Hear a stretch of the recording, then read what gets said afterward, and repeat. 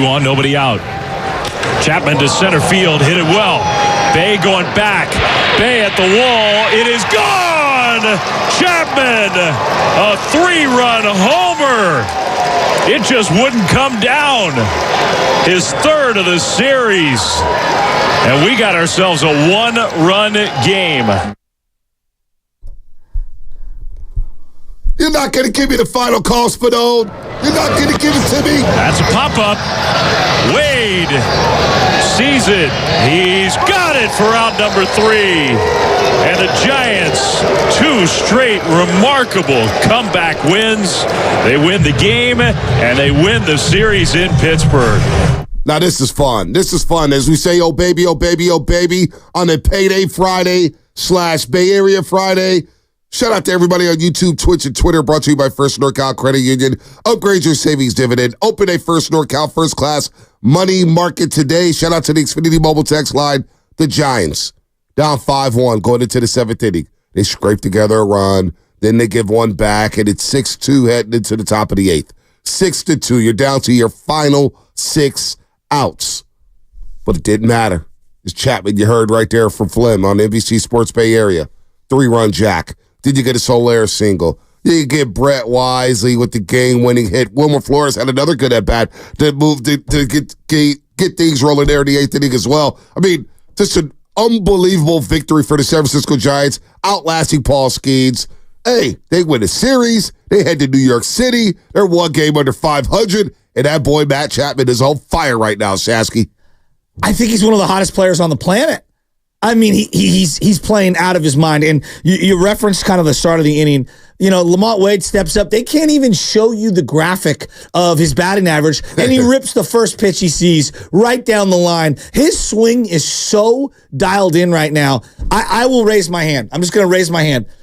I did not think the Lamont Wade Jr. 2021 season was a sustainable thing. And I feel so foolish for having doubted him. He's having not just a great start to the season, he's having a monster year. I mean, let's just call it what it is.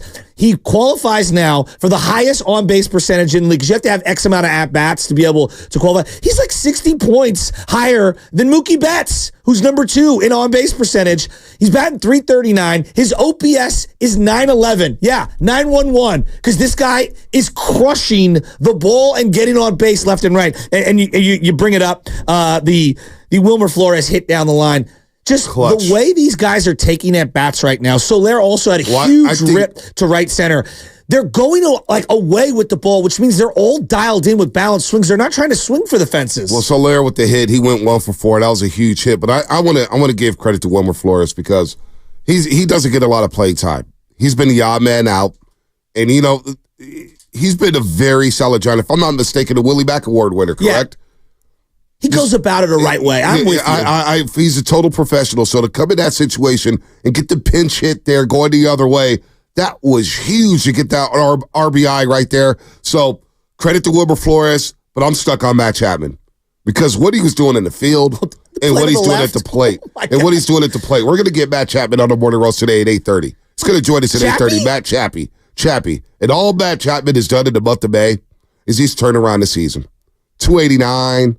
4 jacks, 13 RBIs. He's got 9 walks. Yesterday, he goes 2 for 5 with 3 RBIs and that big bomb to center field. You look at what he did in the city of Pittsburgh. I'm sure he didn't want to get on a flight. He's probably thinking, I don't want to go to New York. Can we just play the Mets in Pittsburgh? 3 home runs. 3 home runs in the series. Unbelievable. 5 hits in the series and 15 plate appearances. Wow. 5 out of 13, 4 runs, 3 homers, 6 RBIs, 2 walks, only 2 strikeouts. But what he was doing in the glove, and you know what? You've been on this guy. Randy Rodriguez. It's funny yesterday at Copper Skillet. Shout out to Copper Skillet, Courtyard in Martinez. We had a blast yesterday. Dude, that was so much fun. Talking to everybody, eating breakfast. It was so much fun. DVY, the cards, a collection shop. Velvet came by and hooked us up. Can I just say, Velvet, thank you. Velvet. Yeah, Velvet. Look at Love It. Love it. Say it. I love how Love It was one of the cooler goodie bags. So it's funny because Lubman ate like 7 plates of food, and then I hit up Spadoni and I go, "Hey, Spadone, it was like 3 or 4. Just right? relax. Just relax. I love you, buddy. We're going to get back into the Giants. This is a good day for you. All right? He ate like 7 plates of food. His mom came over. She snagged some food, which was great. We had a great about 2 time. plates. And then I hit up Spadoni. I go, "Hey, how does the day go?" And he goes, "How much food did Lubman eat?" And I said, "Well, Lubman had his fair share." He goes, "Lubman admits freely he is shameless regarding freebies." And I go, and then Velvet came through and they gave us a goodie bag. A goodie bag. And Lubman, before we even shook their hand, had figured out exactly what was inside the bag to the degree. I mean, grams. We should say ounce, what kind of place Velvet is, I guess. It's a cannabis club. I was just about to say that, Lubman. Good job producing. Velvet Cannabis Weed Dispensary in Martinez. I was trying to keep that in my back pocket. They're big time roasters. Huge roasters. They're roasters when they listen to us. I mean, they're roasters honestly, when they don't listen to us. Great guys. Great people. Great guys. They were awesome. The one guy, how tall you think that guy was? He was about 6'6". He knows some big timers.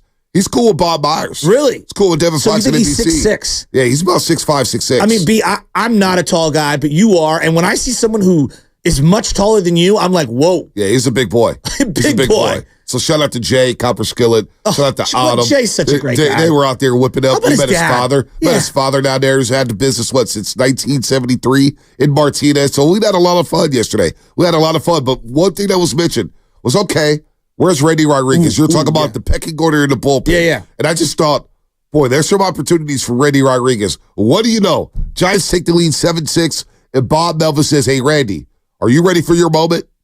Are you ready to be a big league pitcher? You ready to be put in a big spot?"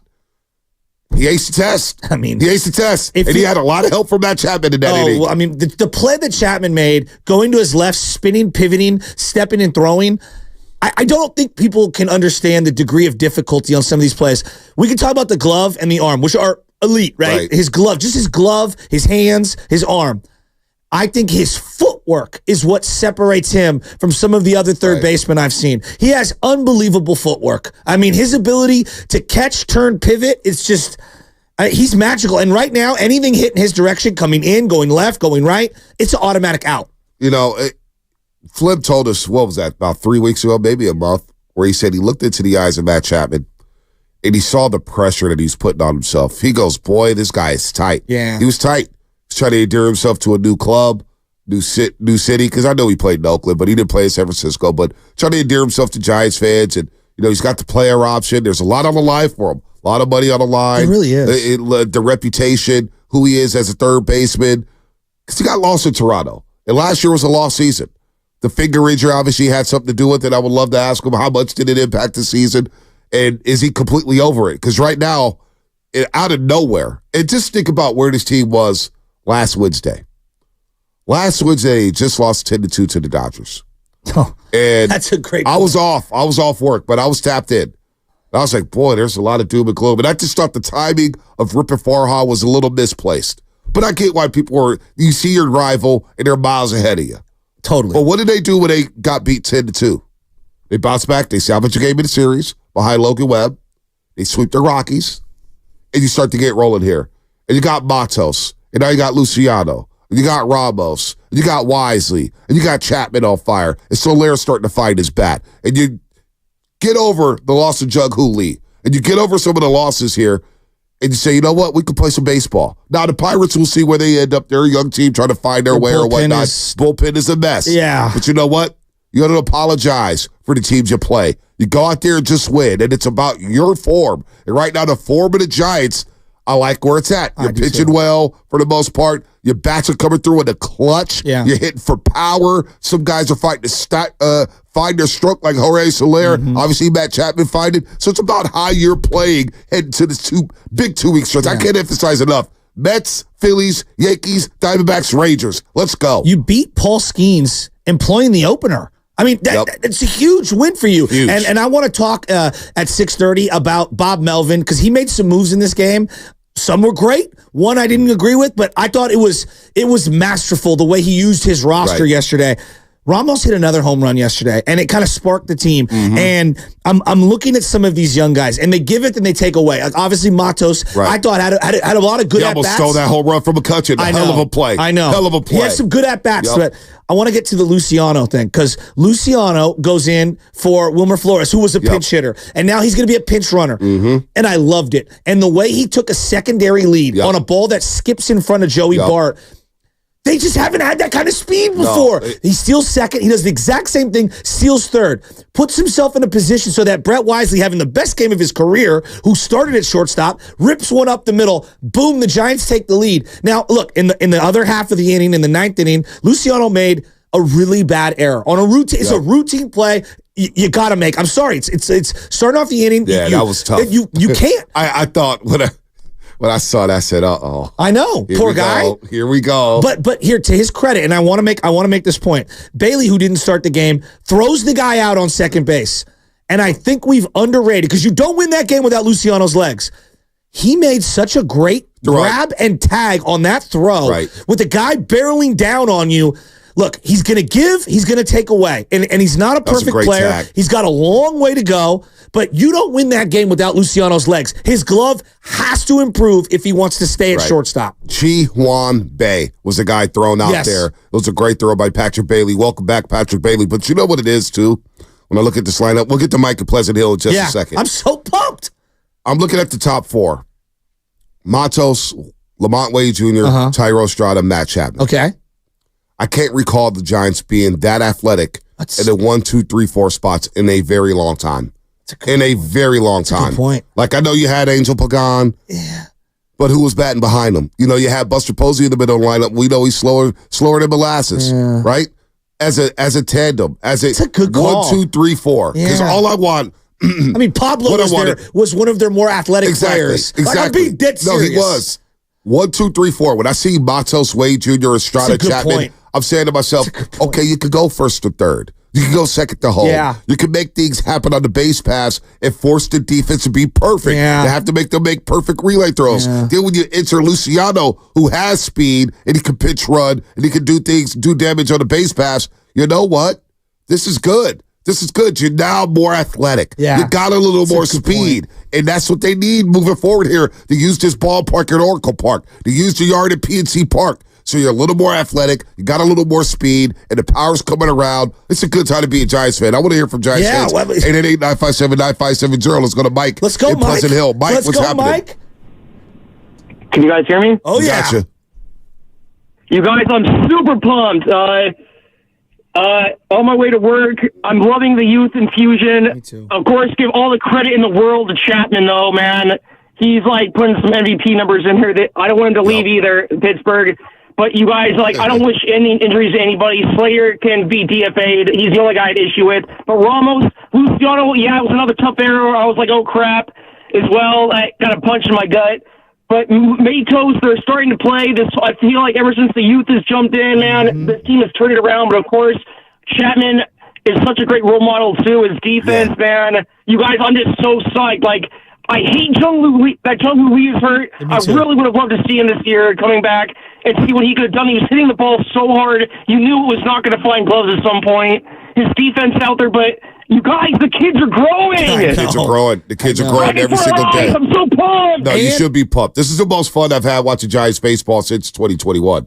Hands down. It's not even close. No, that's not. Yeah, it's not even close. Not even close. But like, they're never out of it. No, they're competing, and part of having youngsters in the lineup is they don't know any better. No, they don't know that 27 outs and we lose. Well, we're just going to go up there and keep playing. Whether it's the 8th inning, the 9th inning, we're never out of it. And when you get that feeling inside of clubhouse, that starts to resonate. Yes. It becomes contagious. And now when you head to New York and you head for these big boys, I'm telling you right now, these next 5 series. I've never seen you this No. excited. These next 5 series, we're going to find out a lot about the 2024 San Francisco Giants. You got big boy teams. I want to see how they match up. Get ready for the Mets. Beat up on the Mets. Then you come back home again. You got the Phillies, Yankees, Diamondbacks, Rangers. It's right there in front of you. What if they go 500? What if they win a couple of these series heading into mid-June? And all of a sudden you're sitting back at Farhan Zaidi. If you're Farhan Zaidi saying, I can add. What do I need to add? So big tests are coming for the Giants. Let's go to Alex in Atlanta. Alex in Atlanta, what's happening, man? You're on the road. Oh, Alex. Hey guys, long time no talk. Haven't talked to you for a while. I see your tweets every day, Alex. Trust me. Oh, I appreciate it, Bonte. Thank you. Some of them don't look at, but hey, no, you're fired up. I'm just going to say this. Over the last 7 games, I've been feeling good about where the offense is at right now. They've been scoring a lot more. They've been hitting the ball a lot better. And especially over these last 7 games, they've scored a total of 26 runs in the 7th inning or later. They're averaging 3.7 runs a game in the 7th inning or later. This is a team that couldn't break 3.5 runs a game back in the month of April. And the Bats feel like they've really come alive now that they've inserted some young guys into the lineup. Now that Chapman is hitting better. But hey, look, I know that you play who's in front of you, the Rockies, the Pirates. They're not exactly known for their pitching staff. I'm looking ahead for when the Phillies and the Yankees come to town. Those are 2 of the top 3 teams in the league when it comes to team ERA. The Phillies have a 2.9 team ERA on the road. The Yankees 3.0. Yeah, they're no joke. I'm just looking ahead to see, can the Bats stay hot when the Giants play some really good teams? Absolutely. But I'm feeling good right now as where the team's at. Well, it does feel like they have a really nice mix of young guys with veterans. And like they're really incorporated. You got your Solairs. You're going to have your Wilmer Flores is contributing. Your Yastrzemskis, Chapman, obviously. Then you got Estrada. I consider Estrada more of a veteran now because he's been around for a couple of years, but he's still relatively young. You know, Lamont Wade Jr. is a veteran, but the Matos, Ramos, Bailey, and now Luciano in certain situations, and Brett Wisely. I got to get Brett Wisely. That was his best game. That was a hell of an at bat. 2 for 4. He played shortstop too. Yeah, no, shortstop. Then moved over to center field. Goes 2 for 4. Drives in the game when he run there in the top of the 8th inning. Give credit to Brett Wisely. Tyler Estrada, 28 years old. You know he's good for Matos and Ramos. He's got those guys. Soler and Estrada. Even though Soler's struggling, you can tell they're big brothers to guys like Matos and Ramos. He's a leader. Which is what they need right now, especially Luciano. But this clubhouse is vibing right now. But Alex makes a good point. Let's be fired up today. Let's have some fun. But let's also put it in perspective. Okay, it's one thing to beat the Pirates, and I'm not trying to be a Debbie Downer, and I'm fired up over this series win. It's how you win. But we will see how good this team is. We will see where these bats are over the next 2 weeks. Alex and Islander's right. You play the Phillies and the Yankees, and you didn't win a game in Philadelphia in a 4-game set. You got swept in all 4 games. Now, the Giants were down bad with the injuries and the pitching. I think they're in a better spot. But also, what we were talking about yesterday, it puts a bigger emphasis on Blake Snell. Yes. It's time for him to step up. When I'm looking for another joke, because they will need another joke. Fly from New York to play Philadelphia at 2 o'clock on Monday, they're going to need a joke from somewhere. The young guys have done their job. They may get a little tired. Luciano may get a little tired. This is different for him. Blake Snell, it's time for him to step up moving forward here. It's time for him to step up. Yaz has got to figure it out because he's starting to hit a slump. And you know what? This is the beauty about this team right now. Mike Yastrzemski, who I think he's been up and down. Let's be real. He's been up and down. He did carry the offense for about a week. Yes. For about a week you got to give him his credit. He's played a little good defense, but with that said, with guys coming back, you better start hitting. I know. You better start doing something because ain't nobody got their spots sold up. I mean, I'm looking at Conforto, his elevation coupled with Yastrzemski struggling here. How can Ramos be the odd man out when he's batting almost 300? I know. I listen, you're right, but this 925 here, Xfinity Mobile text line, he's on it. We're spot on with the Clubhouse Vibe. If you listen to the replays, I can't recall the last time the Giants dugout has been that juiced. I listened to some of the game on the radio. And you can hear it. And then you can hear Javi Lopez. He keeps saying it. Look at that clubhouse. They're having a team photo shoot.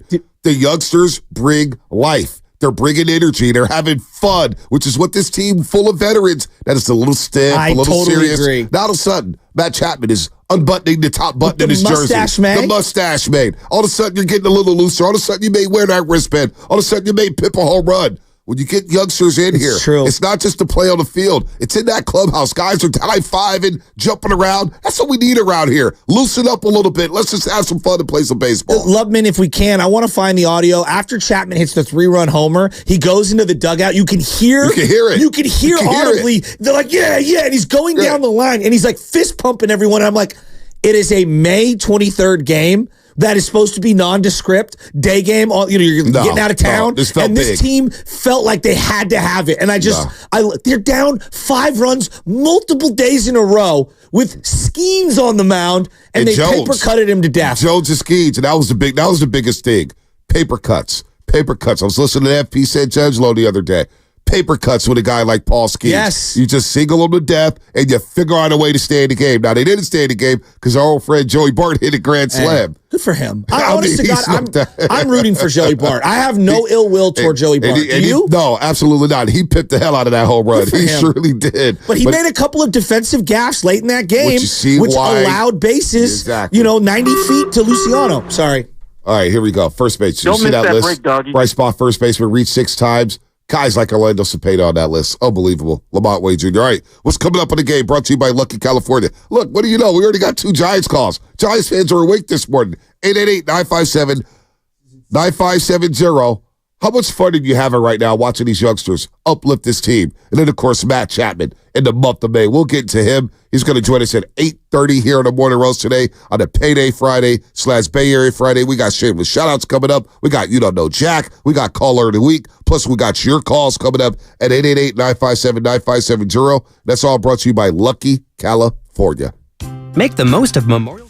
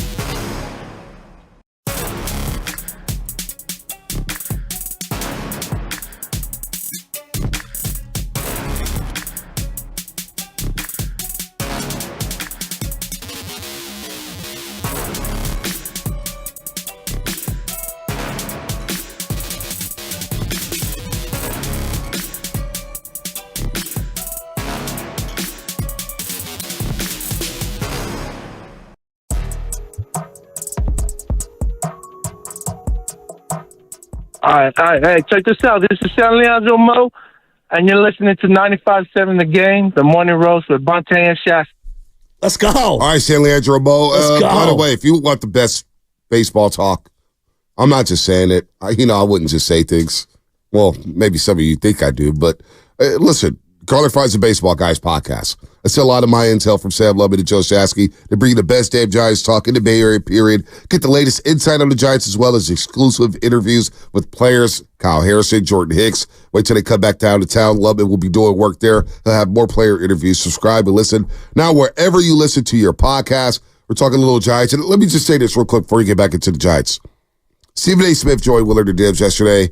I guess him and Draymond got into a back and forth. I'm going to let the audience know how I feel about Draymond Green and this entire situation. Bonte Hill, I'm pretty exhausted. And I'm pretty exhausted in this sense. I remember this station every offseason when it came to the 49ers football. It was Jimmy this and Jimmy that, Jimmy this and Jimmy that, Jimmy this and Jimmy that, because he had the one-year opt-outs and he was a polarizing quarterback, and quite frankly, it just drove me crazy. And I just said, I don't care who plays quarterback. Just get anybody in there. I just want a damn Super Bowl. That's where I'm at with that.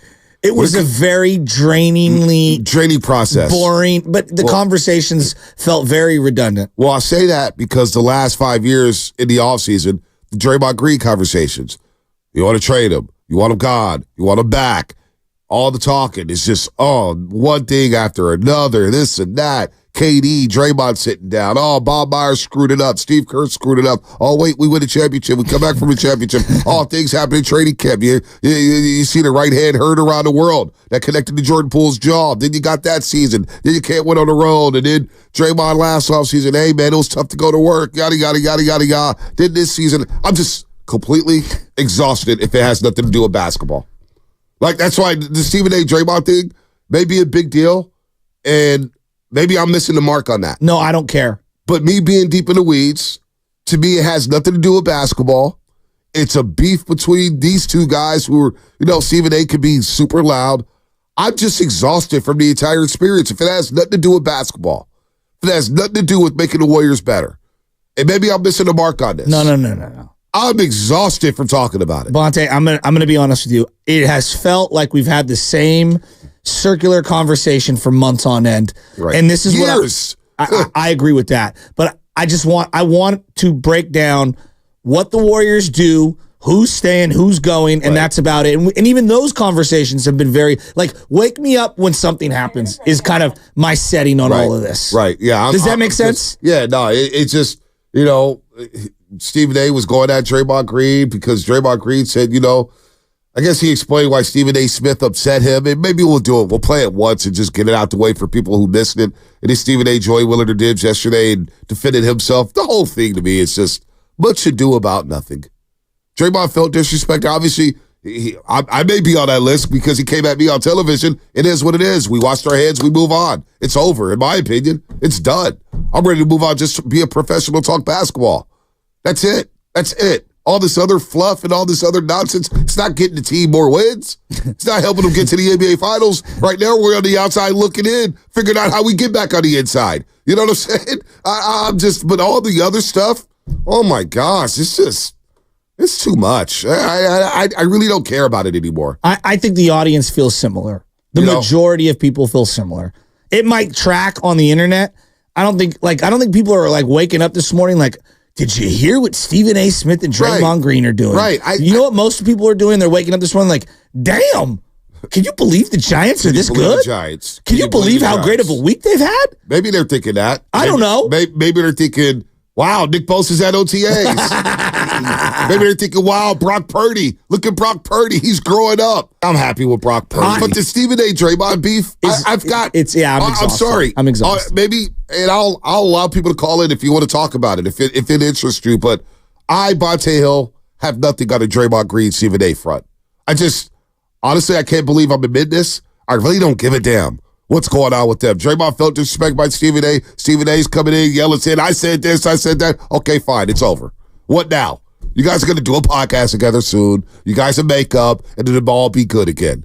But I'm exhausted. Can I give you a positive story to pivot to? Yeah. Someone that I want Bonte Hill to know that I've got my eyes on them. and I'm not trying to do this to you because I know you're going to roll your eyes. You're going to say, Shasky, you did this with Harrison. Shasky, you've done this with other guys. There's a guy who got drafted this year, Bryce Eldridge. He was a two-way player out of high school that they took. The San Francisco Giants, that is. Right. He's down in San Jose.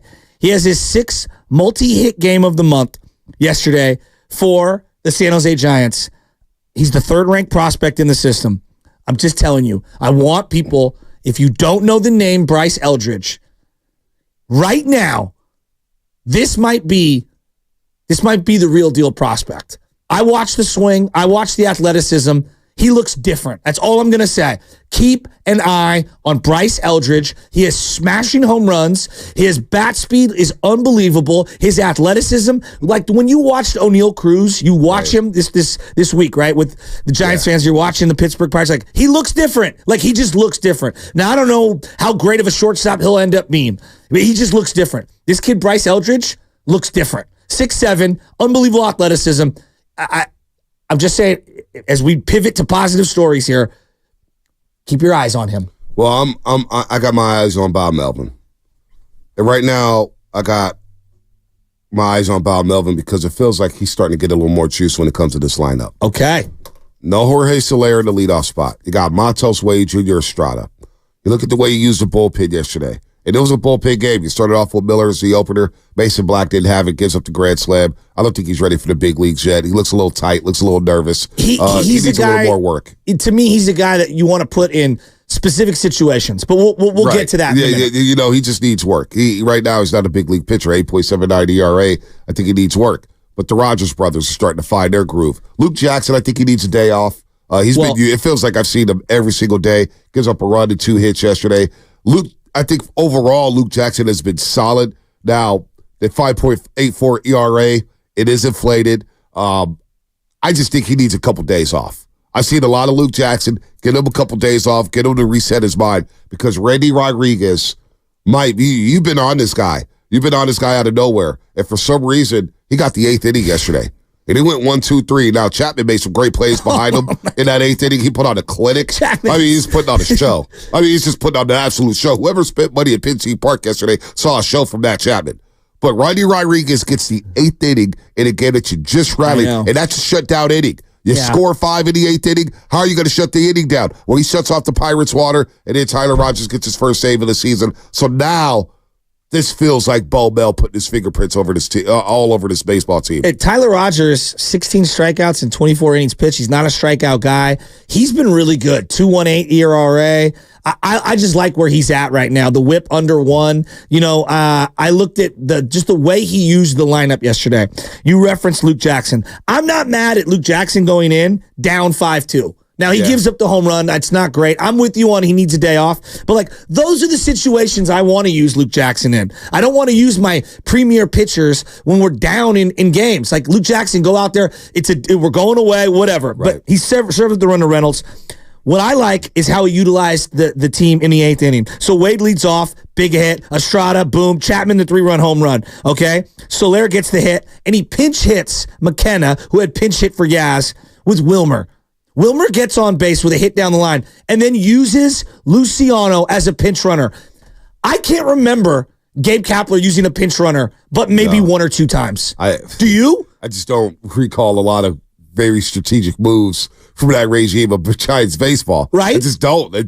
This feels like a Bo Mel Major League Professional Baseball team. We're going to exhaust all options. Exactly. Pitch runners, specialists in the field. If we need a defensive replacement, let's go do that. You got a traditional leadoff hitter. Maybe Matos is not your traditional leadoff hitter, but at least I got speed and athleticism at the top of the lineup, which is what I'm looking for. And Matos is starting to show a nice little batter's eye. I agree. He's working the count. He's working the count. He's getting deep into the count, Shasky. And then just to finish up here, then he goes Bailey as the pinch hitter for Kirk Casale, but you're benefiting because now you're putting your better catcher defensively in the 8th and 9th inning, and he throws the guy out in the 9th inning after your shortstop because Luciano became the pinch runner. He goes to short. Brett Wisely goes to center field. I don't think if you have Nick Ahmed, you're sticking Luciano in there in a late game tight situation at shortstop. Just not yet. Right. Maybe down the line we get there, but these late inning gaffes at shortstop, They're going to cost you games. No, they will cost you games. And the young man, he giveth in the base running and the great tag and all that, but you got to make the routine grounder. Well, if he doesn't make these routine grounders, Luciano won't be playing much. And that will be disappointing. I can't deny that. That will be disappointing. All right, more coming up here. 888-957-9570. How you feeling about the Giants right now, folks? How are you feeling about that? You feel like this is the most energy they've had in a few years? Most fun you had in a few years? We're seeing the youngsters. We're getting the best of both worlds. We're seeing the youngsters and they're winning games. That's the most important part. Because at the end of the day, as Flip said the other day, the goal is the playoffs. You win games like yesterday, that'll get you into the playoffs, and that'll breed confidence in this clubhouse. Talk more Giants coming up on the other side, brought to you by Fremont Bank. Full-service banking, no compromises. The summer starts here.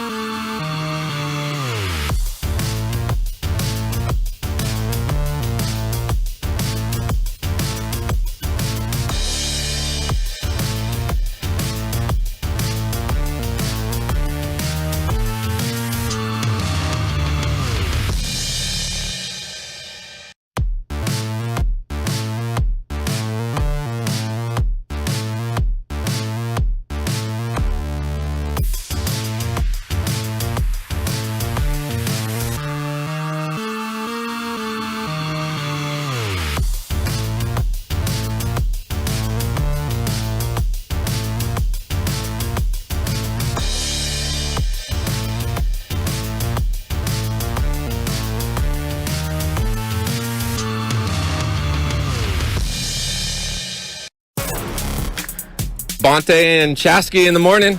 Listening to 95.7 The Game. Having a good time. Joey and Kit, Walnut Creek.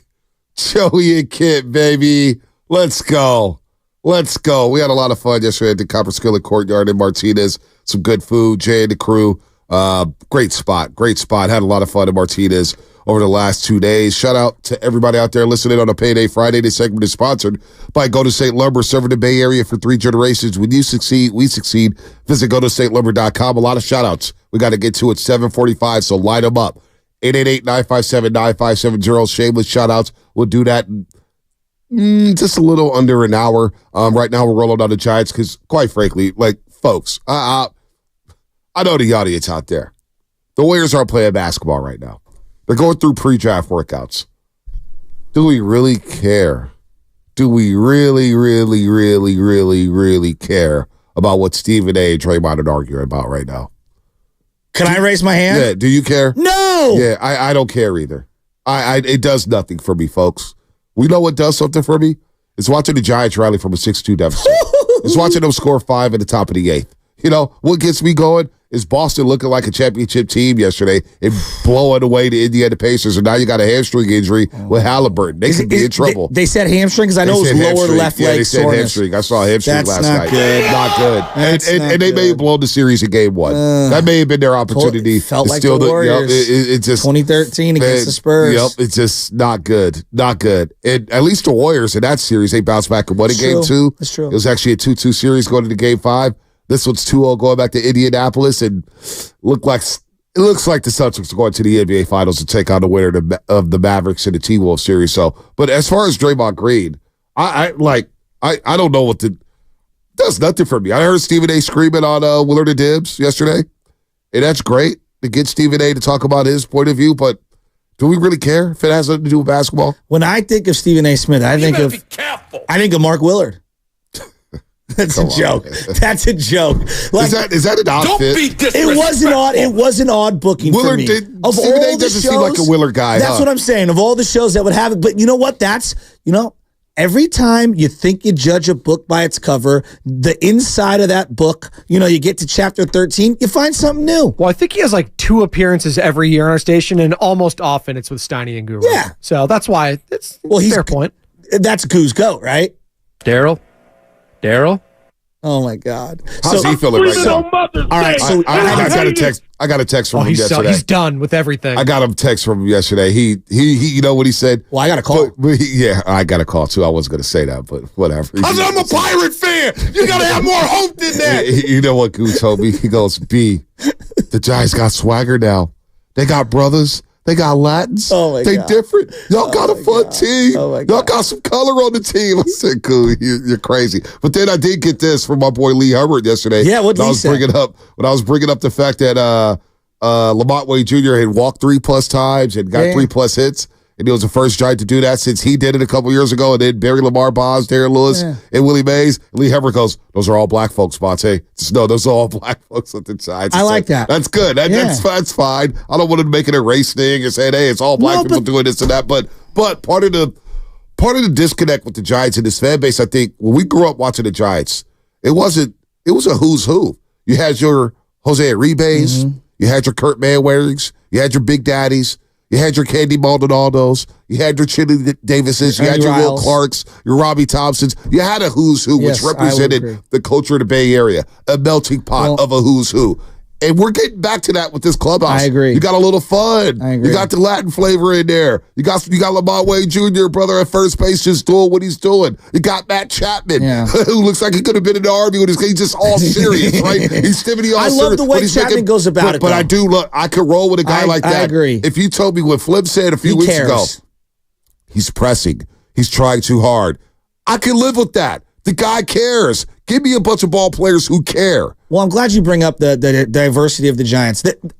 I just know the Giants' history. So just everyone hear me out here. I know other teams have done a great job in having a diverse roster. Right. But the Giants were the first team to have the National League, first team in the National League outside of anyone to have a Japanese player. Right. All right, play on their team. Born in Japan. Right.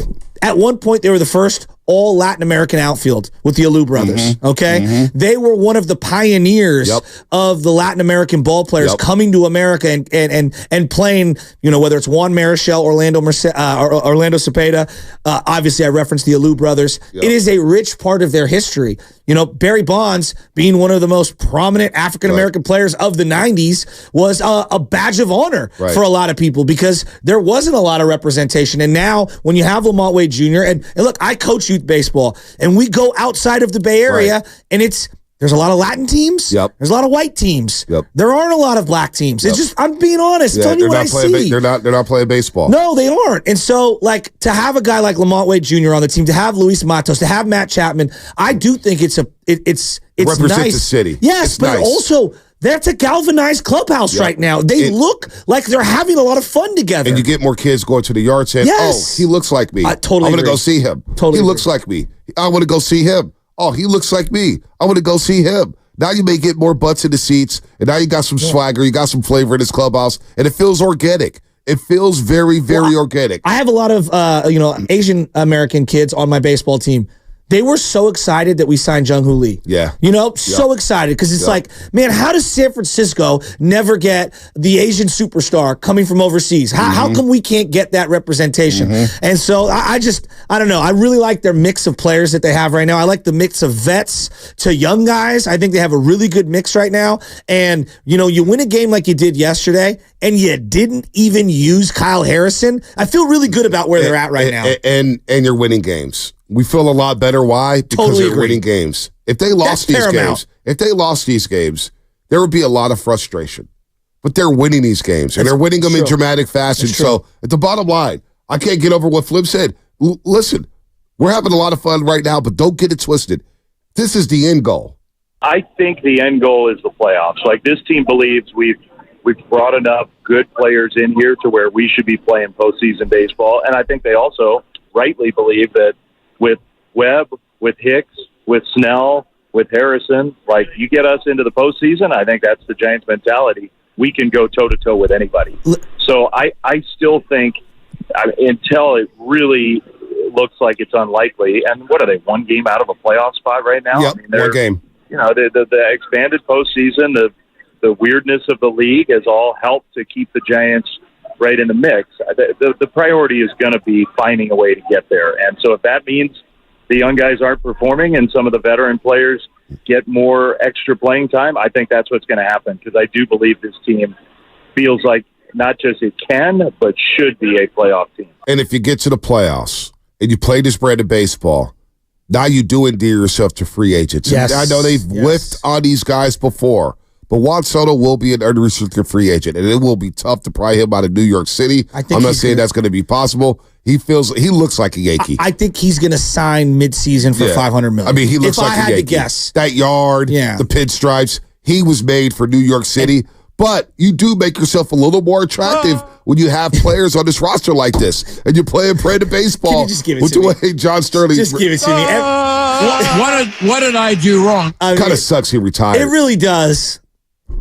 We can still reach out to him, can't we? Come on, let's get him on for the Yankees series. They're rolling right now. We should get him on for the Yankees series. No, we should get him on. But we get to see the Yankees, and I'm just being I gotta get to one of those games. The Yankee pinstripes, the Yankee roadies. I appreciate the Yankee legacy and the Yankee brand. I hate them. I got to go to one of those games. First time Aaron Judge comes back to Oracle Park since the infamous Nah, don't hit him. Special where Farhan tried to wind him down. Hey, that's. I got to get to one of those Yankee games. I got to go see that navy blue hat. They got the company softball game on a Friday. We're going to A's Yankees game next week. I remember when A-Rod came in 07, and A-Rod hit one of the farthest balls. Center field. Oh, my God. Off of Tyler Walker to tie the game at the top of the ninth. Oh, my God. I couldn't find that home run for the longest time. Somebody on Twitter found it. Someone did? Somebody did. It was a long time ago. Whoever you are listening, I forget who you are. You know me, forget names. Want to shout you out. But last year we talked about this home run because I couldn't find it for the life of me because I used to work with a Yankee fan at Yardbroker/Fox Sports. He's a diehard Yankee fan. And we were talking about that home run, and we couldn't find it. It was like scrubbed from the internet. Well, A-Rod, somebody finally sent it to me. Here's the home run, Bonte.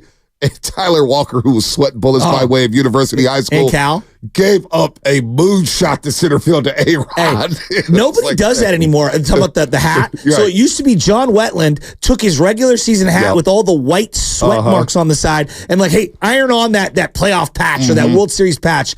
Tyler Walker started the year with a hat that looked like it had been worn for 5 straight years. Oh, man. And no one does that anymore, huh? No one does the sweat hat look. No. You know what I'm talking about, right? It feels like it'd be really uncomfortable. I get like superstitions, so maybe that's pitchers are very odd and bullpen guys. So yeah. Wait. Remember, Tim Lincecum had one of the gnarliest hats too for a while. He did. It's got all that hair too. Yes. Oh God, it sounds so uncomfortable. Which brings me to Rowdy Tellez. This guy. If I don't ever hear from Rowdy Tellez ever again, I'll be happy. Is that the guy who was ripping the city? Just shut up. Is he? No, was he? No, don't do that. I'm doing it. Don't do that. Don't do this shut up and play baseball thing. I'm doing it to him. Rowdy Tellez batting a robust 175 right now. We might be out the big league soon. He may try to get a job with the Giants, but is he going to commute? Is that the same? That's the same guy from who was ripping on the city from Elk Grove. Oh yeah, I know. I'm from the area. I'm from Elk Grove. What is Elk Grove? I'm going to look it up right now. Right near Sacramento. No, I know, but how many hours away? It's about like 2.5 hours. 2 hours. 2 hours. I'm going to do it right now. Elk Grove, about 2 hours. That's about it. Yep, it's solid. Yeah, I like Elk Grove. It's fine. Yeah. But you're not just a bus right away. I'm not going out of my way to go there, like unless I have family members there. It's like someone like I'm from LA. You're from Bakersfield. It's not LA. Yeah, it's not Derek quite LA. Carr. Not quite LA. Derek Carr. How did Derek Carr become a cowboy? Joey Porter too. You know Joey Porter's from Bakersfield. I did not know. Joey Porter. His accent, is that what you're talking about? Yeah. Derek Carr? Well, because I think his family lived in Houston because his brother got drafted there for like when he was a kid. He's got a southern twang. But maybe in Bakersfield people talk like that. You know. Here's one thing you keep bringing up regarding the San Francisco Giants and the playoffs and all that, which I'm with you now. Like winning games is fun. I agree. But I want to develop the young guys. And I feel like right now the young guys are contributing to the wins, which is going to cement them into the lineup, It's the best of both worlds. Absolutely. The most important thing when I look at the contenders versus the other teams that I don't think are contenders, and Alex in Atlanta kind of alluded to it. Do they have elite lineups? Absolutely. Do they have elite starting pitching? Absolutely. But they all have elite bullpens. Yeah. And to have a team staff around 3 for an ERA with the Yankees and the Phillies, that matters to me. So I look at their bullpen, the Giants right now. Camilo in the 9th.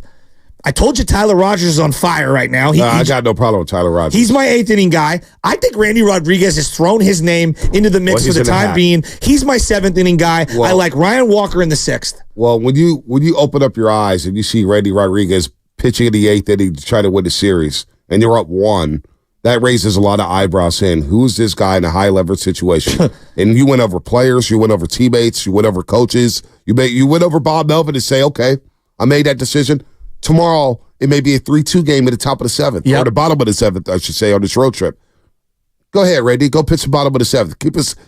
Keep the lead. Can you keep the lead safe? Those are big stepping stones for him. Those are big stepping stones for Matos, bat and leadoff. And he's got the center field job. I'm not worried about Matos. I'm not either. He's not going anywhere. He's your center fielder for the rest of the season. I don't care if he goes 0 for 33 over the next 2 weeks. I don't give a damn.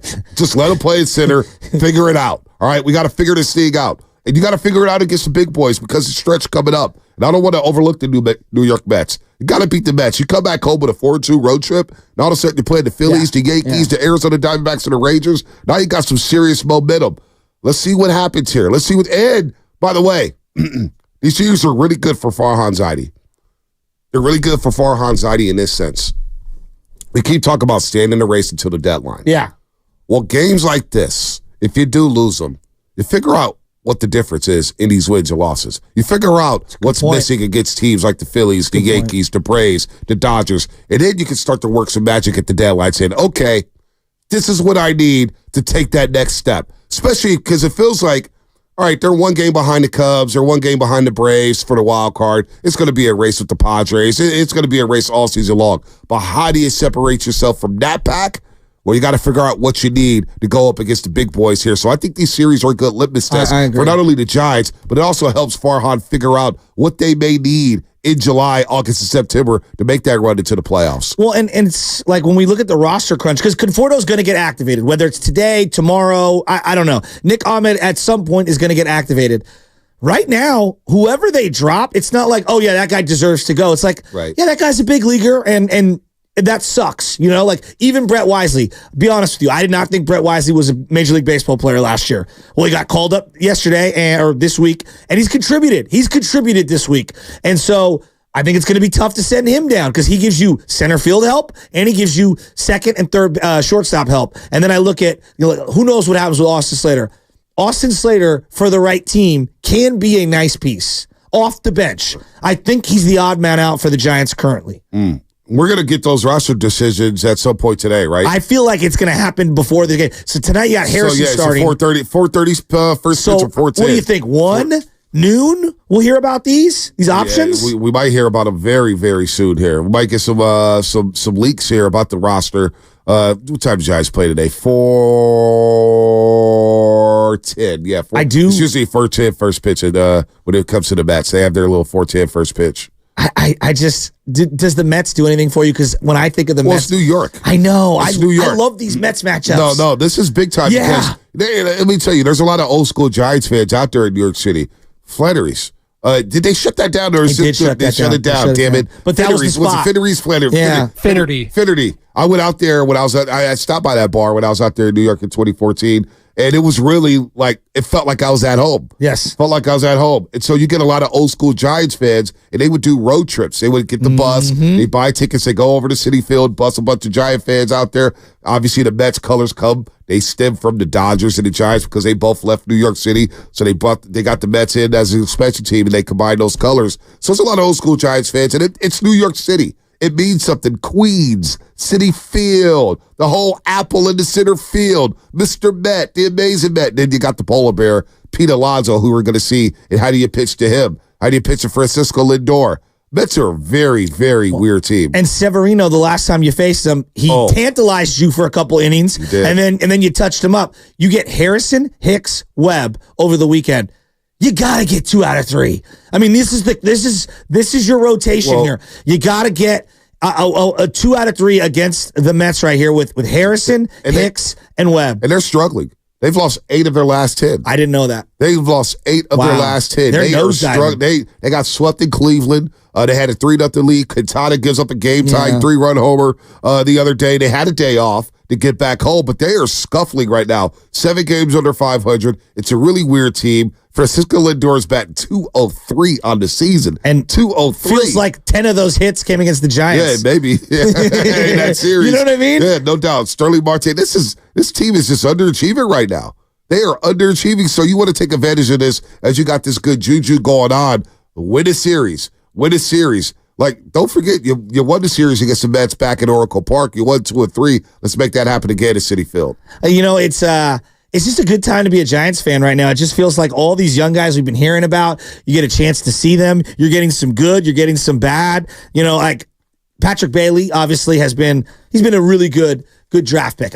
There's just no other way around it. For him to throw out that runner in the 9th inning the way that he did after Luciano boots that ball, I mean, that's one young guy picking up another young guy. Yep. And then you see Matt Chapman making plays the way he is and the way he's hitting the ball right now. It's elevating the entire lineup when your cleanup guy is that red hot. The guy behind him, Soler's getting good hits to see. The guy in front of him's getting good pitches to see. And it's just, we always have a joke, like when the team is hot, there's a fight at the bat rack, and then a game broke out. It's like the little joke, I got a joke for you. Guys can't wait to get up there and hit. It's contagious, and I feel like the Giants right now, they know that even if they get down 6th, 7th, 8th inning, they're going to grind and find a way to get things going. All right. It's time for you to do the legal. Shout out to our friends at Flowing Water Plumbing and Drain. If you're going to call it to the roast, you better bring it, because if you don't, you'll be flushed. Brought to you by Flowing Water Plumbing and Drain.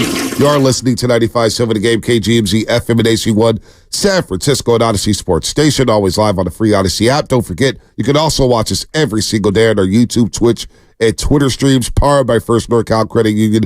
Upgrade your savings dividend. Open a First NorCal First Class Money Market today. Shout out to everybody out there listening, getting off a graveyard shift. If you're at work, what is happening? Good morning to all the overnight dancers. Hopefully business will be booming for Memorial Day weekend. It's usually a great weekend. For that. A lot of people got time on their heads. You get the 3-day weekend, get a Monday off. Getting a lot of fun. Shout out to the cops out there. You're going to have to be on extra duty today. All the cops out there still in that overtime. When money. I think of Memorial Day, I also think strippers. I mean, that's like not what I think of. But I do think of CHP waiting strategically to give everyone speeding tickets. Lucky so please drive safe. Shout out to the California Highway Patrol. We love you guys. Love them. I think Memorial Day weekend, what do I think? I think of Sean Elliott hitting the 3 against the Portland Trail Blazers. Western Conference Finals. That's what you think of? I think about the Memorial Day massacre between the Celtics and the Lakers. I think the Lakers beat them like I think the Celtics beat the Lakers like 148 to 114 or something. You don't think of like day off. You don't think of like barbecue, the opening of the gates of summer. None of those things. You think of Sean Elliott. I think of Sean Elliott hitting the 3. I call cap on Game 1, San Antonio, Portland Trail Blazers. You guys ever think about the Hunter Strickland Bryce Harper brawl that happened? Oh yeah, I do not think that was about not a brawl. That's not a brawl. Robin Ventura versus Nolan Ryan was a brawl. Bryce Harper throwing the helmet and like skidded away from him. I was like, what are you doing? Basically what happened. So much hair in that It was the end of your boy's career. Come on, Samardzija. Yes. Michael Morse. And Michael Morse. Michael Morse, yeah. Well, his head collided into Samardzija. Just absolutely getting DDT. Oh, I guess it was Goldberg. He like Goldberged him. He speared him. Speared him through the mat. What do you think of when you think of Memorial Day? I think of Sean Elliott hitting the 3, and I think of the Celtics rolling the Lakers. The Memorial Day massacre, 148, 114. Is that the score, Spinoni? Something like that, and then the Lakers go on to win it. Yeah, they go on to win it. Was that 1985? Was it 85 or was it 80? I think it was 85. So 3-year-old Bonte Hill remembers that? Yeah, I do. Dude, he was locked in that day. He was locked in. I was locked in. Like crackers in one hand, he's watching the game. Like baby Chaz, he was doing like the too short, back then. He's too small. What else do you think? He hit his first baby after that game, actually. I did. Maybe in 1987. 1985. 85, was it 85? Yeah, don't Google search Memorial Day Massacre because there's an actual real one in 1937 Oh, yeah, in let's not do Chicago. that. We don't want to talk about that. No, we're talking about the one on the court. We're talking about the one in Boston Garden. Don't talk about that. Talking about the one in Boston Garden, 1985. Michael Morse looked like a WWE professional wrestler, didn't he? That day in the brawl? No, just in general. He had the hair for his career. He looked like a big X-Pac. His career ended during that fight. Yeah, I know. And then the concussion ended his career. But yeah, that dude was his home run down the line where he suffered a concussion. He suffered a concussion in that fight. He ran into Jeff that was the moment. That was his career. He was done. Yeah. Well, I feel like his home run never gets the appropriate just due that it should. The one down the line, the pinch hit home run, where he's holding the bat as he's going down the line. That's just an all-time moment. All time. Yeah. That. What do you think of Roasters? 888-957-9570. And Buster Posey's indifference during the Bryce Harper, like just standing there. Yeah, that was kind of weak though. That was kind of weak. Hunter was running his mouth. Yeah, but for that was kind of weak. Of Buster Posey. It's embarrassing, really. That was kind of weak. That was make sure you don't miss that break, bro. That was weak. What do you think of when you think of Memorial Day? I think of Sean Elliott hitting the 3 and beating the Portland Trail Blazers in Game 1 of the Western Conference Finals. Should I be this person? I think of our military and the sacrifices they've made. There you go. Not everybody thinks about that. When I think of Memorial Day, I think of some of the great basketball moments. That's me. Not just in the military. Don't put that on me. I'm just saying that's what I think. Anyway, and we are paying our respect to the military people. Of course. Yeah, no, I didn't mean it like that. Guys. Yeah, I didn't mean Come on, guys. You guys, I thought we were supposed to be loose on a Friday. Anyway, yeah, it's coming up in the game brought to you by Scandinavian Designs Furniture. Your calls on the Giants. Celtics get the win. You got Game 2 Mavs and T-Wolves tonight. Plus, shameless shout-outs coming up at 7:45. Shameless shout-outs at 7:45 here on The Roast. Don't miss major Memorial Day savings.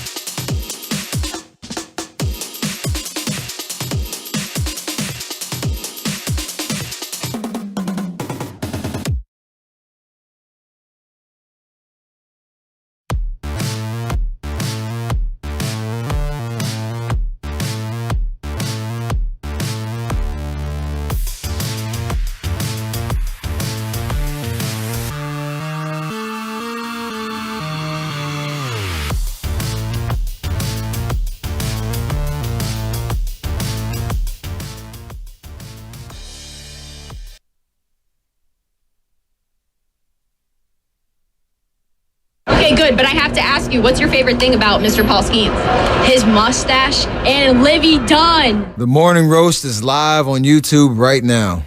Take it away, Bonte. All right, so we're here. By the way, Kevin Hart is going to be in the Bay Area. All you Kevin Hart fans. He's an actor, too. He's an actor. Coming up to the Bay, October 25th and 26th at the Paramount Theater in Oakland. That's going to sell out fast. Everybody loves Kevin. Not everybody. Kevin Hart, to me, he's all right. Get your tickets today at Ticketmaster.com. And for your chance to score a pair of tickets to the show on the 26th, enter online at 957thegame.com. Matt Chapman, 8:30. Matt Chapman has been on fire. He didn't want to leave Pittsburgh. He had 3 home runs in that series. He's batting over nearly 290 in the month of May. He's having a fantastic month at the plate and at third base. We'll talk to Chap at 8:30. Plus, we got Cousin Nick coming up at 9:20 to talk a little basketball here. Did you hear that rejoin, Bonte? Did you actually hear that kid? That was a child I did. In the Pittsburgh Pirates stands wearing a fake mustache, and they asked him what he was there for, because Paul Skeens has the big mustache, and he said this exact thing. Okay, good, but I have to ask you, what's your favorite thing about Mr. Paul Skeens? His mustache and Livy Dunn. Okay, is that his girlfriend? Yes. Why are you pretending like you don't know? No, but I'm just saying, okay, he's excited about his girlfriend. Why is his girlfriend super? Let me look up it. Livy Dunn is like Olivia She's a Dunn. gymnast at LSU. Yes, I know. She's I understand that. We talked about that yesterday. The NIL, right? Killing it online, right? And they are a power couple on social media for young people. They're trying to make her like baseball's answer to Taylor Swift, basically, where it's just like the superstar from something else who brings that's a in an stretch. outside audience. So we're trying to force. I'd say it's a good comp, but that's what they're trying to do. I don't think that. I just think that it generates a lot of clicks, and I think it's really popular. And so, like John Boy Media, MLB The Cut, or whatever it is, like all these different websites, they'll post whenever they're together, and she'll post content when she goes to games, and it just gets aggregated a lot. She's a social media influencer and an excellent gymnast, apparently. All right. And he is the #1 overall pick, and he has a very boisterous personality. How'd you guys think he did yesterday in his debut? Like, he didn't have his best stuff, but he still went through 6 innings. It was just he's a hog. His third start, right? And he looked like he was a veteran out there. He was grinding. That guy is going to be a beast. The only question is health. Like with a guy like that, because his attitude, his repertoire, and his delivery, everything is on point. So he's nasty. So he'll saw you off. With Olivia Dunn, I'm trying to figure it out here. So she's a TikTok influencer, social media. So we're going crazy because she posted. She's hot, or what is she? What is it that she does on TikTok that makes her stand out? That's part of it. She's attractive. She's attractive. So we're all going crazy because she's attractive. Yeah. And she's dating Paul Skeens. They're a power couple. Okay, all right. All right. The social media can make anybody a star. There you go. So the young kids are loving Olivia Dunn. I see she's 21 years old. She's a gymnast. And baseball's trying to run with this. Baseball's trying to make them. Like I said, I don't think baseball's actively going out and doing it. I just think they're leaning into it. And they both played collegially at LSU. It's not a Right. high school sweetheart, but like a college sweetheart type of thing. Yeah. So, Right. No, I'm looking. Okay. And Livy Dunn apparently is very popular with the young kids. Because I asked about it at practice, and all the kids knew who she was. Okay, good, but I have to ask you, what's your favorite thing about Mr. Paul Skeens? His mustache and Livy Dunn. I bet you Matt Nahigian, our program director, knows exactly who Olivia Dunn is. Because he's always on TikTok. He's always on TikTok. Watch Huddy swing 75 times in a row. Deegan's a great dad. Was she in the crowd? He looks in the shadows doing that Olivia stuff. Dunn That's there good. yesterday? Was she there yesterday? I did not see her there yesterday. Yeah, she was there yesterday. Oh, she was? I didn't see her. So she goes to all the Pirate games. How long have they been dating? A couple They're years. getting married now? Getting married soon? I don't know. You got to Google it. She's only 21. He's We'll only get an E 21. insider on this one. Boy, look, maybe it's love at first sight. Maybe they do get married early and they have a bunch of babies and they live happily ever after. Paul Skeens has a look, though. Like, in terms of, like, he does have that the mustache, yeah, kind of like. He has that it factor. Yeah. He has that it factor. He makes like the way he commands them out and the way he just goes after dudes. I do like it. But Paul and Olivia, for this matter, you guys are only 21 years old. Don't rush into marriage. Is this really like all these like Taylor Swift and Travis Kelce and now Olivia Dunn and Paul Skeens? You don't like this? No, don't. Don't say that. What? No, I'm just trying to figure out what it is. It's just very popular. I'm just trying to figure out why it's popular. Taylor Swift, I got no problem. I told you guys. After a couple weeks, I said I got no problem with Taylor Swift being at the games. It's cool. She's learning football. I wasn't Taylor Swift shaming. What got me into trouble was when she first attended the Chiefs game against the Bears. Mm-hmm. They score a touchdown and the camera immediately goes to Taylor Swift. Yeah, I agree there. I was like, we can't show the celebration. We can't show the players. We can't show the team. I was like, all right, it's a little overkill. She's at the game. But after that, I was like, whatever. Taylor Swift's at football games. Beyonce's been going to basketball games for years.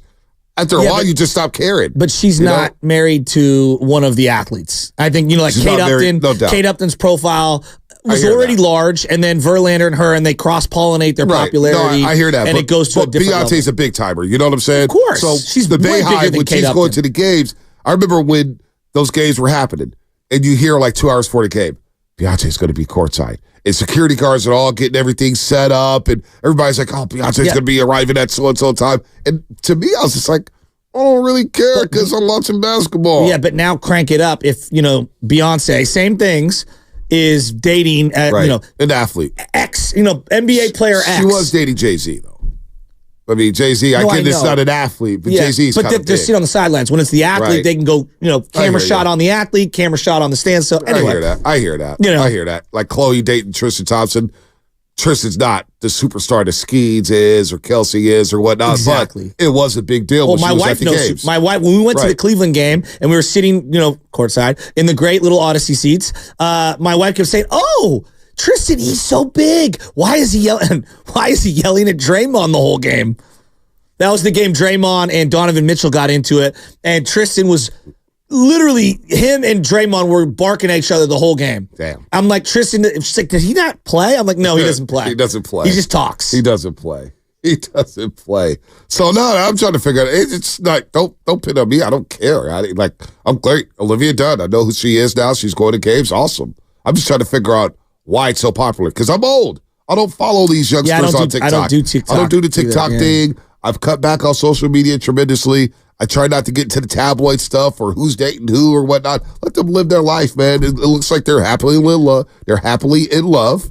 And 510 Bonte, tell us someone not to rush into marriage is rich. Trust me, don't rush. You're 21 years old. Divorce rates are high. Really quick, so I don't know when they started dating by this really quick Wikipedia search I did, but apparently back in August of last year, that's when they announced publicly that they were together. How long before that, I don't know, but as far as recorded history has it, it's from August of last year. There you go. All right. Glad we know this. I will say it has made O'Neal Cruz and Skeens, it makes them a more popular team overall for the casual fan. You lean forward. Like yesterday, knowing they were going up against Paul Skeens, I was like, I got to smash back home from Martinez because I want to watch this guy pitch. Right. It took forever to get back, but that's neither here nor there. All right. Let's get back into the Giants. Enough of Olivia Dunn for somebody gets in trouble. The Giants are winning right now. How are Giants fans feeling right now? 888-957-9570. What a win that was yesterday. You know what, Spinoni? Crank this baby up. Give me my music. Give me some highlights. Yesterday's a dramatic comeback. Back-to-back days. Back-to-back days, the Giants rally from big-time deficits. Down 5-0 Wednesday. Yesterday, down 6-2. Top of the 8th inning. And the Giants just keep the train moving. Soler, Chapman, you name it. Let's start off. You know what? You got the Ramos home run. You don't have the Ramos home run. If you got the Ramos home run, start off with that. If not, give me the Matt Chapman 3-run jack yesterday at the top of the 8th inning, Spadone. Do your work. Case Hernandez gets into any trouble here. Ramos down the left field line toward the foul pole. It is gone. Elliot Ramos takes Hernandez deep. 2 on, nobody out. Chapman to center field, hit it well. Bay going back. Bay at the wall. It is gone. Chapman, a 3-run homer. It just wouldn't come down. His 3rd of the series. And we got ourselves a 1-run game. 0-2. Wisely up the middle, base hit. Giants take the lead. Luciano scores, and Brett Wisely's having the best game of his big league career. I tell you what, how about controlling your heart rate at such a young age? Doing what he did right there. Look at the boys. Tough to double up, especially from this side. Bay runs. Here's the throw. Tag. Got him! What a throw by Patrick Bailey. And it was a good tag by Luciano. That's a pop-up. Wade sees it. He's got it for out number 3. And the Giants, 2 straight remarkable comeback wins. They win the game, and they win the series in Pittsburgh. Wow, Flynn. Javi Lopez, my guy Javi Lopez, ABC Sports Bay Area. I told you they've been doing this for the last couple of years, man. The future's bright. You're right. In the Giants broadcast booth, whether it's Javi Lopez, Hunter Pitts, they could split. But Javi's solid, man. Javi knows the game. He knows when to get in, knows when to get out. Flynn is on fire right now. Giants are on fire. You know, they had won 4 in a row. They lose Tuesday. Next thing you know, they bounce back and win another 2. So they've won 6 of 7 heading into New York City. The Bats are coming around. We're going to get Matt Chapman on at 8:30 on the morning roast to talk about this team. And Matt Chapman, I want to start right there, Shasky. 289 batting average in the month of May. The OPS is going up and up and up. It's now over 900. The on-base percentage, 379 in the month of May. The only 19 strikeouts in 76 at-bats, 22 hits. He's got the 4 jacks and 13 RBIs, the 9 walks. He's batting 289, and the glove. Picking up Randy Rodriguez in the 8th, did he got me shots. I was like, wow, this guy's putting on the show. He knows when to lose at PNC Park. Yeah, but the at-bat in the 8th inning was crucial. You get Lamont Wade to lead off the inning with a base hit down the line, and then Estrada gets a hit up the middle. Estrada quietly starting to heat up. Yep. And the Chapman at-bat was magical because they kept elevating, and then they're going outside on him, and up above the letters, out and over the plate. He just absolutely tanked it to center field, and it's hanging in the air. And you're thinking, after seeing Matos make a play on a ball off the wall, is that one going to be in the park? Is it not? Whatever. And him to get that home run right then and there. And then as he's coming to the dead, he's like fist bumping everybody, and giving them the forearms. I'm like, oh yeah, here we go. And then you pinch hit after the Soler base hit. Which he just absolutely scalded. You pinch hit Wilmer Flores. He goes down the line. Then you pinch run Luciano. I thought it was a Bob Melvin tactical special in that 8th inning to utilize his entire bench and to get the most out of everyone. You pinch hit for McKenna. You go with Wilmer. Wilmer gets the hit down the line to knock in Soler, which ends up tying the game. You pinch run for Luciano. And this is the most important part. The Luciano base running was textbook. To get a good secondary lead, you take your lead, the pitcher comes set, then he throws. Even if you're not going to steal, you shuffle 3 to 5 steps. And you're hoping that if there's a ball in the dirt or a ball that, for whatever reason, the catcher can't glove cleanly, you're off to running. You're 3 steps closer to second. Luciano didn't do it once. He did it twice. I just keep thinking about the opportunity for youngsters, right? And how they come and when they come. Draymond's in the news, but bringing it back to Draymond Green, just the basketball player. His opportunity came when David Lee strained his hamstring and they started winning, but Draymond Green took advantage of that opportunity and never left the starting lineup. Klay Thompson starting, once Monte Ellis got traded, never left the starting lineup. You look at some of these youngsters, sometimes it happens with injuries. We wouldn't have known whether or not Jonathan Kuminga was a player had it not been for the suspensions of Draymond Green and some of the rotational pieces being injured, like Chris Paul, Andrew Wiggins going through things. These youngsters, we would not, just a week ago, they get beat up by the Dodgers. We didn't know whether Matos or Ramos or Luciano was going to hell. Luciano wasn't up. He wasn't up until the weekend. Pardon me. Sometimes you just don't know when your opportunity is going to come.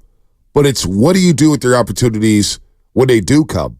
And right now, I think a lot of Giants fans are happy that these youngsters are taking advantage of their opportunities.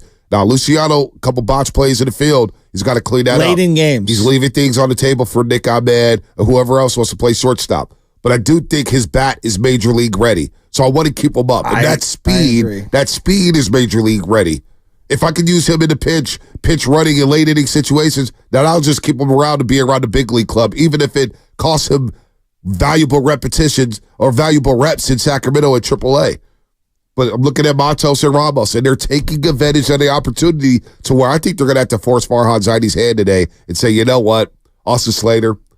It's been real. It's been a good time, but I have to move on and turn the page because if you're asking me Conforto or Austin Slater, I'm taking Conforto all day long. You know, it's interesting. The Luciano thing is he's giving and then he's making some mistakes. And it's the exact thing we've been talking about with the Warriors because you're seeing a young player that clearly brings things to the table, but he has some deficiencies. And right now, fielding a ground ball cleanly on a routine one, it's 50-50. And that's at the most important position on the diamond outside of catcher. Now, when Blake Sable was catching, and we all like Blake, it's a great story, there was clearly a negative defensively when he's behind the plate. And you can't tolerate it because he doesn't hit well enough to offset the defensive issues, and it felt like it was wearing on the staff. You bring in Kirk Casale, okay, everybody takes a deep breath, and Kirk can't really hit as well, although he has hit well this week. But Bailey is playing because he hits better than both, and he's better defensively than both. I look at Luciano. Yes, the bat is going to have to keep him in that lineup every single day. He's got to get better with the glove. Here's the question I have, and I was listening to Willard and Dibbs, I was driving around, and they were hammering the young man. And yeah, he's got to make those plays. I don't dismiss that.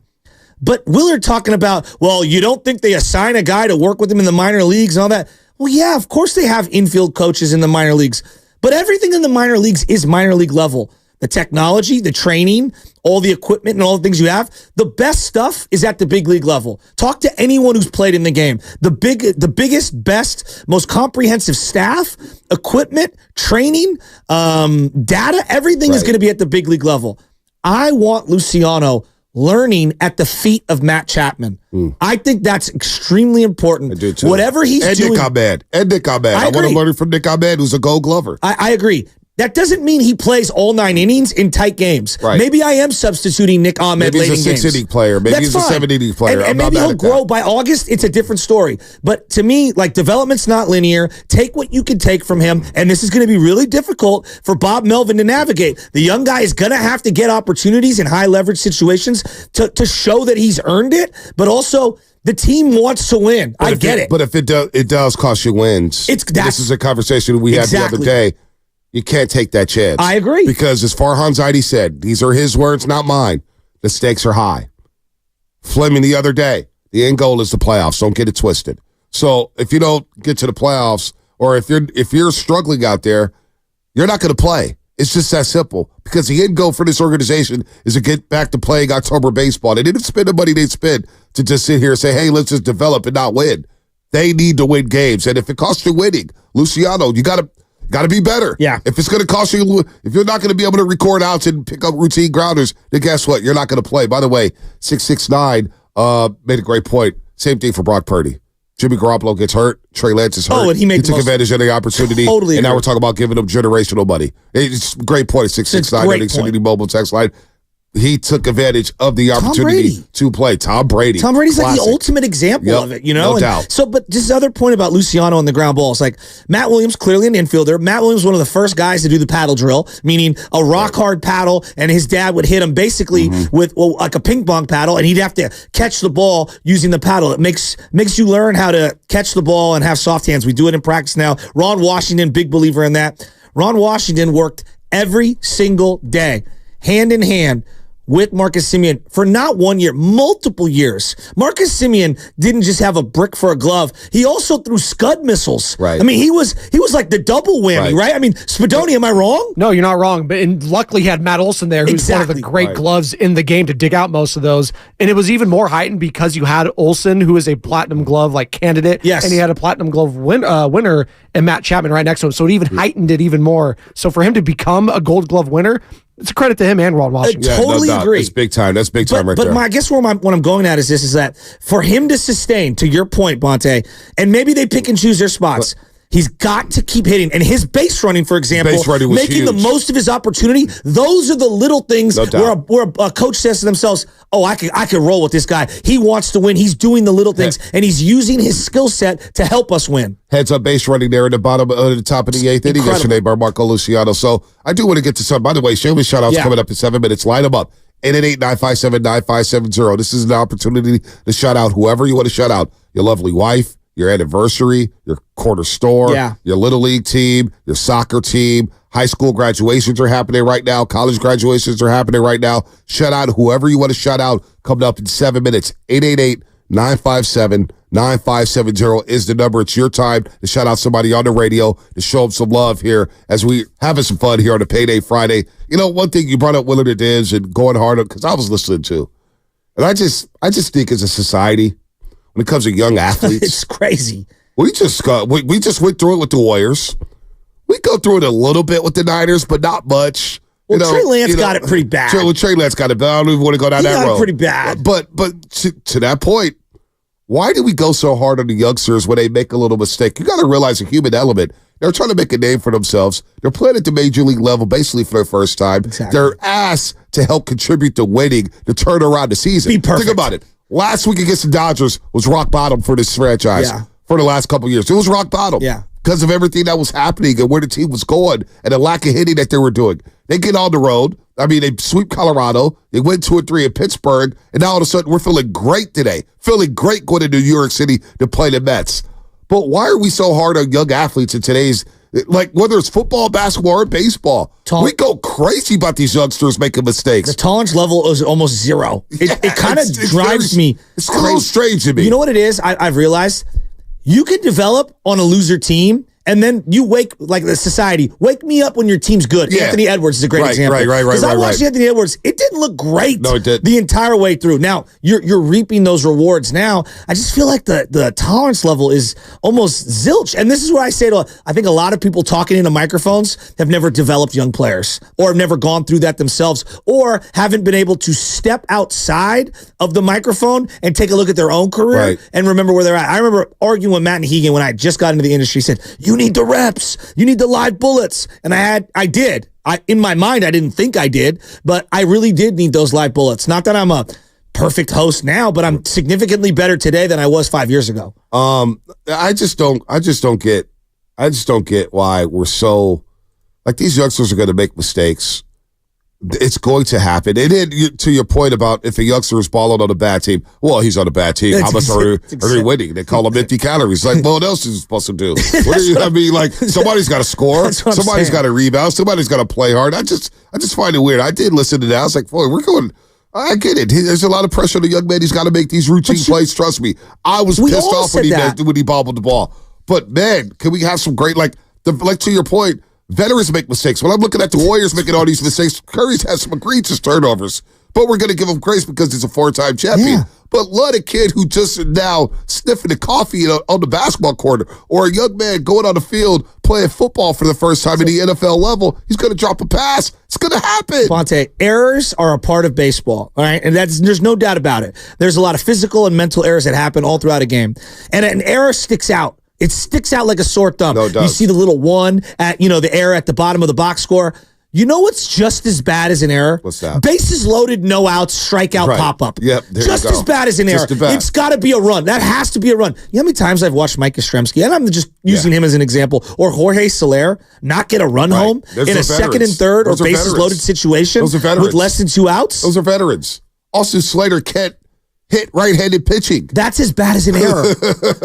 So like he can only play Austin Slater. It gets a certain. He's a specialist. I know. He's like he's like a two-way. He's like a player who can only play defense. But boy, if you leave him open on offense, he can't shoot. Tony Allen, right? I mean, come on, man. It's just enough is enough. Here's the thing, too. I feel like society is like if you're not Buster Posey, Rookie of the Year, day one, Brock Purdy, day one, the tolerance level is almost zilch. Well, just look at Caitlin Clark in the WNBA. We're talking about that before the show. Everybody's going crazy about Caitlin Clark. When she thought she was just going to go into the WNBA and drop 30 a game, these are grown-ass women who's played at a professional level for a long, long time. Caitlin Clark will be fine. She will be fine. She's starting to figure it out. She will figure it out. It's a reason why Indiana had the number 1 overall pick. It's a reason why she's on that team. But you're playing against grown-ass women. There's levels to this. This is a professional league. They're not going to just go, like, you're not going to get a Victor Wembanyama every single year where they just come in and drop a triple-double. Even LeBron James, for as great as he was his rookie year, where he averaged like 25 and 4, He still couldn't shoot a jumper. He didn't make the playoffs. He still had to figure things out. They didn't make the playoffs as Cleveland. Jason Kidd's one of the greatest players I've ever seen in my life. He couldn't shoot for the majority of his career. They called him Acid because he had no J. And I love J Kidd. You know what I mean? Right. And then he developed a jumper later on. The Caitlin Clark thing's funny. And I said to you, I think she's averaging like 17 or 18 a game. She's fine. She's going to be fine. The game's already slowing down for her. I'm watching Ramos right now. The guy's batting almost 300. I'm watching Matos. He's batting over 300. Bailey right around 290, I believe, handling the staff beautifully. And Luciano is making plays, right? And the body of work needs to be bigger for all of them. But Luciano has the smallest body of work. And yes, the defense late in games is unacceptable currently. And that's where I'm hoping that Nick Ahmed and Bob Melvin are going to be able to navigate the waters, utilizing the strengths of the roster. And I'll go defensive replacement late in game like he did yesterday to put a pinch runner in for Wilmer Flores. And this is why you hired Bob Melvin, an old school manager.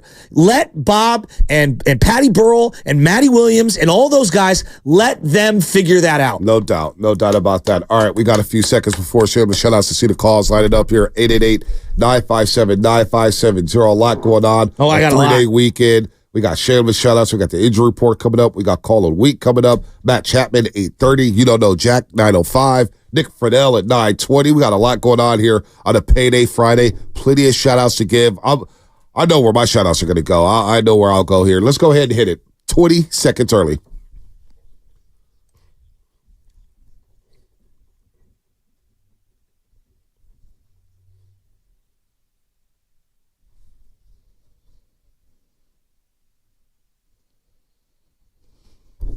There ain't nothing you can do about it.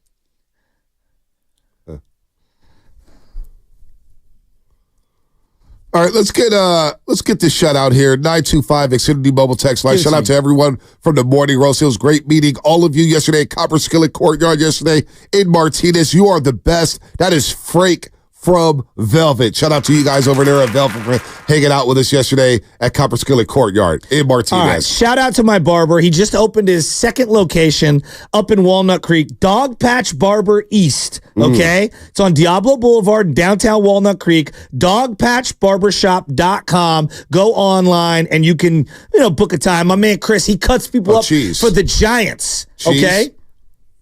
Cheese, can I get? No, I can't. I don't cheat on Pat. Cheese, you know that, Cheese. And then I want to shout out District Barbershop. the Shout Pacifica out District Barbershop. 8U Sirens girls competitive fast pitch softball team. My boy David Alexander. They're heading to San Carlos this weekend for the Jan McPherson tournament. They'll play Foster City, San Carlos, and Millbrae tomorrow. Wow, triple header.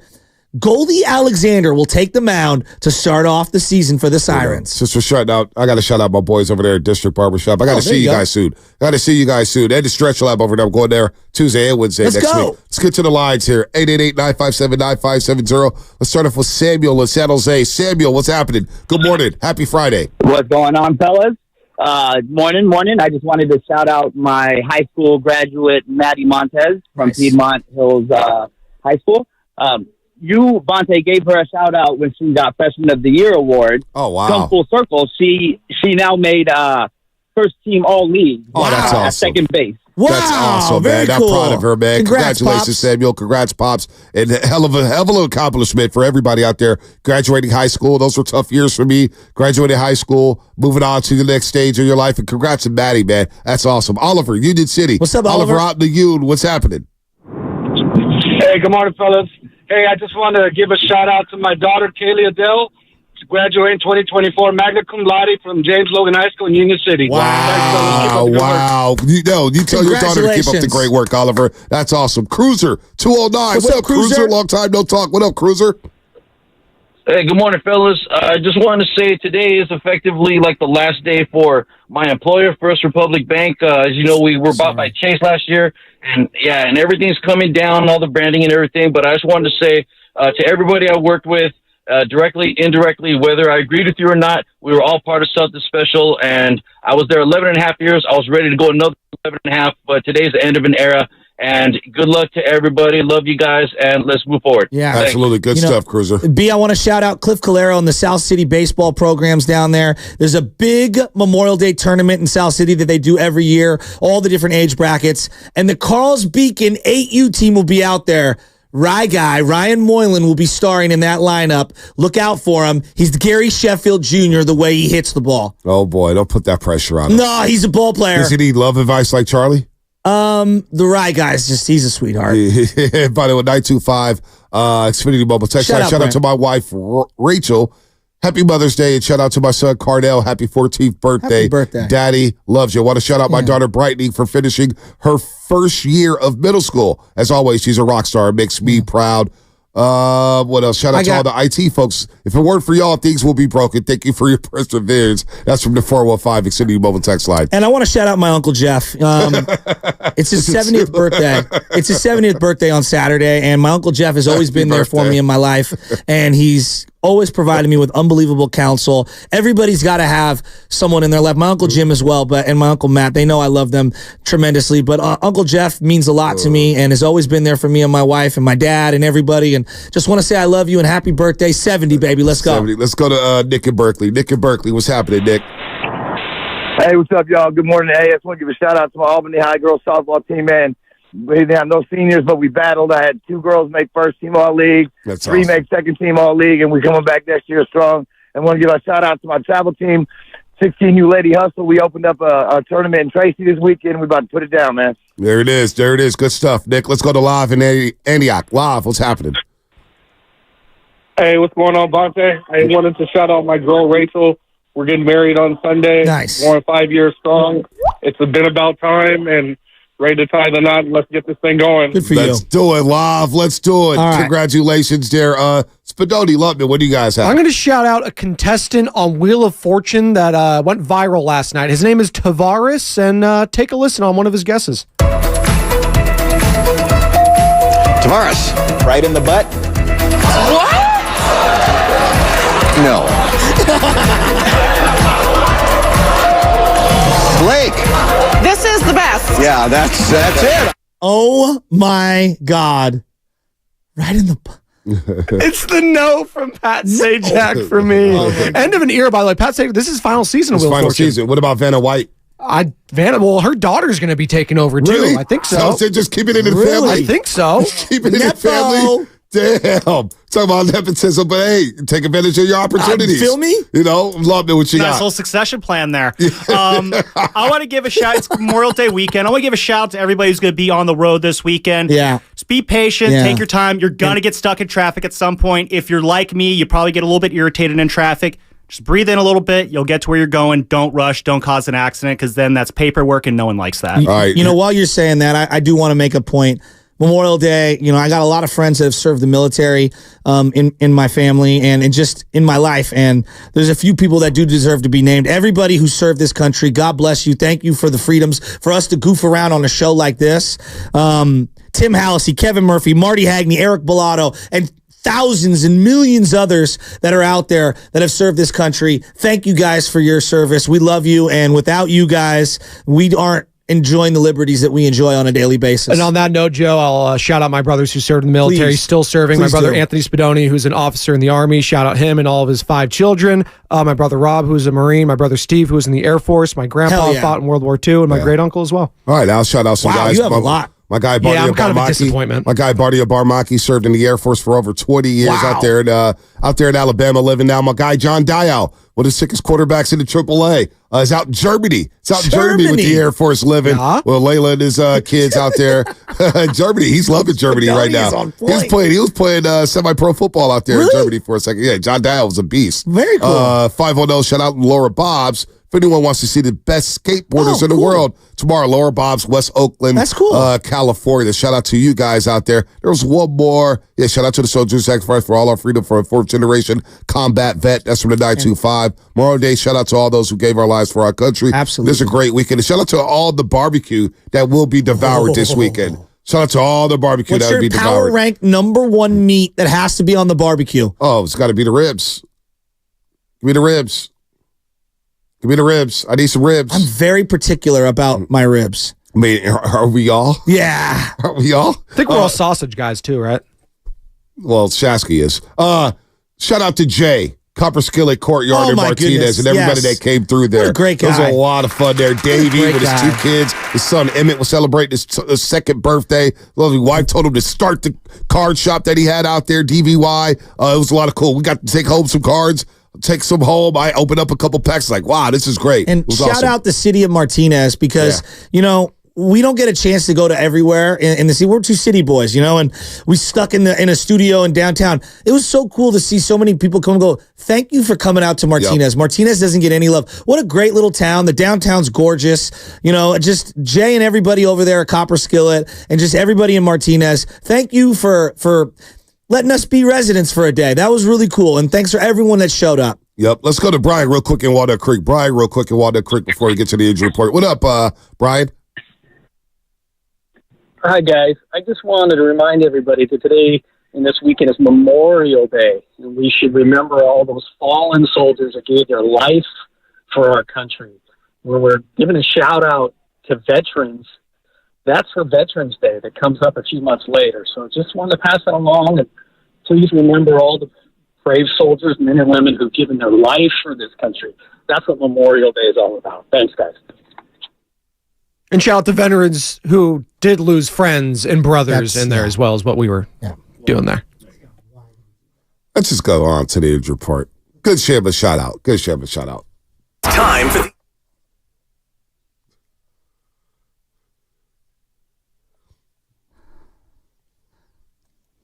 What are we doing?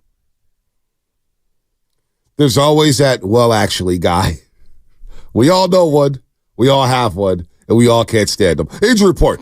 He's got some very exciting news over the Rockies yesterday, but they lost my boy Ruiz. He's back on the injury list with a stray wrist.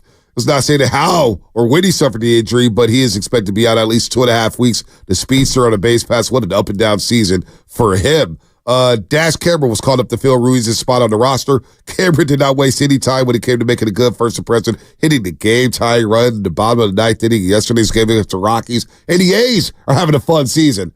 Well, if they're having some fun, they got some fun players. Go Oakland. The injury report brought to you by Boxer Girls in Northern California's premier workers' compensation law firm, helping injured workers get their lives back for over 40 years. What's coming up in the game? Brought to you by Fremont Bank, full-service banking, no compromises. Matt Chapman, 8:30. Matt Chapman, 8:30, as we talk about the red-hot Giants. What a win yesterday in Pittsburgh. Want to hear from Giants fans. How you feeling about this team right now as we head into a huge stretch? Next 5 series. Mets, Phillies, Yankees, Diamondbacks, and the Texas Rangers with Bruce Bochy. It's a big stretch coming up for the Giants. We'll talk about it here on The Roast. Right in the butt? What?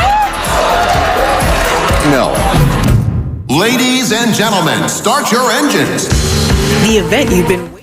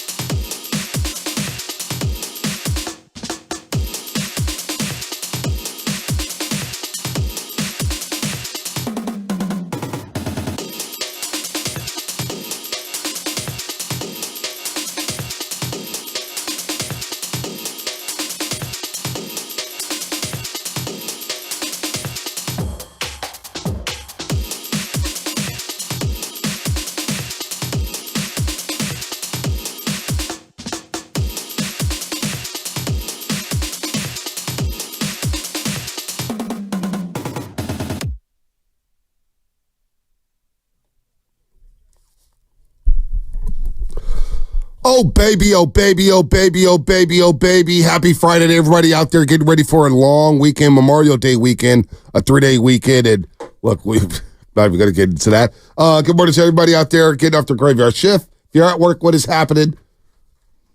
All the overnight dancers, we love you.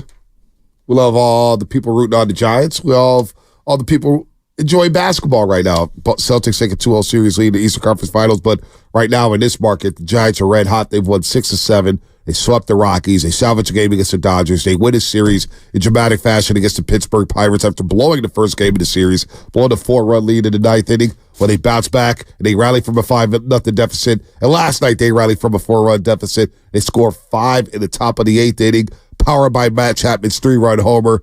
Brett Wisely with the game-winning hit. Luciano with some heads-up base running. How about Jorge Soler getting the key hit there? His only hit yesterday. Maybe his bat is starting to come around. But Giants do get the win. They're in New York City to take on the Mets. First pitch today at 4:10. So shout out to everybody out there.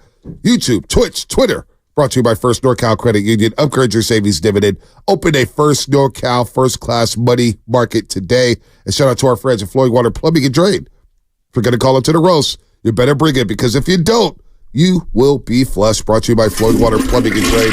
We haven't had to flush anybody today, although I did think about flushing.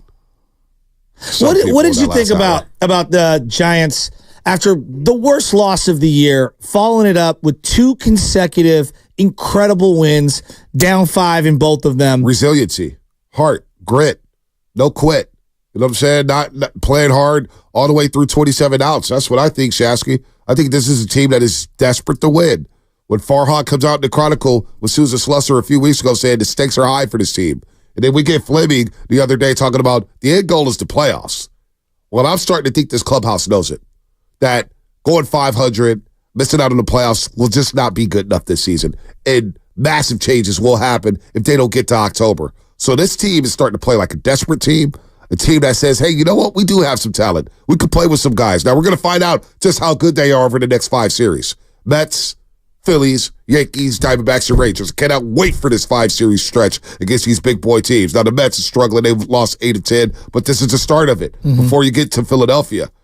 They're playing like a desperate team, knowing that the stakes are high for this organization this season. Did you learn anything about Bob Melvin this week? I'm starting to see some things with Bob Melvin. I've been asking what the difference is between him and Gabe. We'll start to see the lineups, start to see some of the late-inning maneuvering after not having good late-inning maneuvering in a Tuesday night. I didn't think he managed that ninth inning very well. I agree. The open base, the O'Neal Cruz, you allow him to hit, swing the bat, tie the game. You walk him, get to Connor Joe. The numbers actually back that up to go to Connor Joe instead of O'Neal Cruz. But Melvin, over the last 2 games, he's pressing all the right buttons.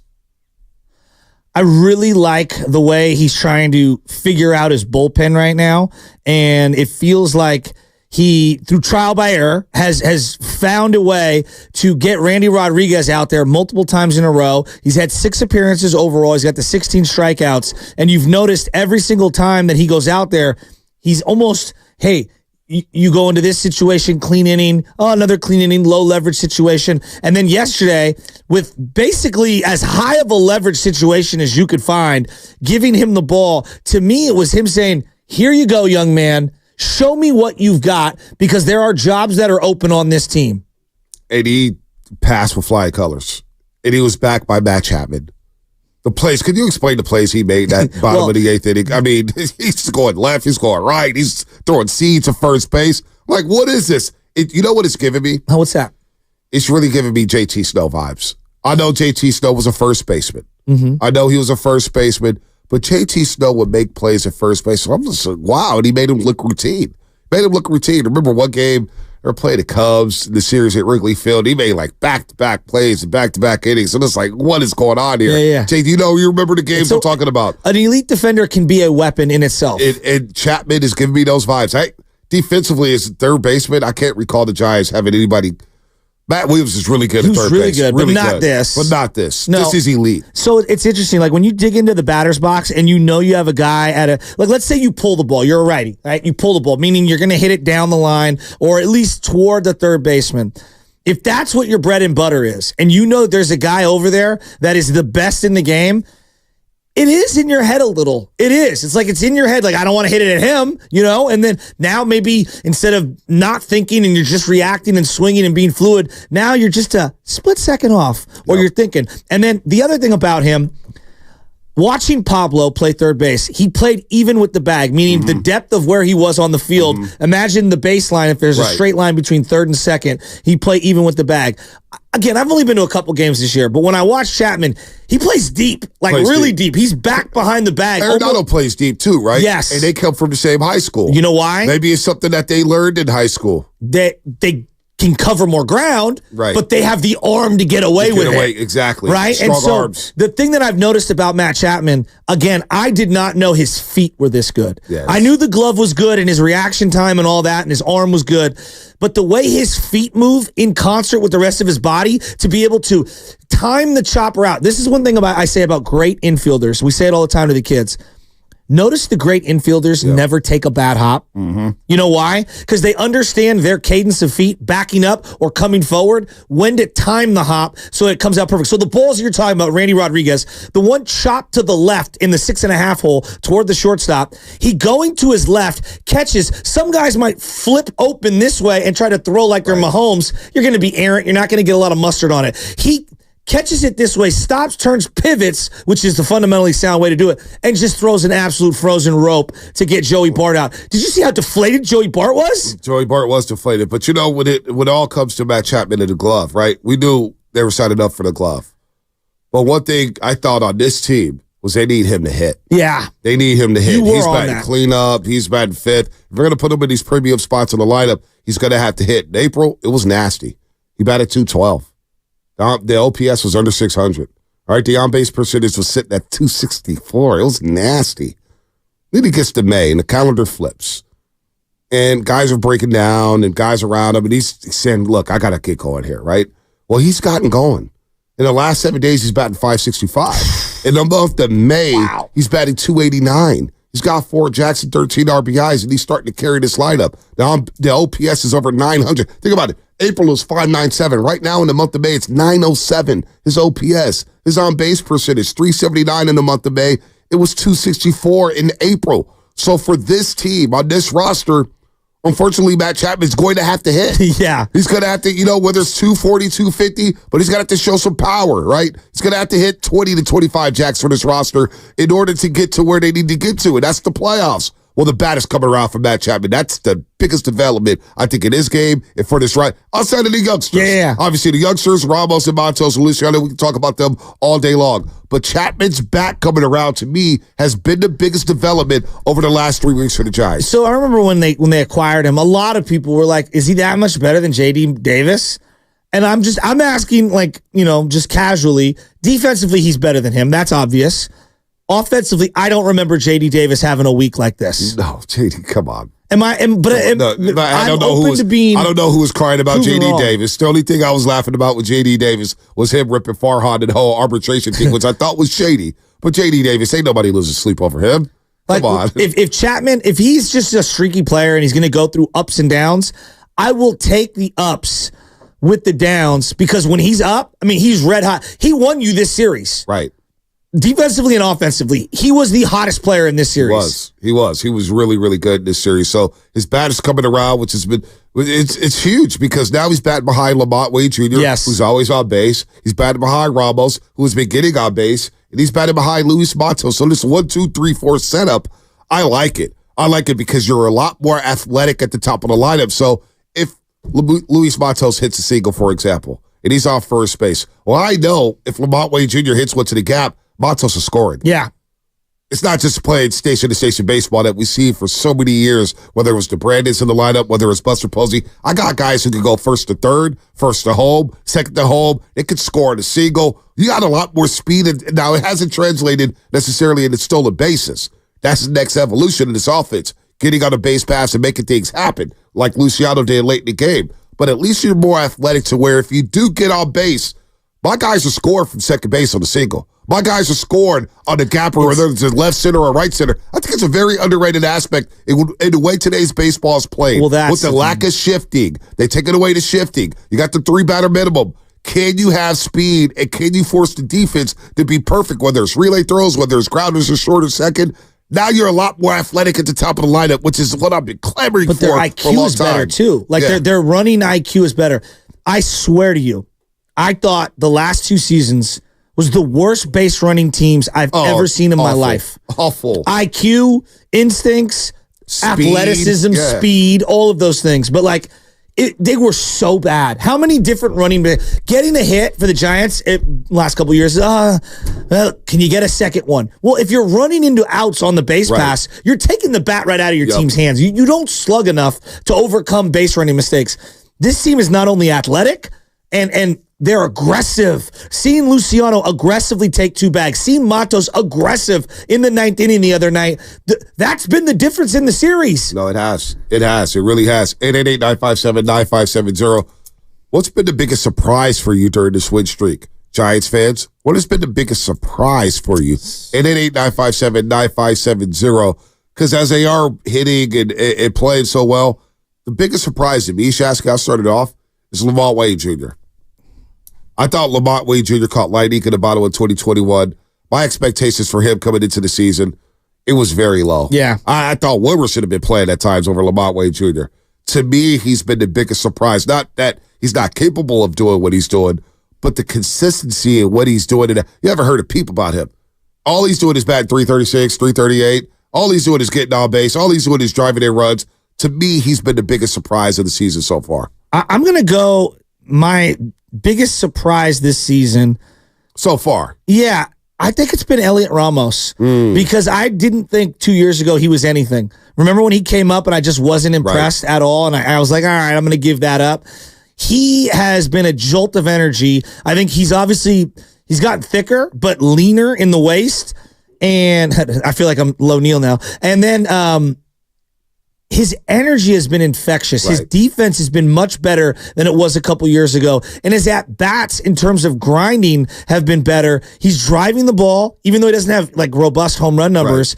And he's just putting together great at-bats. He went the other way multiple times in this series in big situations.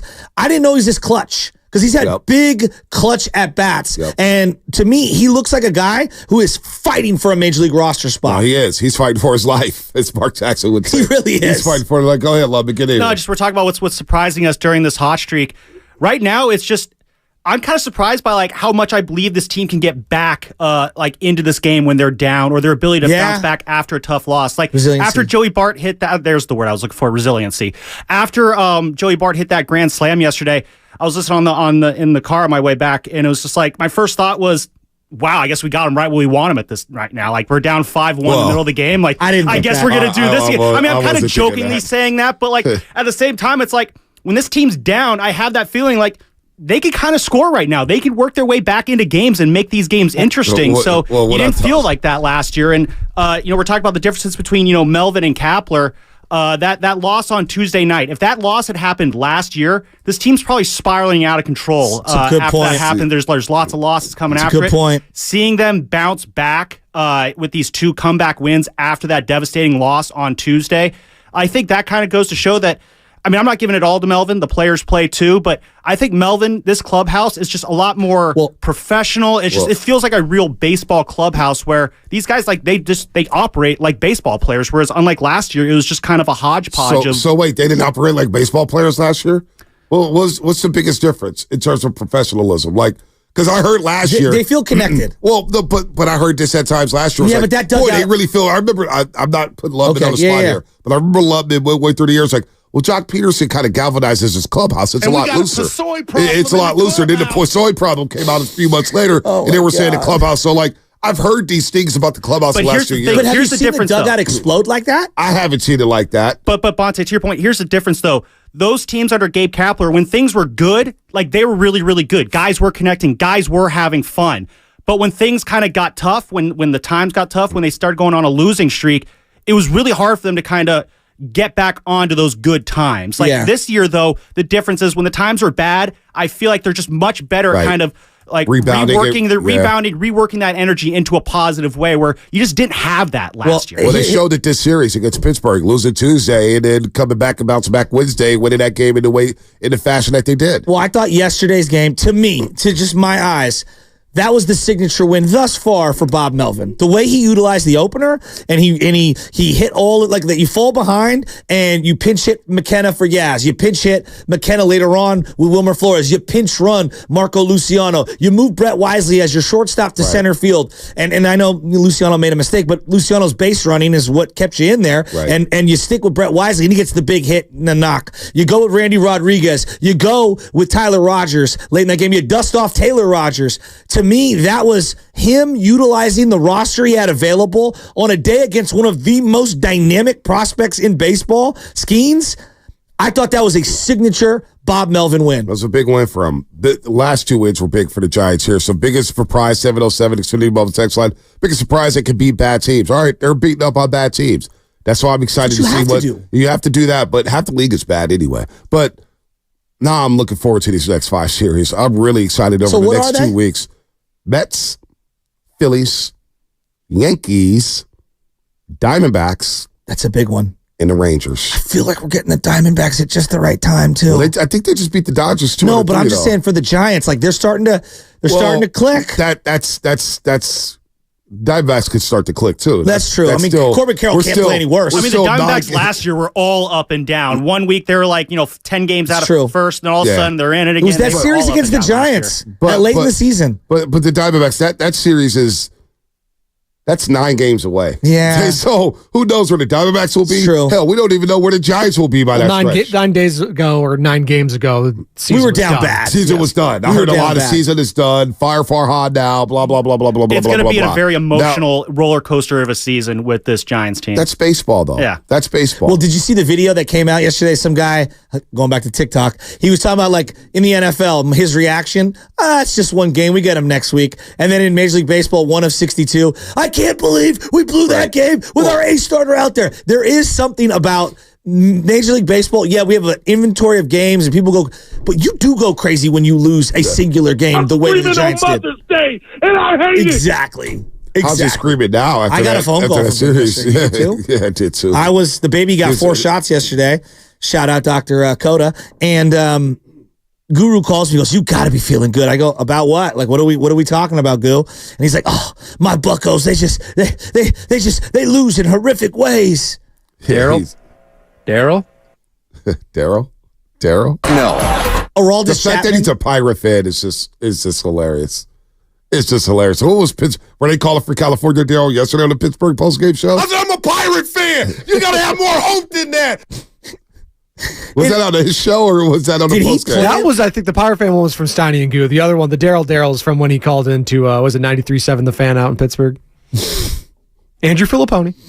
Again, he's their version of Nick in San Jose. Yeah, it's only We're only a 77-win team, dude. It's only May. That's why I don't freak out. The time to freak out to me. Upset. The time to freak out for me when it comes to baseball is once we get to July. Oh, I'll freak out anytime. Yeah, well, I know you will. Baseball. I mean, you worried and you freak out. We know that, Shasky. That's baseball. We know that. But I do want to pump the brakes. Like, I'm feeling good right now about these wins. I don't want to even rain on the parade. I felt great about the win yesterday. Felt great about the win Wednesday. But my mind has set up. Now I'm saying, okay, how real is this?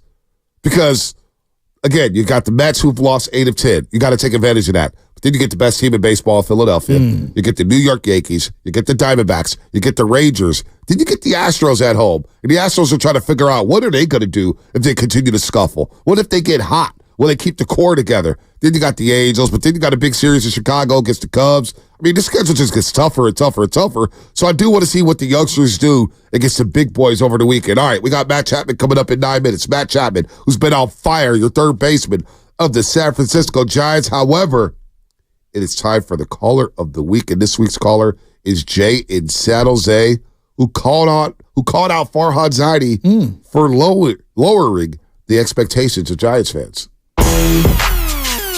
Jay in San Jose, what's happening? You're on the roast. I'm a big-time Giants fan. I'm trying to raise my son a certain way, and my wife is a Dodger fan, man, and I'm trying to raise him to be a Giants fan, and we can't even compete in our division, and we just lowered our expectations without even nobody knowing. Farhan has lowered our expectations. We're arguing about, do we want to, start the young kids? We should have a good mix of big-time players that we recognize their names, and we're looking forward to playing and watching, and then having a mix of the young guys that we can kind of develop when maybe they're not going to develop because they're young and they don't know. Jay, our caller of the week, Wednesday morning, lower the expectations, but Farhan did say the stakes are high, and that's how I'm rolling. I listen to words, and I'm taking his words. Farhan said the stakes are high. Dave Fleming said the end goal for this organization is playoffs. That's where I'm operating. As fun as it is to see the youngsters play, as fun as it is to see Logan Webb deal and to see guys bounce back in late innings. The end of the goal. We could have all the fun in the world. They've got to play October baseball. They have to. They have to play October baseball this season. They have to. It is what it is. So let's see how good this team is rolling into New York City. 1 game under 500 right now, the Giants. I can't wait to talk to Matt Chapman. He feels like the hottest man on the planet right now, and it's just a great timing. And I want to ask him about Luciano's struggles at shortstop, and because obviously his glove work is spectacular. There's a million questions I have for him. But Bonte, do you like when teams you despise, stuff comes out about them, and you just kind of go, ha, ha, ha, ha, ha, and laugh? What's going on now? Well, thing came across my timeline here. Kenny Pickett is reportedly outperforming Jalen Hurts. Oh, I saw that. Throughout OTAs. Who reported that, though? NFL Notify. Who is the NFL Notify? I don't know. I've never heard of that. It's an account. How would they know? Who did he get that from? This is the ghost of Who did Trey they get that from? I also heard Trey Lance has looked pretty darn good at Dallas camp, and Deshaun Watson not throwing in front of reporters. And Caleb's struggling yesterday, guys, in 7-on-7s. Oh, no. Oh, no. What are we doing? Well, I saw NFL Live, and our boy Jeremy, what's his name? Jeremy Fowler said that people in Cleveland say the velocity is back for Deshaun Watson. No. They said he was throwing the ball like he was for the Houston Texans. That's what I saw at NFL Live the other day. They had practice closed off to the media, and he didn't throw in that day. Right. And then they asked Stefanski about it, and he said, "Oh, he looked great." Yeah, that's what everybody said. Yeah, but no one saw it. Yeah, so what? But you know what? We don't. CJ Stroud, after his first quarter in the preseason, was labeled a bust. Yeah, he was. Seriously, no, first quarter because he was like 1 for 9 against or the Patriots. something. Yeah, it was awful. So I'm going to put the brakes on OTA report. Hell, we learned our lesson. Did we not learn our lesson with Trey Lance? Well, and Jim Cosmore learned his lesson with Mac Jones. There you go. There you go. I have to throw him under the bus. Wow. All right. That was Caller of the Week. Caller of the Morning Roast. And if your call is better than the rest, you could be named Caller of the Week too. All right, let's get to Matt Chapman here. Matt Chapman going to join us at 8:30 here on the Morning Roast, and he's on fire right now. Let's talk to Chaps. Let's get to know Matt Chapman as he's back in the Bay Area, and he's hitting the ball well. He's fielding well, and the Giants are rolling right now, winning 6 of their last 7 as they head into New York City to take on the New York Metropolitans. The New York Mets, folks. The amazing Mets, who haven't been so amazing this year. They've lost 8 of 10. But let's talk to Chap here on the other side, brought to you by the Alameda County Probation Department. All optimism, baby.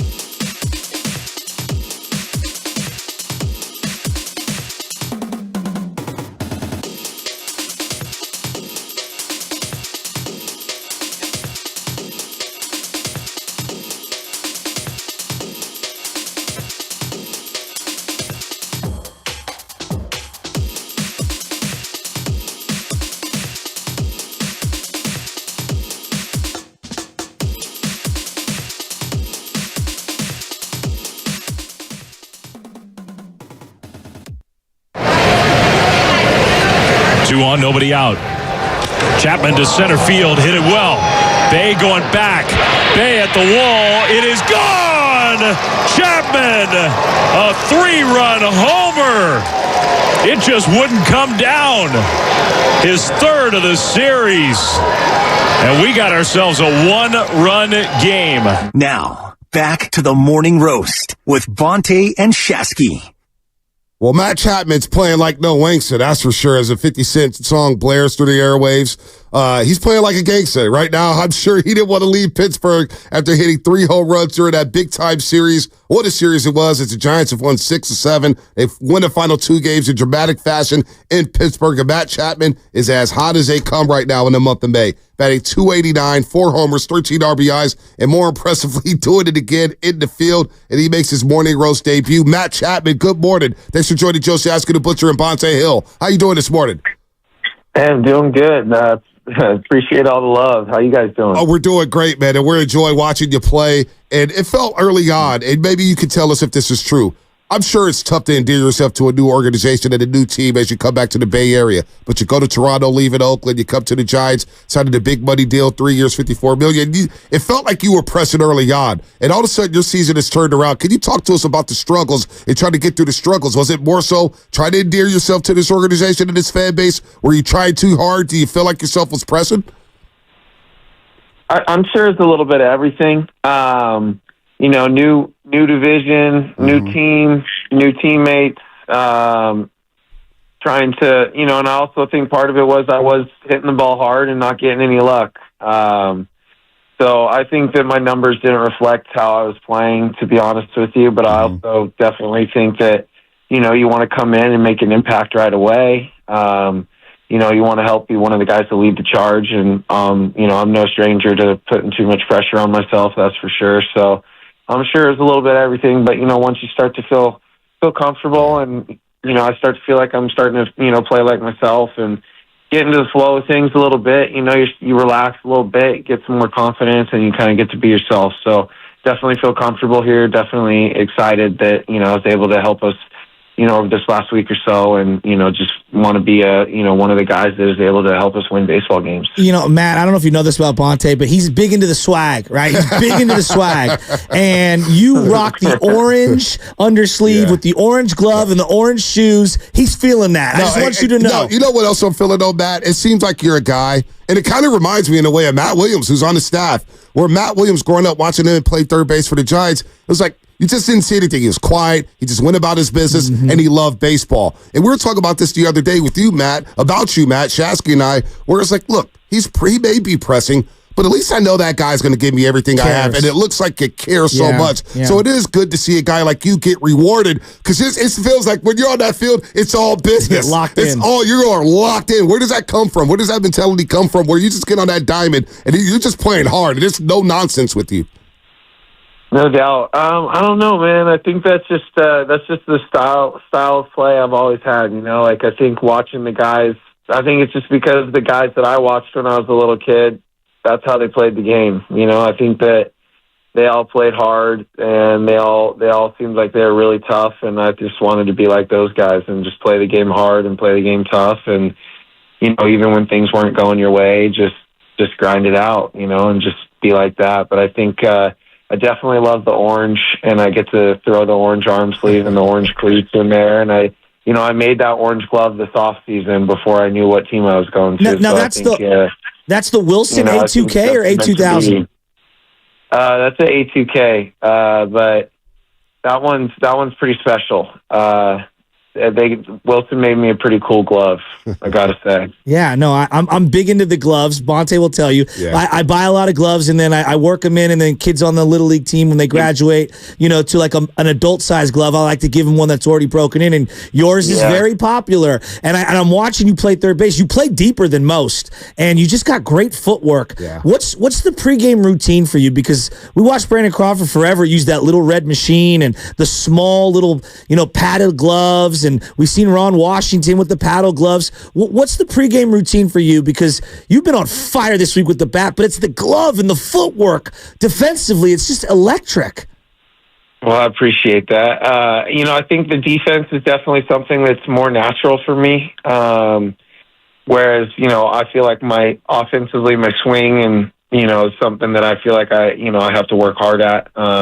Not that I don't work hard on defense. I definitely, I take my ground balls every day. I'd say I do more like footwork and things like that in the off season. But during the season, just because, I want to be in there every single day, and obviously I got to save some of my bullets for the game. But I have a specific routine I do, that Bo Mel takes a lot of pride in, hitting me fungos every day. But I do fungos and I start in close and I take grounders at me to my forehand, to my backhand.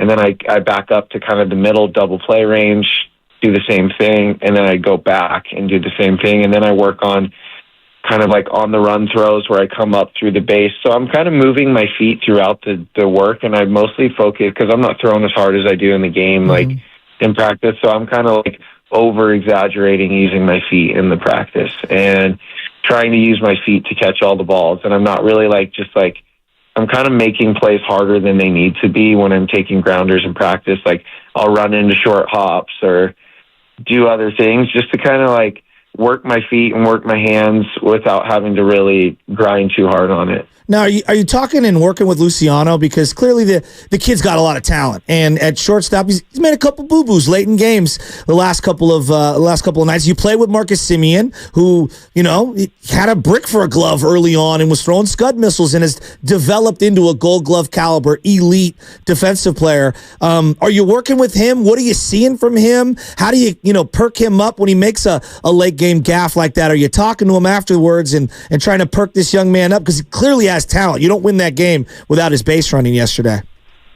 Absolutely. I've seen it.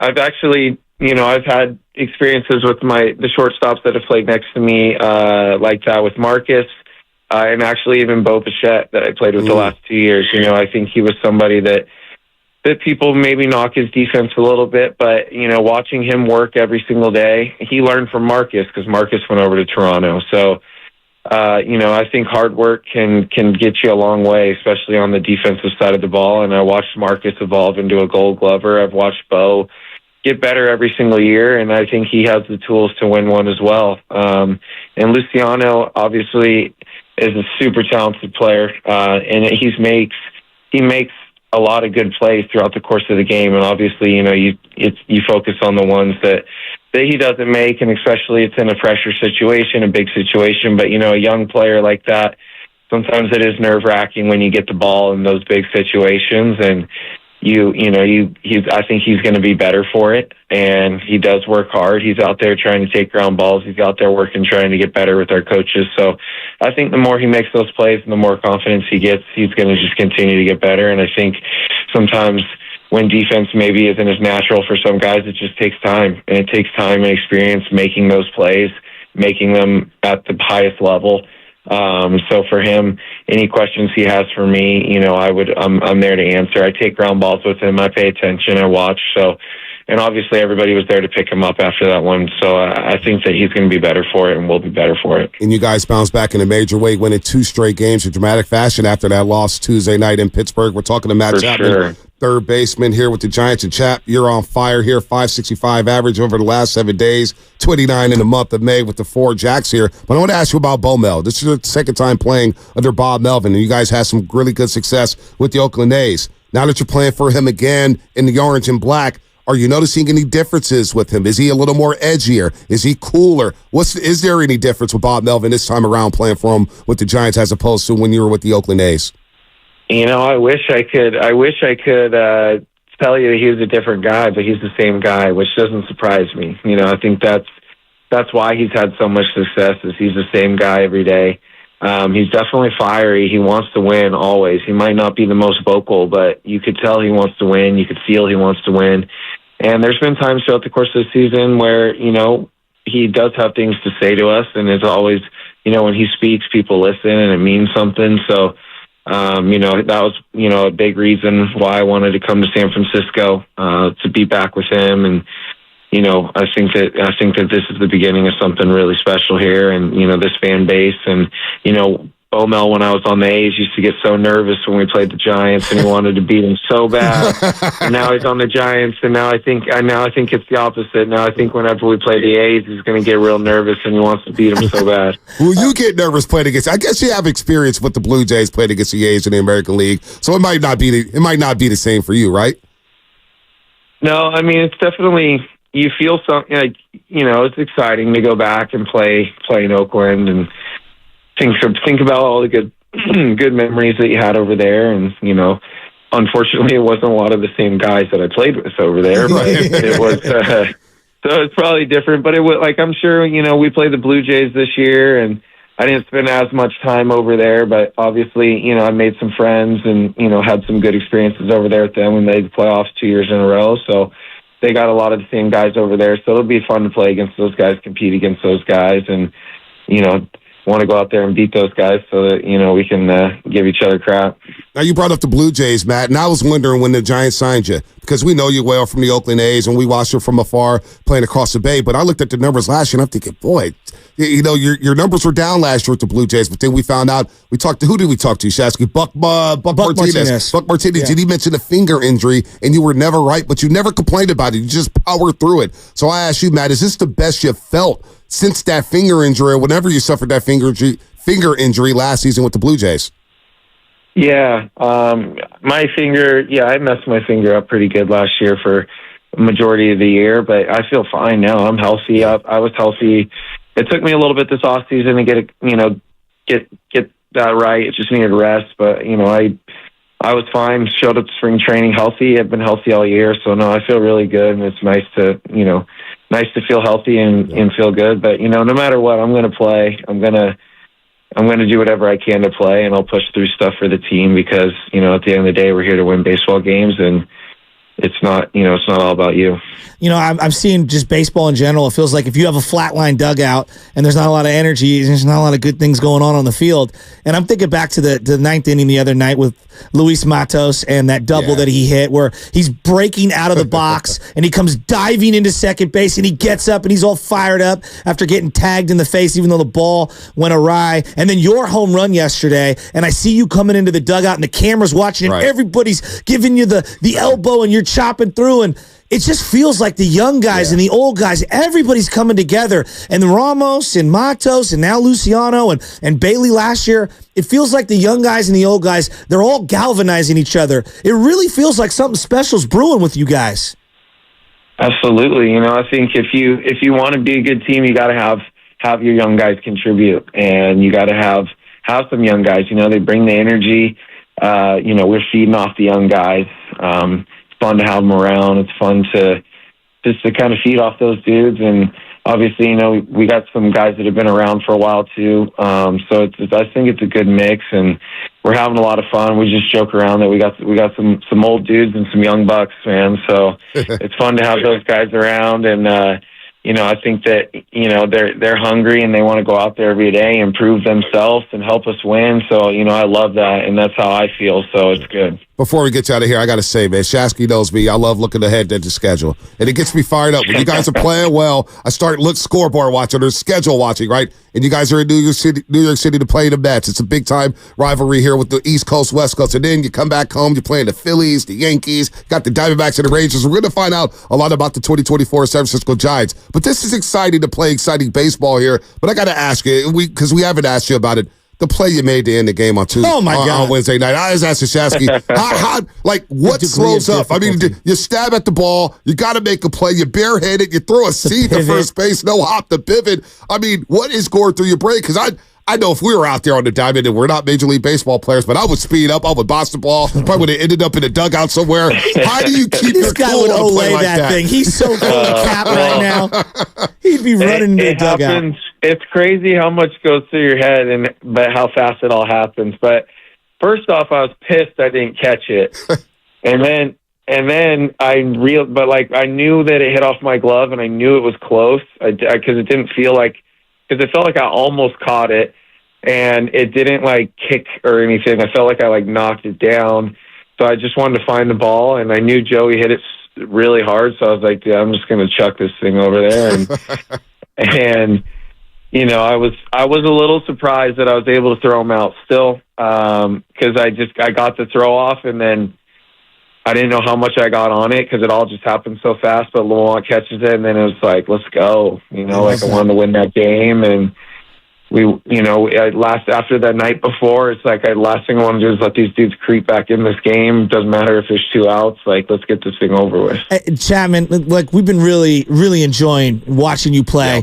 And I got to say, you've been here before in the Bay Area, so this is the one question on the way out the door to just fire everyone up and divide the entire Bay Area. Oh, no, don't do it to What is your Chaps. burrito spot? Okay, Where do you go get burritos I was a little worried when there, you're Matt. in the Bay? I was worried.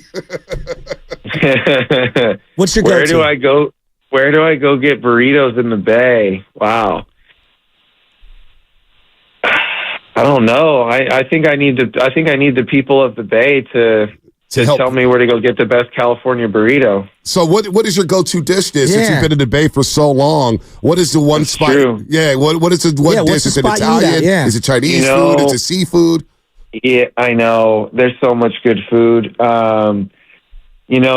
There's it depends, but I would say that there's this Cuban restaurant by where I used to live, and because I actually lived in San Francisco when I played with the A's. Huh. But I'm blanking on the name of it right now. But it's this Cuban restaurant that has this really good food. I don't know why I'm blanking on the Trust name. me, right our now. listeners will find out. They will find out what the Cuban What restaurant neighborhood? is, and we'll get back to you on that one. Everybody out there. Is it El Nuevo? El Nuevo? No, I gotta look it up. That's I got all right. it in my notes. Next time. No, it's all good. It's early out there. It's New We'll York do rapid City. fire next time. We'll ask you do it next music. time, but We'll ask you the whole thing. But Chap, no, seriously, Yeah. it's good to talk to you. You're an easy guy to root for. Yeah, hell we yeah. love the fact that you're making plays. We're talking to Fleming, and he said, man, it just feels like Chapman's pressing a little bit, and you've turned your season around in a heartbeat. If you're swinging a good bat, 3 straight games with a home run. Let's make it 4 today against the New York Mets. Why not? Matt, thanks so much for the love time that. today, man. Thanks so much for the time. It's really good to hear your voice, and you keep making plays out there. Giants fans are excited. They're excited about this team right now, man. You guys are playing well. Thank you. Yeah, it's an exciting time, and we're just getting started, so it's fun. Thank you for having me. Anytime, thanks for Matt. coming Thank you on. for coming on, man. Look forward Matt to the Chapman, next one. third baseman, What a Gold great Glove guy. winner. He said, we're just getting started. I like that kind of talk. I forgot about Bo Bichette completely. I completely Learning from Marcus Simeon and then Chap. Yeah, I completely forgot about that. That was really interesting. And like what he kept saying is like you kind of have to develop at the highest level. I mean, this is one of the best defenders in the game, Yeah. telling you what you need to do. Now, close your eyes and not those that are driving. If you're driving, don't close your eyes. We don't want to get in an accident. Close your eyes driving 80 miles an hour Yeah. on 280. No, But I'm no, kidding. my point, like Teslas, you can. he says, hey, Bob No, Melvin's I hitting me wouldn't do that. fungos, right? Like, I start off every practice by fielding fungos, but I'm not Matt Chapman. But wouldn't it be something if you're trying to learn the game at the highest level, taking fungos alongside Matt Chapman?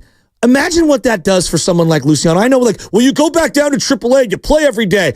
Yeah, but you're not getting fungos alongside Matt Chapman. What is a fungo, Joe So a Shasky? fungo is a coach's bat that has a thinner barrel where there's only a small sweet spot that's about 1.5 feet.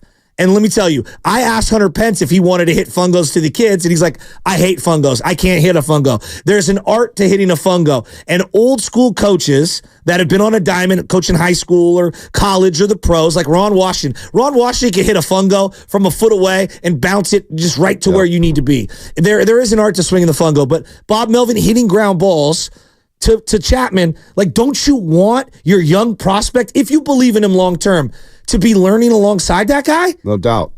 And he's a great guy to learn from. He has that. He's got some underrated swagger. He's got some underrated confidence. When the voice doesn't match the guy I see on the field. You see a guy on the field, he looks quiet, looks like he's just a little too serious at times, but he's loosened up a bit. And to hear his voice and to hear him talk about the way they're playing and the way he's playing and how he goes about his business. Very impressed with Matt Chapman, man. He's got a very underrated personality. You could tell. And he's having some fun. And he said, man, it's just beginning, boys. Something special's brewing with this team. Now, do you believe Giants fans that something special's brewing with this team? We didn't believe it in 2021 until about June. They had that great Dodgers series. This was different, though. Like, I don't mean that they're better than 20. That's not what I'm saying. It's different because we're seeing the young guys, right? Yes. And what is something that Giants fans have been waiting to do? We've been waiting to attach ourselves to somebody and love somebody. We want to love one of these players. We want to have a player that we say, okay, this guy we know is going to be baked into my lineup for the next 5 years. Well, Montes, it's early. I don't even know if he's going to be here by the end of the season. But it feels like the attachment. Luciano, we've been talking about Luciano for 3 years. Now we're starting to see him. We're starting to see what he's all about. Kyle Harrison, how long did we talk about him? We're starting to see it. We're starting to see what he's about. He's got a big start coming up this weekend, and he's looked really good. Kyle Harrison has looked really good. He's been solid. You bring in Chapman, who's a veteran, 31 years old. He's playing hard at third base, and he's making plays left and right. The other play, he said he was mad, and he didn't catch it cleanly. Well, I'm thinking, damn, you stabbed at the ball, and you picked it up with your right hand and threw a rocket over there. I said, what the hell is going on here? I couldn't believe he made that play. He's an unbelievable defender, and I know we kind of throw those things out. Nah, but that's different. A weapon. No, it's different when you're making plays that's like that. That's what I'm saying. You see the difference. Crawford did that for a decade. I remember early in the year when he was struggling with the bat, you said, Ponte, we pay for his defense. We pay for his defense, but even he said it, look, my bat will come around. Exactly. I feel good. The finger injury, I think is glad you asked him. Yeah, the finger injury was something that I didn't know because I look at the raw numbers, 17 homers, 40 RBIs, 240. What the hell happened to Toronto? You're playing at the Rogers Center. But those think about your finger. Yeah, you're gripping the bat, you're gripping the glove. It's going to affect you every single day. Yep. I again, ask anybody who's jammed a thumb or a finger or whatever. You don't realize how important it is until it happens. Right. And it affects everything. Now try grabbing a bat and you try hitting a 100-mile-per-hour pitch. Yeah, good luck with that. Not good at all. Let's go to Uncle Gene. He wants to speak about Matt Chapman here. I'm really growing to love Matt Chapman. What up, Uncle Gene? Hey, guys. So, as you might remember, I used to be a big A's fan until, everything happened in the last few years. And I was a huge Matt Chapman fan. In fact, I was such a big fan, I shared season tickets with a fella, row 6 behind the A's dugout, and I wanted that seat because I wanted to watch him. I've seen some of the greats over the years. I'm pretty old. I go all the way back. I go back to Matthews. So, I've seen Craig Nettles. I've seen Brooks Robertson, Mike Schmidt, and, these are the greatest of all time. But I'll tell you what, in terms of fielding, this guy I'd say he's their equal, if not even better, because he's got all the skills any one of them ever had. If there's anything that I could point to as a fault, is sometimes he tries to do too much. Yeah. He thinks he's maybe superhuman, tries to make a play that no human being can possibly make. But I think he's getting even better at that. And if it wasn't for his inconsistent hitting, and yeah, he's hot now, but I don't know how many times he tantalized us when he was with the A's. He would suddenly start hitting home runs like crazy, and we'd say, yeah, he's figured it out, only to go into another slump. I think you can expect 240 and 20 to 30 home runs a year. Don't get excited about his hitting. If he was a much better hitter, he would have been a perennial all-star. But you know what, though, Uncle Gene? Fielding, yeah, you know what, Uncle Gene? This team is going to need his hitting. They're going to need his hitting, Uncle Gene. If I told you he did hit 25 home runs, Giants fans would die to have that. Yeah, think about that, Uncle Gene. We haven't had it. We don't get 25 home run guys in the lineup, quite honestly. Well, I know. No, that's what I'm saying. That's fine. And I think a lot of his problems have been he's been injury prone. He's gotten a lot of injuries over the years, and when he gets injured, it takes him a while to get back into rhythm. Just like it took him a while at the beginning of the season. So if he can stay healthy, you might get. I think his best season, I think he hit like 278 or 280, 24 home runs. I mean, if we can get something close to that, that'd be impressive. Maybe he'll be an all-star again. Yeah, absolutely. I'd give him a Willie Mack award right now if I know I'm getting 280 on a Matt Chapman. I don't expect it, but on this team, until they get reinforcements, this is why it's important for this team to stay in a race. As we talk long-term, we talk short-term. Right now in the short-term, you're winning some games. You're winning 6 or 7. You're getting the best of both worlds. You're winning games, and you're developing. Ramos, Matos, Luciano, even Patrick Bailey. He's back. All of a sudden, he's shaking off the concussion, and he's throwing out runners left and right. Okay, cool. Kyle Harrison, you're getting 5 innings at least from him, and he's keeping your ball games. What's the record with Kyle Harrison this year? What did the Giants, 7-2 in his starts? Is that the record, Lubin? You hear? Lubin? All right, Lubin. Yeah, get that stat right there. Who for you is the greatest third baseman of all time? Just offense and defense. Oh, boy.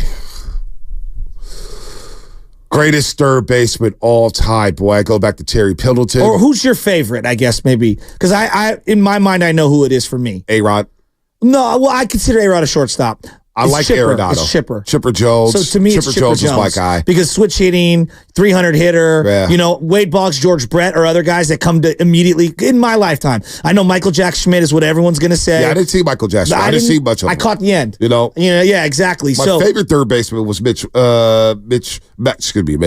Williams. Matt Williams is my favorite third baseman. But Arenado, I grew to love him. Adrian Beltre? Adrian Beltre was really good for a long time. I don't know, like, there's been some great ones. I will say that his athleticism at third base is what kind of separates him from some of these other guys. Now, George Brett was athletic early on, especially given the era that he played in.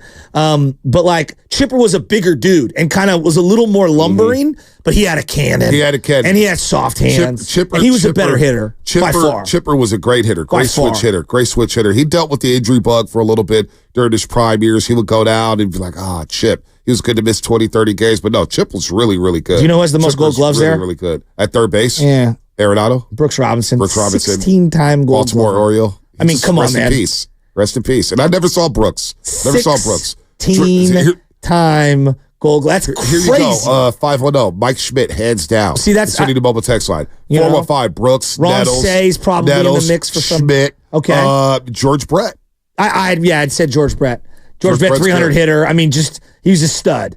Absolute stud. He was great. But a lot of people that saw him are going to go with Brooks Robinson. Yeah, no, I like that one. Matt Williams is my favorite third baseman. But Chapman, if he can hit, because on his team, again, Scott Rowland, I thought Scott Rowland was overrated. Well, Scott Rowland hit better than where Chapman's at. I think Chapman's the better defender. Yeah, listen, when it comes to the Giants, though, and Chapman, and Uncle G was talking about his hitting.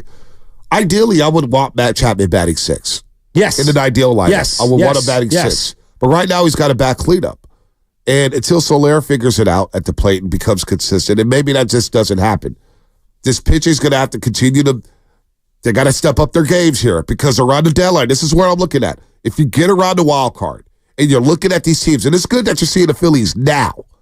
It's good that you're seeing the Yankees, and you've got a glimpse of the Dodgers. Before it's 800 degrees. Right, exactly. And you got a glimpse of the Dodgers, and you see the Padres. You haven't seen the Braves yet. But you're going to get an idea of what you're going to need if you want to succeed in October. Yep. This is how I'm thinking. Stakes are high. Playoffs are the end game. That's the bottom line for this organization this year. Let's not get it twisted.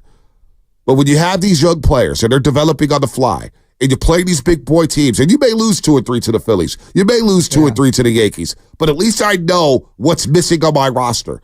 And there's going to be some players available at this deadline. We're already hearing rumors about Vladimir Guerrero Jr. You're already hearing rumors about Pete Alonso. There's going to be a big boy there to go get a bat. And that's where you got to make a move and make a decision here with some of these youngsters. But just stand in a race. Stand in a race where you can get another bat and you could move Chapman down from 4 to 5, maybe 5 to 6. I would agree. All of a sudden, your lineup looks a lot deeper, and I'm going toe-to-toe with the Dodgers and the Phillies. Yeah, your lineup's not going to match up because they got big boys up there, but at least it's not, the gap is not too wide. You know what I mean? No, I do get what you're saying. They need their pitching back, too, though. Like, they need Blake Snell to come back and be good. And then, like, Robbie Ray, okay, should I expect him to come back? Well, it's like here's how I look at it. And like Alex Cobb, I haven't heard anything about Alex Cobb. It's foul money if they come back and contribute. Right now, I'm putting them off to the side. I know, but if they come back and they contribute, then that's like getting the trade without making a trade. Yeah. All of a sudden, you get a player back. It was like, oh wow, Robbie Ray, look at this. And if in the National League, Robbie Ray, I really like him in this division. Well, and then that would give you 3 lefties: Snell, Harrison, Robbie Ray. I mean, that's pretty unique. It is unique. Because especially when you're facing the Shoheis, the Freddie Freeman, all these lefty sluggers, Matt Olson in Atlanta, Bryce Harper in Philadelphia. All of a sudden, I got arms to combat that. Now, you got to go lefty on lefty, and a lot of guys struggle. Hey, what's going on with Tristan Beck? I know he was put on the 60-day. Lubman, is there any update on Tristan Beck? None that I've heard. It's just I think still sometime mid-season is when he'll be back. So, yeah, the update is there is no update. Well, I mean, we're coming up on 60 days for some of these guys, and so I just wonder if they're going to transition them to a different list. All right, Matt Chapman was just with us. If you missed the interview, go ahead, download the free Odyssey app. Go ahead, wherever you pick up he was really, really good. Matt Chapman, really a big fan of his right now. Don't forget, Jim Gaffigan Jim Gaffigan. You want to go laugh a little bit? I do. Don't miss your chance to see comedian Jim Gaffigan at one of his 2 shows taking place at the Mountain Winery in Saratoga, June 21st and 22nd. Get your tickets right now at mountainwinery.com. And for your chance to score a pair of tickets to the show on the 22nd, enter online at 957thegame.com. You are listening to 95.7 KGMZ FM in AC1 San Francisco, an Odyssey Sports Station, always live on the free Odyssey app. Don't forget that you can also watch us every single day on our YouTube, Twitch, and Twitter streams powered by First NorCal Credit Union. Upgrade your savings dividend. Open a First NorCal first-class money market today. Nick Friedel is going to join us at 9:20. He's going to talk a little Kyrie, talk a little basketball, get his thoughts on Draymond Green, because we haven't touched that. Quite frankly, folks, I know Stephen A. Smith joined Willard and Dibs yesterday. It was a really good interview. He had a lot to say. But Shasky and I'm going to speak for you on this one, Shasky. We're exhausted of talking about non-basketball things when it comes to basketball players. Kind of exhausted from it. We've heard a lot from Draymond Green over the last 24 hours. It has nothing to do with basketball. It's going at this guy and that guy. And guys are going at him. I don't really care right now. I don't. And I'm exhausted for it. I'm exhausted from it, I should say. So we're talking some Giants baseball here. We'll talk to Cousin Nick with some basketball, get our basketball fix in here on a Payday Friday. Let's go to AT in Sunnyvale. AT, what's happening? Wants to talk third baseman here on the Morning Russell. What up, AT? Yeah.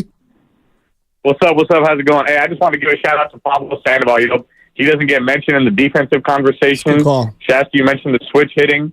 But, you know, on a lot of those no-hitters, a lot of those perfect – oh, not a lot. The one perfect game was Arias, actually. But a lot of those no-hitters and a lot of those shutouts for Giants pitchers, you had Pablo Sandoval throwing seeds, throwing frozen ropes from third base, and Loki going to ground and getting the baseball, too. So I want to give him some respect. He was crazy underrated in terms of his defense and his range and his arm. There's no doubt about it. I love Pablo. I mean, vintage Pablo – if he could have he's a great woulda, coulda, shoulda. If he could have just got himself into better shape.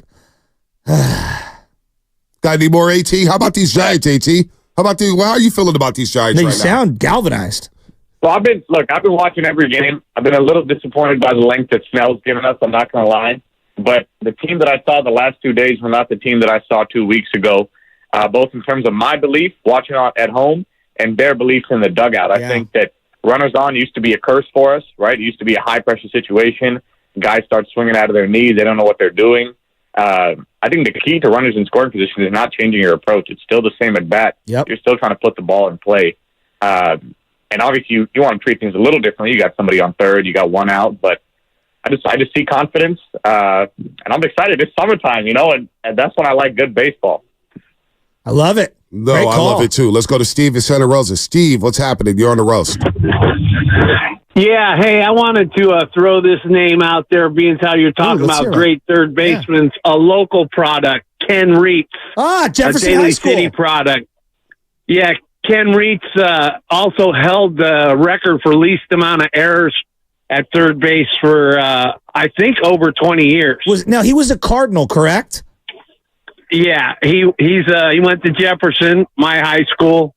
He was a legend in town, and he had a short career, but he was called the Zamboni in St. Louis because nothing got by him. That's such a great name. He is a great fielder. There's also a little teeny tiny trivial connection. Shasky's place that he has up there at the river used to be owned by his high school coach, Bruce Cunningham, who was a great guy. Played golf with him for over 20 years, and he finally, he passed away a few years ago, but he was a really good guy. Good golfer, good talker, great guy. Oh, so me and him get along, huh? We would have got along, me and Bruce. Oh, yeah. Real fast golfer, too. He was great. He stepped up. He swung the ball, and then we see these guys taking forever on the TV. Like, come on, what are you waiting for? I'm the same way. Don't rush me when I play golf, Steve. Nah, dog. You don't need 17 rate of play. Come on. When the field marshal will come out and tell you to hurry up or skip a hole. Well, we used to do, my dad would put both hands up in the air, and he'd go, let's go. And then he'd say, do you want to hit a warning shot? I'd go, Dad, I don't want to fight. Well, there is some etiquette there, because if it is backed up, you can't be pushing. There's nowhere to go. There's nowhere to go. There's nowhere to go. But if you're like a full hole behind someone, it's like, come on. What? don't line up your putt like it's the Masters and you're trying to win on Sunday. Like, you don't need to look at it one way, get down on the ground, go on the other side of the hole. You know what I mean. I'm going to push back on that. What if you got thousands of dollars riding on this round Then what the hell are you doing at the Muni? Yes. So, exactly. Don't matter. Sometimes you got to just get it in. Sometimes you could be in your living room to say, man, I'm a better golfer than you, blah, blah, blah. Here's $5,000. Right. They go out there playing for big stakes. You've now you know what I'm saying? You've now sparked. Come on. You're talking about big stakes here. What if we play for big money? Is Michael Jordan playing at Lincoln Golf this weekend? You saw the dude Michael Jordan was playing golf with? That guy looked like he played at Muni. Who's the guy on The Last Dance? Come on. You never know what was on the line, man. And by the way, I paid my money Danny for my Ainge round. too? Yeah, Danny Ainge. You're playing for big stakes, 36 So you're that holes. guy. I paid my money. I'm going to play from the tips. I want to play every blade of grass out here. Absolutely. Absolutely. I dare y'all to just send me a warning shot. I'm sending one right back. I'm kidding. I'm just right in the butt. There's nothing worse than like it's all the bros that are in front of me. They're in their 20s. They're hammered. They're sloppy. They're literally all driving to the one guy's golf ball. They all stand there, wait for that one guy to hit, and then they all drive to the next shot. It's like it's called ready golf. Okay, that's called etiquette. It's called being respectful of those around you. Just keep it moving. No one's saying you have to run to the ball and hit it. Bonte, there's no more sport with more unwritten rules than golf. I know, it drives me crazy. Not even baseball doesn't even come close to golf. It drives me crazy. Drives me crazy. Don't By the step way, in my line. Hopefully Spadoni wasn't listening too closely there. We had some things that could have gotten clipped during that last little we had a segment. debate, and it's the summer months. You know, today kind of signifies the start of summer. Yes, it does. I feel like summer's there's no seasons no more when you're a dad and you're a parent. I was in the other room, and I was telling guys, I'm going to bring my little guy, and we're going to go in the pool this weekend if the weather allows. And out of nowhere, Spadoni brought up peeing in the pool. Yeah, well, I was just saying, no, people are capping if they say that's disgusting. I don't pee in the pool. Every single person in the history of ever has peed in the pool at one point. Every single one of you has done it, and you refuse to admit it. And you know what? I'm not embarrassed to admit that I pee in the pool sometimes. Yeah, all right? We all have done it, but as I get older, it's disgusting. Why? If there's a bunch of chlorine cleaning it anyways, why does it matter? You should not just go. So if you went into the pool and someone's just sitting there smiling at you, like, what are you doing? And all you see is like... First of all, you don't smile at anybody when you're peeing. You just look down, you act like you're doing something. Act like you just tread water on the wall. That's what I do. Tread water on the wall? Yeah, just I stretch out. You put my hands on the wall and just stretch out, and you just kind of let it loose, and hopefully the bubbles are not that big. You know, Joe Shasky might think I don't know jack about pool etiquette, but Bonte, do you know jack about, this next thing we're about to talk about? Yeah, the popularity of the children's cartoon character Bluey. Fox 5 Las Vegas report about Bluey. You don't know Jack, because it's time for You Don't Know Jack. Brought to you by our great friends at Jack's Restaurant and Bar. And this week, a restaurant in Las Vegas didn't know Jack about the popularity of the children's cartoon character Bluey. The restaurant says they wanted their own family-friendly day with cartoon character Bluey. They expected a few dozen people and regulars. Thousands RSVP'd. Hundreds of families were left fuming and say kids were disappointed. The restaurant spoke to Fox 5 and says they want to say sorry to all the families, and they underestimated the power of Bluey. When I saw him, my desk ignored him. I was mad. What did he look like? The cartoon? Did he look like on TV? No, he looked like unexpected. We could see his beard. Sophia and other kids had the same reaction. The Bluey they expected was not who greeted them. On the left, this is a photo a parent took at an event with the popular cartoon character Bluey. On the right, it's a staff member of Dirt Dog in a makeshift Bluey costume. The kids were distraught. Some kids were crying. Some kids were upset, crying in their parents' shoulders. Just really quick, we obviously... we can't see what the guy dressed as Bluey looked like.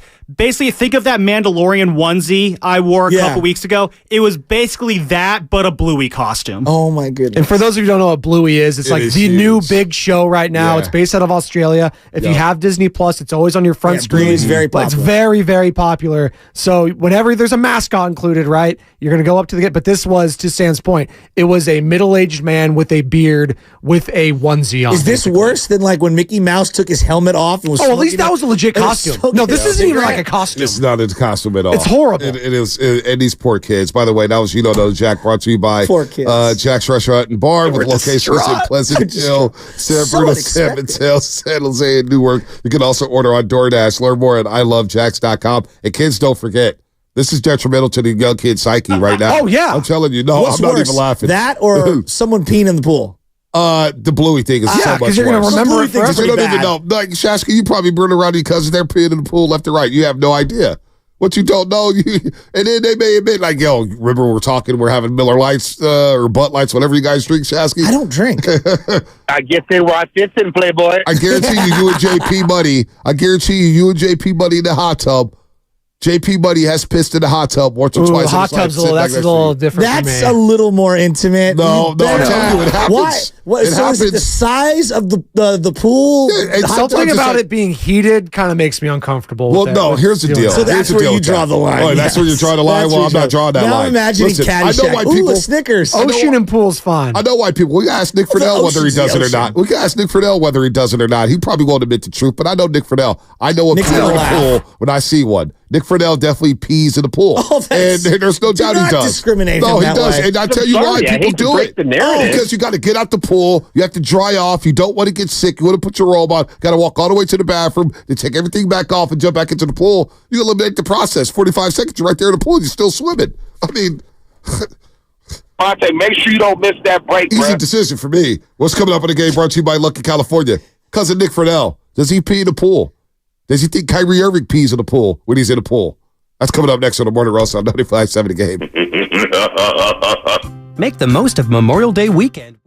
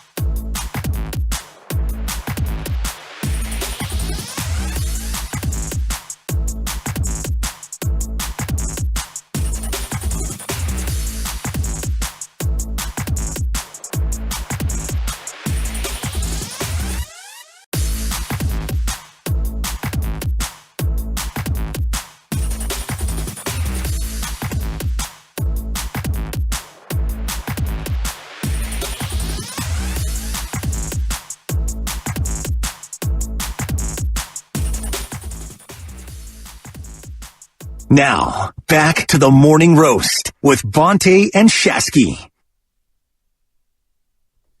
All right, download the free Odyssey app right now. Listen to 95.7 The Game wherever you go. Our last segment before a 3-day weekend. We will be off on Monday. Who's working for us Monday? Nobody even told us anything. Evan Giddings and Joe Spadoni, 8 to noon. Oh, wow. We're live and local. 8 to noon. Wait, you guys get to sleep in? 8 to noon? I know, it's great. So, E-Dog and myself, and then Mark Graney and Dan Devone from 12 to 4. Well, they got a good report going on. I listen to them on Saturdays. Oh, yeah? Dan Devone and Mark Graney talking basketball. Dan Devone's a great teammate. He works well with anyone. I do it. I like Dan Devone. This stock has gone up in my book, even though he takes shots at me here and there. A lot of people like to take shots at your boy.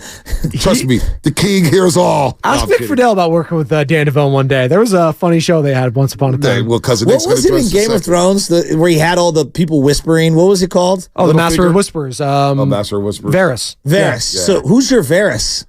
At the station? Yeah, because how does the king hear everything? Oh, I can't tell you. So that's a snitch and stashky thing. I'm not a snitch. I'm not going to snitch. I'm not turning to snitch and shasky. Nice try, though. I can't let you know who whispers or, gives me all the little tea leaves here. He is sliding the DMs to say hi. No, she doesn't. She does not. Not my DMs. Not my DMs. My DMs are blocked off. Fashionable. My DMs are blocked off to people who don't follow me. So I don't see anything. Nope. All your stories are on green, right?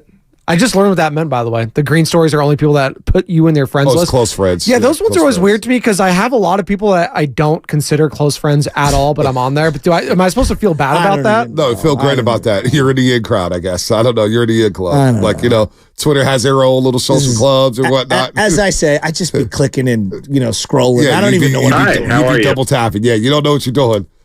And then you see Olivia Dunn cross her timeline. And it's double tap. Download the free Odyssey app. Don't listen to 95.7 The Game wherever you go. Download the app. Okay, good, but I have to ask you, what's your favorite thing about Mr. Paul Skeens? His mustache and Livy Dunn. I swear to God, that's Mikey G from my 12U team. Oh, man. I swear to God. Oh, man. I bet Fidel knows who Olivia Dunn is. Download the app using the QR code in the bottom corner of the screen. On YouTube, you can catch every single Warriors game live when they do come back to action in October, along with all the music and news Bay Area needs. Catch amazing interviews you missed, too, like when Stephen A. Smith was screaming all over the airwaves with Willard and Jibs yesterday. I think he went 6 minutes uninterrupted with an answer. It's pretty impressive. That's pretty impressive when you can go 6 minutes straight and you're just letting loose everything. Oh, man. Draymond, Stephen A., Draymond, Shannon Sharp. Wait, that was from yesterday? Number one, it ain't true. Number one, it ain't true. He dropped the BS on there. He dropped the BS. Shut the hell up. Did he say that to one of them or to somebody else? About Draymond? Shut the hell up. Said that about Draymond? Shut the hell up. Jeez. Jesus Christ, man. What is going on? It's all performative. Both sides. It's got to be. Well, a guy who was performing up in Brooklyn with Kyrie Irving was Cousin Nick, right? Do we have his intro? Yeah, give me the... For a ride on a slow motion Chinatown. Where in the world is the sexiest voice in all of sports media, Nick Friedel?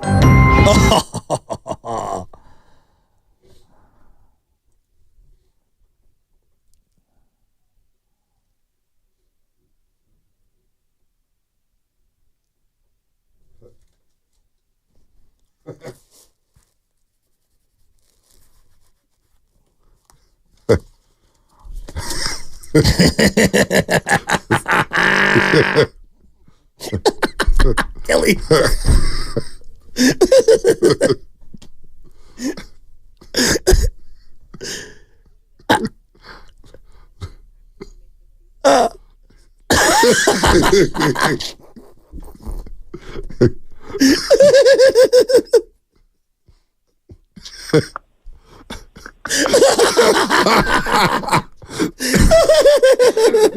Hey, I gotta say, man, Cousin Nick, I'm looking at the YouTube. He's through the Zoom right now, cracking up. And that intro gets funnier and funnier. It ages like a fine wine. And when the Oubre went, I'm not answering your questions. I'm like, I kind of know where Cousin Nick is right there. It's nothing like being checked by an NBA player. It's nothing like being checked by a pro. See, Nick, you talking to me? Yeah, Nick, we got something in common. Let's start there. Nick, when you saw Draymond Draymond Green check Vontae on live television, and he said this exact thing. Shocked you talking to me. It's always fun game. What did you go through your head? That was unreal television. Well, first, just hearing those moments, like the Oubre thing, never gets never gets boring. All these years later, every time it is classic. But Joe, when I heard that with me and Draymond, I was like, people always are ready to write off local radio. Everybody listens, especially when you play for or you work for one of these teams. There is so much value still in the day-to-day conversation in a local market. But yeah, I mean, it's always great hearing y'all's voices, but to hear the intro and see everybody's face. Real quick, somebody tweeted in real time. I did see the Twitter when all that was happening. Somebody just said, imagine Draymond Green being suspended, and he's listening and watching all the shows, and he's listening to 95-7 game, angry. Now, a lot of people blame Shasky for me getting reamed. I took the bullet for Shasky, man, taking the bullet for Matt Steinman and everybody. But we've all been there, Nick. Heck, we've been there with Kyrie Irving, and that's why I wanted to bring you on, because Kyrie, look, a couple years ago, I was like, man, what the hell is going on with this guy? He's going to be out the league in a couple years, and now you see him on this platform. Unreal. I can't believe the transformation and the maturity. Maybe it has a lot to do with Jason Kidd. Maybe it's where he's at in his life. But how impressed are you, if not, because you went back and forth with Kyrie during that heyday with the Brooklyn Nets, Nick? The craziest part in the moment is listening to all the different people I still talk to in Dallas and seeing kind of the inner workings, how much he's beloved. And the younger guys in Brooklyn, they always loved Kyrie. It was like the front office and some of the veterans who were like, oh, are you kidding me? We're doing this again? But as far as the conversation with Kyrie goes, nobody ever questioned just how talented he still was. Mm-hmm. The dude is an incredible basketball player. The problem was always that there was so much of a distraction off the floor, it was taking away from what he did on the floor, and he was taken away from what that team was able to accomplish. It's not to say it was all his fault for the way that thing imploded, because there are a lot of reasons why. But as I watch him now, I'm not surprised at the level that he's playing at. That was always there. I am surprised, given how things ended in Brooklyn, just how well he has fit in. And guys, I throw this in the context of the conversation about Kyrie.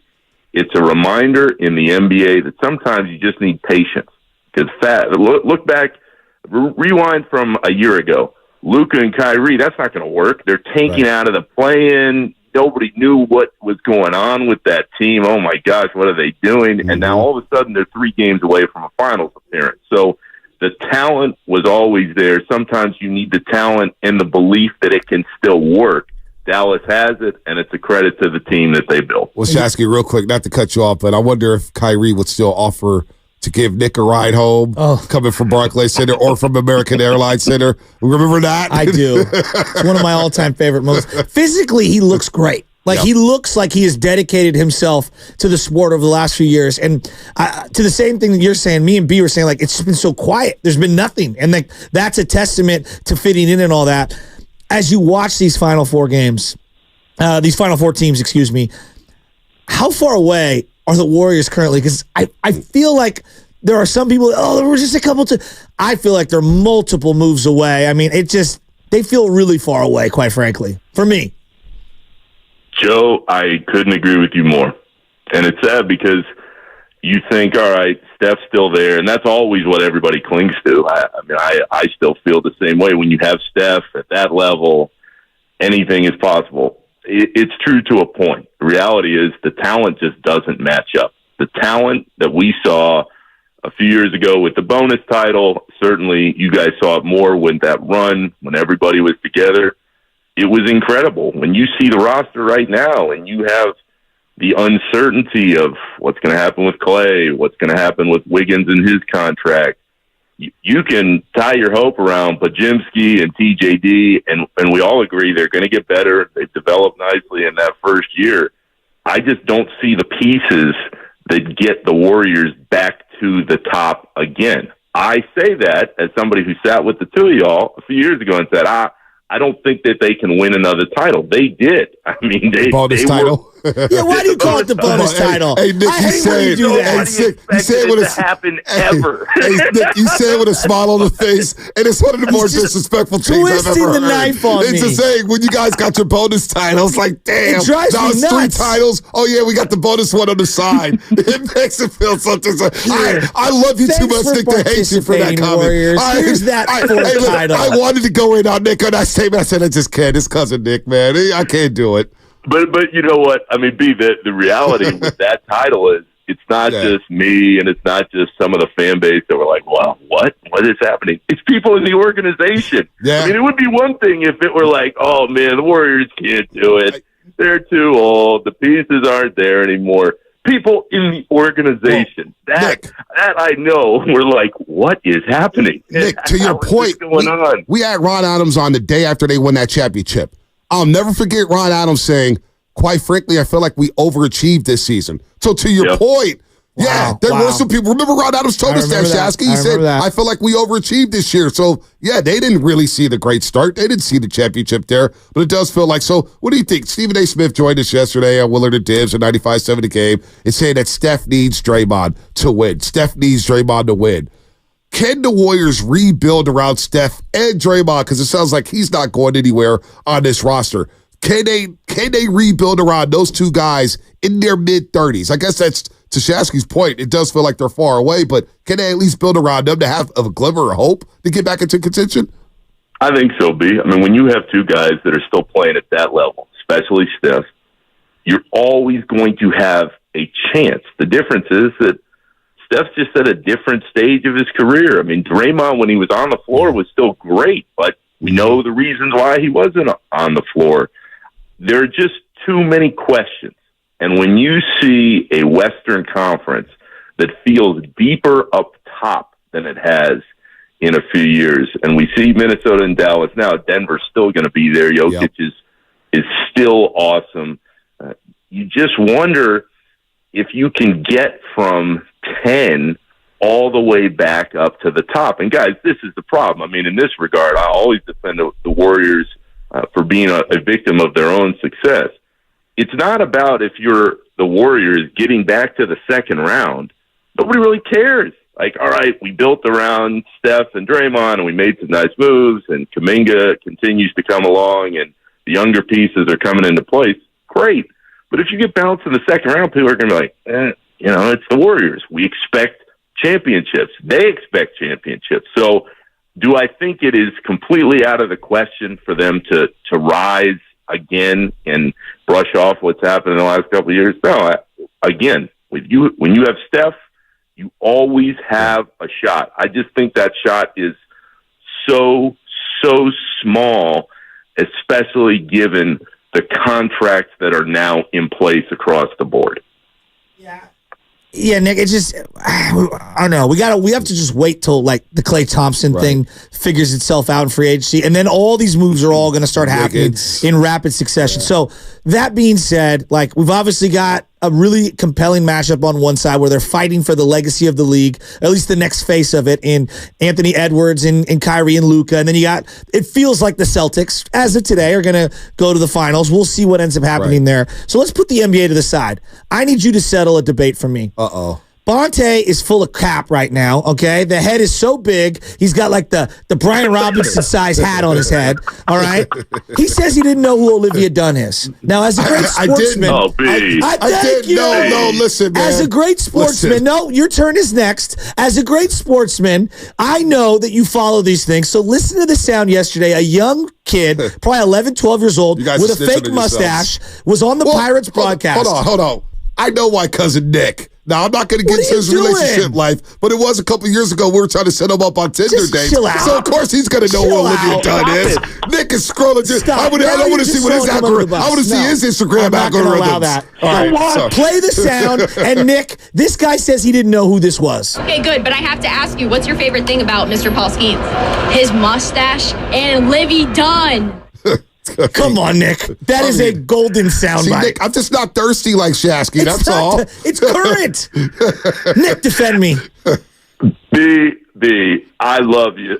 You got to know who Livy Dunn is. I mean, even if the relationships are going great, and we got baby Taz running around, and you don't have as much time to be on the phone.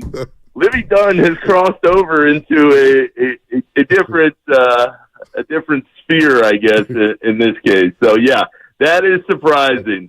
That name did not ring a bell somewhere. Well, I know who it is now because Shasky for the last 2 days keeps talking about Livy Dunn. Well, now he's never going to let you forget it. Well, yeah, I know.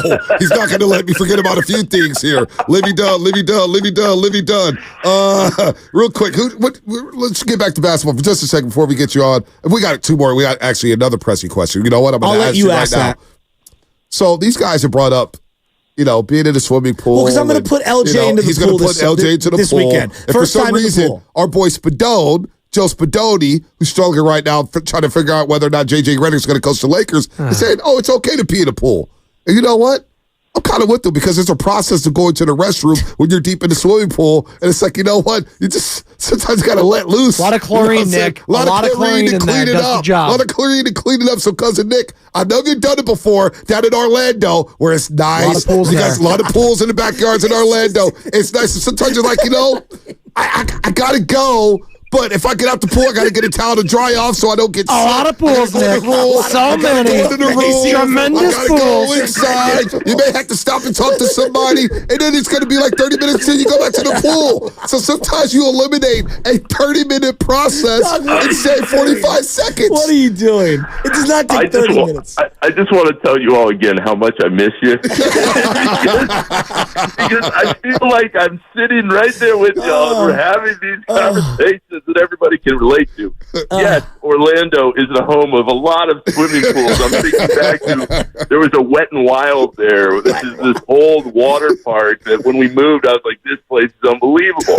At 8 years old, I was peeing in the pool. At 40, when you smell the chlorine, you realize that it is zapped with that much chlorine because so many people are peeing in the pool. so no, my days of peeing in the pool are over. I get up, I walk to the bathroom, make sure you have your flip-flops on because you don't want any of the stuff that is on the bottom there. You go pee, and then you go back to enjoying your day. I'm totally with you. All right, Nick, on this last one, Bronny, all right? Not LeBron's son, Bronny. I feel bad for the guy on some level, right? Like, because we're breaking down an 18-year-old kid, 19-year-old kid here, right? And he's still a kid. To me, he's still a kid. But I admit it, and I'll raise my hand. He's one of the few prospects I actually know and care about. So I am intrigued as to where he's going. Now, did LeBron set him up with this, with all the hype? And all? Absolutely, there's no doubt about it. And there's a whole separate father conversation or parenting conversation about hyping your own kids up. But I care about where he goes. Do you care about where he goes? I understand why people do, Joe. And the reason they do is because it's a story. They're connected to LeBron. They've heard about Bronny for a lot of years now. And to exactly your point, I know you guys have talked about it. Nobody knows who the hell these guys are in this draft. You don't know who they are. Dalton Connect isn't going to have some huge following of people that are going, oh, man, we got to know what's going to happen. Unless you're Matt Steinmetz. Steiny probably loves Connect. He loves him. He does. He does. That's the reason why I know him. That's the only reason why I know him. I swear to God, he loves Connect. And he texts me all the time. I just want to know how many people in the world know Dalton Connect and don't know Livy Dunn. Seriously. Me right here. I'm guilty. I'm guilty. Thank you. Way out there. But I would say this. People want to see what's happening with Bronny because LeBron's popularity is that far-reaching. Everybody has lived the LeBron experience for 2+ decades now, and they know all about Bronny. And in large part, it is because it is such a weak draft. So I understand why the push is there. But I would say this, guys, anecdotally, in my travels of the last year or so, I went to Tucson. I saw a game at McHale at Arizona, and they were playing USC. They were playing Bronny.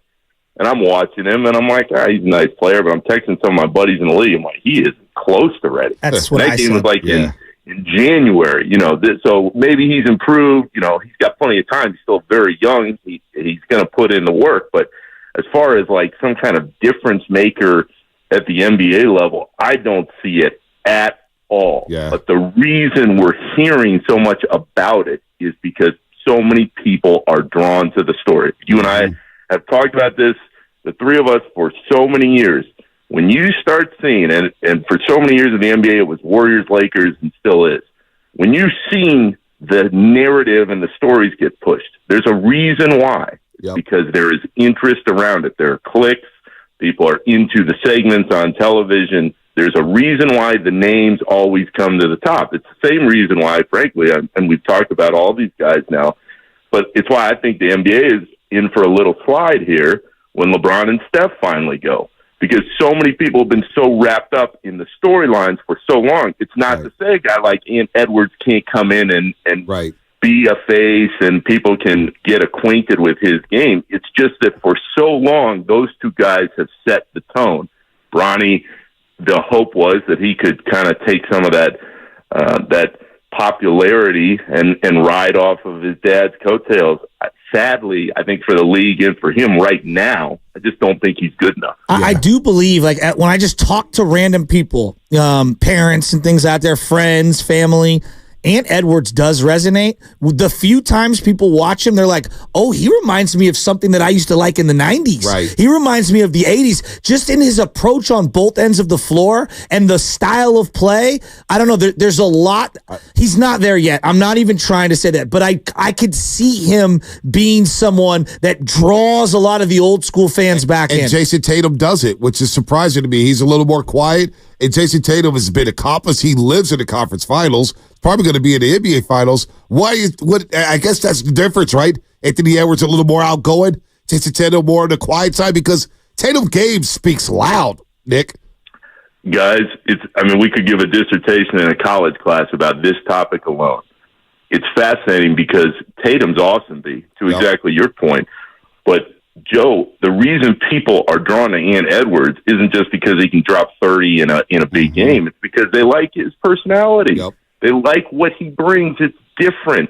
They grew up, all these NBA fans, all these fans that aren't into basketball at all. They followed LeBron and they followed Steph for more than just, hey, they can score a lot of points and their team wins. In order to be the face of the league or a future face of the league, it needs to go well beyond how you play on the floor. And it's not to say that Tatum is an unbelievable player. Hell, Boston may win the title this year. We'll see. But people are interested in what Anthony Edwards is doing day to day. Right. And if he's going to continue on this trend and they're going to win, then maybe the conversation starts. But I laugh when I see people say, oh, this guy's the next face or that guy's the next face. No, like the face of the league means that every day people are into what that person is doing on every level. It's why LeBron and Steph have been so successful with all the promotions that they've gotten through all the years, because people and their personalities have resonated all over the place. And we'll see if that happens with anybody in this next class. But as far as Tatum and Ant Edwards are concerned, one guy has a personality that he's shown a lot publicly, and one guy does not. And it's crazy. Anthony Edwards, as we're speaking about him, the NBA fans just voted for him. He had the dunk of the year, block of the year, and the photo of the year. The photo of him dunking all over John College. He just won those 3 awards that was voted on by NBA fans. Real quick before we let you go, Nick, who's winning it all? 30 seconds or less. Who you got winning the championship as we're in the conference finals right now? I thought it was Minnesota, and then I looked at game one and said, the two best players on the floor is Kyrie and Luka. They don't have an answer for that. So are you switching towards the Mavericks? Do you still believe in Boston? Who you got winning this championship, Nick? A week ago, I still would have said Denver, so it shows where I was at because they just folded over in Game 7 there. I'd go with Boston, though. If they can't get it done this time, I don't know when it's going to happen. Yeah. Their path has been so much easier and smoother to this point. You'd think they'd get by the Pacers without much of a push. They've been ready. They just haven't put it all together. I think now is the time for them. All right, Cousin Nick. Love you, pal. I miss you. Man. Have a great weekend, man. We'll see you soon, man. Hey, peeing in the pool saves you a lot of time. May save you 30 minutes, Cousin Nick. You didn't hear it from me. That was Spadoni. That was Spinoni. I'm throwing him under the bus, cousin Nick. Love you, Nick. Love you, Nick. He's talking Rhythm now. What's in there? What's in there? Yeah. Let's gang up the phone. We're trying to get you on CNBA Insider. Get off the phone, Nick. I don't want to get you in trouble, man. We're talking Olivia Dunne and peeing in the pool. What Dunne? Excuse me, Dunne. Dude, Olivia Dunne is a person. See, I don't even know who she is. My algorithms just looks at sports. I'm locked in on Disney movies and sports. Not Olivia Dunne. All right? See you, bud. Get out of here, Nick. I love you. Cousin Nick. I love Nick, guy. man. I miss him so much. I do too. I'm telling you, man, one of the highlights in Toronto was when that speakeasy opened, and I saw cousin Nick in there, and he was smiling from ear to ear. Oh, B, what's up, man? Isn't Toronto so cool? I mean, I had the best time with him. And he's always, one thing about cousin Nick, and that's why I love going to games and stuff. You meet him, and from day one, the guy's just been the same. Family. Hey, who cares about the takes and the opinions? Yeah. We all get things wrong. Lord knows how many things I've gotten wrong in this show. I mean, I said the Rams are done. They go on to win the Super Bowl. You know what I'm saying? I've eaten crow so much. But cousin Nick has always been solid from day one. Just a nice guy. Loves his sports, man. It's always just good to hear him laugh. What's the origin of eating crow? I don't know. Like how? Does that mean the bird? We're eating the bird crow? We're eating the bird. We're wearing egg on our face. I mean, I don't know. I don't know. I just, yeah. Do we want to do rapid fire? If you're over the age of 21 and you got to do what you got to do, look, the number 2 in the pool is off limits. There's no poo-pooing in the pool. Well, the baby pool is a cesspool. Yeah, it is. I mean, sometimes babies you got to do what you. Lord knows I had to bring Chestnut as she leaked through her swimming diaper and go all the way back home and clean some things in it. Oh boy, it was like, whoa. Okay, well, this is getting a little. But we're not eating crow. By the way, real quick, it's because you don't eat crow because crows are gross and they're scavengers. That's what, and being wrong and it's tough to swallow. Gotcha. So there you go. Gotcha.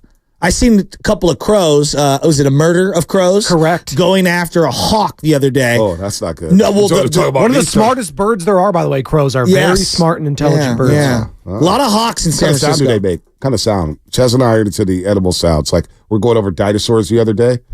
And the sounds like, she wants to see it and then hear the sound. And then I mimic, she goes, Papa, do the sound. And I'm like, you know what I mean? Benny is scared of birds, by the way. Pigeons specifically, he does not like them when he's trying to eat his food. He gets very, annoyed by them, which I understand, but, there's, a fear factor I got to get over with the birds. Did you guys Scary movie, by the way. So rapid fire, I wouldn't know. I was going to say. 888-957-9570. I was just going to say, is it acceptable for a grown-up to pee in the pool? If you got to do what you got to do. It's not acceptable. You know what they're doing at Vegas. I'd never go to a pool party in Vegas. I'll sit on the side. Would you imagine getting in the water in the Vegas pool party? No. Dude.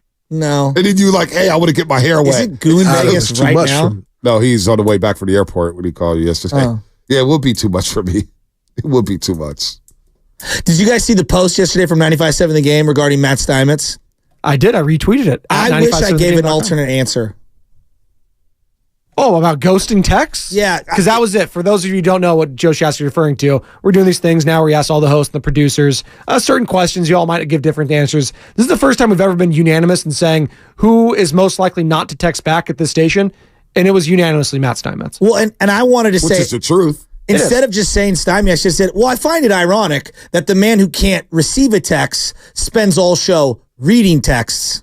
Who? It's a joke. Oh, who? I was saying Steiny. Oh. That's not a joke? It's not Shout funny? out the Xfinity mobile text line. There you go. All right. There you go. That is Come good. on. We're 8 minutes away. It's the goofy hour. It's 8 minutes away. Well stated. But it is Steinmetz. What is she up to? It is Steinmetz. Yeah, Tony, she's out there listening. She's out there listening. Like a cobra. Brock Purdy's out there. Brock Purdy news. Is there anything better than the Sunday evening with a Monday off? Ooh.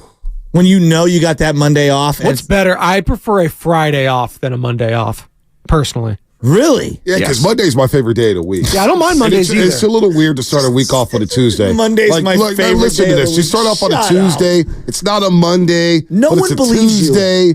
The weekend news dump's already over. So then you just got Monday to work off of. You're revisiting Sunday on a Tuesday.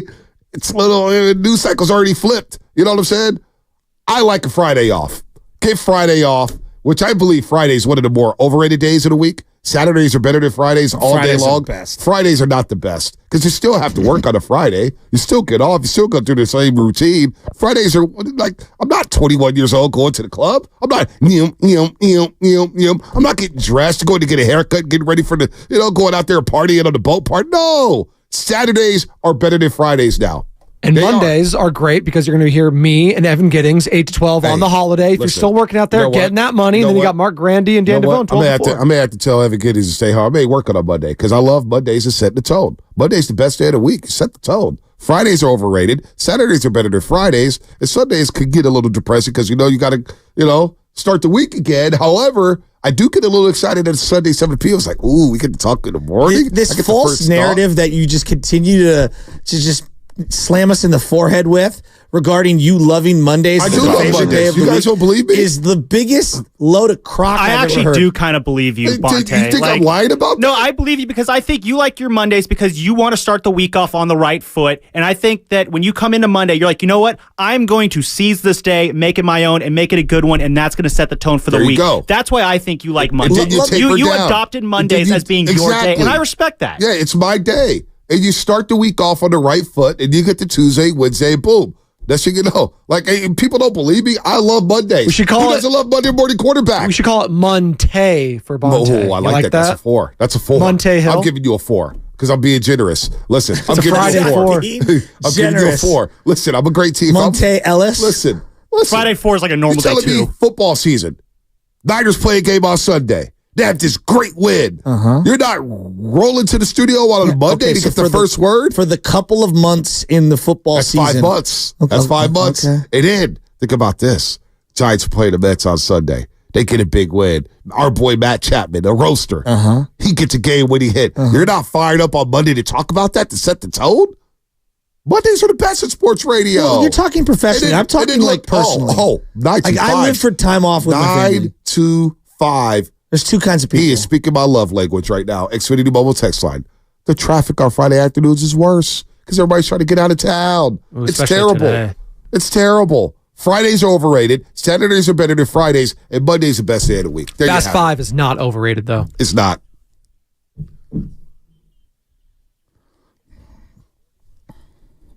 Adam is too much for me.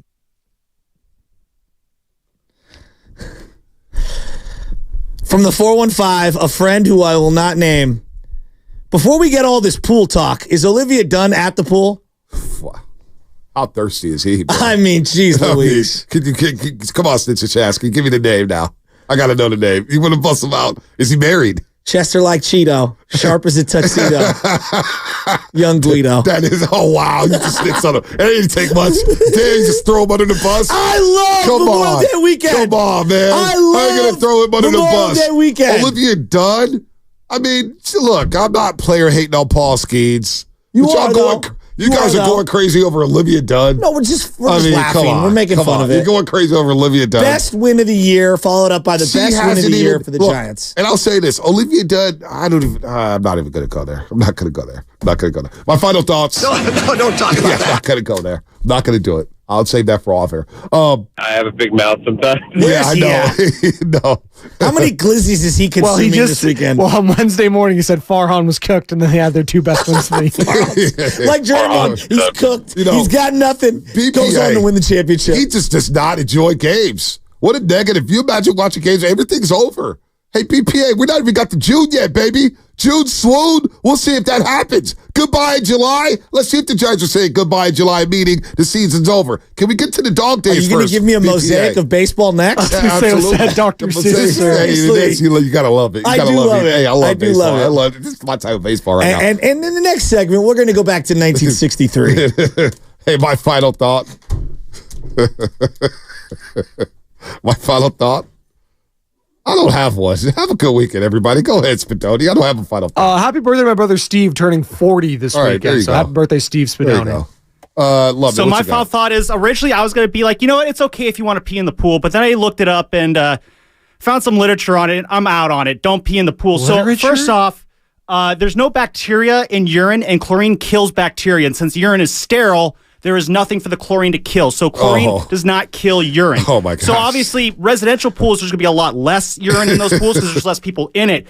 But in the public pools, though, once that chlorine starts mixing with too much urine, you start getting some not good chemicals that are formed, such as, this could be a fun one to say, cyanogen chloride and trichloramine. And scientific studies show that that is not a good thing. So peeing in the pool, no, I'm out. Get out, go to the bathroom, put your flippy floppies on, and do your business. You know what? You're right. I'm glad you landed the plane. Oh, so I know you're not talking. I know you. I got to love this back on that one. I am educating our listeners here, Shasky. That's what we do here on the Morning Roast. We educate our listeners. And Mateo, my final thought is, I'm done peeing in the pool. I will get my fat ass out the pool, take my lazy ass out the pool, and go pee in the restroom. You guys are all soft. My goal every day on this show is I just want our listeners to learn one thing new. And today, they got their one thing. What did you learn about Matt Chapman? What did you learn about Matt Chapman? He has swagger. He's got a little bit of swagger, and he believes in Marco Luciano. And you know what? I'm going to believe in Marco Luciano. And you know what? He believes in the team. He thinks something special is brewing. Things are percolating. How about that, Giants fans? Absolutely incredible. How about that, Giants fans? Let's see if they could take this against teams that don't have the worst ERA bullpens in the National League. I agree with you, Spadoni. I'm going to keep some perspective. Don't kill my buzz. No. I'm feeling good about the Giants. But let's see what it looks like after the Mets, Phillies, Yankees, Diamondbacks, and Rangers. Will they be over 500 on Monday, gentlemen? Yes. Well, I don't care about that. Be over 500.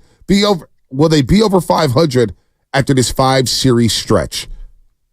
That's what I want to know.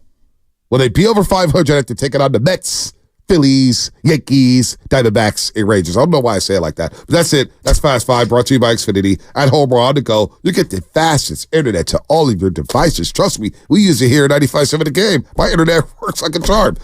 Steiny, Evan, they are next. What are they getting into? I have no idea. Have a great weekend, everybody. Holiday weekend here on The Roast. We'll see you on Tuesday. But don't forget, Spadoni and Evan Giddies will be live on Local Monday from 8 to 12. Have a good weekend, everybody.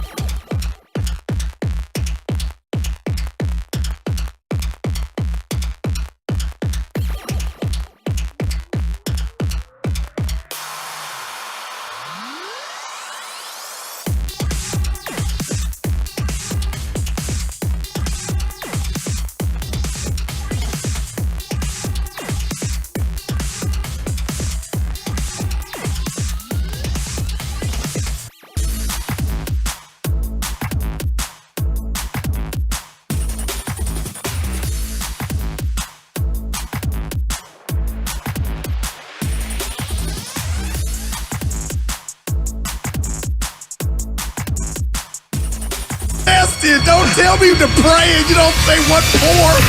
He brings the perspective. Yeah, I think they both have a great point. Get off me, text line. He's truly one of a kind. That is wow. Oh, my God. And he's doing a great job. I need you to man up and say what you really want to say. Diamond, you're doing a great job. And together, they are Steiny and Guru. Yeah. On 95.7 The Game. I'm feeling good. Yeah, what's up, Steiny? I'm feeling good. Already got 8,600 steps in the books. No way. Yeah, got up at 6 this morning, walked around Lake Merritt. Mm-hmm. I thought you had a little pep in your step. Yes, sir. I was withholding that information. Isn't getting close to 10K before noon or to 10K just one of the most satisfying things in the world? You feel like you've already accomplished something when you get before the day's even started. Exactly.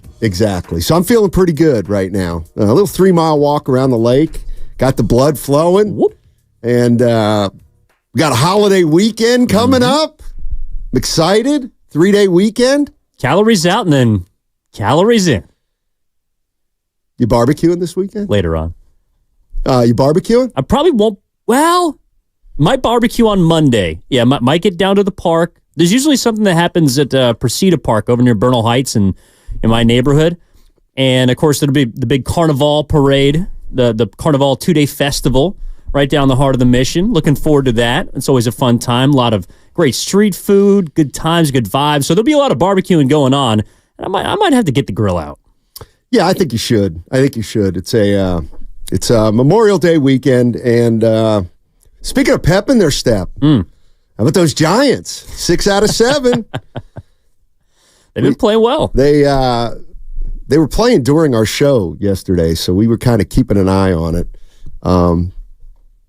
Joey Bart, grand slam. They gave up on him too soon. They might have. No, they already got their catch of the future. He's pretty good. Patrick Bailey. No doubt about it. It's just funny because a week ago the Giants were 6 under, and now they can get to 500 and beyond over the weekend against the Mets. I get the sense the Mets stink too.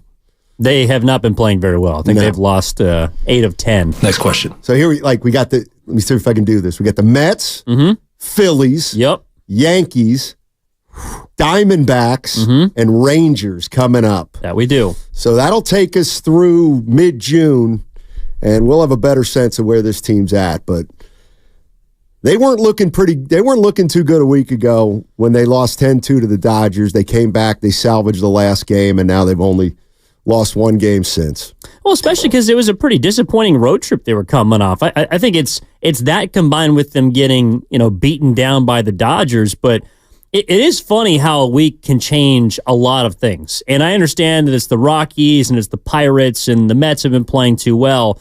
But the fact that the Giants got some life signing, I mean, I don't know about you, but I'm actually looking forward to watching these games as opposed to a week ago it felt like you were watching games because you had to. You still wanted to be invested in the team. But we just heard from Matt Chapman on the Morning Roast, and Bonte Butch did a fantastic job about 90 minutes ago. Go check that out on the Odyssey app. And that's a guy I want to see play. Like, we were asking for players that, you kind of gravitate towards billing-wise. I want to see Matt Chapman play defense. I want to see him swing it. Well, it seemed like a week ago this team didn't have an identity. It was hard to see how this team was going to win games on a consistent basis. And a week later, now it feels like things are coming into focus. It feels like the young guys are pitching in. The old guys, the veterans, are starting to hit. Chapman and Soler. Wade's hit all season. Now the young guys are giving them a little infusion of energy. Starting pitching is good, and ideally it gets better. But this team's been scoring some runs. And the question is, how much of it has to do with maybe the opponent and how much of it has to do with the Giants might be turning some kind of corner? Well, they're certainly starting to build some consistency, and it's been primarily at the plate. I mean, I think the last 2 days has there been a running theme throughout, say, the Pittsburgh Pirates series? Well, late comebacks or blown leads by both sides. I mean, the Giants blew one in game 1. They came back games 2 and 3.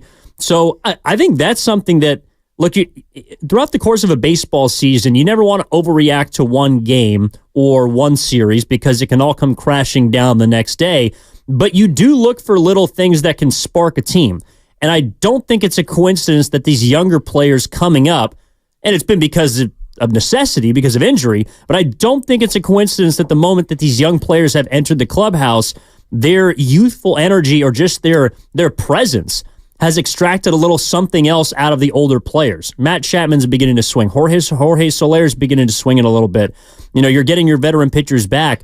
I think just having these guys, not necessarily that could take your job, but just a different mix in the clubhouse, you are starting to see a different feel for this Giants team. And I just hope that they can keep it rolling because right now, you want to try and maximize as much fire as you can capture in a bottle. And right now they got that. So the fact that they went, 3-7 their last 10-game road trip, they have a chance if they can win this series to go 4-2 against, some not so great teams. But you kind of need that because you got big boys coming into town in Philadelphia. And then we'll really measure where the Giants are at as it looks like they're beginning to play their best baseball. Yeah, next week. Next week, Bryce Harper and Aaron Judge coming to town. Couple of... the two that got away. There's been a few. The two that got away. I mean, that's one thing I was thinking about, keeping an eye on Bryce Harper in Philadelphia. And we've been talking about this for a while now with the Giants about they need a homegrown star. They need a player from their own farm system like they used to have with Lincecum and Kane and Posey and the rest.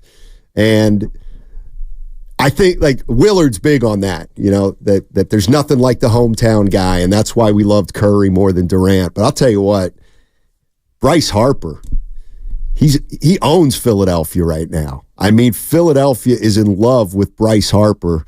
He's doing all the right things, and you just think, boy, what if the Giants would have gotten him and he'd be out here playing for the Giants?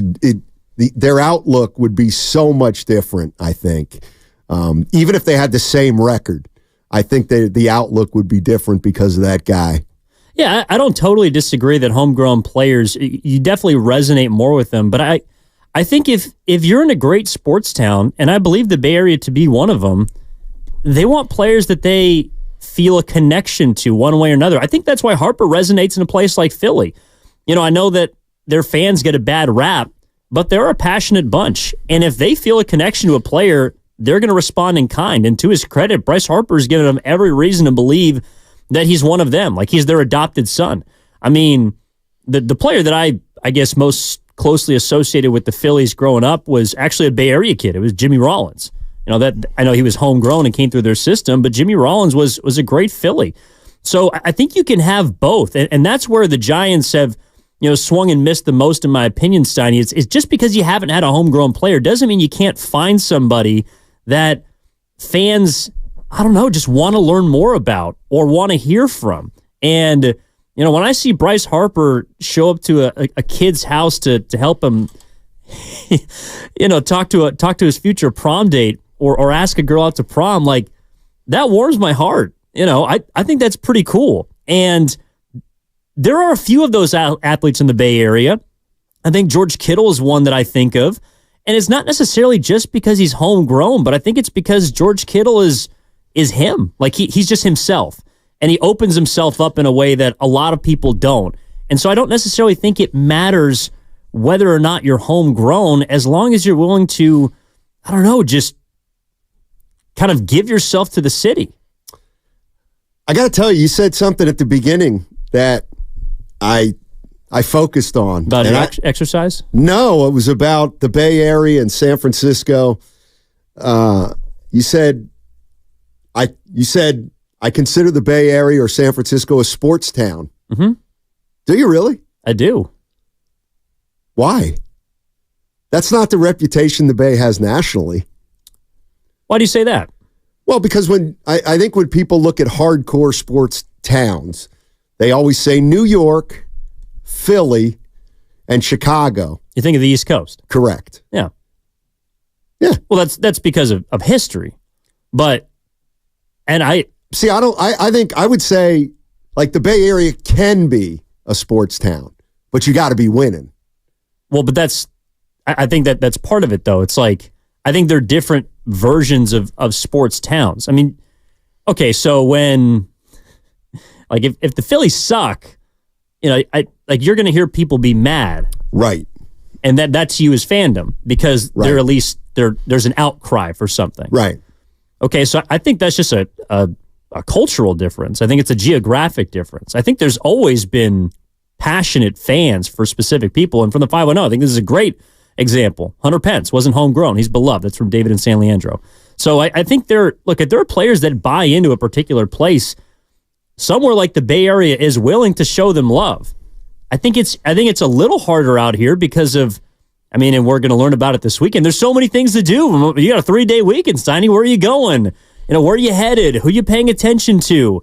There's a lot of distractions out here in great ways. And so, yes, you got to grab people's attention. I don't think it makes it a non-sports town, though. I think it's just different from what you grew up knowing. A lot of people are chiming in on the Xfinity Mobile text line and the YouTube chat saying it's absolutely a sports town. It might be non-traditional, but in a way, Steiny, and we were talking about this at the cafeteria yesterday. Yeah. I think one of the great parts about Bay Area sports fans is that they do allow for different teams to come into the fold, embrace them, and then move on. Now, a lot of people might say, well, that's bandwagon fandom. That's not loyalty. But Brian Sabian actually told this to us a couple weeks ago when he was talking to you and Goo. First it was the A's in the 70s. Then it was the Raiders. Then it was the Niners. Then it was the Giants. Then it was the Warriors. The Bay Area has gravitated towards each individual team that's been here over the course of, 50 years or a half century. When they win. But that's also how you develop the next group of fans. Okay, Sonny. No. Let me ask you this. Why are they... First of all, hold on. I'm not saying the Bay Area is not a sports town. I'm saying the perception is it's not a sports town because of East Coast bias. That's fine. So, if you can... But when we say, let's change sports town to hardcore sports town, is it a hardcore sports town? Well, let me ask you this, Donnie. And what is a hardcore sports town? Why are the New York Yankees the most globally recognized brand? One of the reasons is because of their history. And what is one of the theme of their history? They win. Yeah, that's why people love them. Well, they're also in the media capital of the world. So are the Mets. So are the Brooklyn Nets.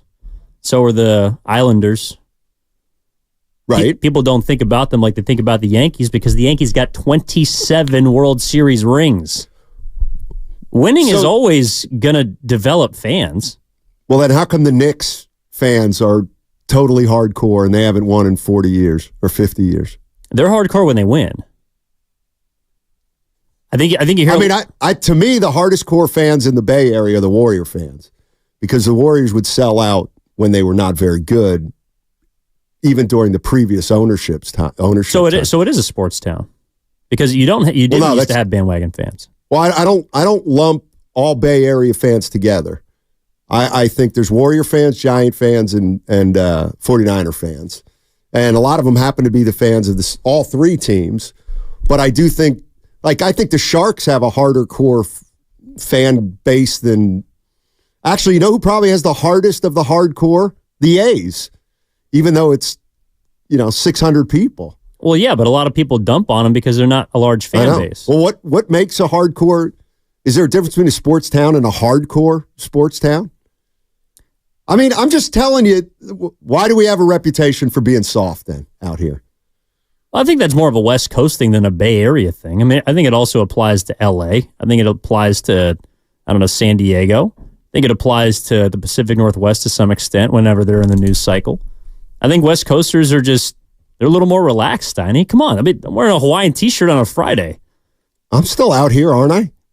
Well, yeah. I've been out here for 35 years. I wouldn't. So what would you describe as, I guess, the characteristics of a sports town? Of a, I don't know. Well, you're like your ideal sports town. I think if a Bay Area team stinks, the fans out here are more likely to check out than, let's say, complain and rant and rave about it, like they might do back east. Is that healthy, though? Oh, no, probably not. It's probably not. You want to talk about which fan bases are healthier? Yeah. No, the Bay Area's got the healthiest fan base in the. No, there's nothing about. Well, in that case, I begin to think, okay, a hardcore sports town is full of a lot of, I don't know, interesting folks with with a few more problems. I also think Kay was just saying, what about Cleveland? Well, Cleveland's considered a hardcore sports town. And the reason people would cite is there's not much to do in Cleveland, but there's a ton to do out here. So there's more competition for, the dollar, the entertainment dollar. What about a city like Minneapolis or the Twin Cities? Because they got 4 major sports. See, I think, at least from the time that I lived there, I didn't live there for too long, about a year, but those are some of the most passionate sports fans that I've come across. Those Minnesotans, like they love their teams and they've never won anything. I think that's a sports town. Well, I don't know how I would describe the Bay as a sports town, but when I think of the fans in the Bay Area, there's 3 of the 3 teams. 3 things come to mind. Mm-hmm. Okay. When I think of the 49ers, I think of when I first moved out here in early 1990. And it was indescribable how this was a 49ers town. There was just, red and gold all over the place. Montana and Young were center stage all the time. And the 49er fans, I thought, were just ubiquitous. They were just all over the place. Okay, then we had the Warriors.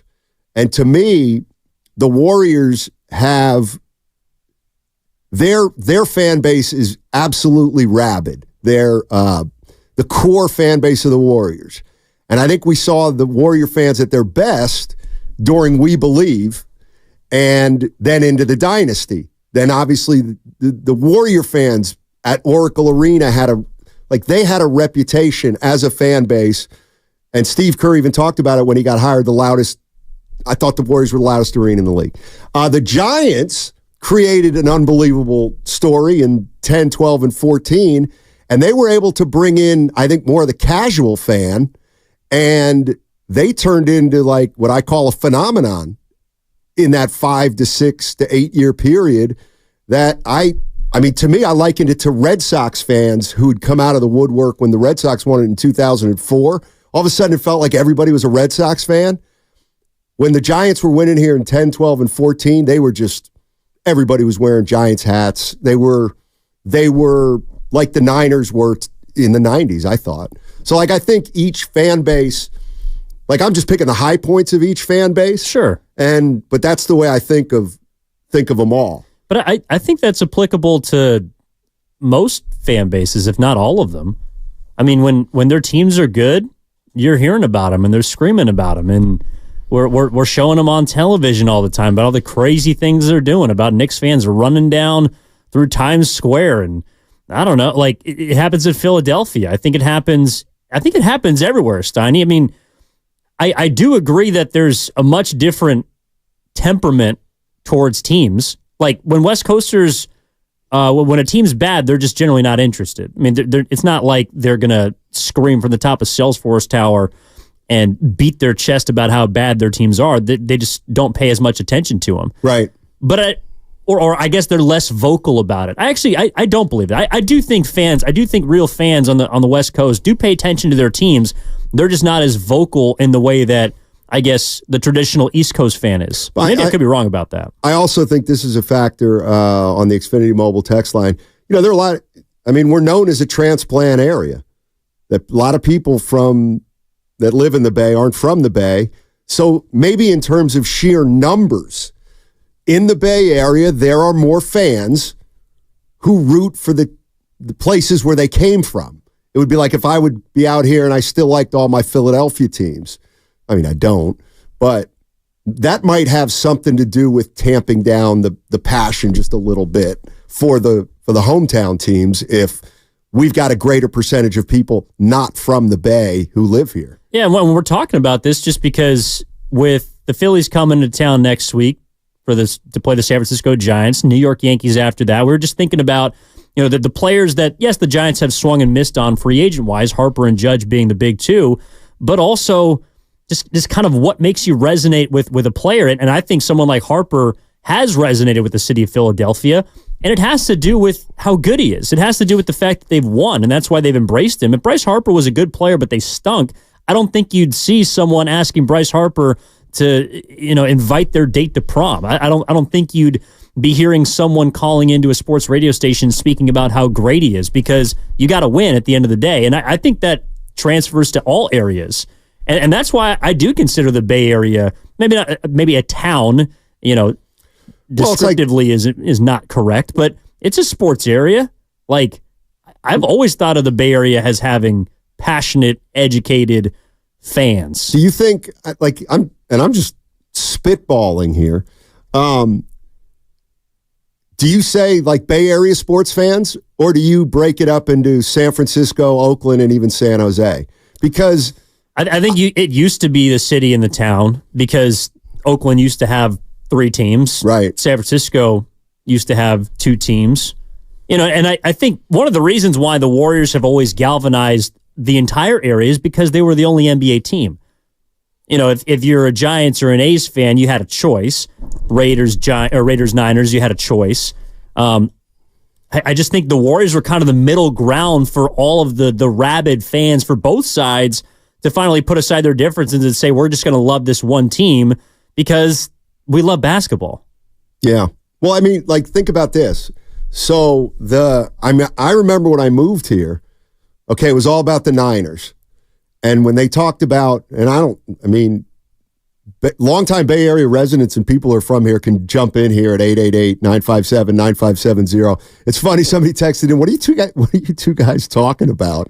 And it's like, you know what? I'm not really sure. We're just stumbled into it. Yeah, we just kind of stumbled into, Evan said, Bay Area's a sports town, or San Francisco's a sports town. And I just said, well, that's not really the reputation it has nationally. I'm not picking a fight, and I'm not saying the Bay Area. I'm not saying the Bay Area is not a sports town. Let them up. But the way I think I do think of, okay, the 49ers, when I moved here in 1990, their fans were rabid.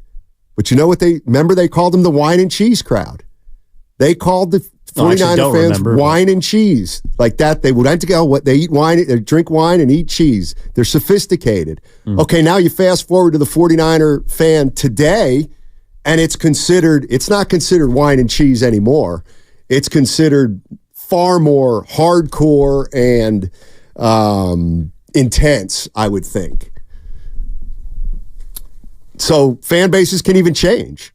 Look at the Warriors fan base. It changed from Oracle to Chase. Well, do you think that, I don't want to date myself or date you, but I wasn't around for those Niners teams. Do you think part of that was because of the players themselves?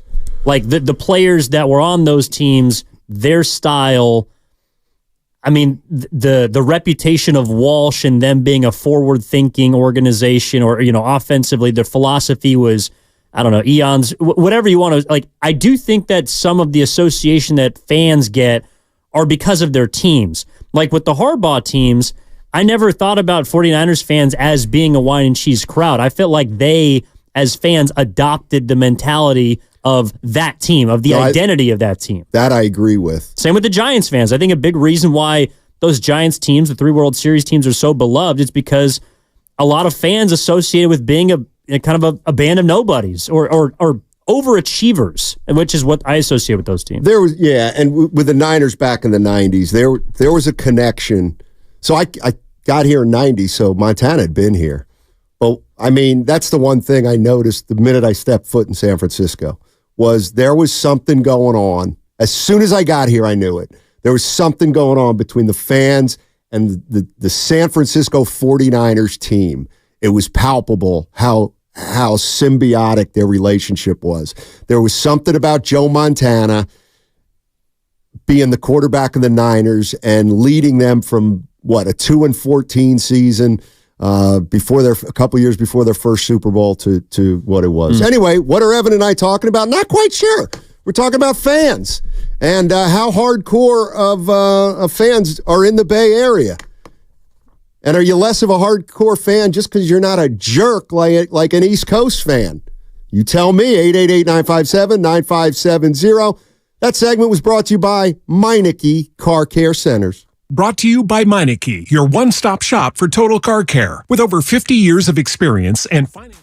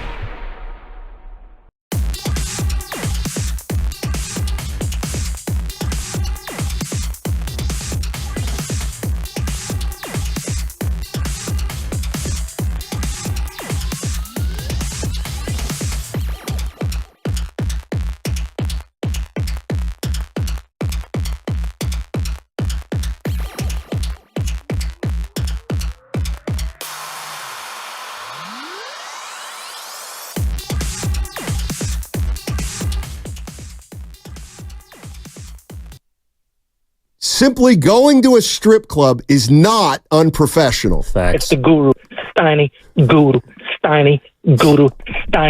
show. Let's go. Well, that's an oldie but a goodie. Well, you got to support our local workers. I mean, I was just saying that mere act is a neutral. You're such a literal guy. It is. That act is a neutral. It's neither a good nor bad. It's just right in the middle. It's like, I remember saying this a couple years ago, and I had a guy disagree with me, but my mother one time said, son, Maddie, there are no wrong choices. There are just choices. So a lot of people took exception to that. So you know how like every broadcast has a color analyst? Sure. Well, one of my friends told me a story when they were working in the minor leagues about how they had to call an inning with an adult worker, a stripper. Okay. Came in and was an honorary color analyst for an inning in some small minor league town because the GM or AGM might be messing up the story a little bit, but basically they wanted to advertise. And a part of the advertisement, they're paying the team, for billboard signage or radio spots or whatever it was to have one of the employees join the broadcast.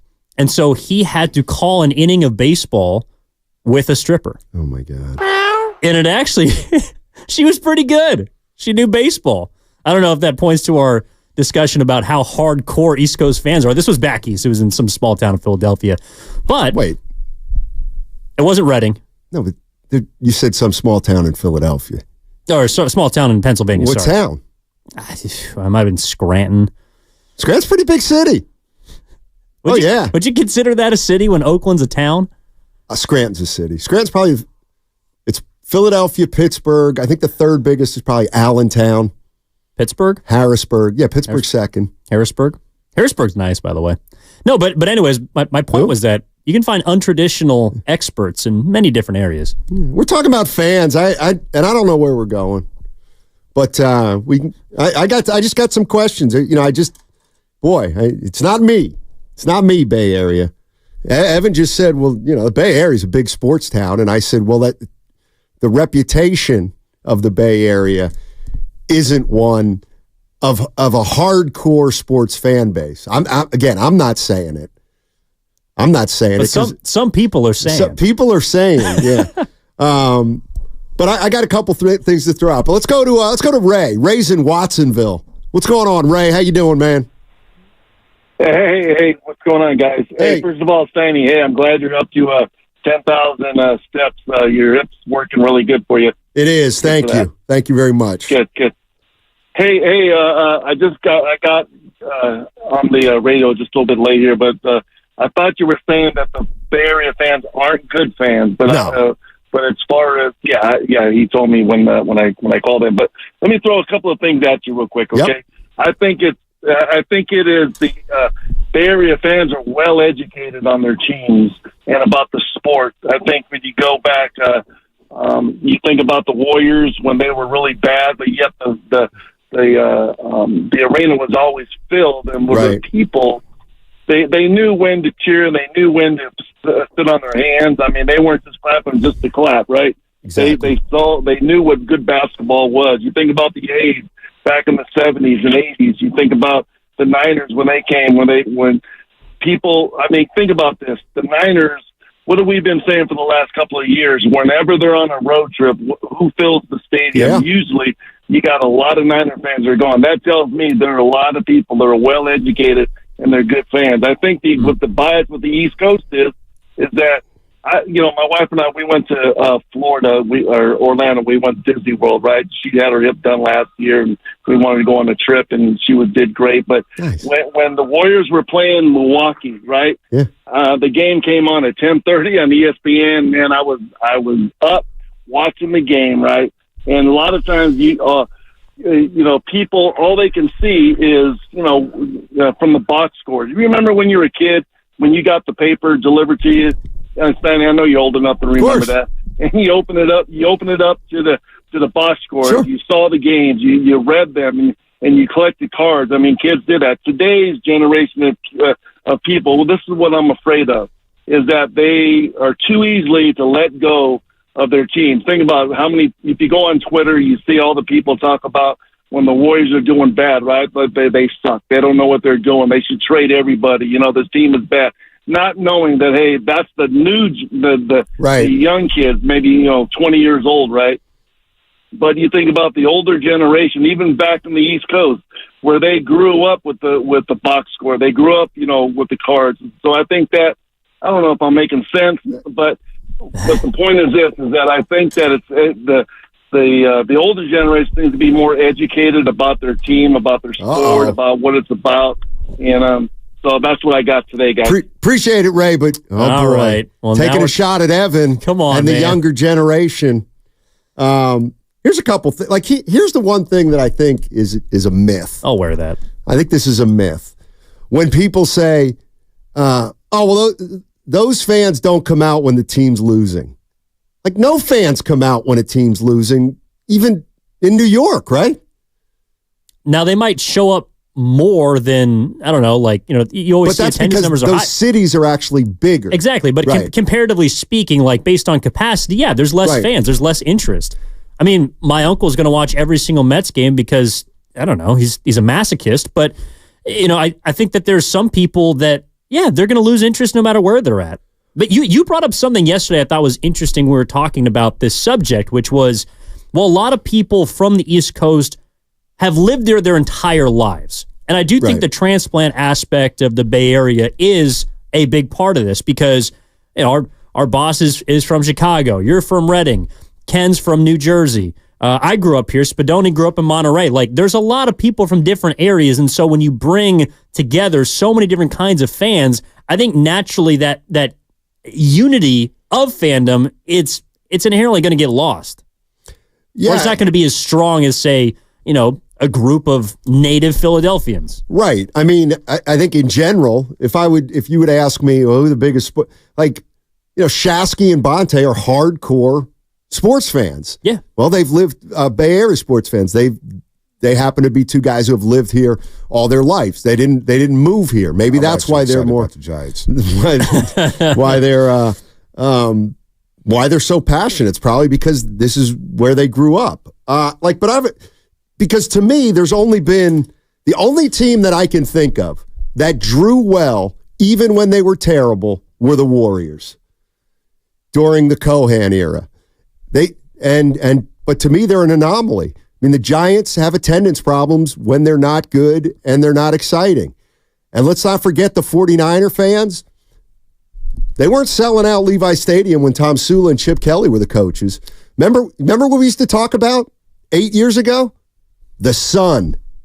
We talked about the sun at Levi Stadium. Oh, yeah. Yeah. You know why? And nobody went to those games. Not because the sun was part of it, but the team stunk. Now you can sit in the sun because the team's a Super Bowl contender. But for example, here's just a hypothetical. You think the Warriors are going to sell out Chase Center when Steph retires? Probably not. Exactly. How come? Because they won't be as good. Exactly. But I would argue that that's the case for any team.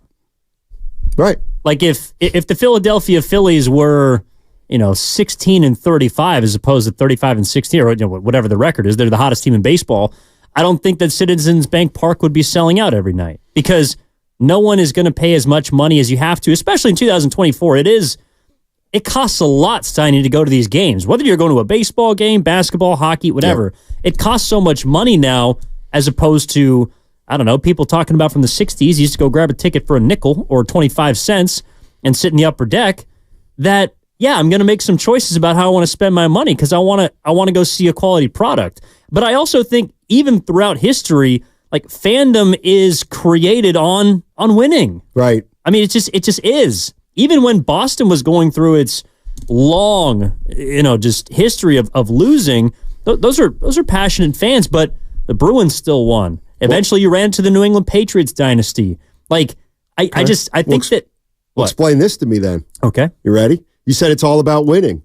Not necessarily. What do you mean?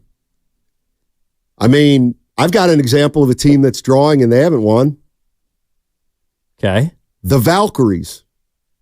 They have not played a game yet. Yes. And they've got 12,000 season tickets. That's a good point. On order. Now, those haven't been, they still got to process them and come up with a pricing system and all that stuff, but there's 12,000 people who have registered at least an interest or that they want to be Valkyrie season ticket holders. And my question is, why? Actually, they haven't played a game yet. They happy. might be terrible. I am elated you brought that up. 888-957-9570. I'm so happy you brought that up. You know why? Why? That proves my point. Okay. That there are great sports fans, that this is a sports town. This is a sports area. Because there's a new team that's coming to the Bay. The WNBA and the hierarchy of sports is, I don't know, middle to lower the pack. It just is what it is. And yet, you have already seen 11,000 or 12,000 people wrap their arms around a team they know nothing about except for what their colors are and what the logo is and where they play. Right. That's it. So why? Why? Because they're excited. Because people love sports. I think that's why. Well, what is the women component? I think the women's part of it has a lot to do with it. That there's a professional women's team. Correct. That it's the first professional, well, not first, but I think a big part of that is the fact that it's a women's team. I think if there was a brand new men's team that was founded, I think you would still, if it had the kind of juice that, playing at Chase Center did, if it had the association, and I think also the association with the Warriors gives them a big boost as well, because I think Joe Lacob has ignited a lot of sports fans that maybe were dormant during, the poor Warriors years. And I think a lot of people are excited about the fact that he's going to be involved in that because what has he done? He's won. And there's an association with winning now in the Bay Area basketball world. And I think people expect that from them. This is an interesting one from the 510. He sent a couple, but his conclusion is, I would actually argue that fandom is developed when you lose. Like, that's what kind of gives you your gravitas as a fan. Oh, maybe I used the wrong word. I think that fandom is, let's say, initiated by something that captures your attention. So maybe it could be a player, it could be a season, it could be, I don't know, a relationship with a family member and their love for it. But I think that, like, I fell in love with sports because I loved watching a good team when I was a kid. I didn't really know much about it. I didn't know that you were supposed to be bad or good or whatever. I just knew that the team that I fell in love with was great. Yeah, that's why I liked watching them. 650, the Fever 0-5. They sell out every game. It's true. The Valkyries, according to the 510, is all about local girls getting a chance to see grown women play at the highest level. I agree the local girls are a big part of it, but I do think the WNBA is getting more and more men fans. I don't think there's any doubt about that. I mean, the young girls are like blossoming, seeing women in professional sports, but it's also, I think, intriguing to men. I don't know about young boys, but I find the WNBA and I found the NCAA women's tournament, even little stuff. Like, I watch more women's college softball. You know what I mean? If it's on, I'll watch an inning or two. Yeah, I think the college softball World Series is exciting, but I also think, okay, so for example, like Bonte Hill and a few other people from our station, big members in the sports community, went down to go to the Bay FC home opener. Well, Susan was there, am I right? Like, is that the one at PayPal? Yeah. I mean, to welcome them. I mean, that's that's a local team. It's it's men's. Like, I think people are excited about new sports in the Bay Area, and they're willing to wrap their arms around them. Yeah. Steve's in San Francisco. What's up, Steve? How you doing, man? What's going on, guys? Thanks for taking my call. Yeah. Hey, I want to chime in a little on the cheese and wine thing. Yeah. They call us cheese and wine fans. First of all, I grew up in the Bay Area, born and raised. Mm-hmm. Grew up in the Mission District. I've been here all my life, except the 3 years in the service. So I'm a third generation San Franciscan. I think that part of it plays a big deal in the fans, because you're talking about generations that have loved these these teams. Nowadays, they have people coming in from everywhere, like you guys were talking about, and they jump on the bandwagon, and there you go. But anyway, the cheese and wine thing. In 81 and up to 84, I was in my early 20s, and I think that is a big deal as well. That's where you get the big rabid fans, and we were there for those years, and we were just rabid. I mean, that place after the catch, you should take a look at the stands shot, and you'll see. After 84, we got so used to winning that the only people that could afford to go now were the people with money. And they brought their cheese, they brought their wine. And they weren't as rabid as the young fans who were going before when tickets were affordable. So I think that has something to be something to be said about that. No, Steve, I agree. And like that, I don't think that's not just germane to the Bay Area. I think that's kind of a sports truism. The better the team gets, the more the prices increase, the more the common person has trouble seeing a game or as many games as they used to. Yeah. And then a certain kind of fan pushes another kind of a fan kind of out. I mean, that's kind of the nature of, that's certainly what happened when the Warriors moved from Oracle to Chase Center. Yeah, I mean, I also think there's kind of a reformation of Bay Area fans or their fandom because of how many teams have left. I mean, there's a rich history in this area with a lot of teams that have done a lot of great things. But yeah, again, we're starting to see new soccer teams pop up. The WNBA team's coming in next year as other teams are leaving. The Sharks just got the number 1 overall pick in the draft. Like, they might be an exciting team. I don't necessarily look at it as, okay, well, fans are just looking for the next bandwagon to jump on it. I view it as, at least from how I grew up, is there's so many different teams that there are a lot of choices. So you hitch your wagon to one, and I think the color is right from the standpoint of there are certain parts in your life in which you develop your fandom and your affinity for a particular team. But it's not like you jump ship after that. I just think it's when you are in your formative years and a team is good, you kind of tend to gravitate towards them. I think Bay FC has a men's and women's team now, don't they? Bay FC's the women's soccer team. Okay. Yeah, PayPal. Then what's the men? Well, I mean, there's the Oakland Roots. The Oakland Roots on the other side, yeah. I'm not sure if the Glens. Well, it's obviously the Quakes and the MLS. Yep. Let's go to Ruben in Fremont. What's up, Ruben? How you doing, man? Hey, okay. How you doing? Doing well. Well, okay. Well, the reason why I'm calling is that I don't know why no one's been saying anything about Oakland getting a new NFL professional football team because with the A's leaving, the Warriors gone, I mean, Oakland doesn't have anyone, except for now soccer teams or a basketball women's league. And NFL is the number 1 sport in America. And Oakland, I don't know what's wrong with their, board of supervisors, but they're not even speaking of trying to get a new team, to come to Oakland to play in the Coliseum, because they're talking about maybe buying the property and maybe tearing down the Coliseum and building a soccer field or something like that, where you could draw, thousands of people back into Oakland because we have the best fans in the Bay Area. Yeah. And, and if they could get a new team with a new owner, say Joe Lacob, that's not going to be like L. Davis or his son and take the team away. At least you have the team that will be reborn in Oakland and stay in Oakland and grow with a new team. So I just wanted to know what you thought about that. Thanks, Ruben. I think our ship may have sailed as an Oakland resident. There's a couple of ships that have sailed. What's funny is, and I'll throw this one out there. Tell me if you think this would have worked. So when Joe Lacob bought the Warriors in 2010, you know who he beat out, right? Larry Ellison. Yeah.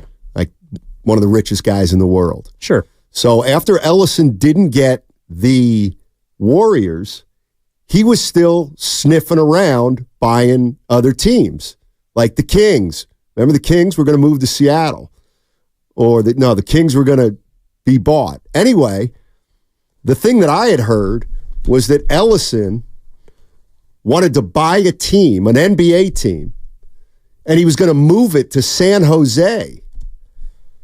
And it would have competed with the Warriors.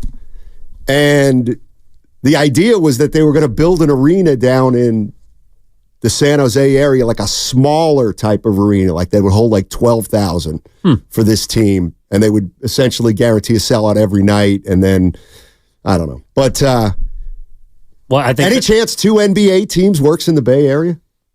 Yes. Oh, you think so? Yes. I mean, I think most people would probably be Warriors fans. I mean, I think it's the same reason why most fans in New York are Yankees and Giants fans instead of Jets and Mets fans.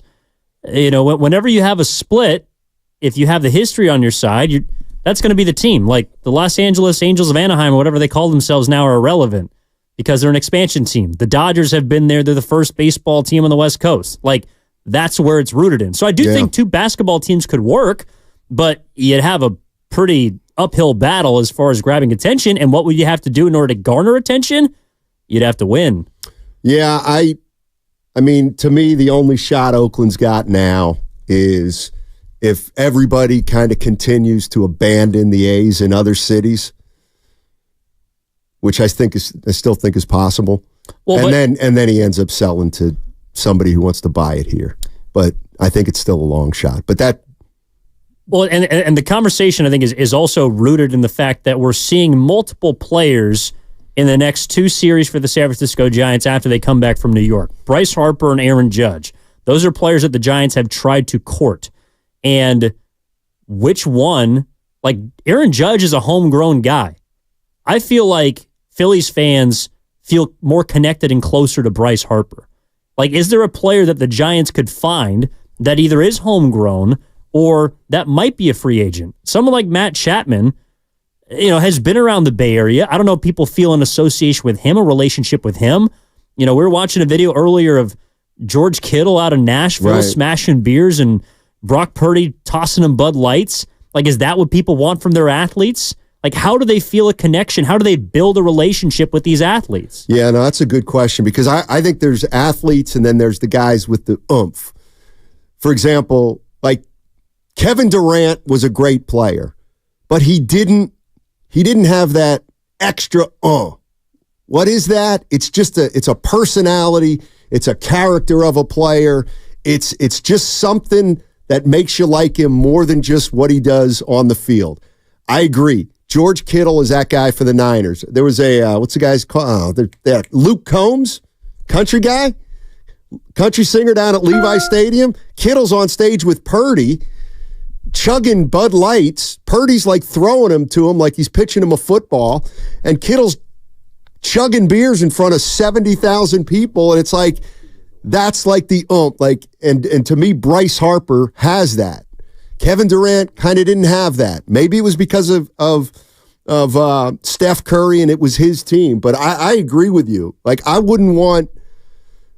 Remember when the Giants were in on Giancarlo Stanton? Yeah, I think it was Mike at the time. Or even like Judge is not as charismatic or as big as Bryce Harper. Like, Judge kind of just goes about his business. Harper's got more fanfare. I want a guy like Harper who gives me a little bit. That's why Draymond Green's so compelling, because of his oomph off the court, and that's what draws people to him, and that's what makes him a little bit polarizing. All right, 888-957-9570 is the number. Steining along with Evan Giddings, and that segment was brought to you by Safeway. Head to Safeway this week for digital.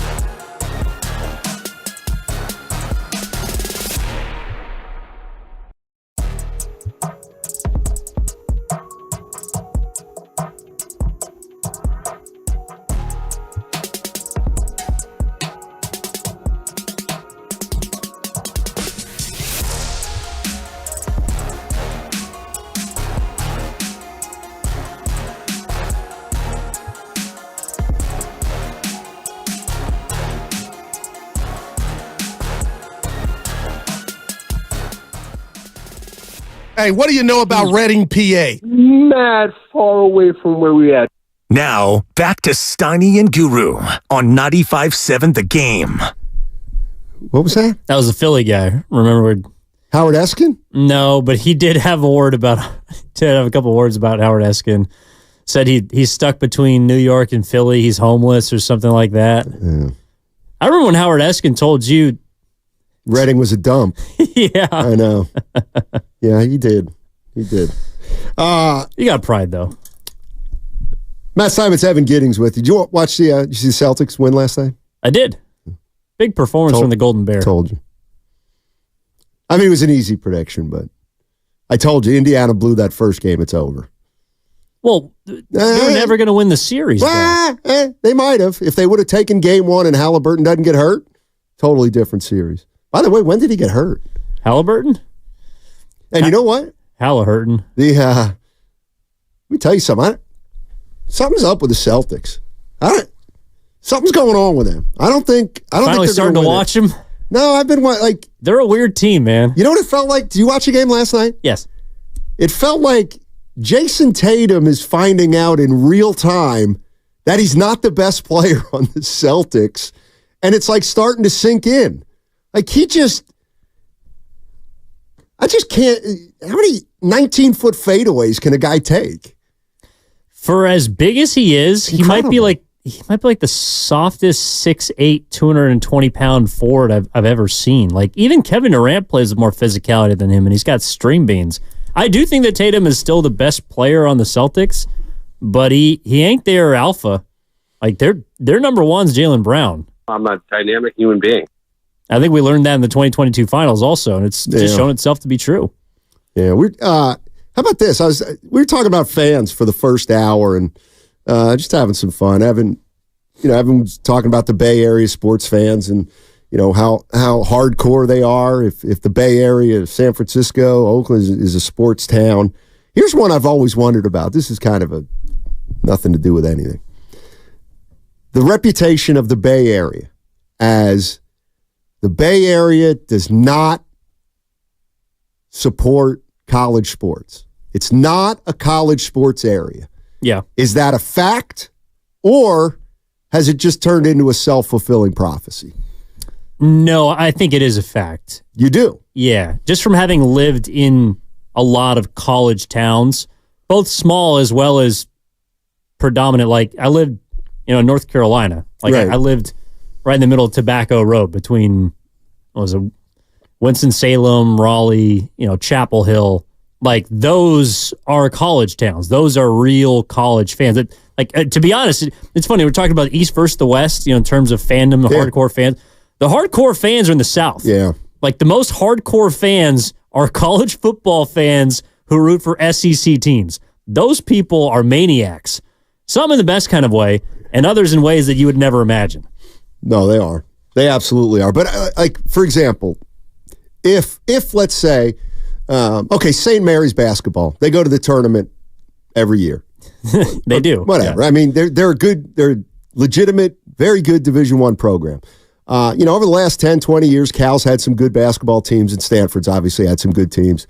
And ditto with their football teams. Cal's obviously had some great players come through there, Aaron Rodgers and Marshawn Lynch. And Stanford, ditto with, Luck and McCaffrey. So my question would be this: we don't talk about college sports. And the reason we don't talk about college sports is probably because we don't think there's enough interested listeners to pull the ratings. But what I've always wondered is if we would just start talking about college sports or devote a segment each week to Stanford football, would that pull people into that area of interest? Would more and more people become interested because people are talking about it? Or because they're talking about it, is it a turnoff and they're going to move on to something else? Well, is it possible that the media could shoehorn college sports onto the Bay Area sports fans' plate, in other words? I think to some extent, but it also means you would have to be a real college sports expert.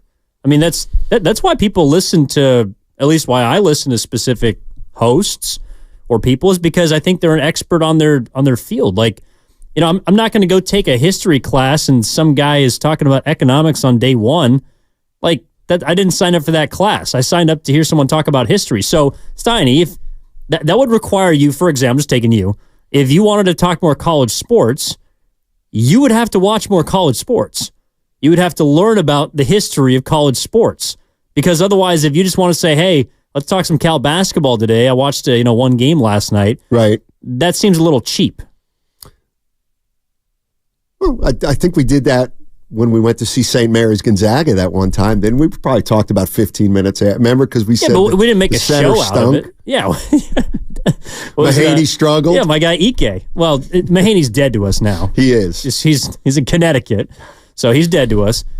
Not actually, but no, yeah, like we'll talk about it for 10 or 15 minutes. But I think in order for you to build like an actual show about a specific subject, that there has to be interest from fans, and there also has to be a level of expertise. Yeah. Yeah, I've always wondered. Cole's in Austin. You want to start talking more Stanford?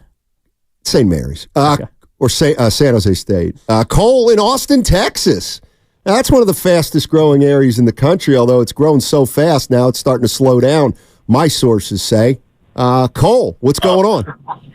What's going on? First time, long time. Thanks for having me. Sure. The comparison, it's kind of crazy. I mean, you know, being originally from the Bay Area and moving out there and working in sports radio out there, we have the Longhorns as that's our flagship, but working those games is nothing like I've ever experienced out here in the Bay Area too.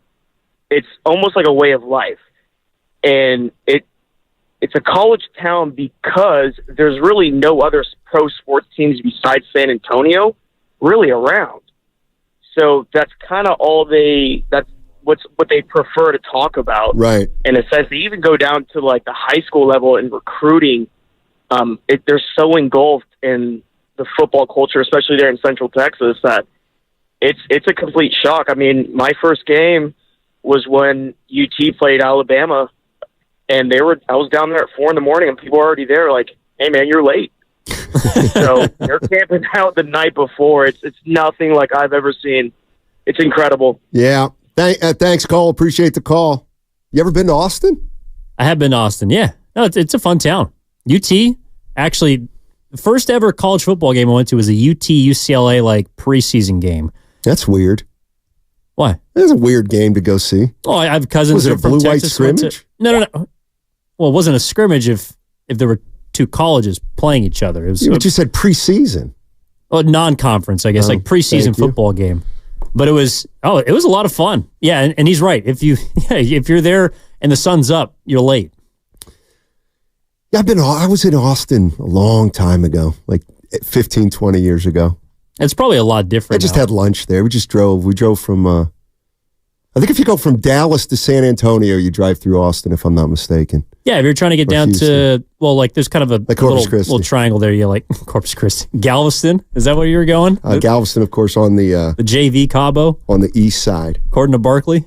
What'd he say? Well, he said, and you know, when teams get eliminated from the postseason, it's, 1, 2, 3 Cabo or something like that. And so I think it was the Pelicans. Barkley was saying that it was such a poor performance, they should send them straight to Galveston. No disrespect. Galveston is a fine town, but he is right. The water's pretty muddy down there. Yeah. Matt Steinmetz and Evan Giddings with you on 95.7 The Game. And the Giants are hot, and they play the Mets this weekend. And there's something going on in Santa Clara right now. Or is it there's something that's not going on? Do we have a little bit of a mystery with what's going on with Christian McCaffrey? He's not at voluntary practice. Haven't seen him at OTAs. Has not been to organized team activities, even though they're voluntary. And when Kyle Shanahan was asked about McCaffrey and Ayuk and Jennings, who weren't there, he just kind of mumbled something about, it's just not here. It's optional. It's what you deal with no biggie. But then I saw a quote from Bobby Turner, the 49ers running back coach. And he was asked about McCaffrey, and he said, yeah, McCaffrey's not here physically, but he's here mentally and in spirit, and we know what he's capable of. And he said something at the very end was, this is just the business part of football, which I'm not getting into. So do we have a player on the verge of holding out without having expected him to hold out in Christian McCaffrey, or is it premature in your mind? I mean, I hope not, because we've seen two players the last 2 years. Well, I guess Bosa was probably the closest thing to a holdout, though he was technically there before the beginning of the season. And then Debo, who said that the contract negotiations impacted his play, and he had a poor 2022 season. I mean, I hope it doesn't turn into anything, but it sounds like there is something there, Steiny. And it sounds like Christian McCaffrey wants to get paid, and he wants more money, because who's the best player on offense the last 2 years? I mean, I guess Brock Purdy, some would say, but others might tell you it's Christian McCaffrey, who came in higher than Brock Purdy in last year's MVP voting. So if he's your most important player and he feels like he's underpaid, I mean, do fans feel like he has a right to hold out or appear to hold out? On the surface, it's a joke. It's a joke that Ayuk and Debo Samuel make more money than Christian McCaffrey. I understand that template works for a lot of teams that throw the ball a lot, but if I'm Christian McCaffrey, as Guru would say, you damn right I'm feeling some kind of way that those two guys are going to get almost twice as much money as me when I tote the rock more, I catch balls just like them, and I am the piece that everybody revolves around. He's got 2 more years left on his deal, but the guarantees from this point on are done. So Brian Baldinger had this to say with the morning guys the other day, and it's a little sobering. Not only that, but he's seen every other great player on that team cash in. Yep. So, I mean, what's he going to do? Like, take a pay cut, take a haircut, not cash in? I mean, it started with Fred. Fred cashed in. Nick cashed in the last minute last year. Debo Juice cashed in for a second time. Yeah. So, he's just looking at it going, okay, we've got a team of great stars, and I'm one of those players. You can rank him any way you want, and you could say anything you want about the running back market. He was the MVP of the team. So why wouldn't he try to cash in while he can right now? That's Brian Baldinger on with the Morning Roast on Wednesday. He should. He should try to cash in. I mean, okay, so whether it's a big deal about him holding out or not, he's not there. The reason why he's not there, I believe, is because he wants to be paid. Right. Or he wants to be compensated for what he's done. For example, I know they're a little different in position. George Kittle makes $16 million a year. Or about. Maybe he's like 15. That's about what Christian McCaffrey makes. Christian McCaffrey, in terms of scrimmage yards, doubled essentially what George Kittle did last year. Now, for those that might say, well, George Kittle blocks.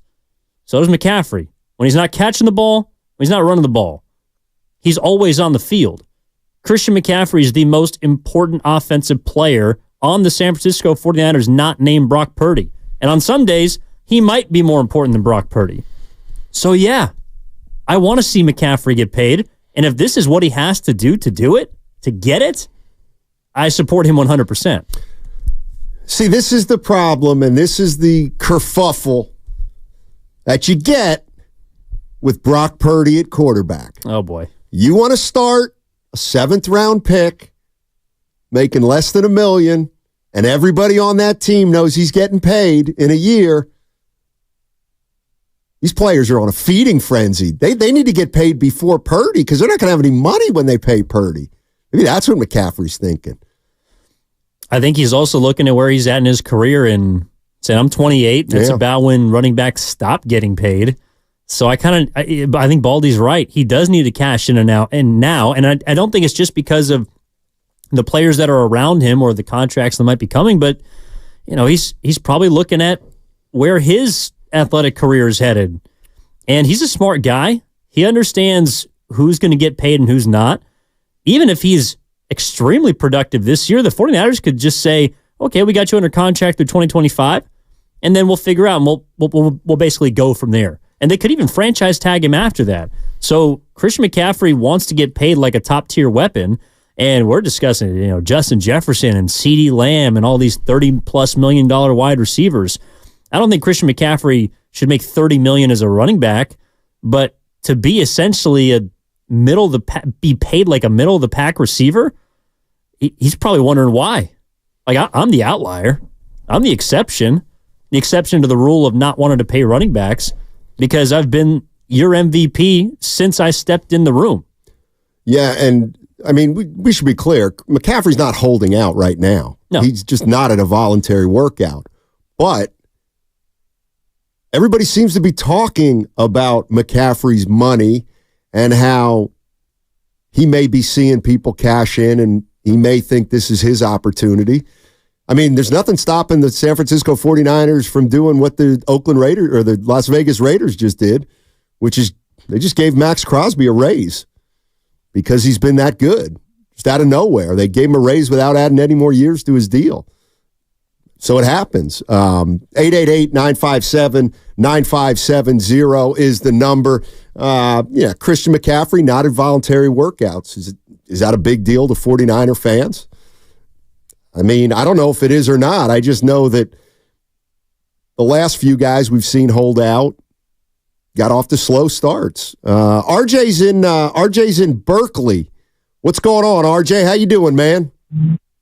I'm doing well. A little foggy here today, but we're looking for some sun. Looking for some sun peeking through at some point. All right. Hey, my comment on the whole McCaffrey thing is that I think he should fire the guy who signed that contract he's on. If he's got a complaint, he maybe he's underpaid, but I guess he wasn't when he signed. So that's always on the table, isn't it? Yeah, but exactly. But in the NFL, you can do this, and you can't really do it in the other sports. And the reason is because the other sports are guaranteed.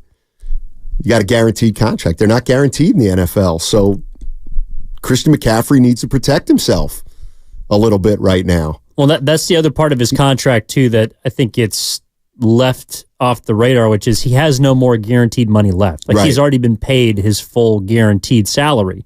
So everything beyond this is non-guaranteed. So he does have to protect himself.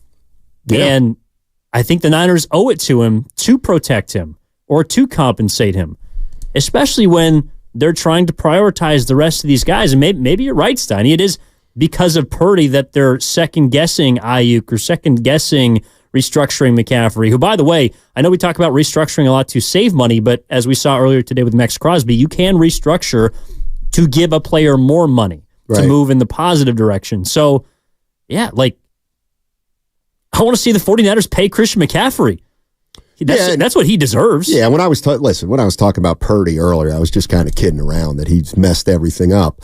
But the reality is they're going to have to pay Brock Purdy at the end of the season. And yes, that's going to impact their salary structure, and it's going to trickle down into everybody.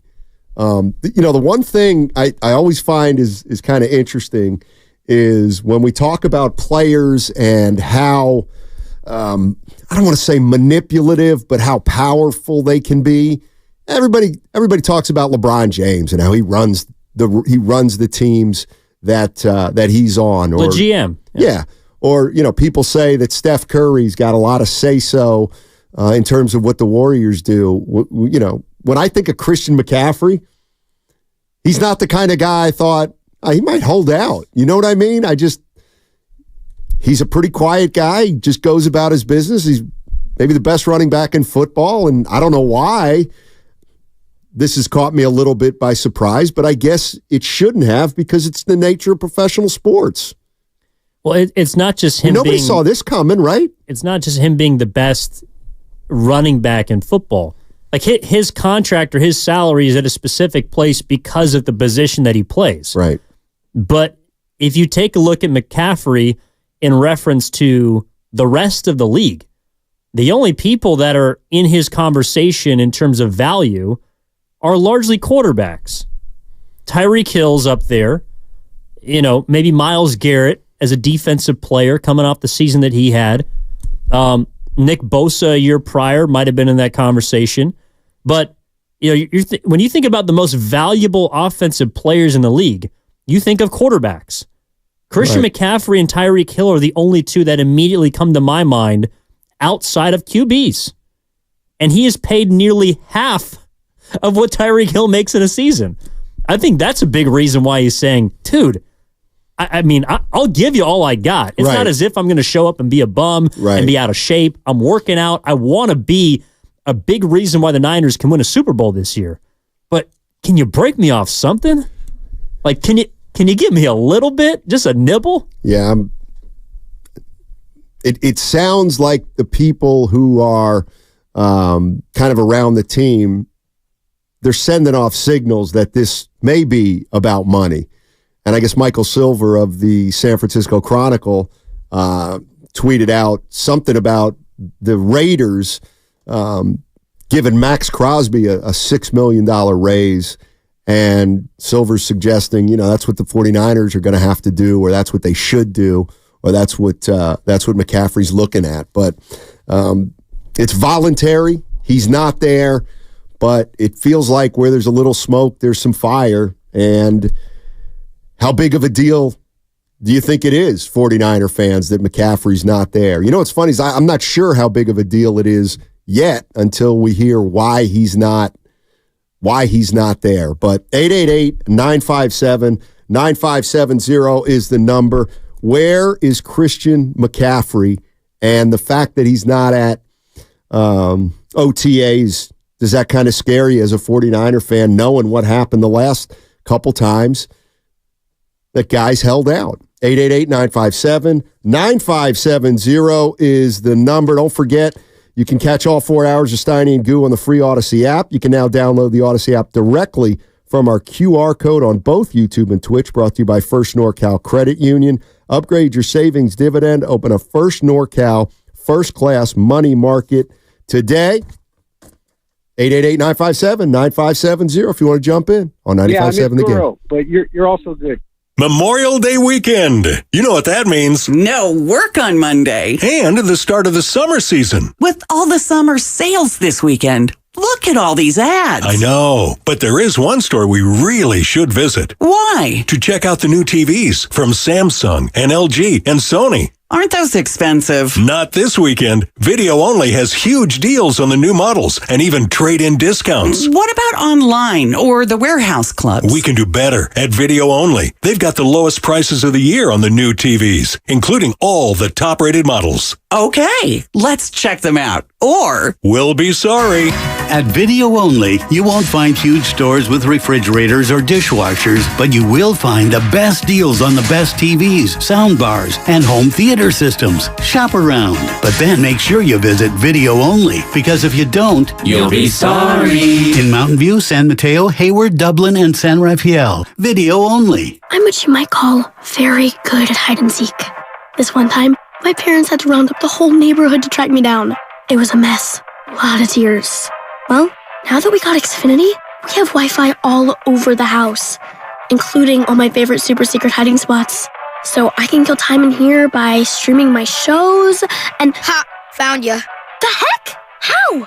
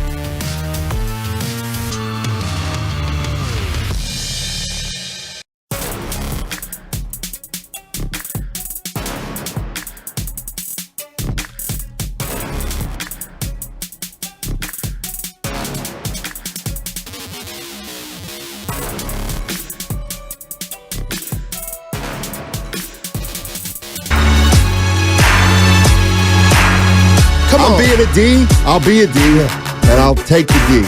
Now, back to Steiny and Guru on 95.7 The Game. Yeah. Looks like the Diplomats Basketball Insider is out this month. Now, what does that mean? The Franklin and Marshall Diplomats Basketball Program. You're a subscriber? Of course. As an alumni. Absolutely. Are you even allowed to unsubscribe as an alum? I would never do that. That's, there's big, they keep everybody up to date with the guys who played basketball there and then the alumni. And obviously, there's a big part about Chris Finch here. Oh, yeah? Everybody should be proud. The small community of Franklin and Marshall basketball should be proud of Chris Finch. They should, or you guys should. Got his team in the Western Conference Finals, and he's got the best defense in the league, which our old coach would be very proud of. How would he stop Luka Doncic? Or actually, Kyrie. He would. You know what? He would look Eric Talbert right in the eye and say, "Eric, you got to shut this guy down." We had lockdown defenders. We didn't really have to. I got to shut up. We're talking about. Hold on. Before you get back into sports, if we're shouting out our colleges, this wasn't in the monthly Bearcat, but the Willamette baseball team just was unfortunately eliminated from the NCAA Division III regional tournament. So they made the postseason. They won the Northwest Conference tournament a couple weeks ago, and they were just beaten in a 5-game series by Claremont. So tip of the cap to them. But Willamette had a heck of a season, Steiny. We don't often make the postseason, but we've done it now, and I'm saying we as an alum, I think it's like 3 times in the last 6 years. So Willamette baseball's coming up. Shout out to them. Anyways. All right. There you have it. Christian McCaffrey's not at OTAs for the San Francisco 49ers, and I'm wondering how 49er fans feel about this. He is, I think we can all agree he's underpaid. However, he is still the highest paid running back, which means he's the highest paid at his position. But he's not nearly as high paid as Deebo Samuel or Brandon Ayuk. And he's probably more important than either of those guys on offense. So also, what do you Nick do? Bosa? I think Trent Williams makes more money than him. You know, it might be appropriate to say, you remember when in 2015-16, Steph Curry was, on the tail end of that deal that he signed after he got hurt? Yes. And the first championship, he was the 7th highest paid player on the team?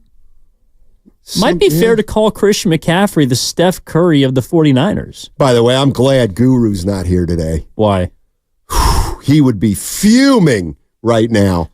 He would be fuming. He'd be worried. He would be, yes, it would be bothering him. You see Steph Curry's going to be up at Bottle Rock this weekend. He and Aisha are going to be on the cooking stage, the culinary stage. Yeah, I don't like it either, to be honest. He should be resting. I mean, Curry should be resting. He shouldn't be at a weekend festival. This is a joke. He's got the Olympics to worry about. He's going to be the center of attention at All-Star Weekend next year. He has got to start resting. Well, what he's got to start doing is getting ready to represent our country. Exactly. Going to Bottle Rock, Steiny, I'll just go ahead and say it. I'll put the rat on the table, brought to you by Atco Pest Control. Steph Curry going to Bottle Rock is unpatriotic. That guy's got to get ready to represent us in France. If he doesn't bring home the gold, he's going to get ripped harder than blowing a 3-1 lead in the finals. You imagine if they don't win a gold? Then he's got to go back at 40. Try it again. Means he'd have to re-up. Yeah, let's go to Big Al. Big Al's in Chico. What's up, Big Al? How you doing, man? Going. Hey. Yeah. How you? Great show, by the way. Thanks for taking my call. Thank you. Hey, so what I don't really understand about this Brandon Ayuk situation, right? Okay. Is he? I mean, he is under contract right now. I mean, to get paid $14 million this year, right? Yep. So why? I mean, and if the Niners really wanted to, they could even put the franchise tag on him the following year. So I don't understand why this is even a topic, because if this guy wants to hold out, which I've never, I'm 55 years old, I've never seen in my life a player hold out and just go, here, yeah, I don't want to get paid, I'm not playing, whatever, and just hold out like that. But that's the situation right now, and frankly, Ayuk does not have the ball in his court. It's the Niners that do, and the Niners could say, hey, man, if you don't want to come show up and play this year, fine, we won't pay you, and Pearsall would be our guy. So I just don't understand why this is even a topic. I mean, if I was Brandon Ayuk, what are you going to do, man? So I don't know what you guys take on that, but yeah, I mean, appreciate it, Big Al. I mean, my only response would be that's kind of the nature of the NFL. It's what guys have been doing because their contracts aren't guaranteed. And I mean, essentially, Bosa did the same thing last year with one more year left on his deal, right? Yeah, I think the Niners also just have a track record of not franchising guys. Well, not franchising guys, but also paying players at the last minute. I mean, they have a history of this. They I think got a deal done with Kittle kind of late in the summer. I remember they got a deal done with Fred Warner pretty late in the summer. Deebo Samuel, obviously, I think it was in late July, but it impacted his season. And then Bosa's the latest example and went the furthest, but I think that's because that was a record-setting deal. I mean, he was going to be paid as the highest non-quarterback in the league, so that was a little bit different. But I also think Brandon Ayuk is probably looking around, and I see someone from the Xfinity Mobile text line bring this name up, and he's right, or she's right. You know, Justin Jefferson could be in the same level or category as McCaffrey or Tyreek Hill, and I think he's going to get paid like it. I think he's going to reset the wide receiver market. So if you're Brandon Ayuk, it's not just about waiting out the Niners. I think it's also about waiting out Justin Jefferson and CeeDee Lamb, because if the Niners really were ahead of the curve, Steiny, I think they would have already paid him, because right now we're looking at maybe the Philadelphia Eagles, like they got a bargain on Devontae Smith, and Amon-Ra St. Brown got paid. So the price tag for Ayuk is probably going to continue to climb the longer the Niners wait on this thing. And so in a way, I think Ayuk is probably just sitting back chilling. He's working out. He's staying in shape, but he's sitting back chilling thinking the longer I wait, the more money I can make. Maybe. Robin's in the city. Hey, Robin, how are you? Hi, you guys. How are you? We're good. I really didn't have anything. Hey, Sugar, anything informative. I do want to ask you guys this before I get into the question. I know I always take longer. So my daughter, she loves the Niners. She loves the Niners, and she tries to live high off the whole, beyond her means, like I guess the rest of the world. And she told me, oh, Mom, I go to Niner games. It's at least $500. We can't. So I asked her, I said, well, you go ahead, Big Pie. But you, because I'm not paying $500 for each game just to sit down there. And so we chose. I asked her, make a choice. I'm going to Kansas City, October 21st, Dallas, October 27th, or December 30th. I think it's December 30th, Monday Night Football, Lions. So I'm going to all three. I don't know what you're going to do. Maybe you can go sit up there with the poor people and look down on us that are actually enjoying the game. I was like, ain't that nothing? Okay, anyway, guys, that's a tough stretch there, October 21st and 7th. But this is what I want to know. Is that Larry? Is that Larry Simon? It's Evan, Robin. With you today? Evan. Evan Giddings, yeah. So that's what I want to know. You guys get your crystal ball out. How do these rumors that, and I'm not saying you, because Simon, I'm glad that you cleared it up, that there hasn't been any link to, Christian not showing up in OTAs and contract, okay? But how do these rumors get started? Do you think that people just start speculating, or that people actually have insight, or do you think the agents are putting it out? Now, I do, I'm just like, I wasn't even worried. How did this all become fact? The guy never even let on that he had any contract issues, I do think he should be paid more. So, if you guys got a crystal ball answer to that, I'd love to hear it. And then second of all, the last thing I want to say, I don't know whether is rightfully, needs to demand all that money that he wants. I don't like to question people and what they think about their worth. I will say this, though. I do think the way he's handling it, as the kids say, is hella ghetto, okay? Him and his crew in the peanut gallery, they need to shut their mouth because his girlfriend, she getting on my nerves. That's a classic example of people that are used to nothing. Bye, you guys. All right. Thanks, Robin. Appreciate it. Interesting.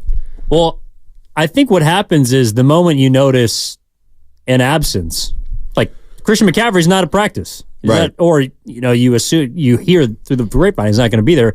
So then probably people, there's speculation. I also think people start making calls or asking around. I think it's a little more glaring for Christian McCaffrey to not be at OTAs when someone like, say, Nick Bosa is at OTAs. Right. And not just because last year he was holding out or trying to negotiate a contract, but Nick Bosa generally doesn't show up to OTAs. Like, he's generally in Florida and he's working out with his brother. That's what they do. And no one has ever batted an eye at that because Nick Bosa is going to show up and give you double-digit sacks and he's going to be a DPOY candidate and all the rest. But when Nick Bosa's at OTAs and Christian McCaffrey isn't, then I think it becomes a little more, not concerning, but just you notice it more. You're wondering why. And so then, yes, there's going to be speculation and there's going to be questions asked. And the Niners are going to do everything they can to deflect and poo-poo it. But then something like today where Max Crosby gets his contract restructured, gets an extra $6 million, and the Raiders say, we're giving him that money because he's a culture guy. He is a leader of our team. He's a captain. I think all of those things also apply to Christian McCaffrey. And then you start connecting dots and you wonder, well, maybe it is connected to money. And he is, for what he's produced the last year and a half, underpaid. Maybe he does just want an extra $5 million on top of what he's owed. Yeah, I mean, here's how I would answer Robin's question. And this is sometimes what happens is first day of OTAs, the media goes down, and the first thing they do is they look on the field and they take note of who's there and who's not. It's the first thing that every writer or media person does when they walk into a practice at the end of a practice. You try to account for everybody, and hey, we're Steph Curry. How come he's not in the gym right now? I see Clay, I see Draymond, and then he's lifting first, and then he'll come out, or he's got to pick up the kids from school, and okay, it's something like that. It's not a big deal.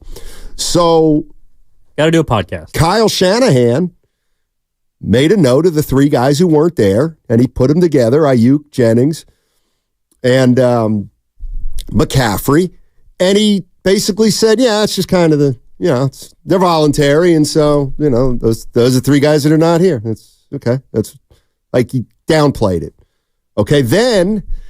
I heard Brian Baldinger on with the Morning Roast, and he's talking about, well, would you like to play it? Yeah. And then there's another piece of this that to me is the one that really got me. But here's Baldy a couple days ago when he was asked about McCaffrey not being at OTAs. Not only that, but he's seen every other great player on that team cash in.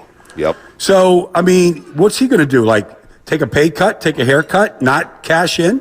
I mean, it started with Fred. Fred cashed in. Nick cashed in the last minute last year.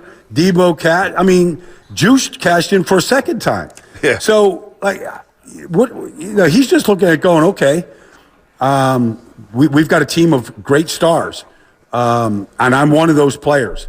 You can rank him any way you want, and you could say anything you want about the running back market. He was the MVP of the team. So why wouldn't he try to cash in while he can right now? All right, so then I hear that on Wednesday, and I'm thinking, well, Baldy certainly knows what he's talking about. Maybe he's got a little info. But when I came in this morning, this is what really leads me to believe that there's smoke here. And I'm just looking at Niner Noise. It's a website. But Bobby Turner is the running backs coach. And the media talked to him yesterday. And the headline of this story is 49ers coach does not ease concerns about Christian McCaffrey's absence. And the story talks about McCaffrey not being there and Obviously Ayuk's not there because of his contract situation, and Jennings is probably not there because of his too. He hasn't signed his yet, apparently. But the quote from Bobby Turner is as follows. Physically, Christian McCaffrey's not here, but he's here in every other aspect, Bobby Turner told Jennifer Lee Chan of NBC Sports Bay Area. That's the business part, and I'm not getting into that. So that's the one that leads me to believe this is about money, and this is about his contract, because the running back coach is indicating that McCaffrey's not there because of the business part of the game, and he's not getting into that with the writers. Yeah, and I think it's because Christian McCaffrey does not have any guaranteed money left on his deal. And it to me, at the surface level, it's strange that you would have a player as important as Christian McCaffrey not guaranteed. Right. So I think McCaffrey's also trying to protect himself. He's made a lot of money in his career, but commensurate with the position or commensurate with the productivity that he brings on a year-to-year basis, he probably has been underpaid. And so at the very least, he's looking around saying, these guys getting paid, this guy's getting that, but also I don't have too many opportunities to cash in. I'm almost 30 years old. I'm 28. That's about the time running backs begin to decline, or about the time that teams perceive a running back decline and don't want to pay me. So this might be my last chance to get an extra little bit of this, little bit of that. Yeah. He might not be getting another 4-year, $64 million deal. In all probability, he won't from anybody. And here's the paragraph from this story. Unlike Ayuk, whose absence is clearly related to his contract extension talks, it is not clear why McCaffrey isn't at the facility. Even head coach Kyle Shanahan told reporters he wasn't sure of the reason, stressing, though, that OTAs are voluntary anyway. So, wait. The head coach doesn't know why his first or second most important offensive player isn't at a voluntary workout? Correct. But Nick Bosa's there. He is. Deebo Samuel's there. Brock Purdy's there. Those guys all got paid. Brock Purdy hasn't been paid. Well, not Brock Purdy. Well, no, but I'm saying. He has no juice, Brock Purdy. Kyle Juszczyk is there, speaking of juice, right? Everybody's there except the three aforementioned players. Here's what Shanahan said on Tuesday. Head coach Kyle Shanahan was asked about the reigning offensive player of the year's absence from the workouts, but Shanahan did not seem overly concerned. It is voluntary, Shanahan told reporters. I'm not too concerned about Christian, but no, he hasn't been here. All right, that's where we're at. Dave in Fresno. What's going on, Dave in Fresno? How you doing? We got an issue or not? Hey, guys. Well, I think it can be a major concern for the 49ers. I think, you guys kind of touched on it as the running back position it's devalued. So, yeah, they're not getting the contract they used to. But as it pertains to the 49ers, you have to look at the history of Shanahan and trying to find that running back. There's been a lot of misses drafting the running back. Elijah Mitchell's been kind of dinged up a lot. So when we got McCaffrey, we were 3-5, and he changed his whole offense. Now, I get he's older, and I get, not wanting to pay a running back, but he's been essential to the production of the offense. It's kind of the chicken or the egg. Is it Purdy or is it, McCaffrey? And McCaffrey was Offensive Player of the Year, not Brock. So, yeah, I think Brock is better than Jimmy, but I think McCaffrey is the engine of the offense. So they better figure out something, because I don't see a plan B, because you heard Shanahan the other day when they drafted that new running back this year. He's very fast and big, but the way Shanahan made it seem like he has a learning curve, so he probably not going to see the field. So, it's important they figure something out. I mean, I'm not too concerned yet, but McCaffrey sees the writing on the wall. He sees his worth. He's the last of the running backs in the NFL that the offense revolved around him. Derrick Henry used to be that in Tennessee, but now he's in Baltimore, and they got Lamar Jackson. So McCaffrey's like, hey, this is my last time to cash in. I'm going to try to use it, and I don't blame him, because he is the offense. Appreciate the call, Dave. Here's some more information that all gets put into the pie, Evan, and then people can decide for themselves how big of a deal this is or how not big of a deal it is. McCaffrey, 27 years old, is already one of the league's highest paid running backs, and he's got a contract that expires after 2025. So it isn't too likely that he's sitting out with the hope of landing an extension or a pay increase, but that can't be ruled out. And here was Shanahan. I'm not sure if that's the case on any of those guys. Shanahan said, when asked if McCaffrey wasn't attending because of a business-related decision. So Shanahan said, I'm not sure if that's the case for any of those guys. I'm not throwing them all in, who's here for that reason, who's not. But it's all voluntary, so we'll see when it becomes mandatory. So I don't think they know. No, I don't think they do either. Right. I'm not necessarily, I'm not concerned that Christian McCaffrey's not going to be there week 1 or that he's even not going to be there for training camp. He might be there for, mini camp coming up.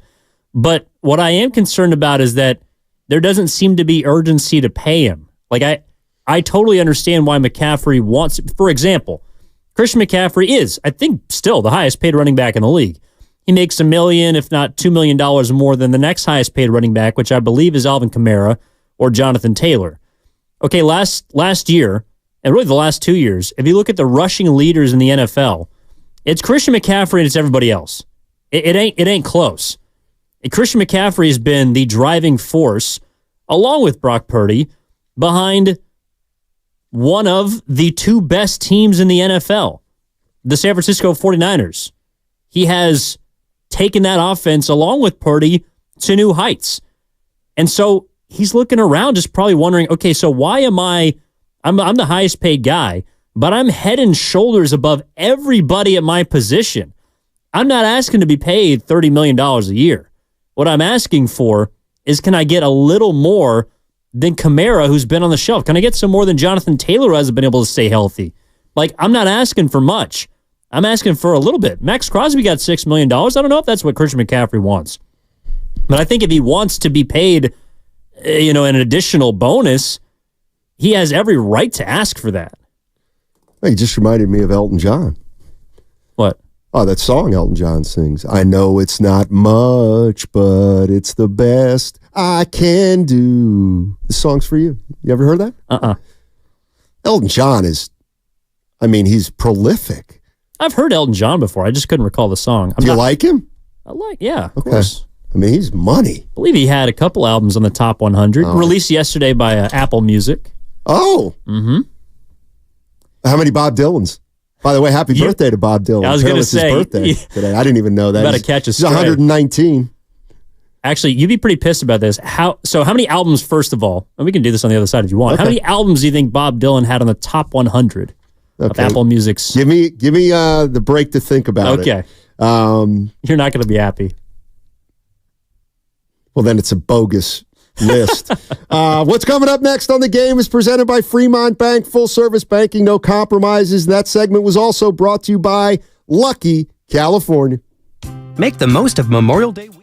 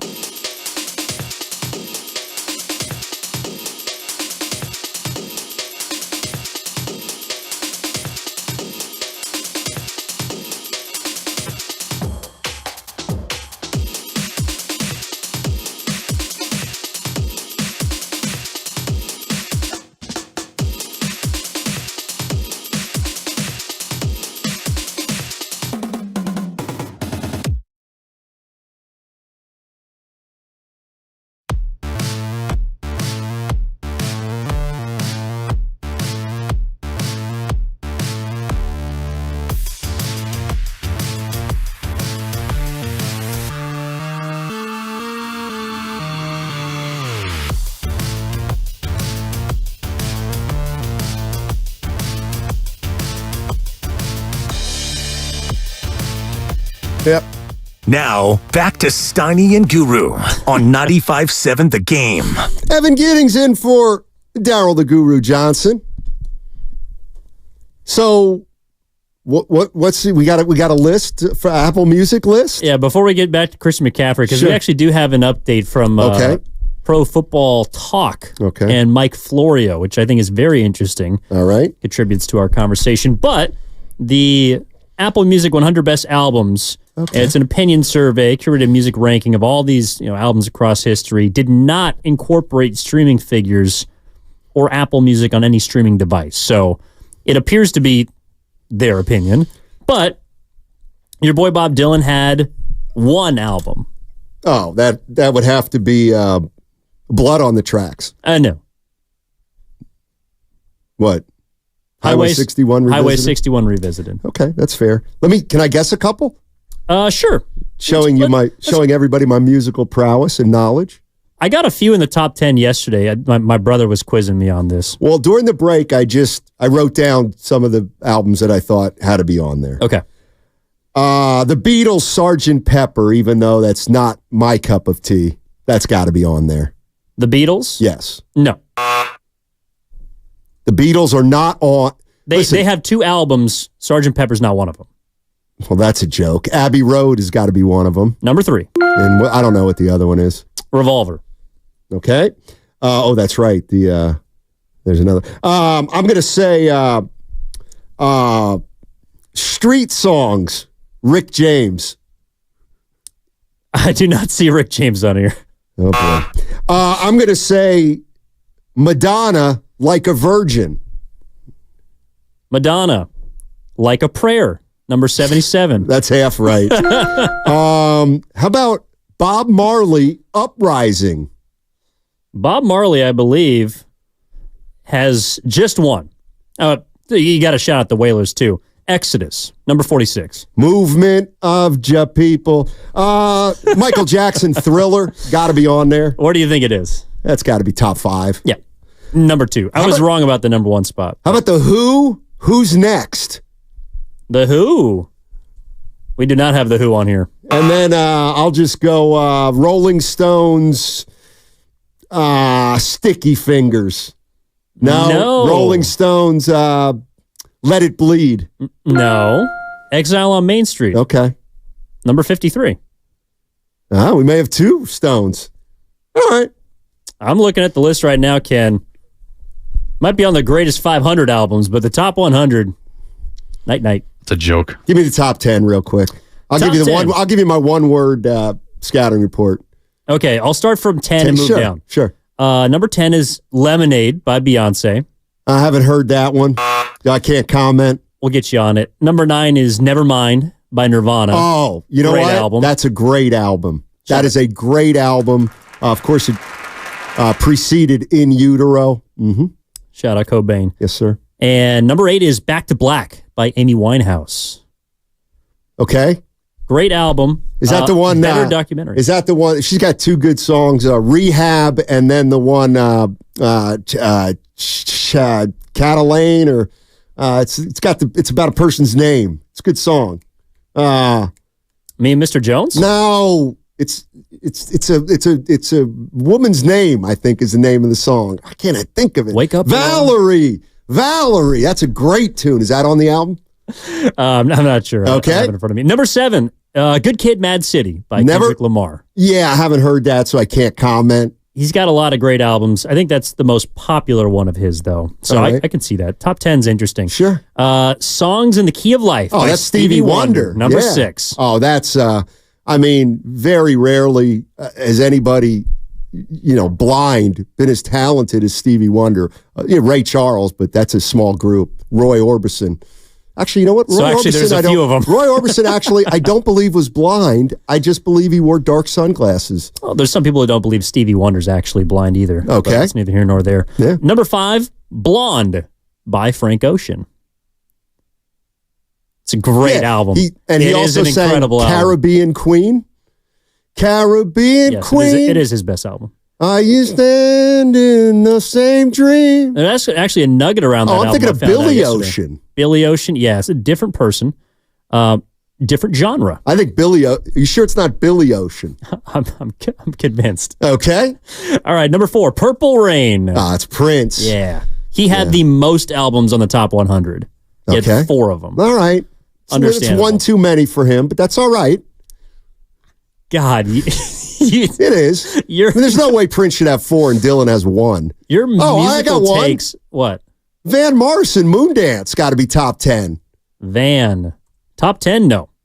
Yeah, Ronnie Millsap. We're already down to the top 3. Ronnie Millsap was blind. And, of course, Helen Keller. That's the Mount Rushmore. Well, you already have 5 on there, so there's a lot more talented blind people than I thought. Yeah. All right, number 3. Well, we talked about this. Abbey Road, Beatles. Okay. Number 2, Thriller, Michael Jackson. All right. I'm not sure if I like his album as much. What's number 1? The Miseducation of Lauryn Hill. Oh, my God. First you get the money, then you get the power? Keep your eyes on. That's a great album. You're supposed to finish it. The final album. Thank you. That is the top 10. All right. So some omissions, but I'll be honest with you. Like any list, it's subjective. I'll be honest with you, and hopefully, I got a little thing for Lauryn Hill. I like Miss Lauryn Hill. Yeah, I like her. So do I. Yeah, I like her. She's incredible. Yeah, I like her. She also to keep telling me that. Yeah, she's cool. You know what? Apparently, she's not very punctual. I was going to say, do you like how quickly she shows up to events? Well, listen. As long as we're going there, I'll bring this up. Maybe that's what I do have in common with Lauryn Hill. Apparently, she's never on time, and apparently I never return text messages. Well, those are two different So we're both things. kind of aloof, apparently. You do return texts, just not that often. Like if there was if you're, I don't know, your field goal percentage of text messages, I mean, you're probably Allen Iverson, 38, 39%. But I'm dynamic. Actually, when no. I do. Would you be? Because you're not a high volume shooter. You're pretty low volume, and you're low percentage. I'm not low percentage. A lot of people at the station would beg to differ. All right. And actually, so Steiny's a hater on On Xfinity who? Mobile Tech. On who? No. Oh my God! First you get the money, then you get the power. Okay. Everything is everything is one of my favorite verses That's a good of all time. Back to McCaffrey. We got some news. Okay, give it to us. So this was a little misleading. During the break, our guy Carter Chickering, shout out to him, and SF State, came in and said, well, there's actually this report that has emerged from Mike Florio that Christian McCaffrey's absence is not about his contract. It's actually about the fact that he's about to get married this summer. And understandably so. I think it's in June, according to particular sources. But then I go to the article, and I'm flummoxed, Steiny, so I hope you can help me here. All right. The title of the article is Christian McCaffrey's OTA absence is not contract related. Oh. But his contract is a little out of whack. But his contract is a little out of whack. So he's due to make $11.8 million this year under the contract the 49ers inherited when they traded for him in 2022. And this is really just my point. Like, I don't think McCaffrey is, I don't know, a problem child, or even if he's going to hold out, but the man is drastically underpaid. He just is. He is paid less and will once, well, actually, Brendan Ayuk could play under his 5th-year deal. He'll still be paid less. He'll be paid less than George Kittle, Deebo Samuel, Brendan Ayuk. Who's the number one of those 4? McCaffrey. He's underpaid. So, yes, his contract is out of whack. And the article also concludes with, it's not a problem for now. But it might be as we move closer to week 1. So it does sound like money might be not the primary reason he's not at OTAs, but it could be a part of it. Yeah, this has all the makings of a guy who has let people know that he isn't crazy about his contract. But you're right, he hasn't made it public or official yet. So, you know what this reminds, and this might be a little bit of a stretch, but you remember Latrell Sprewell? Former Warrior? Yes, I remember him. I actually probably knew the Minnesota Timberwolf Latrell Sprewell a little bit better, but so when the Warriors hired PJ Carlesimo, and that during an off season, and there was a couple stories that came out that said, Sprewell is not happy with the hiring, and it was like, how do we know that? But Sprewell had put out the word that he didn't like. He wasn't a big fan of Carlesimo, and so we got to training camp that year, and Sprewell was there, but he wasn't talking to the media. It was weird. So the first couple days of training camp, when practice was over, he would just leave the gym in a hurry. So the media couldn't talk to him. He left in a hurry back then. So after about 3 or 4 days, I went to the PR director. I'm like, I want to get Spree. He said, well, he's not really into it this year. I'm like, what do you mean he's not into it? This year? Yeah. So the practice ends, and Spree gets up, and he starts kind of jogging over toward the locker room. And I'm like, Spree, Spree. And he just starts going, no. And I'm like, dude, Wyatt, what's going on? He goes, no, not this year. Did you know him before? Yeah. You had a relationship. Yeah, so he was just like, no, and he started running. I'm like, come on, what are you doing, man? And then he stopped, and I'm like, seriously, dude, what's going on? And he goes, you know what? I've been reading all this stuff in the summer that, I'm not into this hire, and I don't like PJ Carlesimo, and you know what? I'm just not talking to the media this year because I just want to concentrate on basketball, and I don't need that BS in my life. I don't need that BS to read that. But my point is there was smoke, and there was a fire, as we found out later. But that's kind of what that's what this McCaffrey thing is making me think of, is that there's something going on. And I don't know if it's huge or I don't know if it's minuscule, but there's something going on. I think it's also what naturally happens when you win. Winning has been a recurring theme during the show, right? Whether it's about fans, but in relation to players, when you win, you get paid. I know the Niners haven't won a Super Bowl, but they have won, I think, the third most playoff games since 2010. So they've been a winning franchise and organization. That's what happens is players want to get rewarded.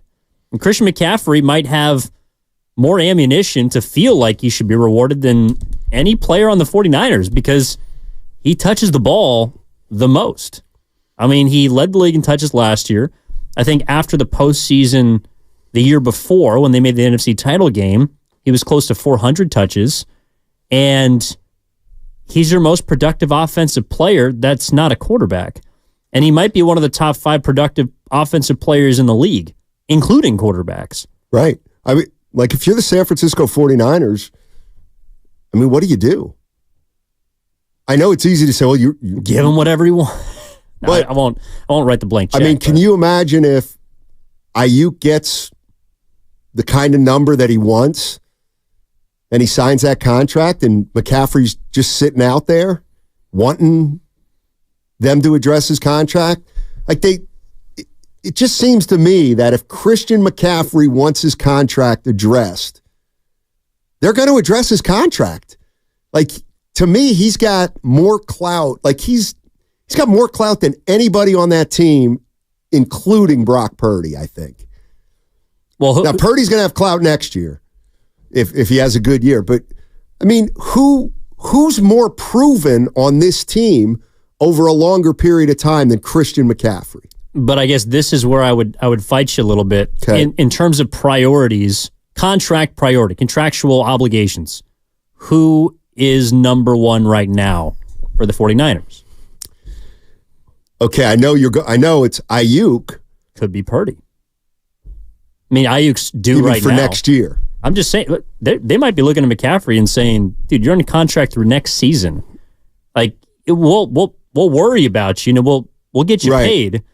But you're not at the forefront of our... Jawan Jennings might be a more important contract right now because he hasn't signed, and he hasn't signed his 1-year tender. He wants to get paid too. He's not at OTAs. I know he's not as important of a player, right? But he's not under contract right now. So McCaffrey, you're gonna have to wait. Would it be comparable to okay, Klay Thompson right now is a free agent, essentially like Ayuk. I know Ayuk's got one more year left, but he's open for an extension. Mm-hmm. But at the same time, we start hearing, you know what, Curry wants to be extended too. And I know he's can't be extended right now. Well, but, next summer. Right, next summer. Maybe it starts leaking out in the fall. Exactly. And I get it. Who's the priority? Well, it's Klay because he's a free agent, but who's the priority? It's Steph because he's the most important guy to keep happy. And I think McCaffrey's that guy for the Niners. I just feel like this is really hard to explain, but you know how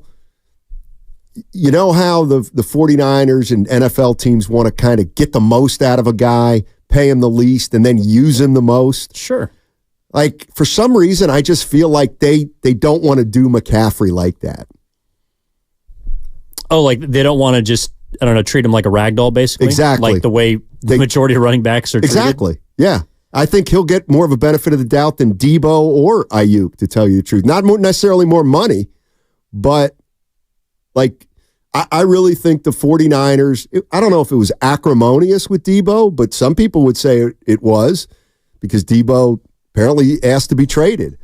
But I feel like the 49ers management plays pretty tough with certain people, but I don't see him doing that with McCaffrey because he is their MVP. If they don't have Christian McCaffrey, they're done, right? They don't think so. Yeah, I do too. I mean, they'll still be a good team, but I wouldn't consider them a Super Bowl contender without Christian McCaffrey. That's another reason I'd pay him is because you don't want to even broach the subject of him holding out. The one thing that's interesting about Debo, Steiny, who you brought up, is what have we talked about all offseason? You're going to have to choose between Ayuk and Samuel. And the one who seems like he's on his way out, the one we were talking about on draft night and prior to after it, the Ayuk rumors, kind of vanished, is Debo. Like he might not be on the team next year, and yet he's still at OTAs. He's not extended further than next season. In fact, he might even see the writing on the wall. But his response is to come in, and it seems like he's around the weight they want him to be. Shanahan's talking glowingly about Debo Samuel and his offseason work. Him and Brock Purdy are able to develop more of a chemistry because Ayuk and Juwan Jennings aren't there. So Debo Samuel has every right, I think, to be a little mad about either how he's perceived by the team or maybe his immediate future, but he's still at OTAs. And so I think that's also a part of this as well. McCaffrey might not be at OTAs because he's getting married, but if he is actually disgruntled about how much he's being paid or his contract, the 49ers could go to him and say, there are also other players on this team that might not be as important than you, but are pretty damn close to your level of importance. And they're still out there busting their ass. Yeah, Dennis on the YouTube chat, BA he says, Brandon Ayuk's got just as much of an impact as Christian McCaffrey. The Niners need to make sure they both get paid. I don't know if I agree with that, but because I think McCaffrey, I'll play devil's advocate here. You said that you didn't think the 49ers were a Super Bowl contender without McCaffrey. They've been to a Super Bowl without McCaffrey. They have. That's true.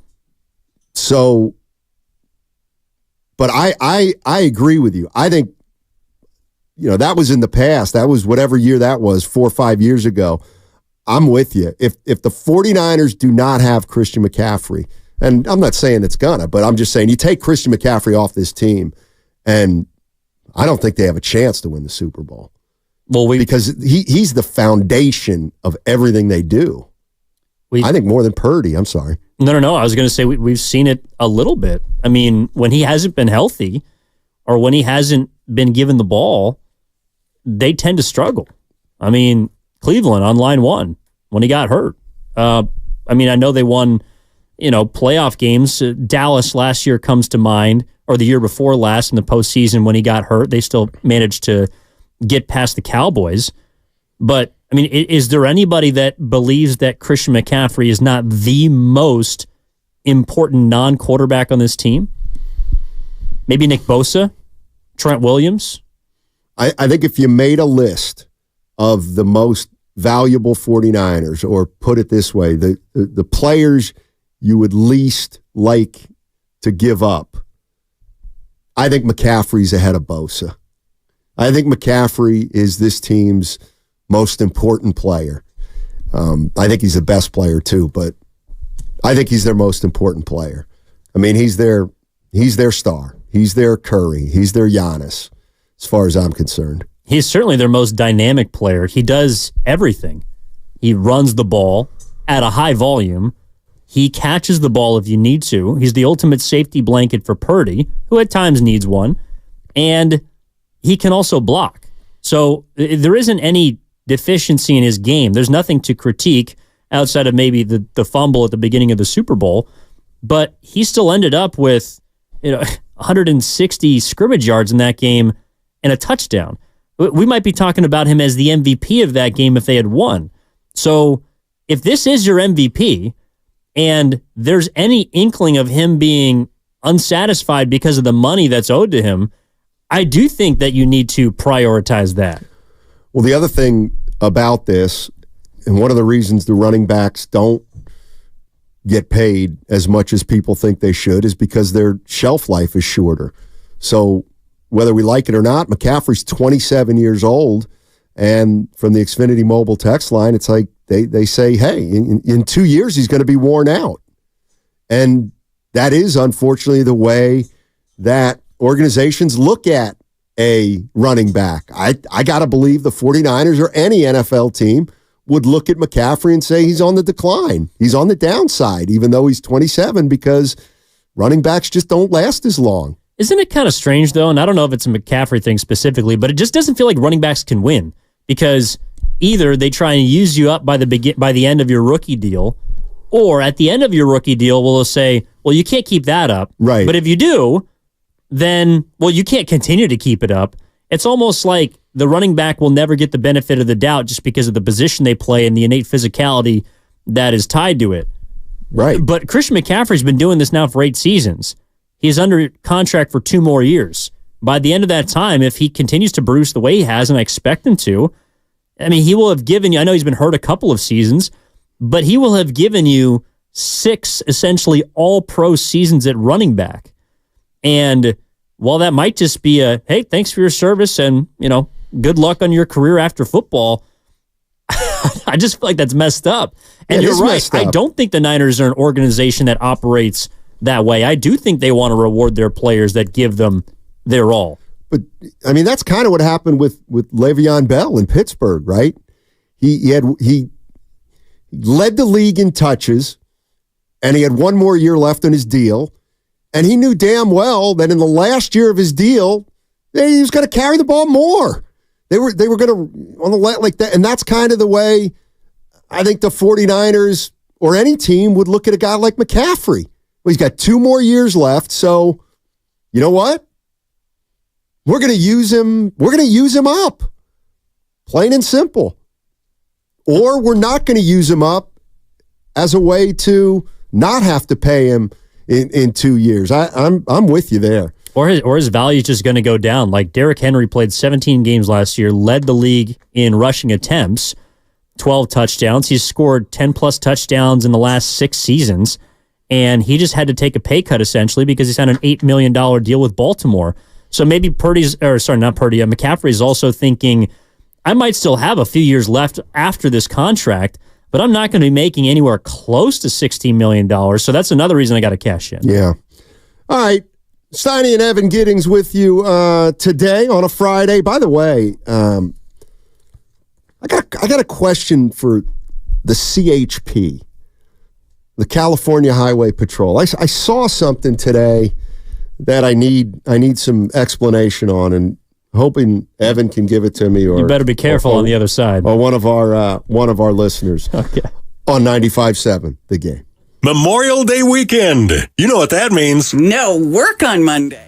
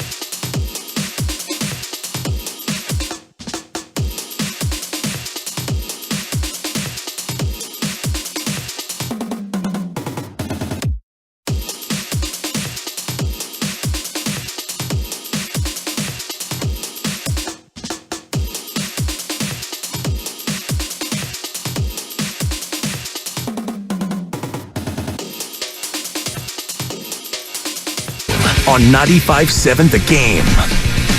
All right, Evan Giddings in the house. It's a Friday. Yes, sir. It's a payday Friday. Thank God. I know we got what's bugging It's a Fireball you coming up. Friday. It's a lot of things on a Friday. It's an Aloha Friday. We got what's bugging you coming up in that's right. like an hour 15 with the boys. And I got some things that are bugging me, but really on a payday Friday, what does bug me is when you see the money hit your account and you realize you're still digging yourself out of a hole.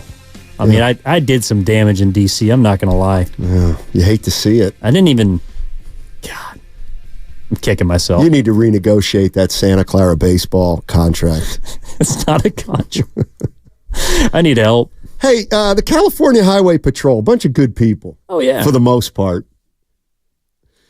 Shout out Pete Van Eckert. I'm looking at the 20-year vet. San Francisco Chronicle, SF Gate on the web, and I see a headline that says, CHP says commuters should plan for the worst this weekend because of Memorial Day. They said the traffic's... Nobody goes anywhere on Memorial Day. Are you kidding? Okay, are you going anywhere this weekend? Well, I'm not, but I know people that ask are. me. Are you going anywhere? No. Kevin, are you? Ken? My bad. No. Exactly. What about Carter? Is Carter going Carter's anywhere? not going anywhere. He's got nowhere to go. He's like that character from the Pope of Greenwich Village. He's got nowhere to go. Lucas is going somewhere. There's not going to be any traffic this weekend. They're scaring tons people. of traffic. Okay. I'll tell you, first of all, I got into the city from Oakland today in 18 minutes. How's that? We work at an awkward time. It's an awkward time. We work 9 to 5, essentially. No, we work 10 to 2. I get in here at 8 o'clock. Well, you get here a little. Wait, actually, yeah, because most of the commute from the East Bay, it's like from 6 to 7, right? So people got to get into the city, and it takes like an hour. Also, Fridays are different. People working remotely. Thank you. But it's still a Memorial Day weekend, so there's nobody here. People are getting a head start. They're taking off. They're going to Tahoe. They're going down to Southern California, maybe hitting up Santa Cruz. I guarantee you right now. Mendocino County. Okay. I'll tell you right now. Here we go. Maps. Lake Tahoe. I'll bet you it's under 4 hours. Lake. Well, but you had like Tahoe. Hold on. Like under 4 hours is still an insignificant amount of time. I see red. Exactly. It's. That's not good. That's traffic. No, there's no traffic. So you're calling the CHP liars? I'm just saying. I think they're instilling fear in people when it doesn't need to be instilled. Maybe they're going places and they don't want anybody on the road. That's what I think it is. It's like the weatherman in Curb Your Enthusiasm, who was forecasting rain when it wasn't going to rain, just so he would have the golf course to himself. That's what I think the cops are doing here. Thank you. From the 925 Xfinity Mobile Text Line, traffic has sucked all day today already. People are headed out of town. Where? To Napa. So I just don't. I don't know. Prepare for the worst. You know why? Because if it doesn't happen, then you're cruising. I'm telling you right now. Prepare for the worst. Expect I'm telling you right now. So I drove into the city. I usually take BART, but I drove today because I don't think there's going to be traffic. Oh, you want to give me a ride to the cafeteria too?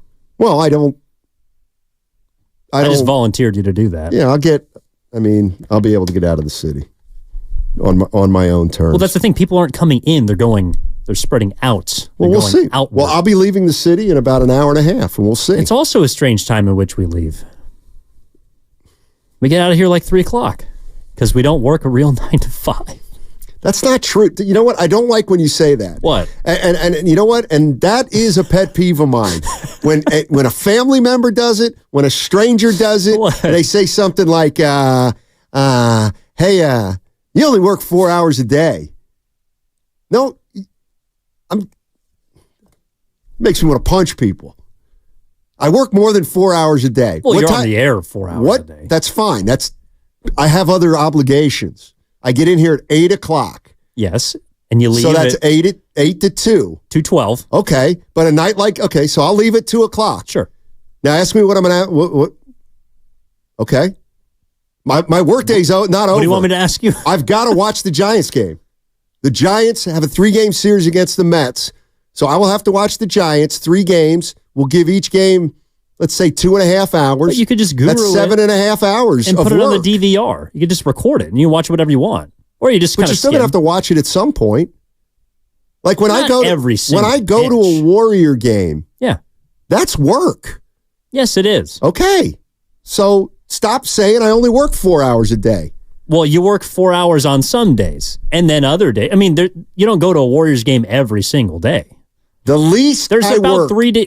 There's 3 games a week on average, sometimes 4, and one of them is probably on the weekend, in which you're hanging around, kicking the feet up, anyways. I mean, you want to watch. Come on. The shortest day I work. Highway 80 is already read. The shortest day I work is 6 hours and 10 minutes. Actually, that's not true. The shortest 6 day. hours and 12 minutes.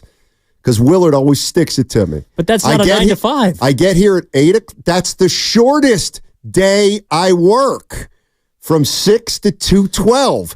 On a day like today, I'll work from 6 to 2:12. And then I'll work again from 4:30 to 7:30 watching the Giants game. And I'll have Minnesota out of the corner of my eye, which I should get double time for. Mm-hmm.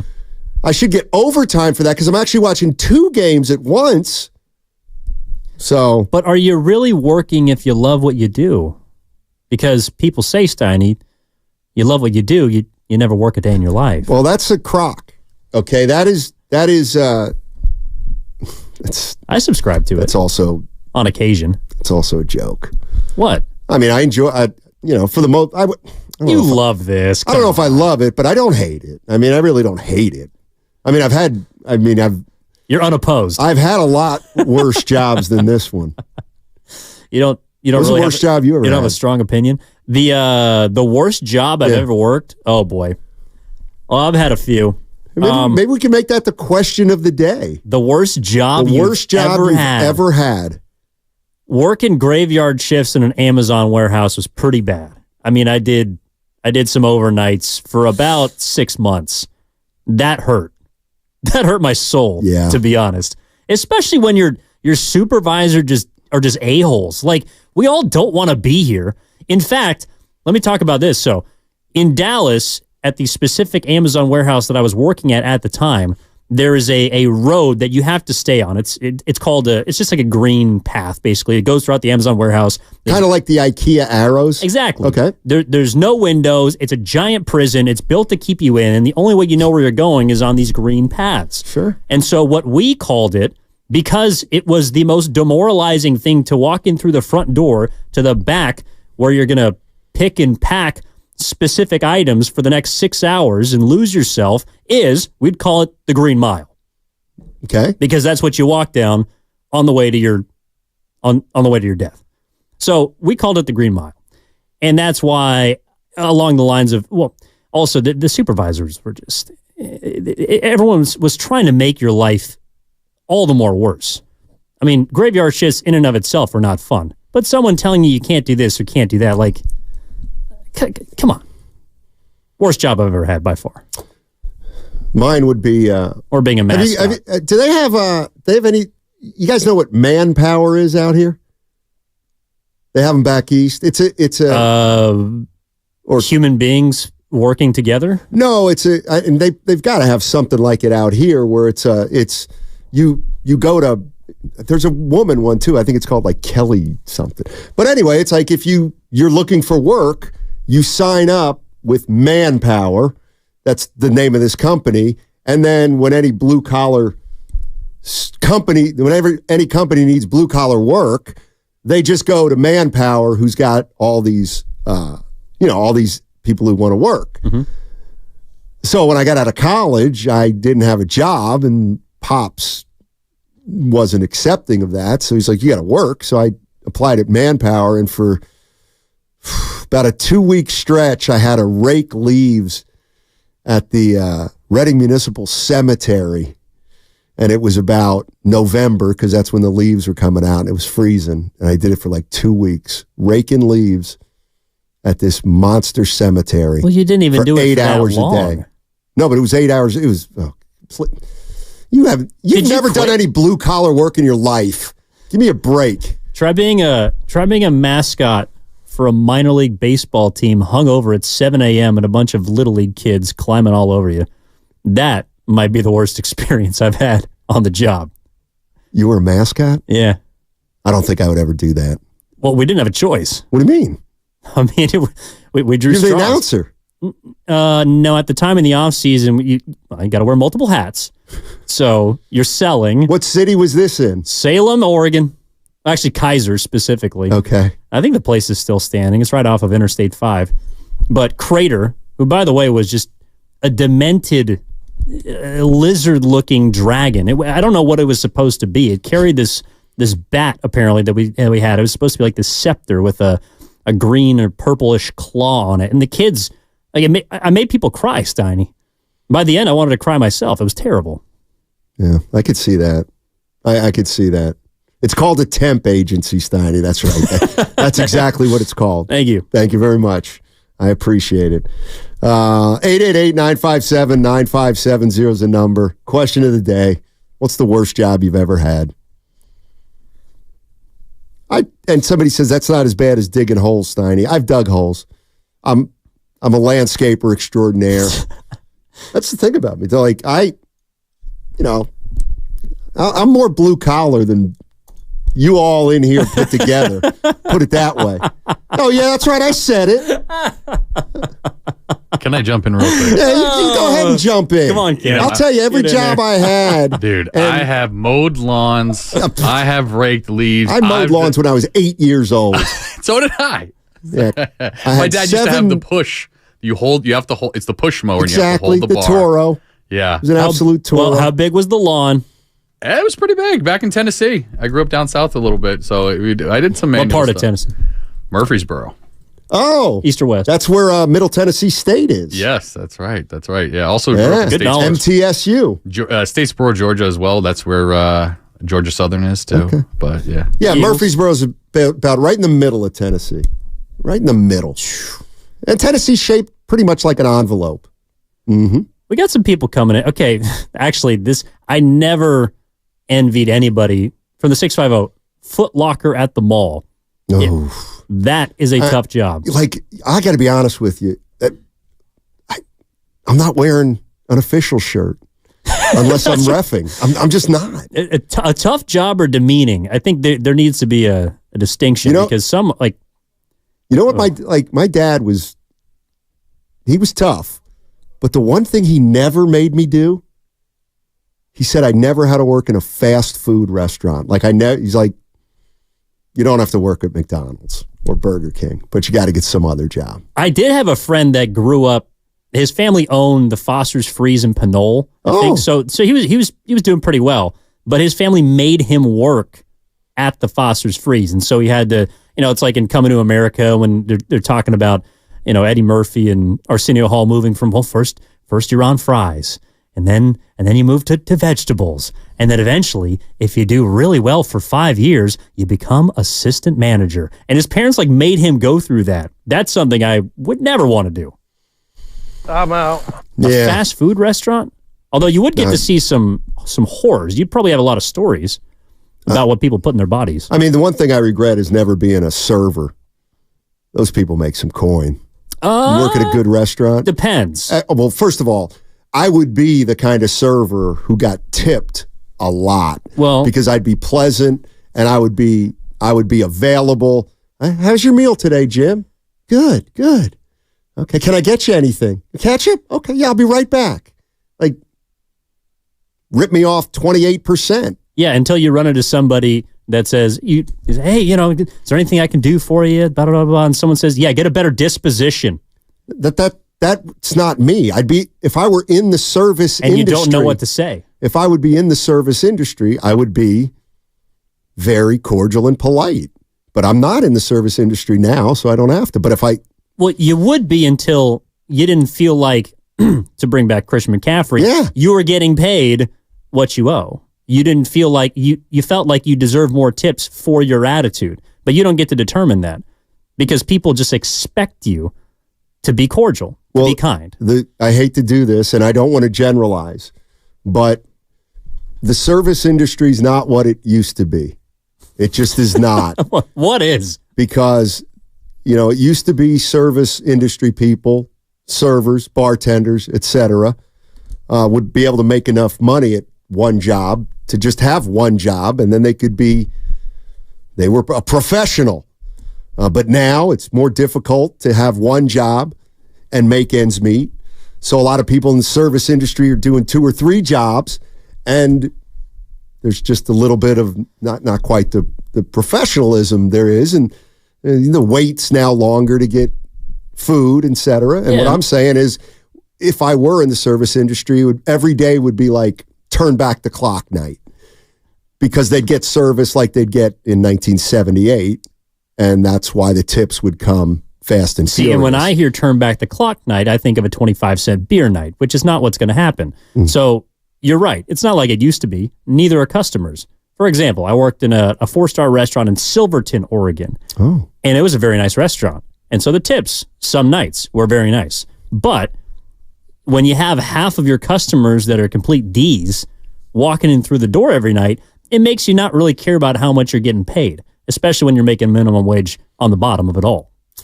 415 says worst job was a dishwasher at a seafood restaurant on the Chesapeake Bay. He said he still has the stench in him. I was going to say, it might turn you off of shellfish. Yeah. Scott's in Concord. He has a weird job, I guess. You and him can take over this segment. I have no idea. Talk to me. What's up, Scotty? Hey, thanks for taking my call. Not a weird job, but I also worked in minor league baseball as a public address announcer and soundboard operator at the same time for the Rancho Cucamonga Quakes in Southern California. Nice. Another interesting lizard-type mascot with tremor and aftershock. Tremor. So my story... sorry, go ahead. No, continue. My bad. So I was going to say, being public address, a lot of promotions going on. So we had the double-double batter, which if the person got a double, everybody in that section would get a free double-double from In-N-Out. We also had a beer batter where if the batter struck out, everybody got dollar beers for the next inning. So I had to remember all these promos. There's dozens of promos. What I accidentally did one game was I crossed the two up. So I did a double-double batter for the opposing team when they were up. So this guy comes up to bat and hits one off the wall. Now, keep in mind, I'm making $35 a game, and a section of free double-doubles is coming out of my paycheck, so I'm basically working for free the entire season. And this guy hits a double, hits it off the right field wall, one hops. The visiting dugouts on the first base side, they are cheering like it's a World Series game-winning potential double, right? Trying to send him to second base. Thankfully, the right fielder chucks it in off the hop, and he holds him to a single. But I was holding my breath there for a moment. All right. Well, you lucked out, Scott. Congratulations. I'd still be paying off that double-double. It's so true, though. I mean, honestly, that job compared to a few that are in minor league baseball is not bad. Like, pulling tarp might be the worst duty in the world. Hey, earlier in the show, you said you used the word Bearcats. Yeah. What was that for again? Because I got a little quick trivia question for you. Oh, well. Regarding that word, but who was... I mean, I think everyone knows it's the mascot of Willamette University. Willamette. Yeah. Okay. How about this? What about it? What college or university has the nickname of the Bearcats, but they spell the cats part with a K? It's Bearcats, Bearkats. What college or university's nickname is the Bearcats with a K? Are they a Division I program? Yes, they are. It's not Cincinnati. Nope. Da-da-da-da-da. Somebody's got it right. Like Gardner-Webb? Sam Houston State University. Where'd you pull that one out of, aside from your keister? When I was driving in Texas, I saw a sign for Bearcats, and it was with a K, and I was like, that's cool, man. That's cool. I started following them. They stink, and their sports are not very good, though. Yeah. Daryl's in Alameda. What's up, Daryl? How you doing? I'm doing well. How are you guys doing today? Doing well, thanks. Fantastic. Okay, so the worst job that I ever had. I'm not sure who the guy is that's hosting with you today. Evan Giddings. But Evan, excuse me for my apologies not knowing the name, but Evan, I'm 100% with you. Amazon was the worst career decision I've ever made. I was an assistant manager of one of their facilities, one of the largest facilities here in NorCal. And the day that I walked in, I said to myself, I'm not staying.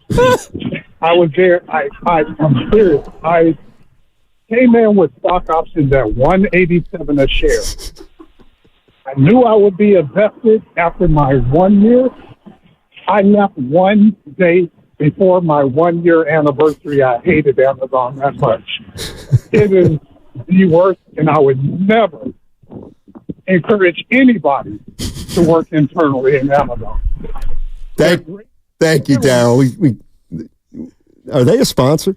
No. Good Lord, I hope. Please give him my number. We can talk this over a beer. Oh, I'll tell you what's a tough job. I got so many stories. I'll tell you what's a tough job. This came in over several the Xfinity beers. test line. A roofer. If you're a roofer. Oh, that's somebody who installs roofs, Evan. Yeah. I mean, why did you look so perplexed? Because I couldn't do it. I know what a roofer is. I mean, I was born in the 90s, Especially in the summer when it's hot on a shingle roof. Well, in the Bay Area, that wouldn't be too bad. It's foggy all the time. That's true. That is true. I think part of it is, like the working condition. So, for example, like if you were, I don't know, and in a few places I've lived, like there are tough times to do it. So, like actually, if you are like a paramedic working in the Midwest during the winter, and you have to get to people in the cold and in the wind, that's something that's a dangerous job. That's not even just a bad job. Right. That's a dangerous job. Sometimes so much so that they just tell you, well, I guess we're going to lose one. Yeah, I'm trying to think. I'll tell you, I was a carpenter's helper. I helped carpenters one summer. I didn't mind. That was a pretty good job. It's a pretty good job. Oh, my great uncles were house painters in Phoenix. Yeah, that can't be fun. I'm a world-class house painter. Interior. Exterior. I can paint interior, but I'm better at exterior. Yeah, I can spackle. Absolutely, I can spackle and sand. Sanding's the fun part, though. Sanding's the worst part. I don't know. See, you've never painted. Sanding is the worst. THE worst. And that's the problem with painting. The painting part is about 20% of it. It's prep. Prep is the problem. Yeah, Mr. 6 hour and 12-minute workday. All right, on the other side, I got some sound I want to play from Charles Barkley, and then I don't know. I got a kick out of the Chris Finch stuff from media availability yesterday, so I'll play some of that. Was it in the Weekly Diplomat? No, but you know how Guru always wants people to flip a spread, a manager to flip a spread when he's mad. Yeah. Finch doesn't need to flip a spread to make sure everybody knows that his team stunk the other day. All right, that segment was brought to you by Scandinavian Designs Furniture.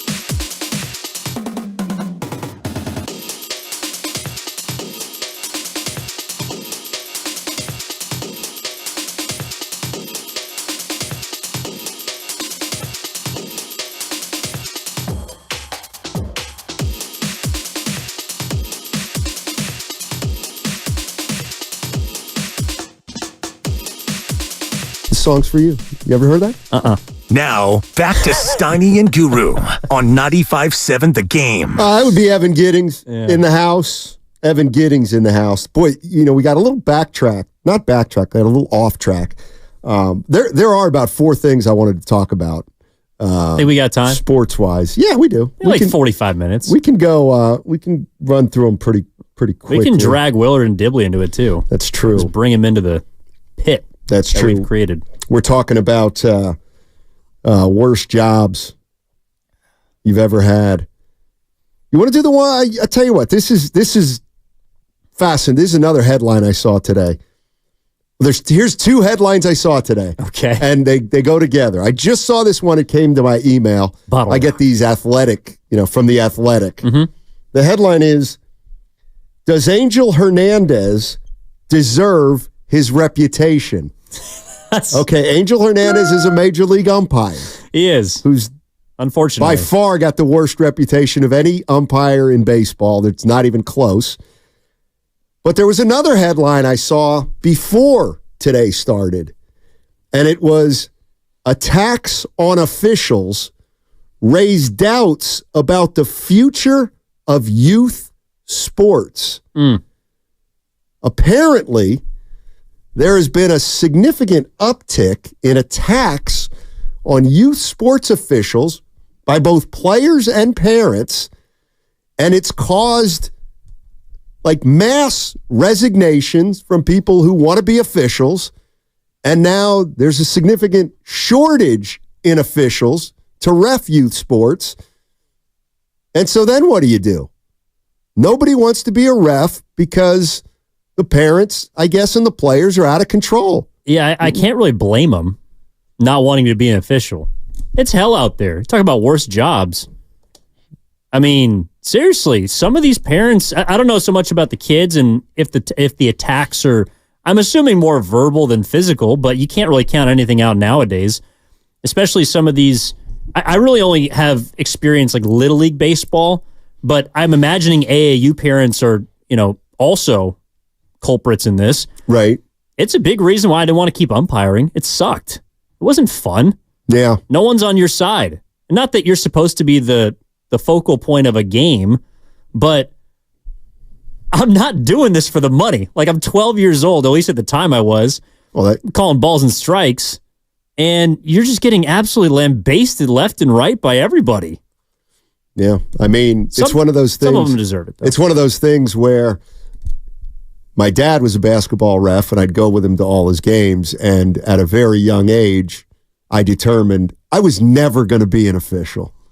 Because you get the firsthand view of it, you see the entire perspective, and I just don't need that hassle in my life. Well, so let me run this by you. Should be fun. Somebody called in or they were talking about Rancho Cucamonga. Yeah. I don't know if it was last segment. Yeah. So I had a chance to do a baseball series for a single A team down there. Whoop. And I think it was game 3 of the series.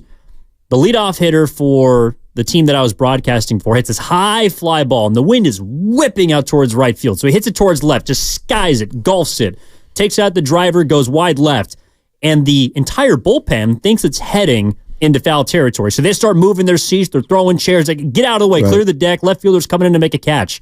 Well, the wind takes this ball so far that it ends up fair, that it's a home run, and it's not close. It ends up in straightaway left field over the trees. This dude just hit a ball 450 feet, and the wind took it in front of the foul pole into fair territory. Umpire didn't see it. Foul ball. Oh, you hate to see it. Well, that you actually do need to see.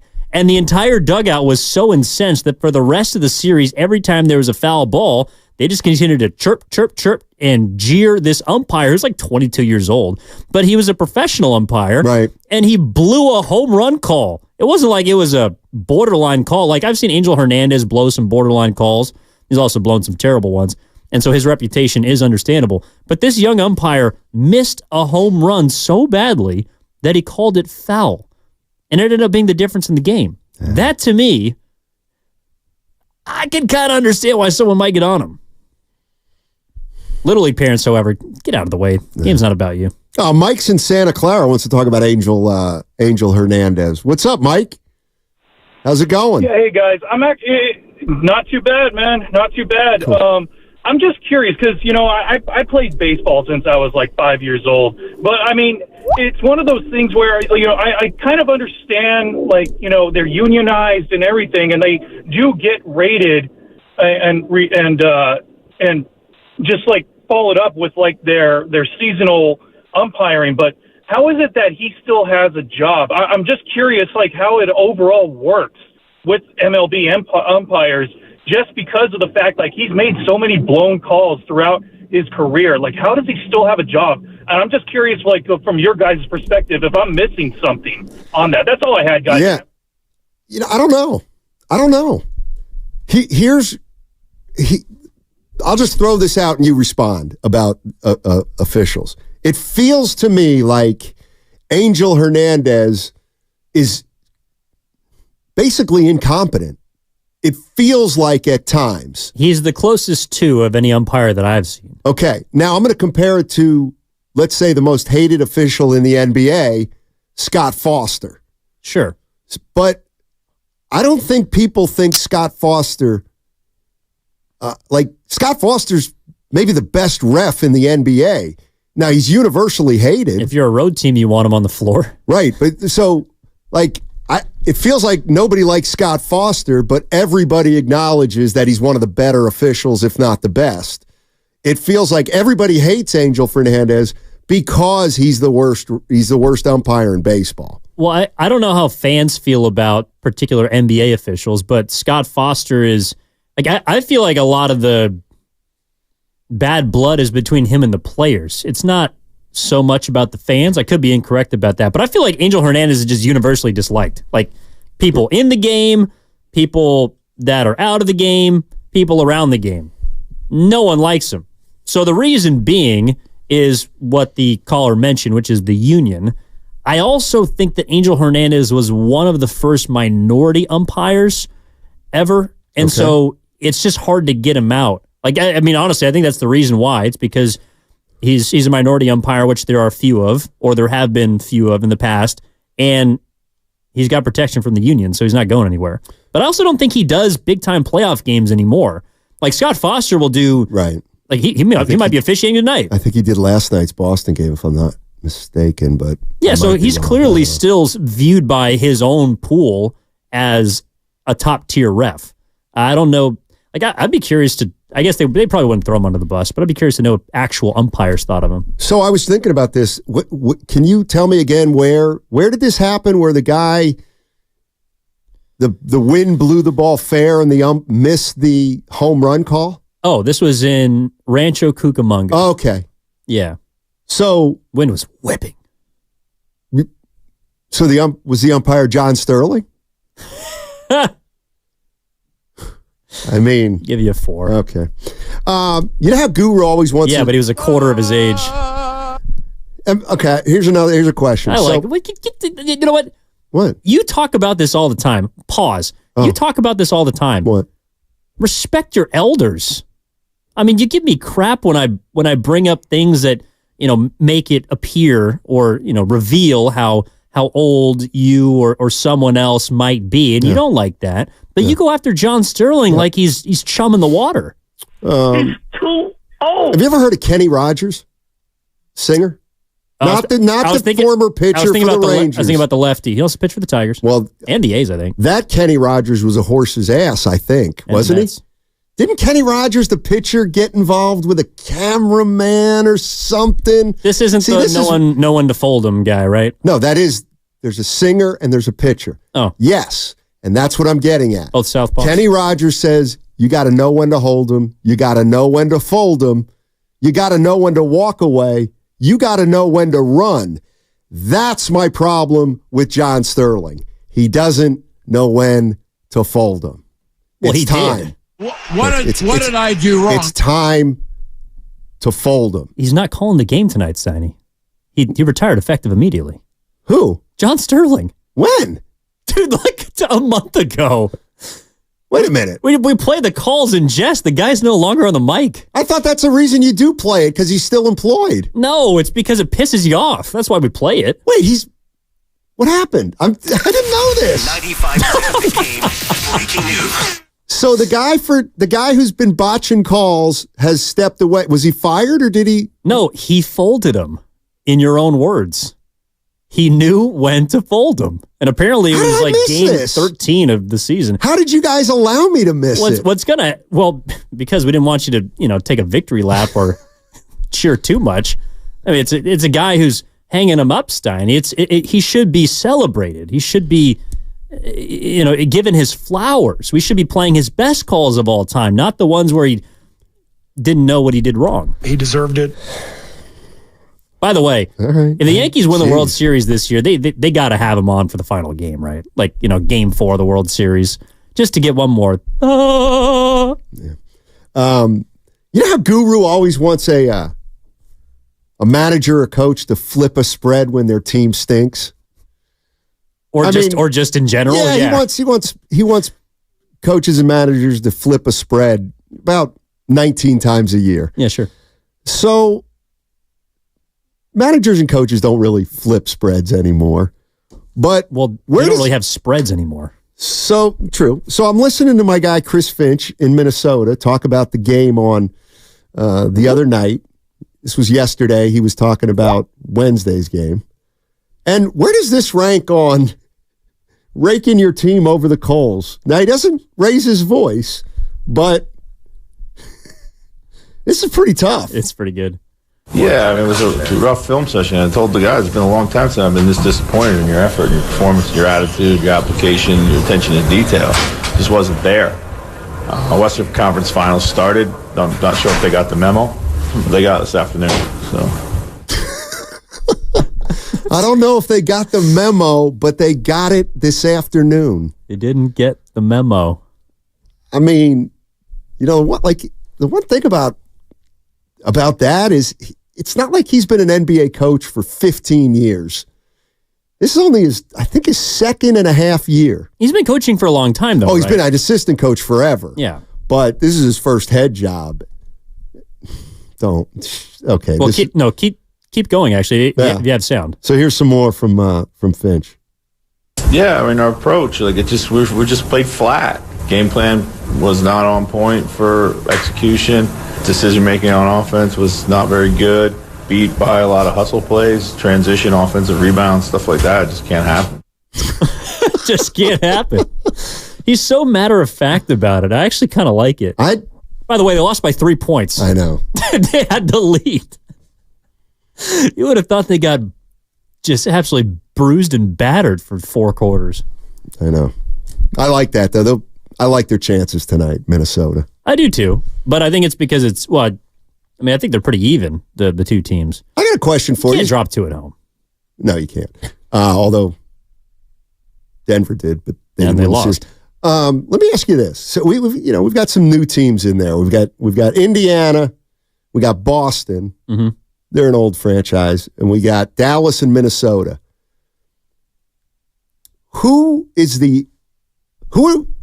If you're a fan of another team or you're a casual fan, is there a team that the majority of casual fans or fans of other teams are getting behind out of these 4 teams? Do you feel like one of the 4 teams is being rooted for by, like, if you're a Warrior fan, of course you're a Warrior fan. Yeah. But who do you want to win this? If you're a Warrior fan, is there a team you like more than another? Is there a team you hate more than another? From what I've gathered, it feels like nobody wants Boston to win. I don't know if there's a specific team people are rooting for, but I do think a lot of Bay Area fans are rooting against Boston. Okay. I think the team that most people are on board with is probably Minnesota. It feels like Indiana's too much of a peripheral team. Yeah, like Boston. There's the feeling that they probably shouldn't be there. Like, right. And they're just not as familiar to people. Boston, I think, is because they're Boston, there's always going to be a large percentage of fans who just root against them. I think Luka kind of hurts Dallas a little, and Kyrie even. Yeah. Luka's a crybaby and Jay Kidd's a Bay Area guy. Kyrie's weird. He is. Although I don't know. He's showed the better side of himself, I think, this season. Yeah, no doubt. I think it's the Wolves. And I think Anthony Edwards has a lot to do with it because he's turning into just an unbelievably dynamic player. But that's interesting, though, because I think of all the teams, wouldn't Minnesota have the most singular, hateable player? Rudy Gobert. I feel like people don't like Rudy Gobert. Really? Well, I mean, I know all the rest of the teams, who would be most disliked? I would say Luka. Luka Doncic? Really? Because he's a crybaby. I mean, he just complains on every call. And there is something about Kyrie with what he, I think he's got a reputation that precedes him. I don't have a problem with Kyrie. I kind of like him, actually. See, I wonder, do you think Gobert's hated, or do you think people just don't think he's that good? Probably the latter. Yeah, I think most people think he's overrated. Like, Luka Doncic is a crybaby, but I would have to imagine most people would at least give him his credit. Like, he's a damn good basketball player. And maybe that's why they're mad that he cries so much, is because they don't think he needs to. Kyrie has priors. Rudy Gobert, there's a lot of reasons why I think people wouldn't like him, but it mainly has to do with the fact he has 4 Defensive Player of the Year awards, I think. Yeah, well, by the way, you know who's repairing his reputation as we speak, even though it shouldn't have needed repairing? It's Karl Anthony Towns. Tell you what, about 3 years ago, everybody said, he's soft. He's so soft. He's so soft. Who, Cat? Yes. Cat's pretty good, man. He is. He's pretty good. And like, to me, that's a sign of a good coach. When you look at Gobert, Karl Anthony Towns, and Edwards, and I know Edwards is young, but they're all playing like to their ability. Like, nobody's having a bad year. Jaden McDaniels, you know what I mean? I think he's getting the most out of the team. But I think it's interesting, too, because one of the reasons Kerr is allowed to be a great head coach, I think, because someone like Steph Curry allows him to coach him. I think a big reason why the rest of the Timberwolves buy in to what Finch wants to do is because their best player lets him coach him. I think Chris Finch is allowed to coach Anthony Edwards.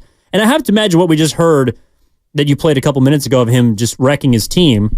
He's said that to their face. In fact, he probably said it with a lot more disdain. So it's not as if the players haven't heard that before. The one person I think is interesting, though, so Finch was talking, and he does often reference, their youth and inexperience, and maybe some of the, kid-like nature about the team. His point guard's 36. Yeah. Like, Mike Conley's been in the league for 17 years. I wonder how, and he's a consummate pro, so it might not bother him, but I do wonder how much that aspect of the team he thinks about when he's, going to rip his squad for not playing hard. Well, like, the other soundbite that we didn't hear was a reporter said, so what do you attribute, you said you were flat, what do you attribute that to? And he's like, immaturity. We're very immature at times. It's just like, oh my God, like a different kind of guy. But Gobert's also a 10-year vet. I mean, I know. But I think that's why I do think it's about Ant, is because he's speaking to Anthony Edwards. The way that Kerr, when he would talk about particular issues, is, might be referencing the best players on the team. Like, he's not going to go after, Trace Jackson Davis, or I don't know. No, I got you. Although Kerr doesn't criticize Curry very much. I mean, what is there to criticize? Well, I knew that'd be a hot topic. Do we have enough time? I mean, we only have 4 minutes here. Well, we did get through 3 hours and 22 minutes without the word decline coming up today, so I think we've done a pretty good job. You know what? What? That's just unfair. What do you mean? That's an unnecessary cheap shot. No, it is. It's a completely unnecessary. What do you mean? Shot. It just is. I thought we've been having a good show. We have been, and you just ruined it. No, I can't believe John Sterling got fired, or left, or stepped down. Talk about decline. Yeah, he. What was the verbiage? He stepped down in the press release. Did he step down? Was he Away. fired? Yeah, he walked away. Mutual parting? I mean, come on. What? he decided it was time. It was one week, right? It was just 1 week, and he was like, I'm done. I really didn't know that. I swear to God. From what I read, the road schedule was getting to him. Like shut up. Couldn't fly alone anymore? No. I'm sorry. I'm sorry. A low blow. No, I mean, look, there's 162 dates. The guy's got to call, games every night. He's on the road, man. I didn't mean any malice by that. Like, you know what? He needs his beauty sleep. I'm trying to get my mom out here, That's hard. to visit, and she's not crazy about coming out here alone, and she doesn't like the hardcore. She's up there like fans. Sterling, That's all. She wants to be in a hardcore sports town. She is. She's in Philly. I've talked to her on Facebook. What? Yeah, me and Mary are friends. Do you even meet her? On Facebook, yeah. But what are you doing? Wow, what do you mean, dude? You've never met her face to face? She asked me to send... How does she even know who you are? Well, she listened to the show. P1. You know this. I know people. I actually I don't get it. Remember your birthday? You've had a lot of them. Who reached out to whom? She reached out to me. So this is weird. No, she reached out to me. She called into the show on your birthday last year at the request of Daryl the Guru Johnson. Okay. Who can confirm this story from a poolside place that's undisclosed. I'm off. I'm out. And she asked me to send her the clip of her wishing her baby boy a happy birthday. And from then we've been tight, steadfast friends, Social media. I don't like any of it. Social media is amazing. I don't like any of it. It's pretty impressive. This is weird. She's 86, Evan.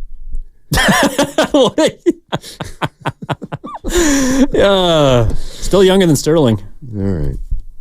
Okay. Jeez, this is weird. I don't know what to say. We got some time. Yeah, we got the Too Short segment coming up on the other side, and we got a lot of loose ends to tie up. We're a close show. There's some things. I didn't even tell you what I'm doing Saturday. I also got something I got to call out other shows on the other side too, because this is my last day. Guru's going to be back next week, so I got to call out the rest of the shows while I got a chance. Well, you're going to be working Monday. We're live and local Monday on Memorial Day. That means hey, what's coming up on the game is presented by Fremont Bank. Full service banking, no compromises, but this is his first head job. I'm what you might call very.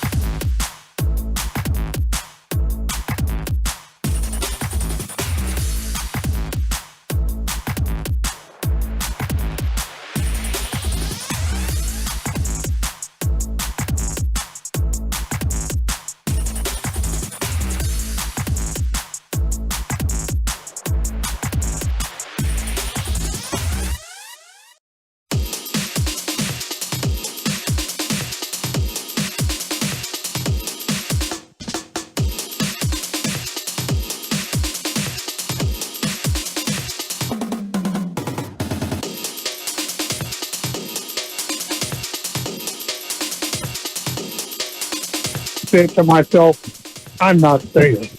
Now, back to Steiny and Guru on 95.7 The Game. So, I need to clear something up. Okay. Because, one of the things that I think is important is I think there's a big difference between good-natured banter and mean-spiritedness. It's true. And I never want to be lumped in with somebody who's mean-spirited. I didn't realize that John Sterling stepped away for health reasons. Health reasons, according to Mark Willard, who texted me. Now, I was not aware of that. I wouldn't have, been so flippant with some of my remarks. Well, I didn't realize there was a health issue there. My bad. What did I do wrong? Sorry about that. That's a 2, Johnny. That's a 2. But you were also referencing the last couple of years that there might have been some health reasons that the calls weren't going the way he thought that they were going. So you might have actually been ahead of the curve, and John Sterling was just a little late to the party. Yeah, I just don't like when you're losing your eyesight. I guess that's a health issue, but it happens to everyone. You're wearing glasses. You ain't kidding. Oh boy. Hey, is there any truth to that? How long do you think I got left? He's 30. He's 20/20 furls. 14 years. 14. 14 years, and then you're going to need reading glasses. Why not 35? Why not 15 years? Why not 16 years? Because it's basically in your mid-40s. I feel like you're projecting here. No, I'm not projecting. It's a fact. About 45 is when everybody will need reading glasses. It's when I needed them. Yeah. No, seriously. In your mid-40s, your eyesight will start to decline like Steph Curry. And then you're going to need reading glasses. Well, people keep telling me my metabolism's going downhill, and that is. I've been doing all right. Yeah.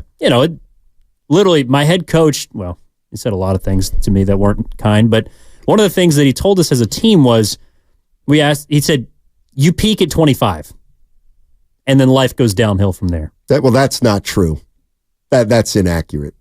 No, he was mainly referencing metabolism, but... Oh, okay. I'm trying to buck a trend here. So I'll let you know when I'm 48, 48, that I can still see. Okay. There were 2 things I wanted to get to. Actually sports things. Philly may be targeting Klay Thompson. Philadelphia 76ers are likely targeting Klay Thompson.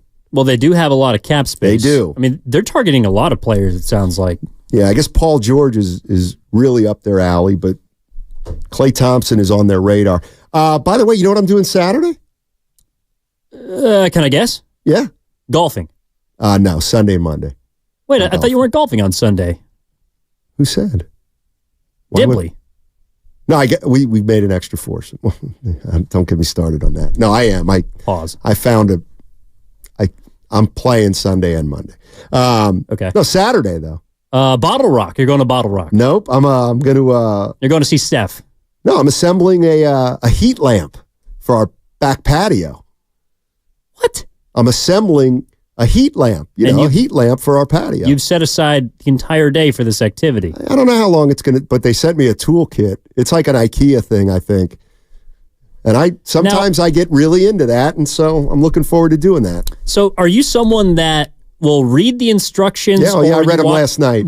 I read them last night. I was going to say the alternative is you could watch a YouTube video. I read them last night to see what kind of project I was looking at, and I felt like it's doable. It didn't seem too complex.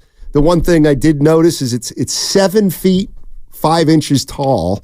And I went back to when I'm like, I'm trying to picture how big that, I'm like, God, that's pretty tall. That's one Victor Wembanyama. That's what I was thinking. I was thinking it's like, just imagine Mark Eaton was standing. Size matters. On your back porch. I didn't have a chance to see him, so I 7'5", Mark Eaton.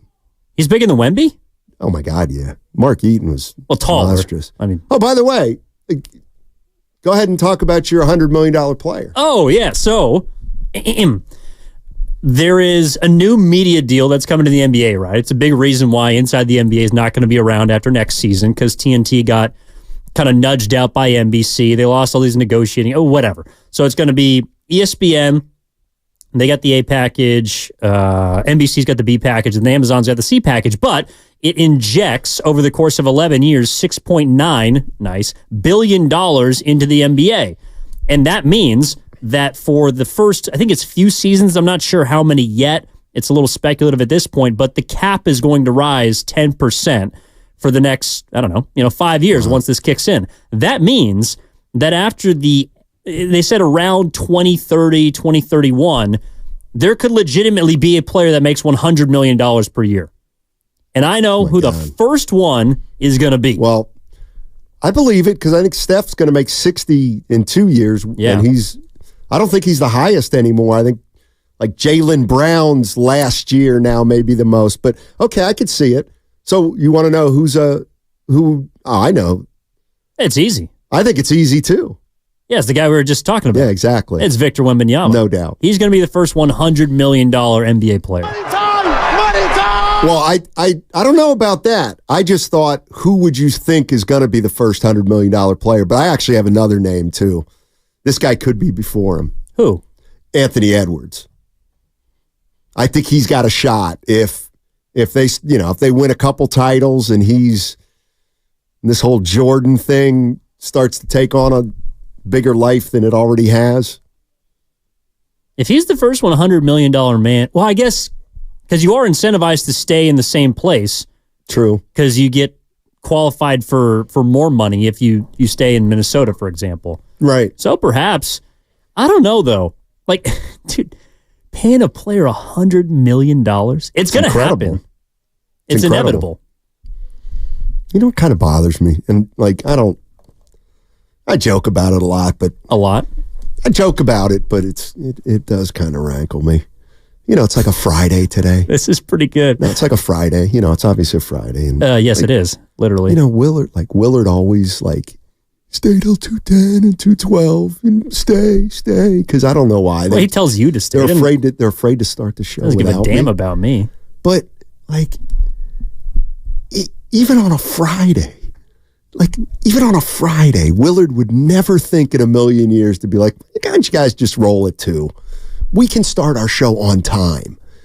But no, it's a Friday and he'll try to milk it till 2:15. He actually might ask us to stay till 27. Well, that's not happening. Because we're hanging out and it's a Friday. It's like, no, I want to go to the cafeteria. Exactly. It's a 3-day weekend. Who does that? As Gary Radnich once said. I mean, seriously, if this is what I'm talking about. People, I get it. A lot of people out there like Steinmetz, you're a jerk, and they got a point. But on something like a Friday, if I were in his spot, I'd be like, well, guys, take off. Get out of here. It's a long weekend. Don't stay till 2:12. Especially when I got to beat traffic because according to CHP, it's going to be ridiculous this weekend. I mean, it's impossible to get anywhere. Anyway, I'll put that bag on my shoulder at about 2:04 today just to try to wind him up. Please do. All right. We also have the What's Bugging You segment brought to you by Atco Pest Control. That's coming up at 2 o'clock. Mark Willard in the crosshairs. Willard will try to milk that till 2:15 with us. That segment was brought to you by Pacific Coast Termite. Americans pay about $5 billion to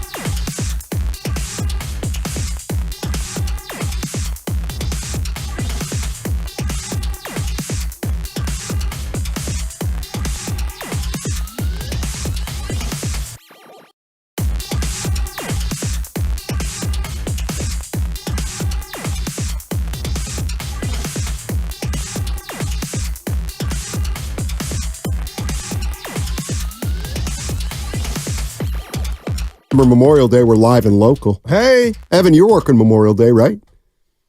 Yep. 8-hour work week. 8-hour work week. Yeah, that's about right for you. No, working from 8 to noon with Joe Spadoni. Oh, and then from noon to 4, it'll be Mark Grandy and Dan DeVoe. So we'll be live and local, 8 hours. Hey, did you know it's tick season? I really did. Mm-hmm. Lyme disease is transmitted through the bite of infected ticks.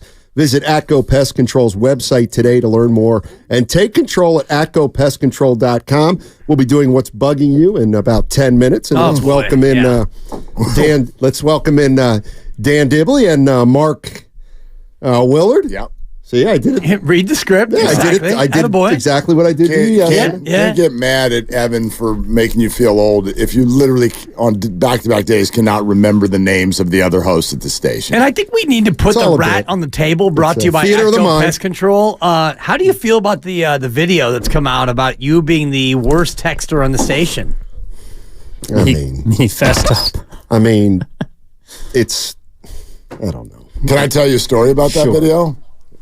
Yeah, go ahead. I tried to fake it and come up with a different name. I tried to run a bit and come up with a different name at this station as far as who was the most disrespectful texter. You got a lot of nerve, Willard. I tried to come up with a different name, and we did the video, and then Whitley comes back to me and was like, we got to do it again. Like, what you did is so far from the realm of believable. We're just basically going to need you to say Steiny. Take 2. Because we know that's the answer. Today at 1:14, Willard texted me. Oh. He texted me health reasons. Did you text That's all him I back? said. Health reasons. He did. Oh. He texted And me in back. 2 minutes later, I'm on the air. You texted him on the air? I texted him back. Oh, John Sterling? Question mark. He said, "Yeah." You don't text me off the air. Okay, now let me go back. Now a little there's bit. an important distinction. Let me go back. Go ahead, Steiny. Yeah, I'm going back to the Willard thread that This was a big mistake. Hey, Mark, this was at 9 a.m. I hope I'm not telling his tale. Wait a minute. When is it? It's 9 a.m. April 5th. Oh God. April 5th. Man. Oh, this was a dumb one by me. This is so stupid. I'm looking at it now. I don't know why I did it. Yeah, why did you do that? I don't know. I thought you might have had some juice. Hey, Mark, what would be the best way to get a couple of Giants tickets to Monday night's game versus the Padres? Now, interestingly, he didn't get back to me on that one for 5.5 hours. Oh. Check your math. He was working hard. 4.5. Okay. 4.5 hours 4 later. hours and 28 minutes. I found out that Mark uses more traditional measures. I was like, I have an idea. Do you have a credit card? Oh, yeah. Yeah. You want to get some Giants tickets? Get some Giants tickets. Game time. Like, you coming to me for... Yes! You coming to me for freebies? Like, I just have a closet that has tickets to every Giants game in it? Right. You and Dibs are Bay Area, like, people. Natives. Right. Yeah. Right. So you go way back with the Giants. Way back. You know people there, and I just misconstrued. I thought you were still tapped in. I think we should play for our audience, since we're referencing a social media video. We should not fall into the 2024 trap of assuming that everybody knows what the hell we're talking about. You're right. Yeah. So here it is, everybody. Oh, it's Matt Steinmetz. That's easy. Oh, that's Matt Steinmetz. That's 100%. It's Matt Steinmetz. It's Matt Steinmetz. Steiny. That would be Matt Steinmetz. The answer's Steiny. Come on. We know it. Steinmetz. Me. It would probably be me. I have unread messages and unanswered text messages from Steiny from when I got here, 2018. And it's because all the other hosts, what they text oftentimes isn't worth reading. And so because they've set that precedent, that's what ends up happening is I don't end up reading the text. So unfortunately, I'm going to have to say myself. Yeah, it's a fact. Well, it's a fact. I will say this. I don't know what happened. Was this a New Year's resolution? Because now that you have me on our thread, I'm scrolling. Oh. And you are incredibly responsive. Thank you. That's because in 2024. Well, In 2023, I literally wish you a Merry Christmas and look forward to our special show the next week, and got absolutely left on silent. Oh, it all ties in. The reason Christmas night, and you didn't have time to say Merry Christmas. There's a reason that in 2024 I get right back to Willard. It's because I'm afraid of him. So I do get right back to Willard, but nobody else. You start rolling through 2023, and you were very unresponsive. What I didn't know that I was your New Year's resolution. Yeah, I didn't know. I'm tired of hearing that. I'm just tired of hearing it from people. The funniest part about it is, I mean, nobody's worse than Guru. What do you mean? That stuff he sends on Instagram, like that is weird. 3 times a day. That is weird. Come on. Yeah, no, you get messages from Guru, and they could be about anything. It's a tune-out. I don't even look. I love getting messages from anyone, but it's just like it could be about anything. Like normally there'd be like, oh, hey, remember we were talking about this earlier? Check this out.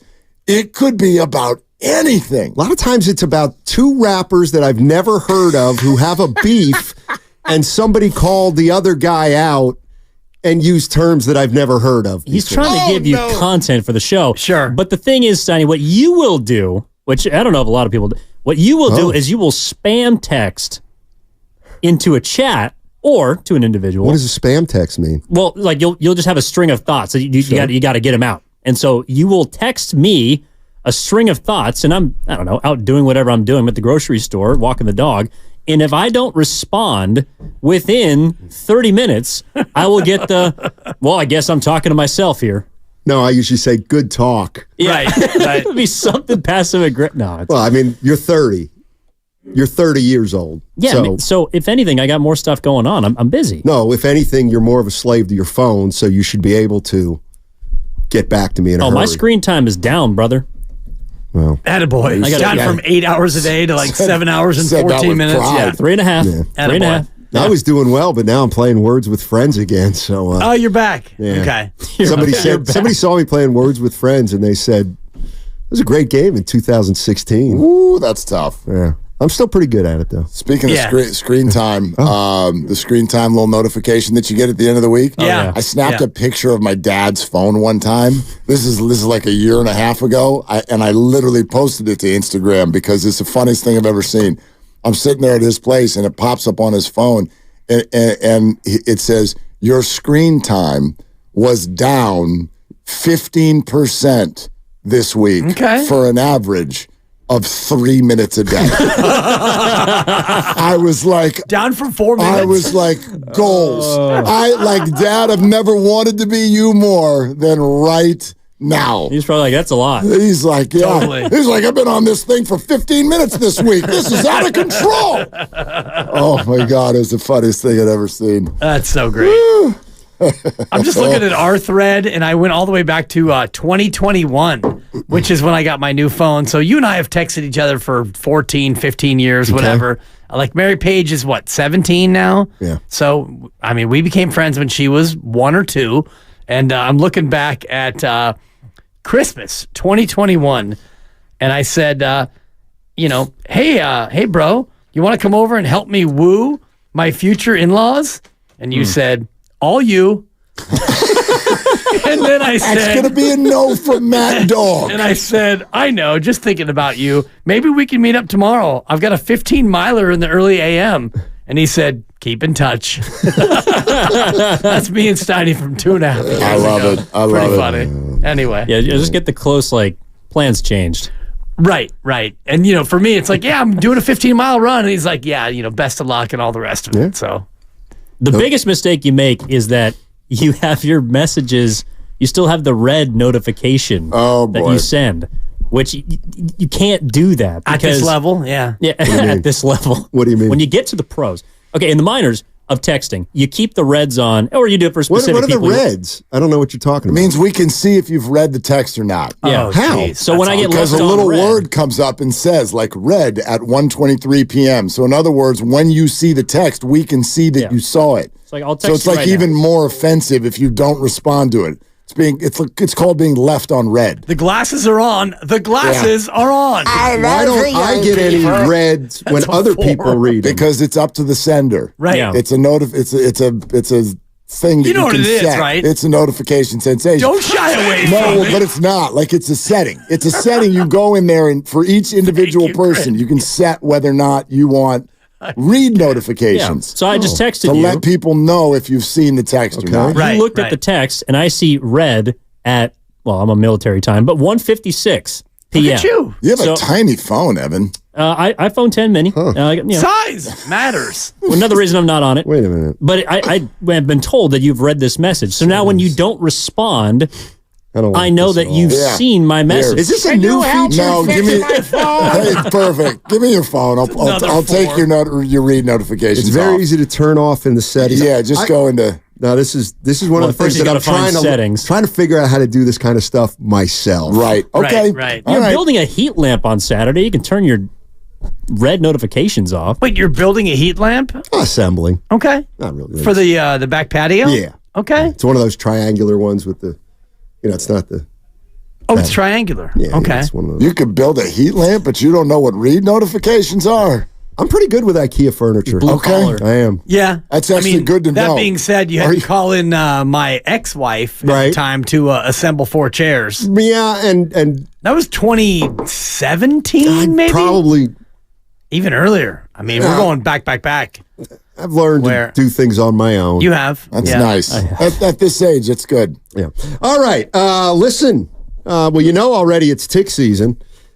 So right now, let me tell you about the What's Bugging You segment, brought to you by Atco Pest Control on Friday. Yeah, I know what Grandy's going to say to you, even though I can't hear him. There's something coming He's like, if you're going to read something, why don't you just do the legal? It would have been a lot. You can read it after. A lot more You're seamless. listening to 95.7 The Game. You really are. Yeah. Reset. KGMZ, Steiny. They used to have a liner that, a machine used to do this. The person didn't have to do this. A machine. Like guy, what's his name? Elvis or whatever, the big guy who lives in Salt Lake or whatever, that they send all the sound to. Steve Stone. Yeah, Steve Stone. You know, Elvis. You also broadcast for the White Sox. All right. Wait a minute. Hold on. That's true. 3, 2, and 1. You're listening to 95.7 The Game, KGMZ, FM and HD1 San Francisco. Always live on the free Odyssey app, Twitch and YouTube, powered by First NorCal Credit Union. It's time for What's Bugging You. Yay! Sponsored by Atco Pest Control. And who wants to start? I'll go first. Okay. It's for me, it's something we talked about earlier in the week, and I'm all about premium events. It's great, but for me, it's ticket fees. If you're going to hit me with a ticket charge, fine. And my sister, Hurricane Gale, love her, she'll turn 60 on December 30th. And the Lions are in town to take on the Niners. And so she texted me and she said, hey, I'm getting 8 tickets. Do you want to go? And I said, sure. How much? And she said, it's going to be $440. And I said, man, that sounds like a lot. She said, yeah, it's $350, but $90 a ticket and ticket fees. And I said, what the absolute front door are you talking about? And I looked, $90 for a ticket fee. For what? For who? For what? The processing. Right. A machine. For me is a bunch of bullshit. Because they can. Yep. Because they can. No, because they can, but why do they? And I know why they do, but I don't like it, and it bugs me. I'm all about, okay, if you want to charge me $350 for the seat, fine, $350, and you want to hit me for tax, which is already 10%, so now it's $350 becomes $385. I get that, but you're going to tack on $90 for absolutely nothing. I hate it. Well, and it makes me not want to go anywhere. What they really should do is stop calling it that. Just make the ticket $440. Right. Don't have any fees. That's what a lot of apps are doing now. Like they're like, we're the no-fee ticket place. It's just like where your tickets are just more expensive. Exactly. It's the same thing. You know what? It's a huge part of their business model. It's funny you bring that up because I told you about that concert. You know, the one where George Kittle and Brock Purdy went crazy? Right. Luke Combs. I bought tickets to that event without realizing that we couldn't go. And so I buy the tickets, but then they're good tickets, so it's fine. And it was well ahead of time. So I was like, no problem. I put them right back on, and they sold in a day. And I probably should have sold them for more, but I didn't. I sold them for what I bought them for. but I'm out the fees. And my question, fees. well, I wanted to call them. I'm like, I never received your tickets. Right. So why should I pay the fees? You have a ticketing fee. I never got the ticket. I literally was a conduit. I just scooped it and sent it right on to someone else. I never received anything. I never beeped anything. No barcode, never went. Right. Why am I out the whatever it was, $50 for the fees when I never got ticketed. The ticket? Yeah. I was never ticketed. You were never ticketed. Well, exactly. So anyway, I feel you. And I know you feel me, and I know everyone out there is like nodding alongside, but as a consumer, it makes me not want to go anywhere. It makes me want to go to the parking lot and walk up to somebody, tickets, who got tickets, because there's no ticketing fee. When you meet a guy in the parking lot and he says, I got a couple of good ones, they're $40 a piece. Okay, they're $40 a piece. He or she is not going to hit you with, while we're here, it's going to be $40 a piece plus $12.50 for my handling fee. No, it doesn't work that way. It's true. But it does, unfortunately. Yeah. All right. I'll tell you what's bugging me, but let me put What's bugging you, let me put a little caveat on it. Usually it's what's bugging you, like what annoys you, what irks you. I'm not using bugging in that way today. I'm using bugging as something's on my mind. Like there's something that's on my mind that's troubling me. Yeah. Okay. And what it is I've got this unfair reputation for being a little bit aloof, and I know we've got a team function next Friday. Yeah, in a week. Yeah. Yes, and I was looking forward to it. However, I've just found out that we are having a graduation party on Friday next week for my daughter who graduated from high school. Well, first of all, congratulations to her. Awesome. And it's starts at 4:30. Oh. Mary Page is a high school graduate? Correct. I don't know if I'm okay with that. Well, I'm not ready for it. Go on.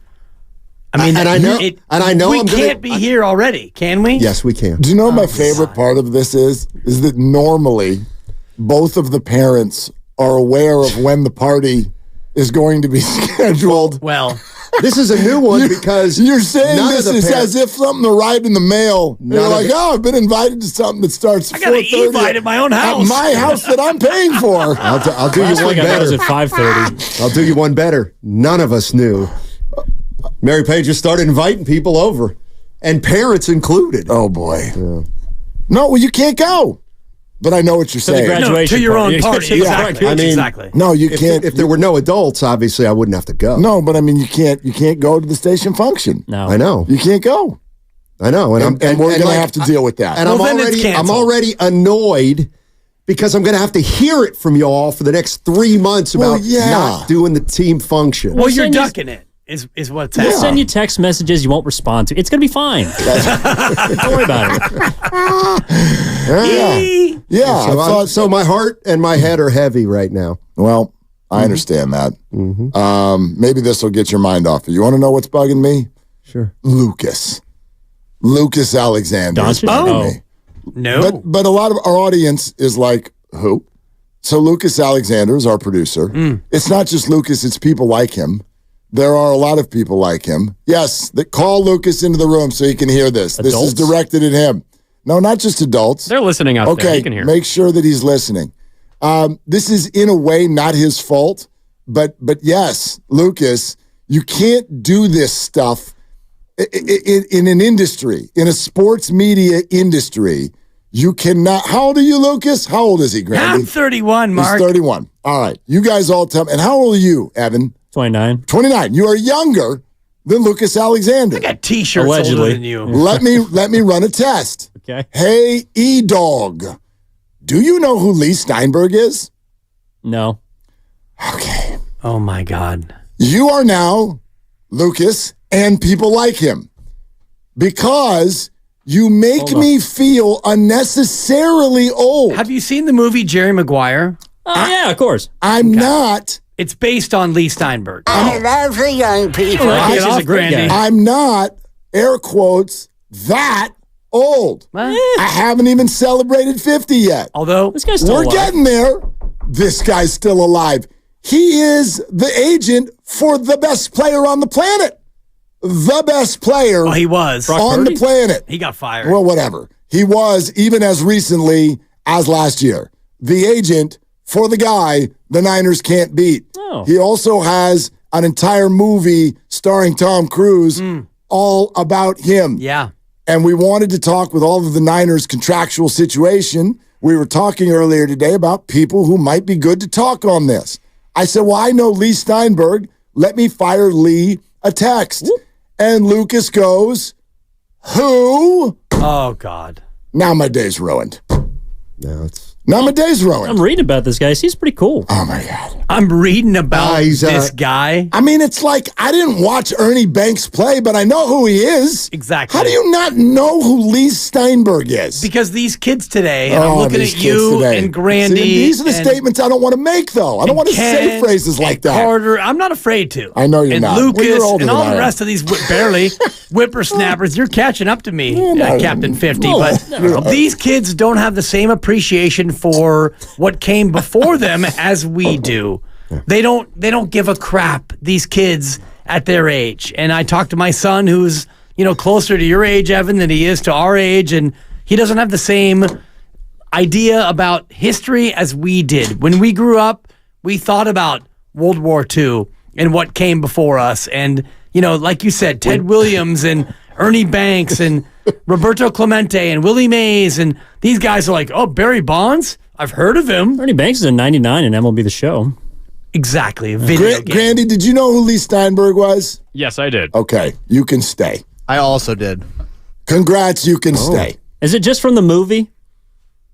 No. I think he was Steve Young's agent, too, wasn't he? He was? Yeah, Troy Aikman, apparently. This is accurate. Yeah. He's a big boy. And I know him from when we had him on Radio Row with Jolo and Dibbs. One of the greatest stories and ever. Lee sits down with Jolo and Dibbs. Okay. We're live in Miami, Radio Row, and he's chewing gum. And we're about to go on the air, and he takes his gum out of his mouth, and I'm sitting next to him. Takes his gum out of his mouth, and he puts it underneath the chair. Classic. And I'm watching this going, oh my God, high-powered agent. This guy's a dirtbag. And he puts the gum under his seat, and I'm watching it going, okay, this is like really weird. Whatever. Interview ends, and he walks off with his handler, and I'm like, mixing a shower because he's really disheveled and unkempt. That's kind of Lee. Right. Yeah, and so he probably an had hour just showered. later, we have Phil Simms and Boomer Esiason on together. And it's like, wow, what a great get. And these two are going back and forth and having fun. And Phil Simms, we're done, and we're shaking hands. He stands up, and he has a piece of gum connected to his pants. And as he stands up, it's boom, like a long piece of gum. And now Phil Simms' pants are absolutely covered in gum. And I look at our producer at the time. My man. And I said, dude, grab a napkin. So now I have a wet napkin, and I am dabbing at Phil Simms' inner thigh to try to pull Lee Steinberg's gum off of Phil Simms' slacks. It's a phenomenal story. Lee Steinberg. It's an absolutely phenomenal story. My man, mix in a napkin, and how about you dab at Phil's crotch for a while? Phil, I'm so sorry. Thanks for joining us. Dab, gum, We're coming gum. back. Dude, We're coming back. Seriously. Devin? All right. Well, anyway, got 2 minutes. Every time I feel like standing up. Yeah, I will keep this one tight just for you, Sonny. It also Thank does you. help me as well. Apparently, phone shaming. I just found out about this a minute ago. My phone is too small, and let me. You know what's bugging me about this is that all of you guys. We talked about this last segment too. Apparently, my eyesight's going to be failing me in approximately 15 years. But for now, That's true. I got 20/20 vision, so I will take advantage of how small a phone can be. Until I can. So the size matters. Yes, it does. Thank you. Both big and small. So my iPhone 10 mini is perfect up until the max battery reaches, I think, like 70%. Down to 80 right now. It's got a couple cracks, but I can see. And that is why I will have my small phone till the day I die. Okay. As long as I can see. Not till the day you die. Till When the you day turn 45. Exactly. Yeah. When you I'll send you a postcard. Is that what you guys do? What's traffic like out there? Oh, CHP says it is just killer right now. I'm going to be able to get out of the city quickly, I think. You got somewhere to be? Yeah. Where'd you park? Excuse me. I mean, What does that close matter? or at the old building? Or About Stone's Yeah, throw? about 6 blocks away. Okay, It's like in I'm just Scarface when he's curious. like, you got the drugs? I got it close by. Okay. You know, you got the All right. money? Yeah, I got it close by. All right. All right, gents. All right. We'll see you on Tuesday, and you know we're going to see you on 95.7 The Game. But not at the party. Oh, boy. It was wrong. They're longtime friends. Let me tell you something real quick about Dibs that I'm sure not everybody knows. And first-time partners. Hang in there, big guy. There'll be brighter days ahead. Now these two homegrown Bay Area boys finally come together to take over sports talk. Get the hell off of my doorstep. Major League Baseball, you stink. It's Willard and Dibs on 95.7 The Game.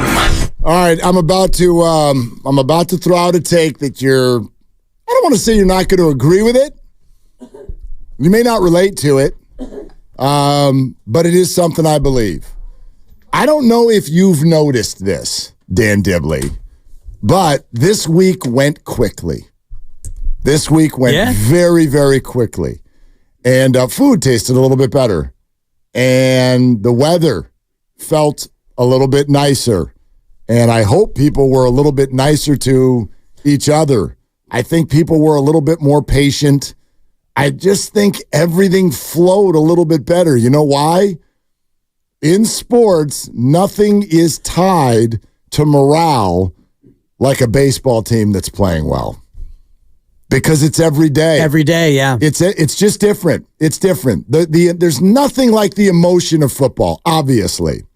The build throughout the week is palpable. We almost get on a cadence and a schedule. Maybe that's dying because the NFL is going to play every day of the week here pretty soon, and they're going to have a 20-game schedule, and it's never not going to be football. But as it stands right now, there's a cadence to it. You play on a Sunday, and then on Monday you come in for the treatment, and Tuesday's the day off, and Wednesday we get a practice report, and Thursday is when most people start practicing, and then Friday the good players start practicing, and then we get a report, and everybody's a game time decision, or they're probable or questionable or whatever, and then we get into Saturday, and we go figure out how we can spend a day with our families, and then on Sunday you buckle up and let it out. There's a football game, and that energy is unmatched, and it happens once a week.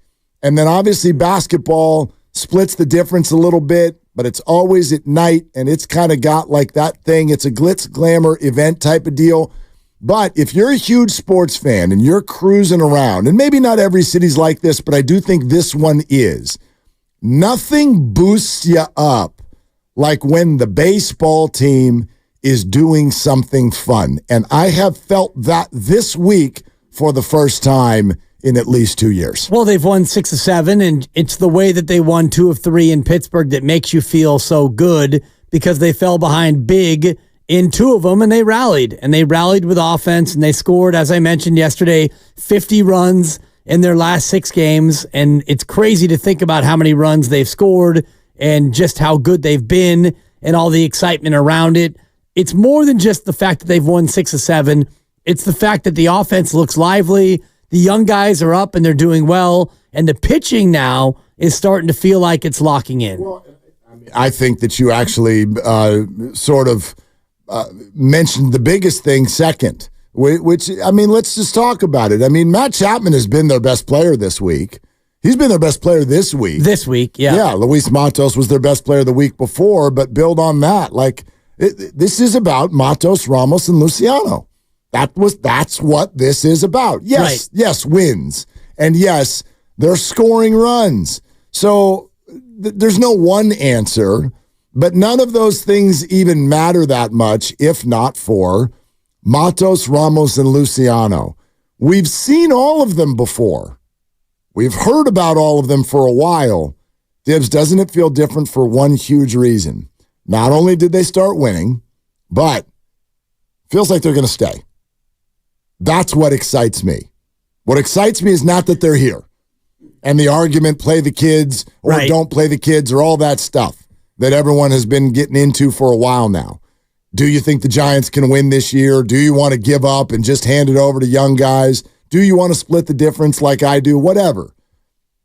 What's really, really great about Luciano, Matos, and Ramos this week is it feels like they're going to stay.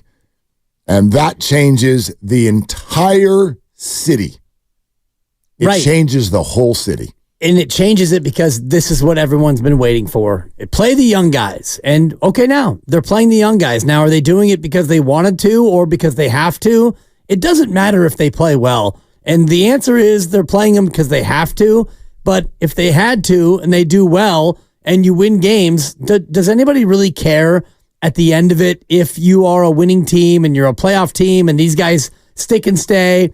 No one's going to look back and go, well, Farhan and Bob, they don't get credit because they had no choice but to play him. Now, some people will say that. Some people will say that. And some people said that about the Warriors with TJD and with Pods, who played more than they would have. And Jonathan Kuminga, the same thing. If Draymond doesn't get suspended, Kuminga maybe is still in that 20 to 22-minute role, but Draymond's out and unavailable, so you had no choice but to play him. Okay, that's an interesting statement. Now, you just brought my brain in a completely different direction. I wasn't thinking about this, but let's go there, seeing as they've won 6 of 7 and they're scoring a bunch of runs.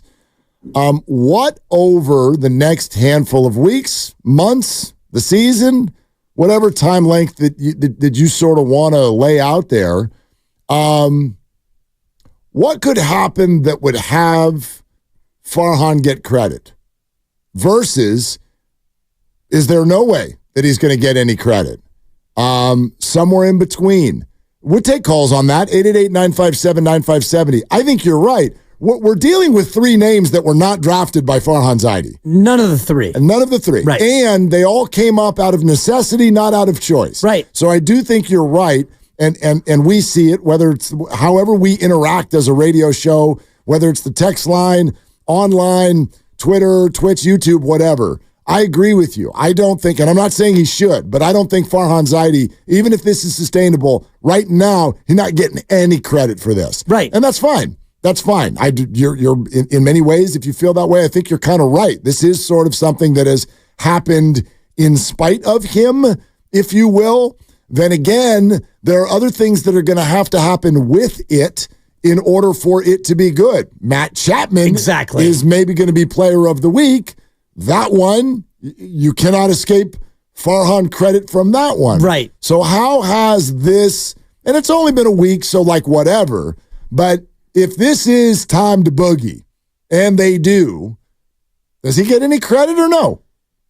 It depends on who you are. Okay. And for me, I look at things in this way where you get all the credit and you get all the blame. Now, you didn't draft these guys, fine, but you were overseeing their development. Yes. And they have developed to the point where now they've come up out of necessity, yes, but they've done well. So does he get credit for them playing well? He gets some credit, but really the credit goes to the players because the players are the ones who have to develop and get better. And I look at this with Steve Kerr and the Warriors more than anything else, where Jonathan Kuminga, yes, he has developed. Now, do you look at Steve Kerr and said, well, he kept him down. He should have played him sooner. Or, Steve Kerr did a good job of developing him.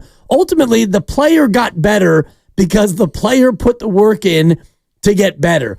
So Matos, Ramos, and Luciano, they're playing well and they're doing well because they're good players and they've put the work in to get better. Now, does the organization get credit for helping them have the coaching and the construct to play and get better? Of course they do. And that's where Farhan, to me, gets credit because these guys are in his organization and they've been in Sacramento and they played well enough and they've gotten to a point where now they're coming up and playing well. So for me to not give him credit, I think is short-sighted and wrong. Well, I mean, look, there's plenty of good and plenty of bad. I think that's been true for most of it. And I know that some of you will go, oh, what's the good?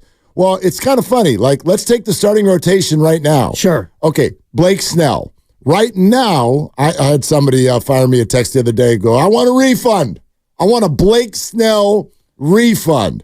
31 mil, which, by the way, could turn into 62, and this guy can't give us the 5th inning or get one win? Okay, fair. Although so early still for him with the injuries and whatnot, and he's Blake Snell. Like, he's the reigning Cy Young Award winner. Right. I didn't hear from a lot of people at the time of the signing be like, well, that was dumb. Like a low risk 1+1 deal for the Cy Young Award winner. I'm sort of like, who wouldn't do that? That was my reaction at the time. Now, it hasn't worked out to this point, but I'll give you, for instance, the counterpoint. Like, he signed Jordan Hicks to a 4-year deal worth very little relatively. Right. And he's been phenomenal. Like, phenomenal. And whether you think that's going to go well and he's going to have to get moved to the bullpen and, right, velocity's starting to go down, not really even the point right now. Nobody would give Jordan Hicks back. So I guess my point would be, and I think this is just life, we all look through the lens of what we want to see. Right. So if you're not a Farhan person, you're going to sort of ignore the Jordan Hicks and be like, Blake Snell, way to go, dummy. Yeah. Right? But if you do like some of the moves that he's made in the past, I don't know how you could like all of them, but if you do like some of the moves he's made in the past, and I do, like I can give you 3 or 4 trades right now where I'm like, dude, he robbed the other team. Sure. Robbed him. Darren Ruff to the Mets, are you kidding me? The Melanson deal, getting out from underneath that money, even what he did, I don't even care if Robbie Ray ever pitches. The fact that he got something in return for Mitch Haniger and DeSclafani, right? Like, good Lord, right? So there have been plenty of good moves, and you notice those things if your eyes are open to it. Right. That's all. Depends on how you want to look at it. And you look at Jung-Hoo Lee, and he's now gone for the year, and you can look at that and think however you want to think about it. I see that as a long-term play, and the fact that a player got hurt, to me, is not a knock on Farhan Zaidi, because Jung-Hoo Lee was looking like a guy who is at the very least going to be a solid 140-game center fielder who hits 250 and has a great glove and a big center field and would have been an added value for a team that needs defense. And, the rest of it, Matt Chapman, right now, it's easy to look at that and say to Farhan, good job, good signing, because he is absolutely on fire. And the rest of it, Tom Murphy, again, guy who got hurt. Yep. We'll see if he comes back and what he is. Robbie Ray, we don't know. A lot of this is still in flux because we're in May. But I look at it in totality, and I don't look at the 3 young guys and think, well, Farhan, you don't get credit for that because you didn't draft him. And of course, you brought him up because you had no choice. For me, that's unfair. It's an interesting year, too. Right. 2024. Let's take a look at the calendar year, 2024. Obviously, our 49ers were an amazing team. Yep. A very good team. However, what we watched in the calendar year of 2024 left a lot to be desired. Their performances against the Packers and Lions were wobbly at best. And then, as the favorite, they lost the Super Bowl. Okay? So that was 2024. Then our Golden State Warriors went and missed the playoffs entirely. Okay? And then our San Francisco Giants came out of the gate uninspiring, to say the least. I would say that 2024, from a sports city morale standpoint, has been a little bit rough. Yeah. It's been a little bit rough. And I sit here today on May 24th thinking, I don't want to call this the high point by any stretch. The morale was certainly higher when the Niners were about to play in the Super Bowl, but it's trending up. It's trending up because I think that what happened to the Warriors is settled in, and we're starting to smell around the corner. Whatever's going to be next is going to happen here within the next 6 to 7 weeks. We're going to start to get some news, and you'll get a little bit of a boost because it's going to excite you or whatever. Okay, they're going to reboot or rebuild or make an acquisition. Same with the 49ers.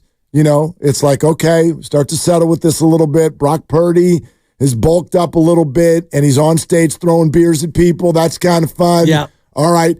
And the Giants have a chance tonight to get back to 500 and are starting to look not only like potentially a good baseball team, but one that could provide excitement as well, which is the 1-2 punch that everyone's been screaming about for 2 years. Right. And I think you put the record aside and you look at the last 6 games, 50 runs in 6 games. That's it. Do you know how many games it took before that for them to get 50 runs? 51. 14. Yeah. 14 games. Yeah. It took them 14 games to score 50. Not 5, not 6, not 7. Keep going, Grandy, if you have it. And then in the last 6, they scored 50. That's what this has been. It's really amazing. And the fact that it all started at light hitting Oracle Park is important too. Now, it wasn't against great teams. We're going to get a chance to see that real soon. We're sponsored by the Alameda County Probation Department. Would love to take your phone calls on this. Your Giants' perceptions have changed in what way? Just in the last week or so. 888-957-9570. We'd love to take your calls next. Happy Friday. It's Willard and Dibs. Want a career with purpose?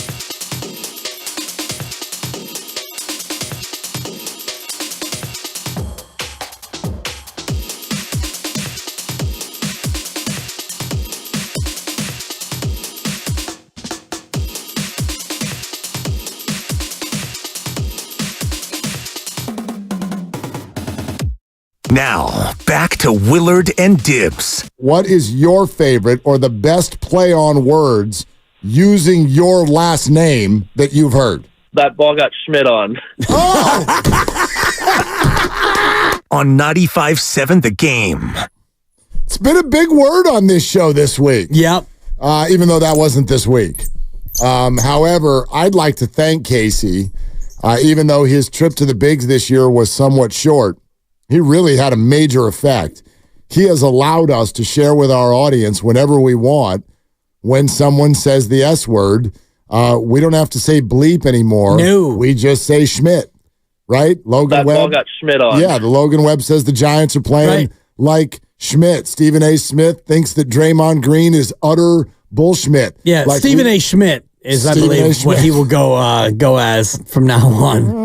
Stephen A. Schmidt. Great job, Casey. Yeah. Thank you. Yeah, you've given us new lexicon, and we can't wait to have you back, Casey, which it feels like it might be a long time until you come back because you've got vets who are coming back off the IL who are more likely to take a spot, and then what? There's a roster crunch without you, Casey. Well, he's a left side of the infield guy. Chappie's not going anywhere. If Chapman got hurt, you're probably going to see Casey. Okay. But he's a little bit flanked by Wilmer Flores as someone who's able to man the hot corner, not the same way that Chapman can.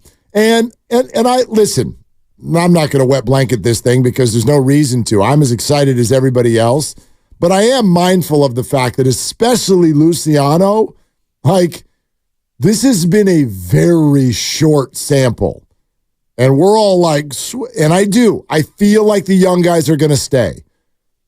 But we're also getting ahead of ourselves. He's had 18 at-bats. Right. 18 at-bats. And he's made 2 hellacious errors. Yep. Hellacious errors. So again, I can't wait, and I very much hope that maybe next week we'll be able to do it. We've been efforting hanging out with Bob Melvin for a little bit. I'd love to ask him, what's the game plan when Nick Ahmed comes back for this baseball team? Because if Luciano is still hitting, and here's the other thing, and maybe the most important thing about what's happened the last week. I know they went 6-1. I know we love homegrown talent. It does look like the bats are suddenly awake. Do you want to know who's most excited about last week? It's not the fans and it's not Bob Melvin. No, it's not him either. No? It's the marketing department. Yeah. It's the marketing department. Because Matt Chapman can be player of the week all he wants, and he might not be a Giant past October. Right. Blake Snell might not be a Giant past October. So Giants baseball, pre-ARB 3. There you go. These 3 guys, if they can stick, Giants baseball, they can't leave. Exactly. There's your new motto. These guys are signed through 2087. At least. For $7. Giants baseball, indentured servitude. I mean, it is awful. It really is awful. It's the system. I know. And it's... Let me look it up. Marco Luciano contract. I'm sure that they're all pre-ARB 3. Yeah, he's on a 1-year, $720,000 contract. Okay. Brock Purdy. Less than Brock. But how many ARBs would it take before this guy, you know what I mean? Yeah, he's pre-ARB. He hasn't even started ARB. Right. So I don't even know. I'd have to look this up. ARB. This is a bunch of years. Right. Bunch of years before Marco could do anything. So, yay? Well, I mean, yay. I hate it. I hate the system. The system's stupid. It really is. It really is, because players have come up and they're good, and then therefore they're not being paid what they're worth. And then what baseball does, go see and go look at the payroll for the Atlanta Braves. They do this better than anyone. If they got these 3 guys up, they're going to give them about 3 more weeks. And if they play well, they'll walk over to them and say, will you sign a 14-year, $90 million contract? And they'll be like, $90 million? I've only made $500K so far in my career. Where do I sign? Poof. And then they got him for the rest of their lives. Well, I mean, Ronald Acuna Jr. is making $17 million a year. And he's worth probably double that for sure, maybe more. What contract did he sign and when? Let me look it up. It was 8 years and $100 million. Okay. See, there you go. 8 year and $100 million. And if you're Ronald, young Ronald, you're like 19 years old. Million? Exactly. That was 2019. How old was he? He was 21. There you go. You're 21 years old. And actually, when he was 24 is when it kicked in. Okay, but when did he sign it? He signed it, I believe, in 2019. They buy out a bunch of ARB years. Yep. Right? So that's actually considered a negotiating ploy. So he made 15, 17, 17, 17, 17, and 17. He's worth 45. And that's in 2028 with a club option for $17 million. There you go. And I'm guessing they're going to pick that up, Mark. He's actually struggling this year. But he's 26 years old. Yeah. He's 26 years old.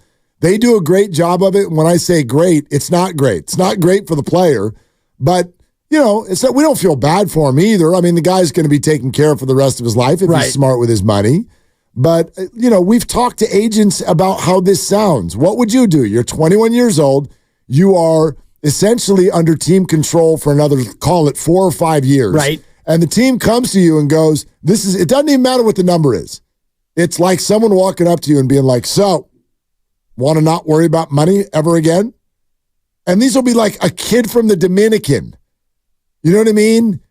Who knows? Did he even have sneakers when he was a kid? Do you know what I mean? Right. So if someone offers you $100 million. Guaranteed. Done. Where do I sign? Yeah, and the upside would be 124 with incentives, and he's hit a lot of them already. So right, but he's every bit that Juan Soto is, just 2 years older, and Juan's over here turning down a $500 million. Right. And Ronald is absolutely worth all of that. But the Braves have done a great job of it. And I'm I'm kidding. The Giants, this is way too early to have this conversation with these three guys. But that's why this is so exciting. It's not even that they're young or that they're homegrown or that they look good. If they stick, dude, they're here for 7 years. At least. They're here for their 20s. Right. And that means your team might be really good for a while. Exactly. And, you want to look at the Giants on the pitching side, and you had Kane and you had Lincecum and even Jonathan Sanchez, who was here for a long time, and he was, homegrown, and you had pitchers and you inked them and you kept them. And then on the hitter side, you had Buster and the two Brandons, and you liked them and you inked them and you kept them and you had success. And that's really what this team needs. And that's what the fan base really wants, is not only to win. Of course you want to win, but you want to have players that you feel like you can get to know, and you could buy a Matos or a Ramos or a Luciano jersey and know that you're not going to have to worry about turning that thing in after a year. They're all pre-arb. Of course. They're all pre-arb. Can I ask you guys a question? Yeah. Hey, it's Lucas, your producer. Hi, Lucas. Thanks for having me. Do you know who Lee Steinberg is? Still no. Well, actually, that's a lie. I do now. Okay. Thank you had to Google it. Yeah. That's what I learned today. How about that? All right. Can Jorge Soler, does he own a glove? Can we ever get him into the field? Because him holding down the DH spot every day feels like it makes it tougher on things. Like if we could have Luciano play DH here, let's Ahmed get his glove into the field. If you want to bring Casey Schmidt's glove back, if you want to go trade for another first baseman, then Lamont could DH sometimes. Well, I mean, I do think that... do you listen to the show? Yeah. Would be my follow-up question. Rarely. Because I actually said this yesterday. And he did. Because Mark had his idea, which was better than my idea, and my idea followed his idea, and my idea was get Jorge a glove and let him play some outfield and let Luciano actually not have to play short and DH. Well, and Mark laughed at me, Lucas. I didn't laugh at you. I just think it's a little early to be thinking that Luciano is a great DH. He has 6 hits in 18 at-bats. So it's a little early for him to be like, the DH should be somebody who has the ability to go out there and change the game. This guy has a total of 0 major league home runs. Right. So let's not freak out about Marco being the DH. I understand the idea is we don't love his glove over at short. I would much rather let Luciano largely keep shortstop, use Nick Ahmed as a late inning defensive replacement so there's no more 9th inning bobbles when you absolutely must close the game down. But I'd also say this to both of you, Lucas and Dibbs. Soler does not have to be the DH every day. even if it's most days, you got a tough right-hander with a sweeper that has owned Soler in his career. Well, now you've got two lefty corner outfielders, but if you want Ramos, Conforto's going to be back soon. Could Conforto DH on certain nights so that Ramos doesn't need to come out of the lineup? Or, obviously, Yaz. You want Yaz's glove out there. He's a phenomenal right fielder. But does he have to play every single day?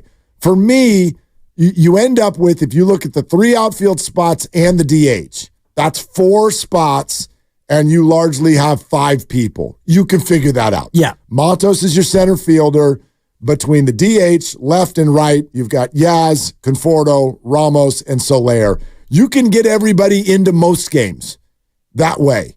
And also keeping guys for righty-lefty matchups late in innings. So I don't think it's much of a crunch as we think it is until Austin Slater is healthy. Yeah. And that's the one that I think we're waiting to figure out what the organization's going to do. Right. And if Slater comes back when he's healthy and they send out and they won't send out Matos, it would be Ramos who would get sent of the of the group. If they do that, there might be a revolution in the fan base. Well, I agree with you. There might be. Especially because, by the way, the other outfielder / utility guy that they just sent down, I don't know if you remember him, y'all. His name was Tyler Fitzgerald. He spent most of the year on the big league roster. Yeah. He has homered 413 times in 12 at-bats since he went down. Oh, wow. I'm not kidding. He is on an absolute – they sent him to sack, and he has homered in the majority of his at-bats since then. Damn it, Farhan. He had 5 homers in 3 games. Really? No joke. No joke. He is absolute. So I'd almost rather see him come back up than Austin Slater right now. Yeah, yeah. And Brett Wisely is the other one where you wonder about Wisely, and I know he is positionally much more flexible than anyone else, and so you like to have him. He can play short, he can play in the outfield, he can pinch hit, but if Fitzgerald is that hot down there in AAA, then maybe you got to bring him back and not Slate. He's the right-handed Wisely. Right. He's right-handed and can play short, second, center field, all of these things. Yeah, look, Slater is in an interesting spot, and it's a concussion. We have had 0 updates in terms of how he's doing and feeling. By the way, FP is going to join us here in about 15 minutes, and we'll keep talking about Giants baseball. There's more Draymond. There are more. There's quotes you just got to hear. I'm sorry. No, I can't wait. You have to hear them. Yeah. You have to hear them. There's nothing we can do. You got to hear this stuff. It's unbelievable what he said next. But anyway. By the way, really quick, before you do move on, a couple other injury notes for the Giants. The Giants have announced that Alex Cobb will resume his throwing program this weekend, and Robbie Ray will throw his first live BP tomorrow. Let's go. Double R. Oh, and by the way, did you hear? You're such a weirdo. Lucas. Double R, by the way. That's Raymond Ritter. Yeah, double R in this town is Raymond Ritter. Do not get it twisted. Yes. There's room for both. Robbie Ray better win a lot of games before I start calling him double R. Totally. Okay? Double RSP, not double RPR. Did you all, by the way, did you all hear? Did you hear what the Giants did today? The roster move? Did you hear what they did? No. Jackson Reitz. Hope you enjoyed his time. Reitz is gone, but that's not. Yeah, man. he got the D to the F to the A, but that's not the one that got my attention. Gone too soon. No, but I was pleased. This is nothing against this guy. He clearly showed in his back-to-back outings this week. Luke Jackson? No. Mason Black. Oh boy. You got to go down, man. You got to get down. Thank you, Tony. You got to get down. That's a classic throwback. And he did. So he's going down. But did you see who they brought up and signed? They signed to a major league contract, former and now current Giant, Drew Pomeranz. I'm a Giants fan. He's back. DP. Let's go. DP. Take it easy in there. Can't just initialize everything, LA. Anyway. Pomeranz is back? Pomeranz is back. Let's go, Drew. Yeah. So maybe he's going to, I don't know, it'll be a middle relief, starter, opener type of a thing until Alex Cobb is ready to go or until Keaton Wynn is ready to go. Whatever. It's better than what Mason Black was doing. Does he take the Mason Black spot in the rotation? So. I think so. Yeah. Or something. Whatever. Swing guy. Mason's not ready. Where's Pommy been? I He went to the Braves for a while. Dodgers DFA'd him today. Oh, they did. Okay. Wow. So you're happy about getting the Dodgers scraps now? Dodgers crumbs? If his name's not Mason Black, I'm open to it. Hashtag Dodgers crumbs. Fine. The Dodgers have taken Giants crumbs before. Sergio Romo and Brian Wilson both went there. Whoa, friend of the show. Oh. Sorry, Serge. Except for that year. You can't wear that uniform and be my friend. I'm sorry. You can't. You can't do it. Then we got to fight. Yeah. We'll get him on It's again. just the way I'm wired. It's nothing personal. Bring that same energy next time we have him on. I did when we had him on. Kind of. Not kind of. You didn't say you can't be my friend. Well, I'm not his friend now. He'd be like, we're not friends. I don't even know you. He's like, I'm just talking to you. He hit on you the with radio. a great story. Great story about Grandpa. Look, he softened you up. Hey, you can't wear that uniform and be my friend. My daughter played baseball when she was like 7 years old, got put on the Dodgers. I said, I'm not going to the games.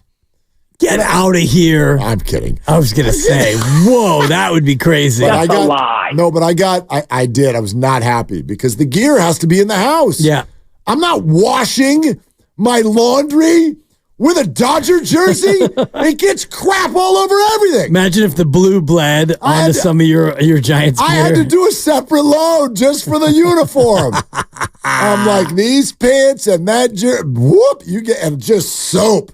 I'm like pouring 8 cups of soap in there. Bleach. Oh, that would have been brilliant. Why did her uniform turn white? I don't know. I don't know. Weirdest thing. Crazy, right? Yeah. No, you can't have that stuff around. That's a no from me. Dog. That's a no for me, dog. All right, anyway. Jose. I think that there's a way to get all of these guys involved. But look, that's the game within the game right now. Going back to what we were talking about. The game within the game is, I don't know when Austin Slater's healthy, and I don't know what the team is thinking right now, but that's why these at-bats have some incredible urgency. If Luciano goes out there and goes 0 for the weekend or starts kicking balls more, then, yeah, you probably watch Brett Wisely stay. And Luciano goes down, and I don't want that. No one wants that. No one wants that. But the sample size has got to get a little bit bigger. Matos has got runway because Jung Hoo Lee is hurt. And Ramos right now, he's got the biggest sample size. And I'd argue he's getting pretty close to putting together a run of at-bats that means you stay. Yeah. You stay even. And that's the one that we're looking at with Austin Slater. I think the more you go through this and you look at 50 runs in 6 games and you look at what Austin Slater's done, and I know it's still a small sample size and all the rest of it, but it feels more and more like that's the move that they know they have to make, but they're not ready to make yet because, I mean, Austin Slater, you mentioned it. We haven't heard anything about his return to play protocol from his concussion. Austin Slater, this surprised me, and therefore I think it'll surprise everybody. Do you know that Austin Slater has been in the organization getting ABs for this team since 2017? Yeah, 7 years. Okay. It's actually 8 now if you count this year. Okay. 27. He's been in the organization for 8 years. And this guy has one time he had an OPS under 700 in those 7 previous years. And this year it's at 434. Right. So, but you do got to understand now, and I'll back the organization here on this one.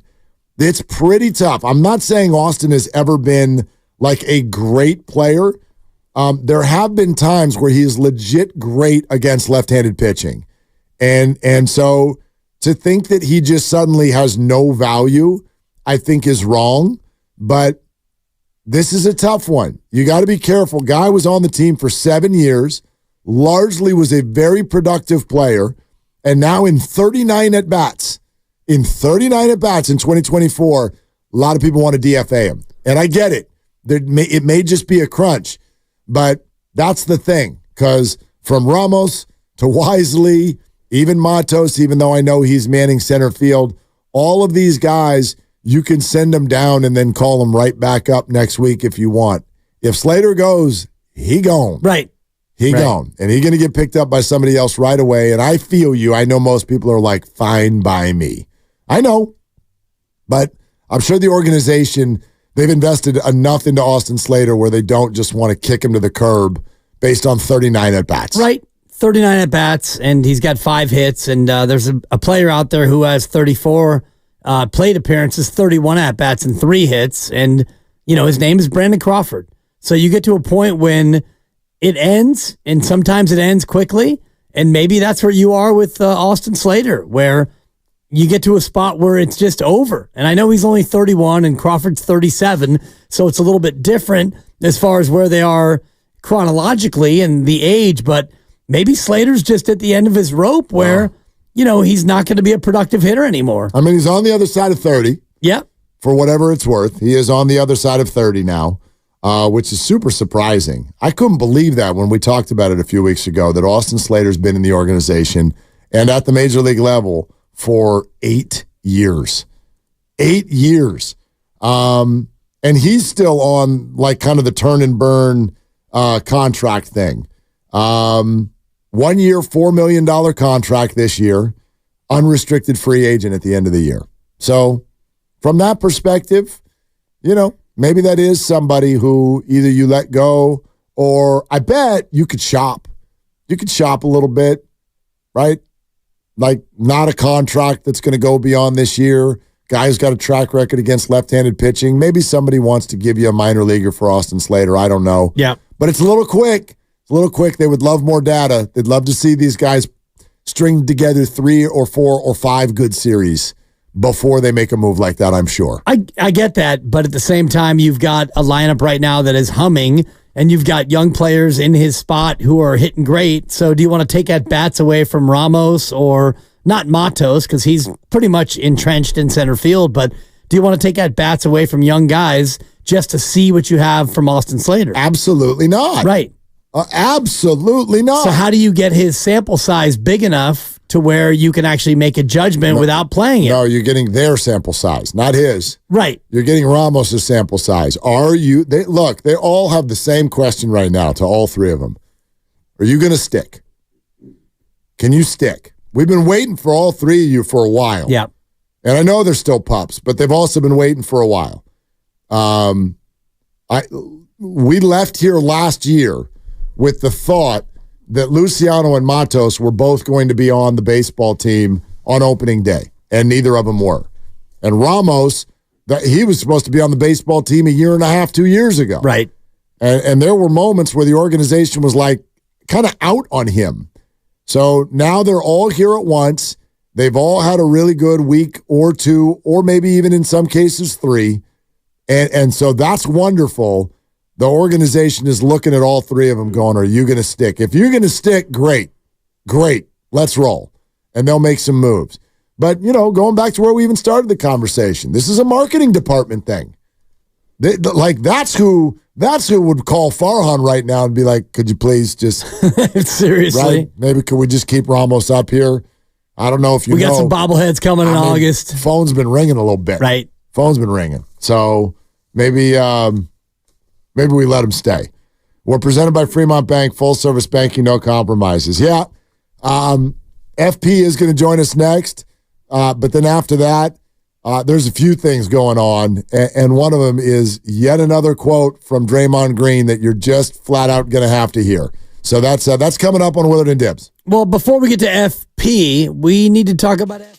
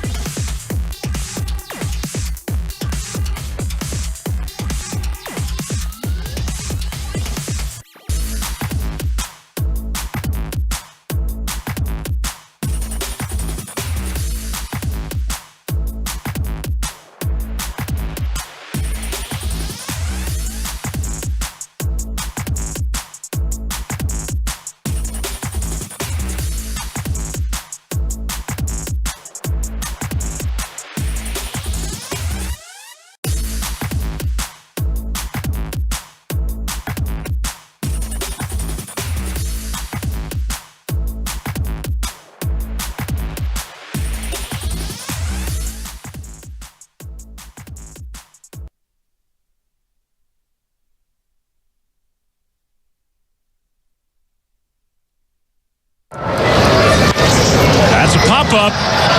Wade sees it. He's got it for out number 3. And the Giants, 2 straight remarkable comeback wins. They win the game, and they win the series in Pittsburgh. Now, back to Willard and Dibs on 95.7 The Game. No, we can. We can. This is our friend who we called and picked up the phone. Well, what? About that. What about that? It's about you, Mark. What'd I do? Anybody who wears the Dodger uniform can't be my friend. You can't be my friend. While they're wearing the uniform. I said it to Sergio Romo. I'm going to X that year out, and I'm not talking to FP. Bring him in. Yeah, FP Santangelo. You know that, right? If you were on the Dodgers right now, I would not talk to you. I was a good Giant on the Dodgers. I hit below 200. I did. It's a sabotage. FP sabotage. I went down there. I was a spy. I got all the info. I played like crap. I was a good Giant down there. I did what I had to do. And a babe. And so we're friends. Okay. You see how that works? Was that so hard? Now batting, Benedict Arnold. Dude, seriously though, seriously, and we'll be done with this after this. Like, I knew the second I'd grown up a Giants fan in Northern California. They gave me a nice 2-year deal. I knew the second I put that uniform on in Vero Beach that I'd made a mistake, and I paid for it for 7 months. I was miserable down there. There was a guy named TJ Simers in the LA Times that was crushing me all year. That nobody hung out away from the ballpark. My wife at the time had to talk me into going to the field 3 different times that year. Imagine you're playing at Dodger Stadium, you're a Dodger, and your wife is having to talk you into getting in the car and going to the field. So I was miserable, and I paid the price big time, and I sucked. So yeah, I was a good Giant down there. I've never been prouder to call you a friend. Not only because you sabotaged the Dodgers organization, but now like we could take shots at TJ Simers together. I think some of our listeners might know who he's retired now, columnist. He took shots at me when I was like a pup on the radio. Oh, boy. I know him personally, and I have no problem saying this, FP. He's a jerk. He's a total jerk. At the time, it affected me. I guess I was mentally weak at the time. But now, being part of the media, he was just. I guess he was trying to get clicks before there was clicks. I don't know. Whatever. Totally. I'm not gonna breathe any TJ Simers into existence here. He's not worth my breath. Right? Yeah, that's well said. All right, how about Austin Slater? Let's talk about him. Is he ever going to play for the Giants again? What do they do when he's healthy based on what's happening? Wait, I'm moving. I'm in the middle of a move. Yeah. And I said I would come on with you guys today. The Giants have their 2 greatest comebacks ever after their worst defeat ever. And the first question you're going to ask me is about Austin Slater? You're damn right. Yeah, it's awkward. Yeah, but it's... Wait, why? Because that has nothing to do with anything right now. Sure it does. It has everything to do with exactly what you just said. The Giants are playing so well, and I think our listeners and Giants fans are worried that these guys are still at risk of being sent back down. Okay, well, if that's the angle, then don't worry about it, because when you come up to the highest level and you perform like Elliot Ramos and Luis Matos, and you've added a new energy and electricity to between the lines, in the dugout, in the clubhouse, on the plane, on the bus, and all of a sudden it's got a different vibe to it, and the team is feeling great about themselves, and it just feels different. I'm sorry, but this game is a "what have you done for me lately" game, and if those guys are performing and somebody's hurt and those guys are performing, I mean, in an ideal world, they're going nowhere. And I think if you ask Bob Melvin, he'd probably tell you the same thing. Yeah, and coming off that series where it felt like they lost all 3 games, and then turns out they won 2 or 3 because they had unbelievable rallies, and Matt Chapman is locked in. But I want to ask you about Marco Luciano, FP, and him playing shortstop. And I know the bat's been pretty good, but when you see him out there on defense at short, what do you think about that? Probably the same thing everybody else is thinking. I hope he makes the play. And here's the general terms. You can go to San Jose and watch the shortstop for the San Jose Giants make the Derek Jeter play in the hole, jump up in the air, throw across his body, and you're like, oh my God, that'd be top 10 on SportsCenter. You could also watch an A-ball shortstop boot a 4-hopper to him.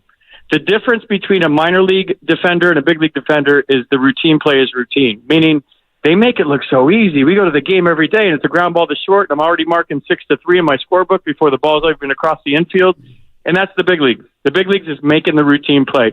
Yeah, the backhand play or the diving play, that gets us all excited.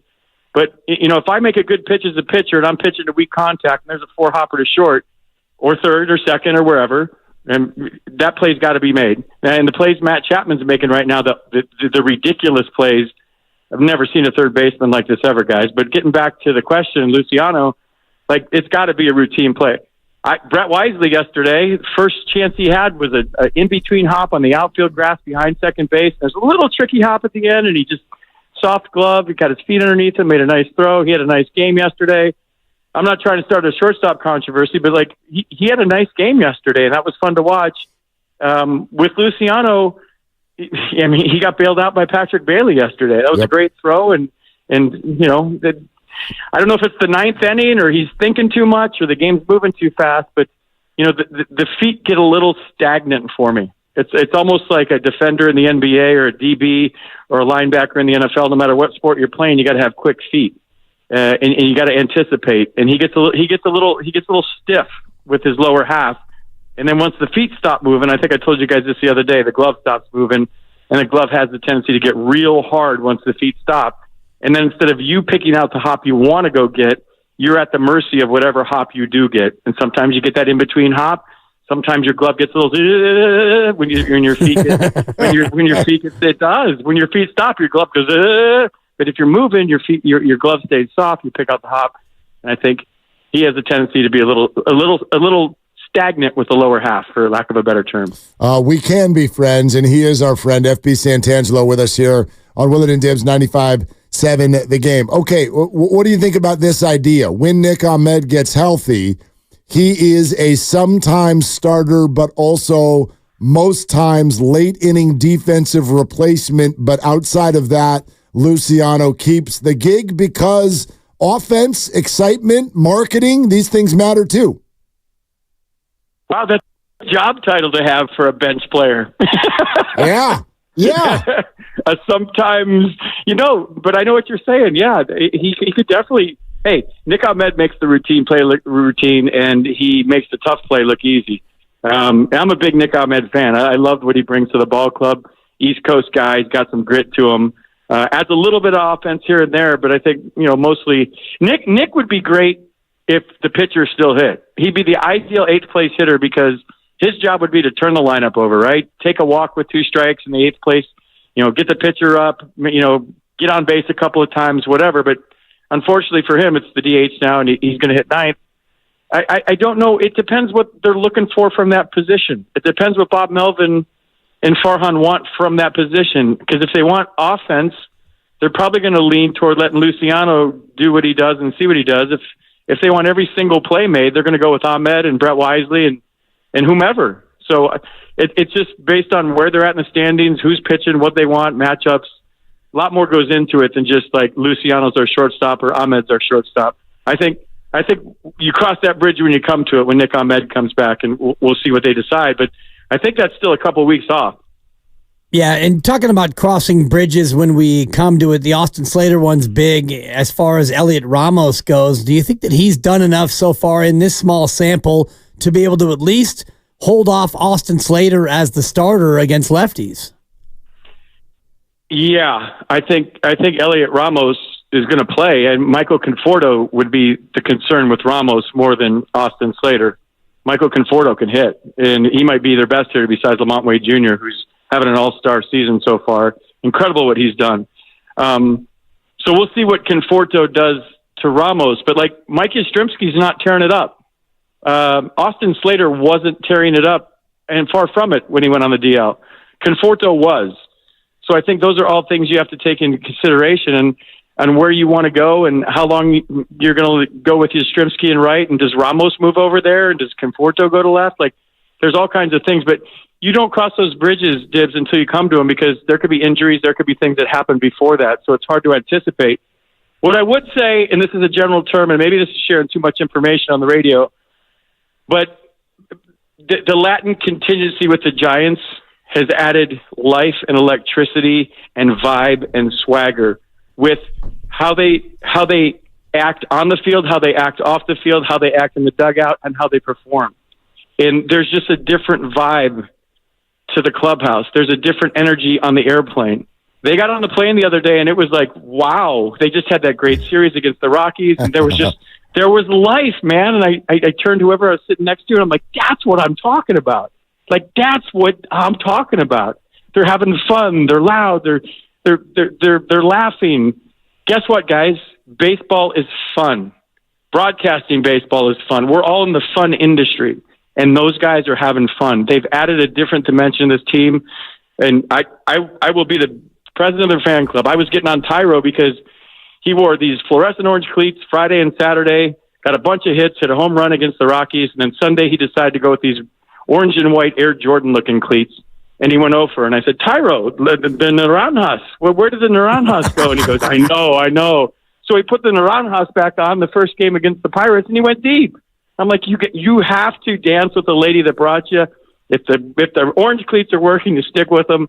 But just, for example, those things I just said, I'm really excited about this group. Soler, he's starting to hit.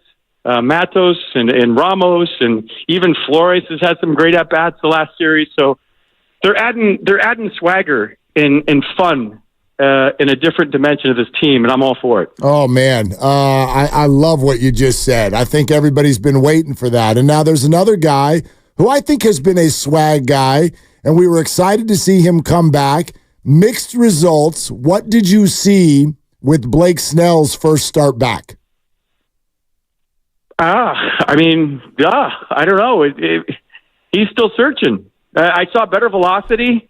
He was throwing 96. He wasn't landing the curveball, wasn't landing the slider, and I think from a hitter's standpoint, those have to be thrown for strikes. So I have to look for them occasionally, and not just the fastball.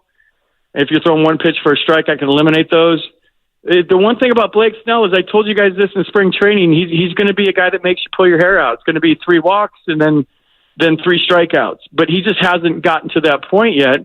Now he's on the paternity list, and hopefully, that congratulations to him with the birth of his first child, and that's great. But then, the DL and getting there late, and then the paternity list, and I'm just hoping he starts to get into a groove and a rhythm and a routine. Hard to do that when you sign late. Hard to do that when you get hurt and go play in the minor leagues for a little bit. Hard to do that when you get back. And then, none of this is his fault, but, maybe the signing late thing is, but the other things, so he's got to get into a groove, into a rhythm where he feels like he's a giant. I don't know if he feels like he's a giant yet.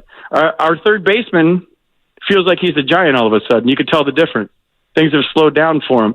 He's not trying to impress all of his teammates or the fan base or his coaches. He's going out there and being Matt Chapman right now. And I'll tell you what, I've been around a lot of great third basemen, guys. I haven't seen anything like what he's doing right now. I'm talking defensively alone. Forget about the great base running and all the home runs. The Giants have a chance. Well, Luis Ariz, but the Giants have a chance to have back-to-back National League Players of the Week. We'll see. And you mentioned Matt Chapman defensively, and he's made some eye-popping plays, but what has he done at the plate adjustment-wise, FP, that's gotten him from being in a deep, deep funk to where he's the hottest hitter in baseball now? Oh, man, I might blow up the clock here with this one. But Let's blow go. it up Let's on go. a 4-day weekend. Blow that ass up. As a former hitting coach, he's early and slow and soft with his stride. And he talked about it in the post-game interview the other day. He was late, and when you're late with your stride, now you're playing catch up. The ball's on top of you, and it's in the zone, and he was having trouble getting on top of the high fastball because he was late. So now if you watch his setup, he's getting his foot down nice and early, and it's soft and slow. When you're late, that stride it hits hard, and when it hits hard, now my head moves. And when it hits hard, the ball's on top of me. So if you're early and slow, and you're almost like you're stepping on an egg, and it's soft, now your head stays still, you're on time. And that 95, 96 at the top of that box we look at every night, the one he was swinging through, and you're like, lay off the high fastball, damn it. He's getting on top of that now because he's on time. He's catching it out front, and he's hitting it far. So all of a sudden you get a couple of hits. What happens? Your body relaxes. Yeah. You start to perform a little bit. You start to have confidence, and all those negative thoughts and all those tense muscles become tension free. And right now he's got tension free barrel release. He's getting his foot down nice and slow and soft, and he's catching up to everything. Oh. If he stays this hot all year, he got a chance to be, one of the best players in the league. For the 3 days in Pittsburgh, you guys, and Dave said this yesterday, so I'm stealing from him. There was no better player in the game of baseball than the last 3 days in Pittsburgh than Matt Chapman. FP, we had to dim the lights there, soft and slow. Well, how about this? Getting on top. And, no, this might be. My God. This is already. This is going to be the name of my fantasy team this year. Tension-free barrel release. Tension-free barrel release. That is a sensual phrase. We had to dump half that answer. Yeah. My God. Dude, half a hitting is feeling sexy. Dude, when you get in the box. Who are you with right now? Good God, what's happening over there? Man. Jason Giambi used to say there's like 40,000 people looking at my butt, man. I got to be sexy when I get in the box. And if I don't feel sexy with remember he had like the wet hair, the wet mullet. Yeah. So you got to feel sexy. And right now, Matt Chapman's feeling super sexy. FP after dark in the afternoon. My God. I know what FP stands for now. Yeah. All right, buddy. Wait, final pitch, I guess. After every game. Not today. Not today. I didn't know I had a show, but that's good. Yeah. Excited about that. Exactly. Yeah, we're trying to sell it, and you'll get a piece. Anyway. You'll get the final piece, FP. Good. That's right. Good luck with your project today. Thanks, you guys. Thanks for having me on. It's good to hear your voices. Always, buddy. We'll see you soon. All right, there he goes. FP. Tension-free barrel release? There is so much in there. I'm going to be looking to do some of that later. It's Friday night. Seriously? I want some tension-free barrel release. You better be careful. It's a stretch 3-day weekend. Come on. Babe, I'm coming. Yeah. Soft and slow. Top of the box.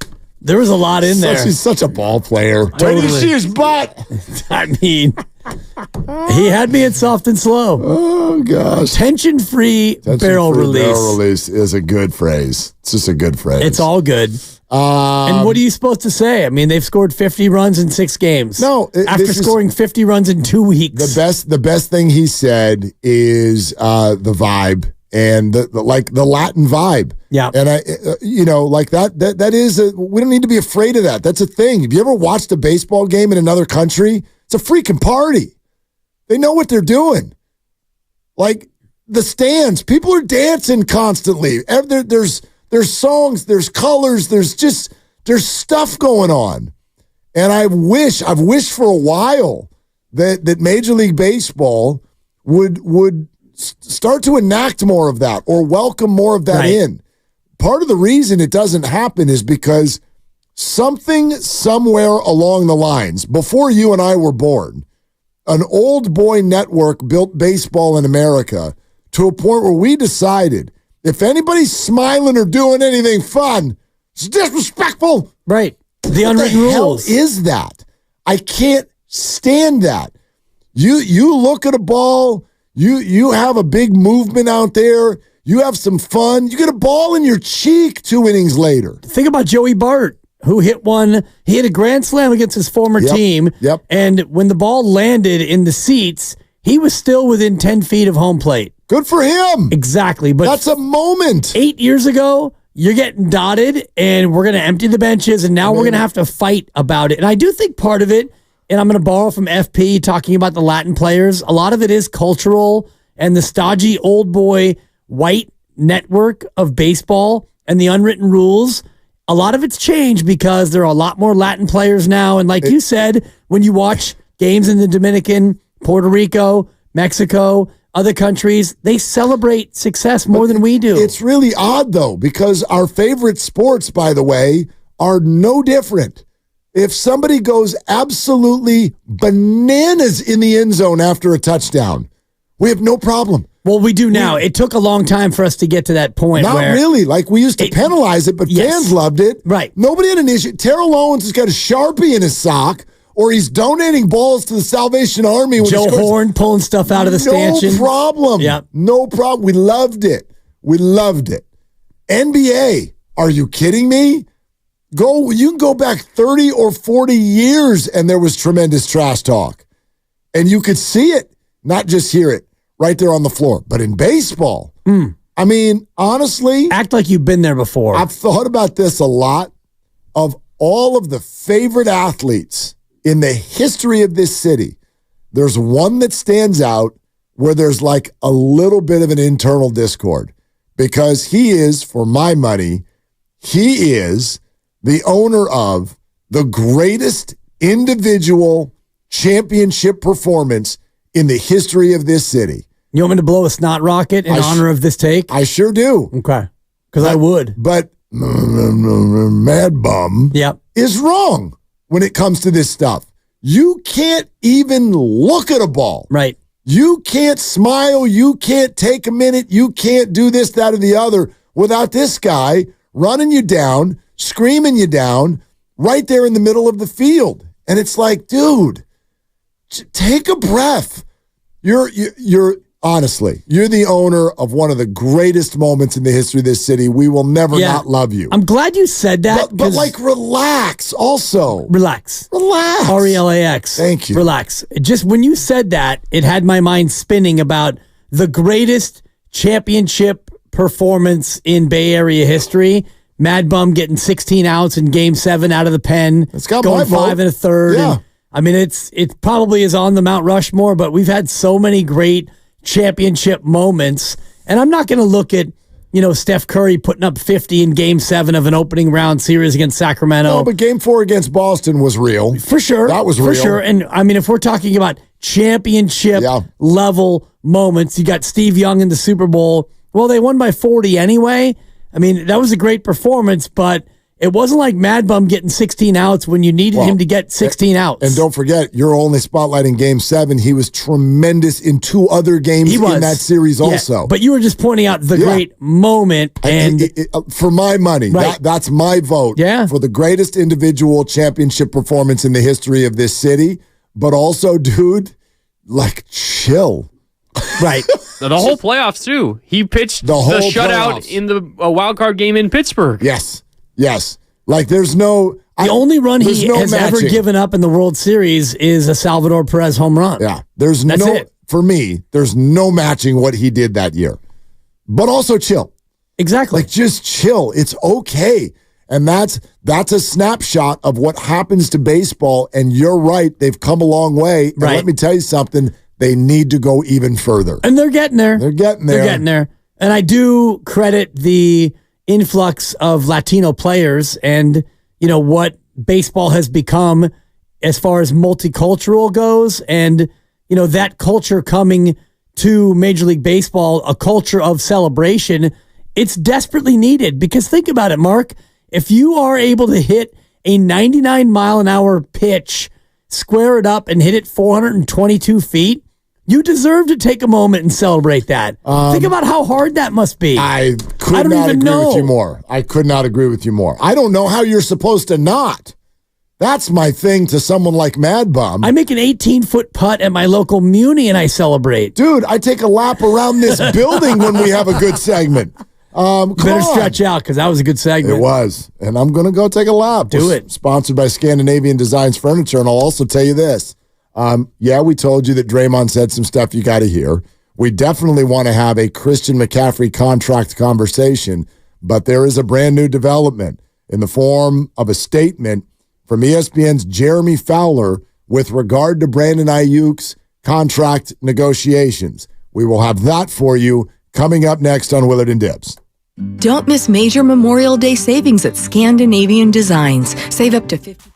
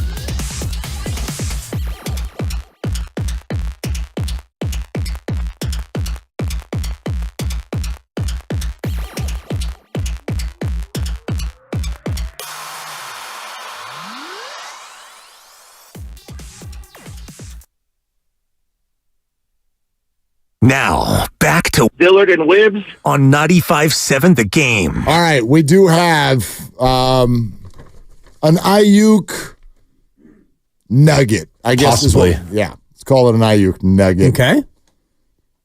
But first, it's time for the hardest worker of the week, brought to you by the Alameda County Sheriff's Office. During the 3-game series in Pittsburgh, Chappie hit .385 with 3 home runs and 6 driven in, including a clutch 3-run shot in the 8th inning yesterday to begin the rally that won the Giants the game and the series, plus made a number of ridiculous defensive plays late in that game to keep the Giants lead right where it was. That's our hardest worker of the week, brought to you by the Alameda County Sheriff's Office, who works hard to serve the community. Are you looking for a career in law enforcement? Learn more about job opportunities at joinacso.com. One other hard worker this week, though, my guy Andrew at Bob's Donuts in Mill shout Valley. him out. Let's go. What up, Andrew? And what up, Bob's Donuts in Mill Valley?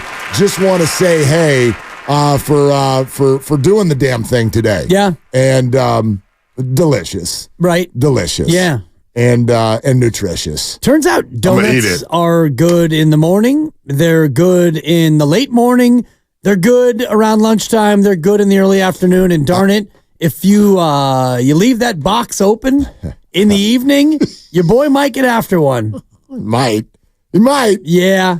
I might sample. I had someone tell me one time, he's like, red wine is really good for you. And I was like, because we don't know. No. I'm like, oh, what is this? Some sort of like there's a chemical in there that's good for your whatever. I go, talk to me. He goes, no. Like, you watch people drink red wine. What's going on? Like, they're smiling. It's good for you. Great. Let's drink. Thank you. It brings out something in you that is good for the soul. Is it a perfect thing for your body? That's not what we're talking about. Right. It's good for the mind. It's good for the je ne sais quoi. It's good. It's good for you. I feel the same way about donuts. Yeah. Okay? Am I smiling right now? You look pretty happy. I'm pretty happy. And I saw you walking in with your arm full of doughs, and you looked pretty happy then, too. Maple glaze, brother. Maple glaze. Bring it home. All right. Here's the Brandon Ayuk thing. Check this out. So remember that deal that we saw from Amon-Ra St. Brown? It's a nice deal. Detroit Lions wide receiver. Just signed a new deal that on the surface, 4 years, $120 million. Now, it's interesting because I can do math.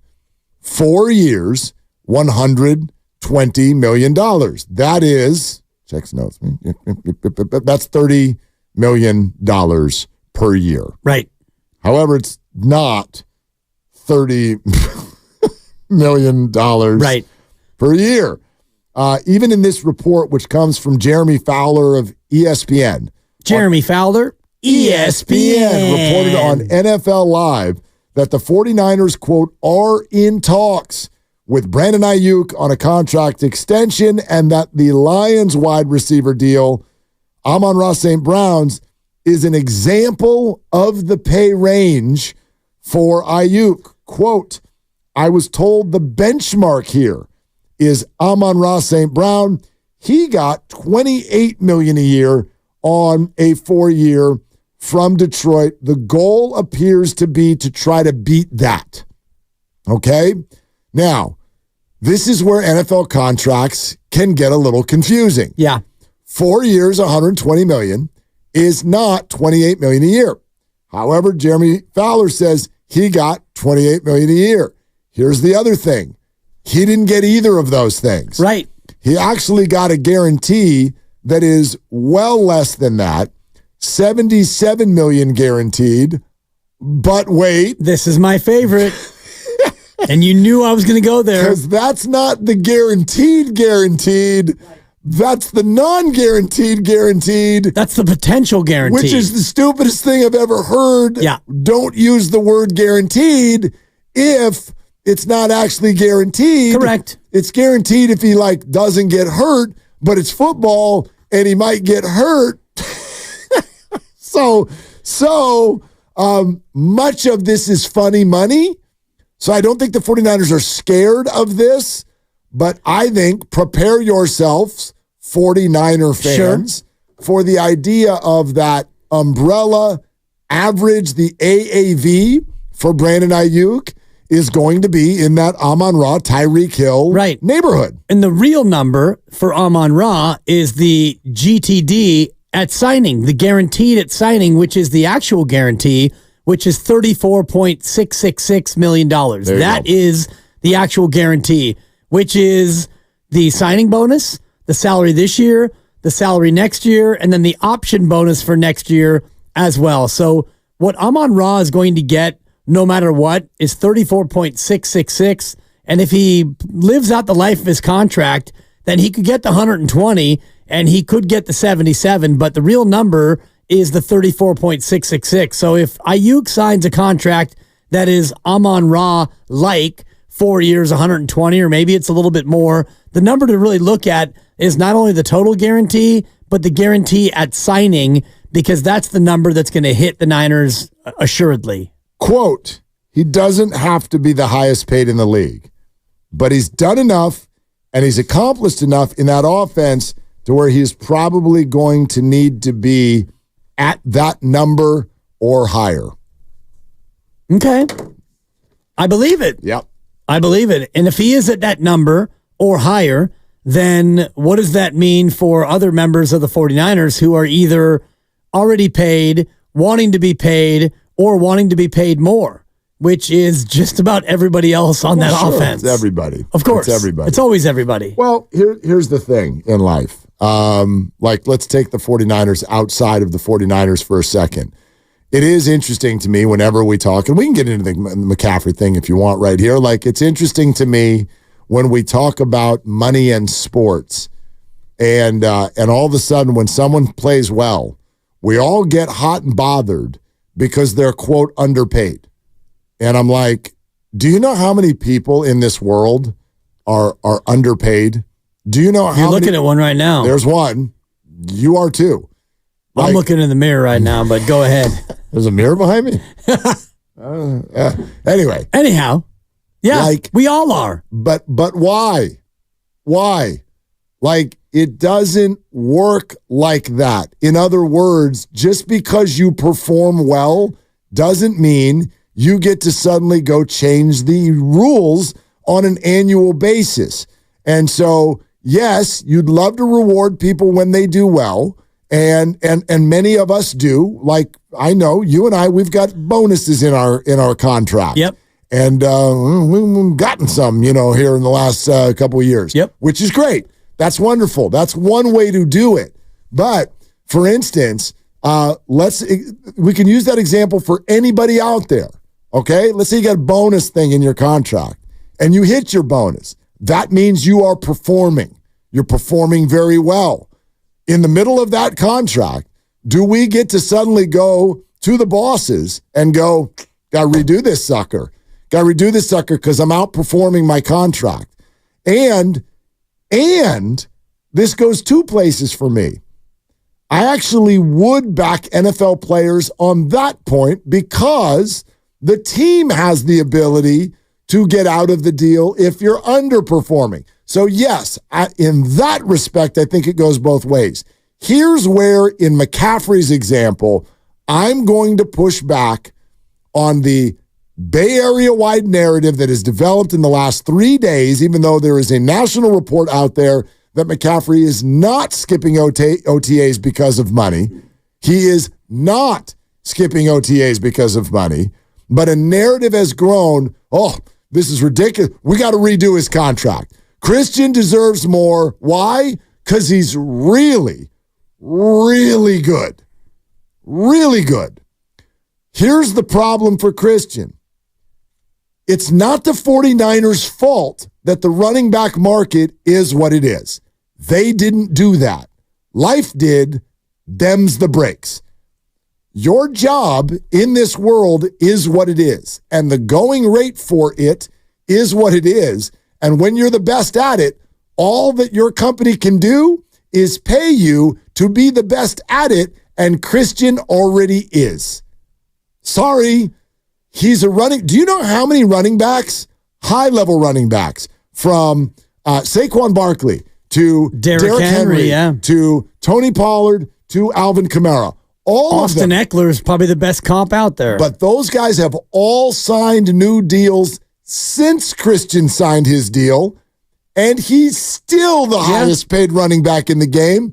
Normally, when it's your turn, you become the new highest paid guy. Then the next guy becomes the highest paid guy. Nope, not at running back. No one can catch Christian because he's the best and is being paid as the best, and that's the way it goes. Right, and that's the way it goes, but it's different when you're Christian McCaffrey because you are one of one, because you are not only the best running back in football, and he had the second most carries last year, but you are probably one of the 3 best receiving running backs in football. Only Alvin Kamara and one other running back last year had more catches than Christian McCaffrey did. So not only are you a top 2 runner, but you're a top 3 catcher, and you are the most important offensive player outside your quarterback on your team, and your team fancies itself a Super Bowl contending team, and they are because of you. And since you've come to this team, your team has gone from good to being unbelievably good and being one of the best offenses in football. So what you're saying is not wrong. He's already at the top of the market, but that doesn't mean that he doesn't deserve more than what he's getting, because he's worth more to this team than Debo. Debo makes more. He's worth more to the team than Ayuk. Ayuk is going to make more. He's worth more to the team than George Kittle. And I don't know if Kittle makes more, but it's probably pretty damn close. I'll look it up. And he's a tight end. So for McCaffrey to be, and I don't know if he's feeling this way, but he's not at voluntary OTAs, which is not his bit. He normally shows up to everything, and he balls out, and he works hard, and he's a team guy. And he looks at his salary and he's thinking, yeah, $14 million, and I'm 28 years old and I don't have any guaranteed money on my deal. So really, if something bad were to happen to Christian McCaffrey, the team could cut him and it wouldn't be that much of a hit for them, and he would just be done. So I don't begrudge him for maybe privately wanting more than what he's getting. By the way, let's say again, we don't know that that's the case, and there is a report that the skipping of voluntary OTAs was not about money. Right. However, could something still come up this offseason? Sure. And I wonder what it would be about if it's not about money. Well, he's about to get married. Okay. And so maybe they're registering. Sure. Yeah. And he's worried about, he's out there doing a cake tasting and they're checking out venues and all the rest of it. You want to know what's crazy? I've been married a couple times. Yeah.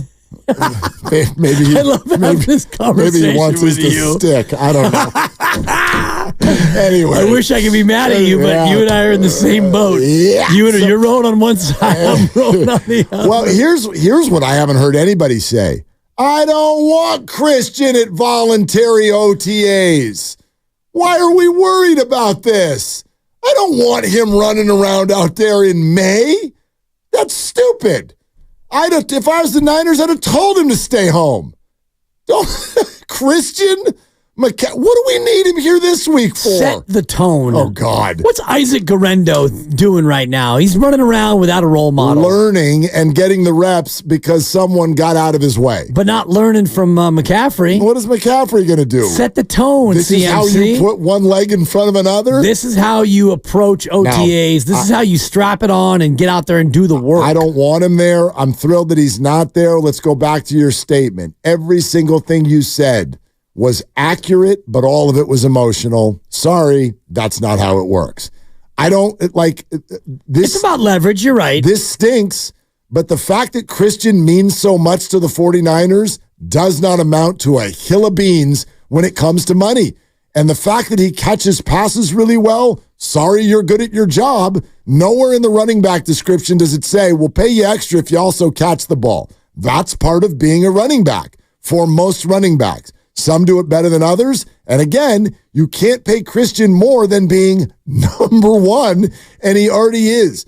Now, you can make him more of a number one. You could. I mean, they might. And Max Crosby just got his deal ripped up, and they threw more money at him, and he's not even the best guy at his position. Right, but that's also, first of all, he's 26 years old. Yeah. He also plays, sorry to break this all to you, a more premium position in the NFL. He already makes more than Christian. He already does, and now he makes more than Christian. You could argue Christian's more important to his team than Max is to their team based on, relative to what the team is. That doesn't matter, though. That's not what you get paid for. You're talking in the world of fairness. And so you're right. That's what would be fair. Since when is the NFL fair? It's not. It's not. And you get like, I love that everyone's like, hey, fairness. Well, listen, understand that the CBA didn't allow it, but like, if life were fair, Brock Purdy wouldn't be playing for $900,000. But that's how it works. That's how it works, because that's what's in the CBA, and that's when you were picked and you overperformed your contract. Good for you. Sit there and wait till it's your turn. You know, and I'm not trying to be this hard ass. No, and you're always pro player. Well, right. And so again, that's why I do think that that a player gets to match on their end what a team does as far as like guarantees. The team doesn't need to guarantee you when you don't play well. So when you do play well, sure, maybe you can ask for more. My point in saying this, though, is that Christian is already making that. He's already the highest paid player at his position, and in an unusual way. A bunch of guys who are at the top of the market have been signed since he signed his deal, and no one's caught him or passed him. So he's being paid very well. Could the Niners do a Max Crosby thing, which, by the way, was kind of chump change, to be honest with you, in the grand scheme of how this all works?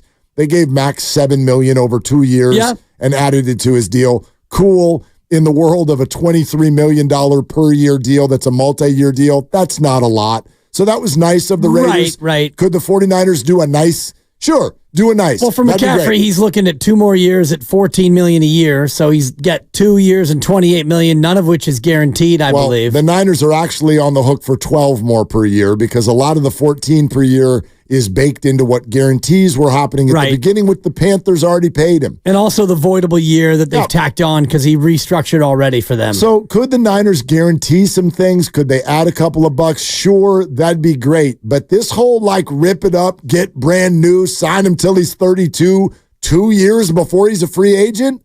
Like, no. If I'm the Niners, nope. You're a running back. You're a battering ram. Not my fault, but your chances of you suffering a very bad injury are a little high. And so while we're sitting here, you do have to remember what the Niners are trying to do. Everybody wants them to sign everybody. Just sign Ayuk and give Purdy $55 million a year. And what do you mean you're going to let Debo go? Why would you do that? And yes, give McCaffrey money too. Look, I'm sorry. That's not going to happen, and it can't happen. Well, I thought we were of the mind that it was cap schmap, is what I've heard from you. That it is cap schmap. So then this isn't about the cap. Just tack on a few extra million for CMC, a guy who's done everything you've needed him to do. He led the league in touches last year. It is always able to be manipulated when you are stuck in a spot with certain players. The 49ers are in a spot, though, where they have so many premium players that they don't have to pay money they don't have to pay. And that's my only point today. I wish Christian McCaffrey would make $1 billion a year. He is phenomenal. He's the best player at his position. And yes, you could argue he's the most important player on the 49ers, all true. But I also know that every job in this world has a going rate. And all you can do when you're the best in the world at what you do is get paid as the best in the world at what you do. And you can't get mad at your employer. Again, the 49ers did not set the running back market. Life did. The fact that running backs get old fast and their bodies get worn out fast is not the 49ers' fault. And so they're not going to pay for that. They shouldn't, they can't, they won't. They should, they can, and they had better, because you're going to get to a spot where, whether it's at the end of this next year, Christian McCaffrey is a guy who is still playing as a premium running back. And I know running backs get old. They don't all get old at the same time. And McCaffrey at 27 has not shown any signs of slowing down. And he's coming off a year where he didn't get hurt. And he had injury concerns in the past. And that was a big question mark when the Niners traded a second, a third, a fourth, and a fifth to get him. Everyone who was critical of the deal thought, well, guy's been hurt a lot. Maybe that was an overpay. Maybe it was an overpay. 4 picks for one guy. And then he went out and balled out and didn't miss a game and led the league in rushing and was third among running backs in receiving. And so I'm not saying that he wants to get his deal reworked, but it is curious that he's not at OTAs. Yeah. For the first time. But and again, I doubt it's because he's out there doing cake tastings and looking at wedding venues. Yeah, I'm not worried about it. I don't want him at OTAs. Good God. Like, that's not a risk-reward game I'd even want to play with Christian McCaffrey. Put him in bubble wrap. We'll see in August. Why would we even care what he's doing in May? And I can only go by the report that's out there from a reputable spot that this is not about money. Could there be a conversation to come? Maybe. I don't think it's going to be a firm one. Yeah, if the Niners want to toss a couple bucks at him, toss a couple bucks at him. But I want to remind everyone this idea that, hey, like, Christian is that important to the team, so he should be paid that way. Nope, not really. Because that's not how it works. You're not going to give him, like, who's more important to the Niners, Nick Bosa or Christian McCaffrey? It's Bosa. Okay. And Bosa's already paid. Right, but he's paid like twice as much.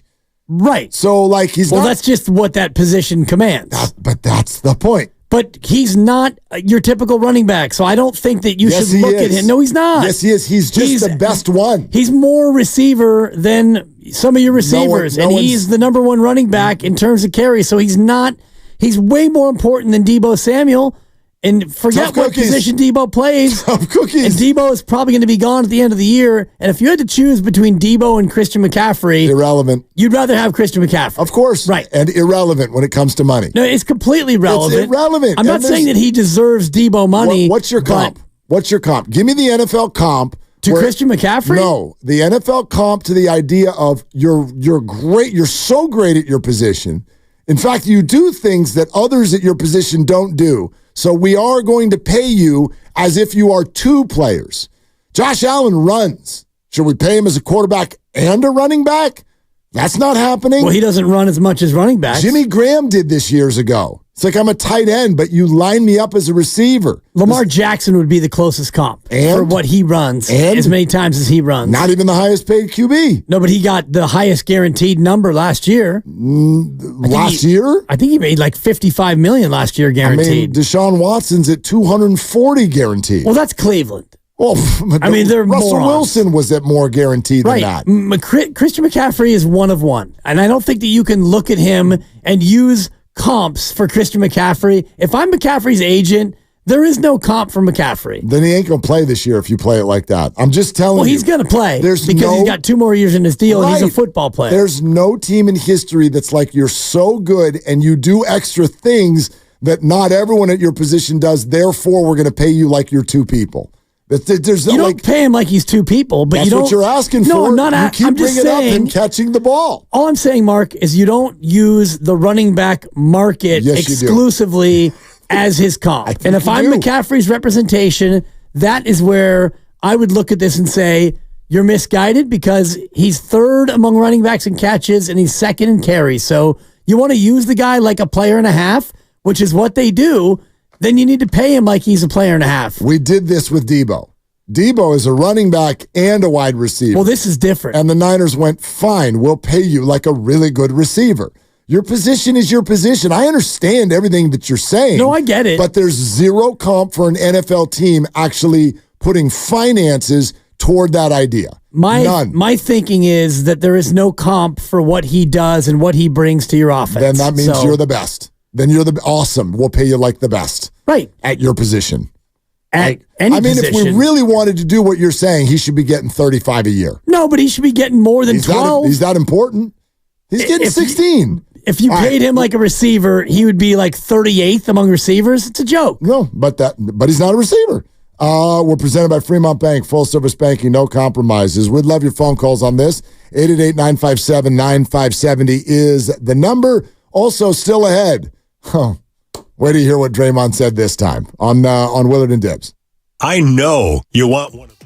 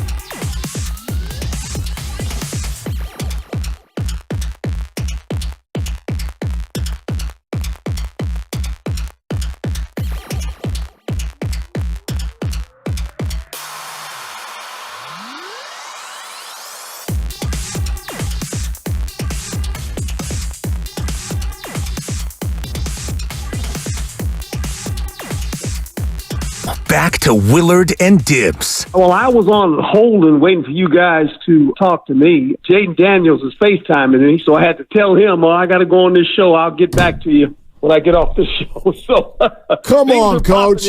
On 95.7 The Game. That was one of our better flex moments of 2024. Totally. Hey, Jaden Daniels, I call you back. Totally. Willie and Dibby are on the line. No doubt. Jaden, you're going to have to wait now, son. I'm on with Willard and Dibs.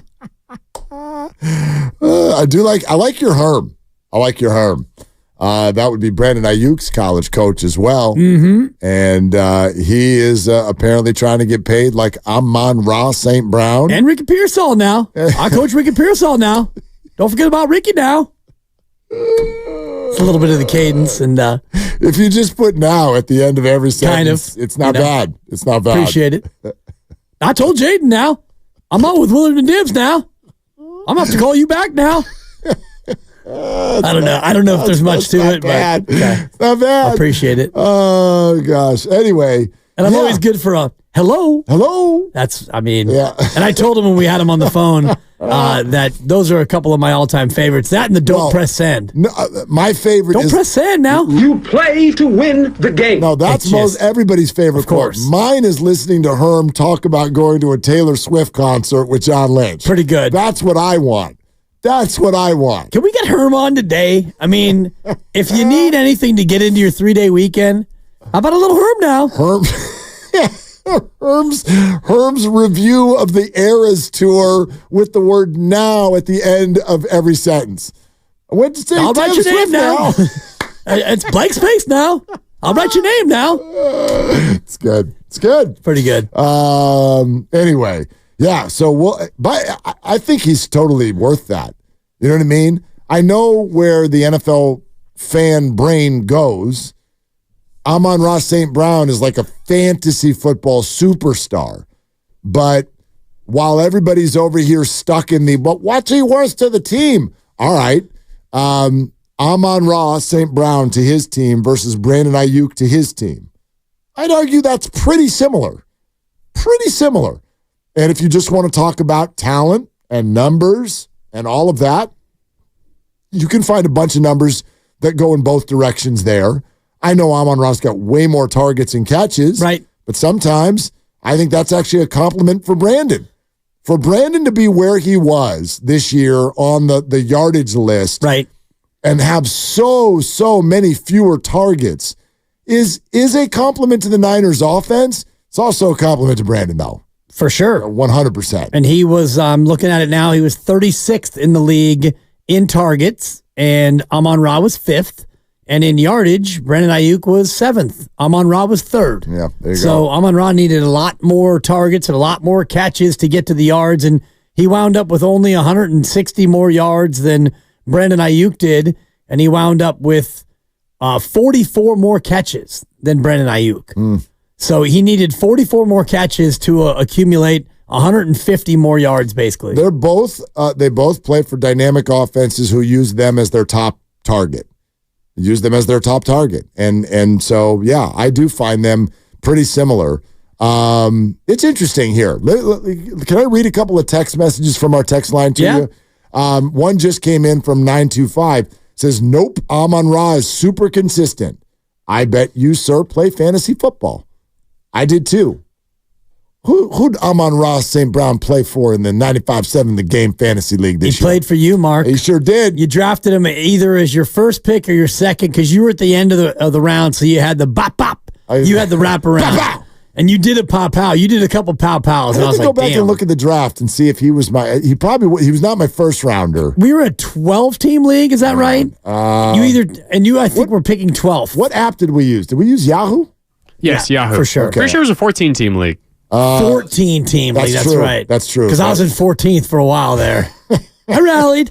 Fell short. Grandy, you broke my heart, Grandy. You beat me by like 0.7 or something. And then Willard broke my heart. Yeah, I'll say. You're damn right I did. Hang on. Should have been me. It wasn't me. It was. Hang on, I'm trying to find a way to. I'm trying to find my app. I'm trying to log in here. Whatever, I'll find it. You talk, I'll look. I can't it's even. better that way. Anyway, it doesn't matter. That's what the show does. Yeah, anyway. I'll figure out how we did it. But yeah, like Brandon Ayuk was also super consistent. You don't go for 1,300 yards if you're not super consistent. He was fantastic. He wasn't as consistent in fantasy because there were games where he only gets 3 or 4 catches. Right. Because that's the way the Niners spread things around. And that's where I think Amon-Ra is maybe more valuable because I'm looking at just the catches for the Niners, and you had 75, 67, 65, and 60. Those are your 4 big targets by catch for the Niners. Ayuk 75, McCaffrey 67, Kittle 65, Debo 60, which is to say that they spread the thing around here in San Francisco, Mark. Yeah, they absolutely do. And so I thought he was completely consistent. And then there was this one from a listener in 510. Mark, you act like the running back market is set by God or something. It's set by the teams that are willing to pay. If Christian is that valuable to the 49ers, then they can pay him according to their assessment of that value and his leverage with the team. You got one part right when you use the word leverage at the end. It's not set by God, although some people think he is. His name is Jerry Jones. It is set by God. It's set by the market itself. It's set by the NFL. It's set by the other running backs.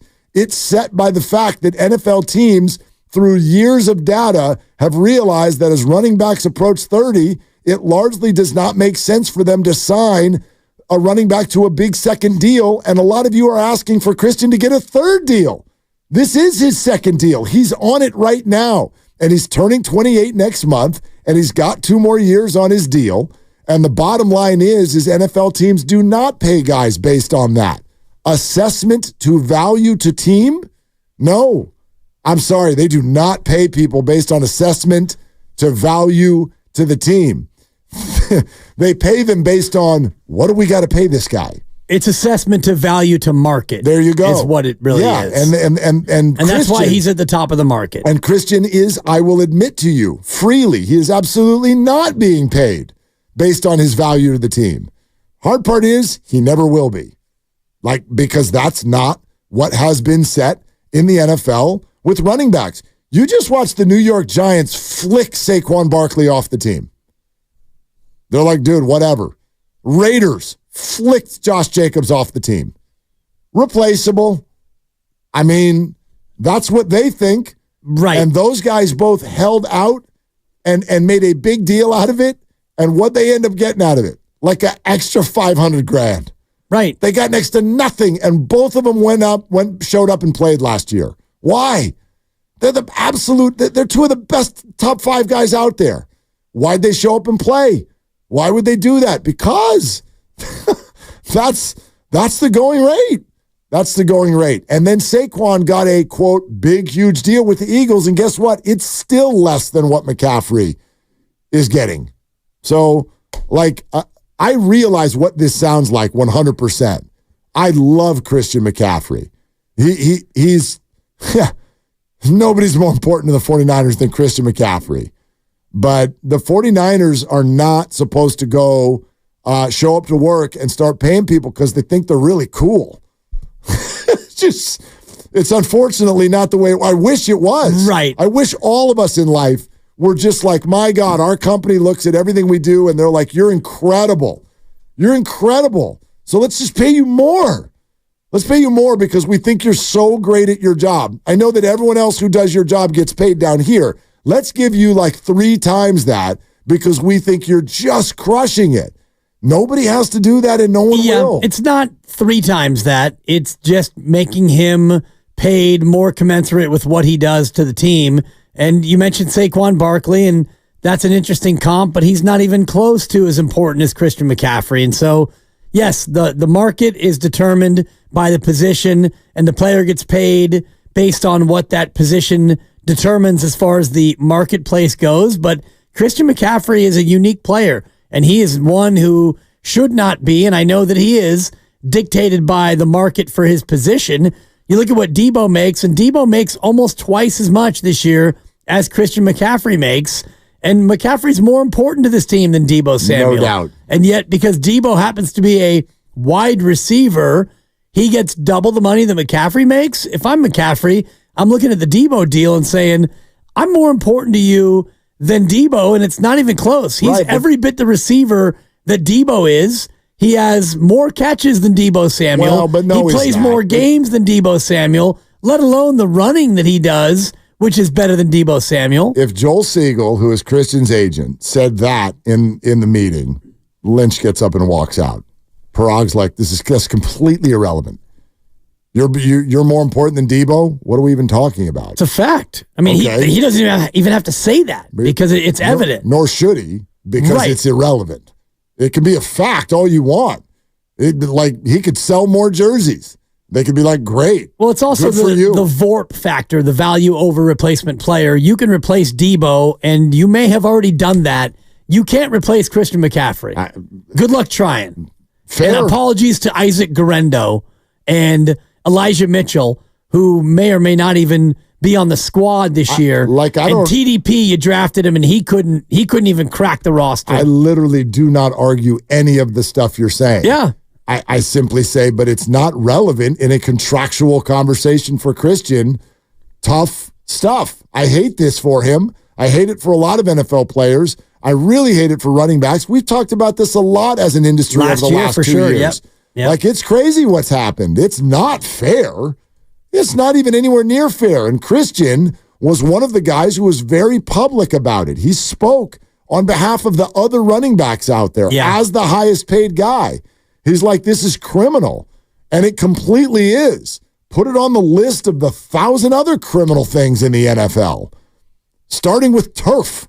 I mean, honestly. Yeah. You know what I mean? Like, it's not a fair business. So therefore, going into a room and crying fair, I don't know if it goes anywhere. No, and you don't have the ability to do that, and Christian McCaffrey's not doing that, and we're not trying to pretend that he is doing that because he's really not. But if I'm McCaffrey and I'm going into this cycle and it's May and there's OTAs, why would I show up if I'm feeling some kind of way? And I'm not saying that he is. We don't know how he's feeling. Maybe he is out there doing cake tastings and shopping for tuxedos and, getting ready for his nuptials with Olivia Culpo. We don't know what he's doing, but if I'm in his spot and I'm looking at the salaries of my teammates and I'm looking at what I mean to this team versus other guys, and you never want to count other people's pockets. Yeah, the teammates and I'm not saying he's tough. doing it. That's tough. But all the talk this offseason is about Brandon's going to get that bag. Ayuk's going to get that bag. And you see what Amon-Ra got. And now Brandon's thinking, all right, I'll take Amon-Ra's money and maybe just a sprinkle more. And McCaffrey's looking at his deal and thinking, geez, I mean, I'm going to be making half of what he makes. I'm making half what Deebo makes. It's his turn.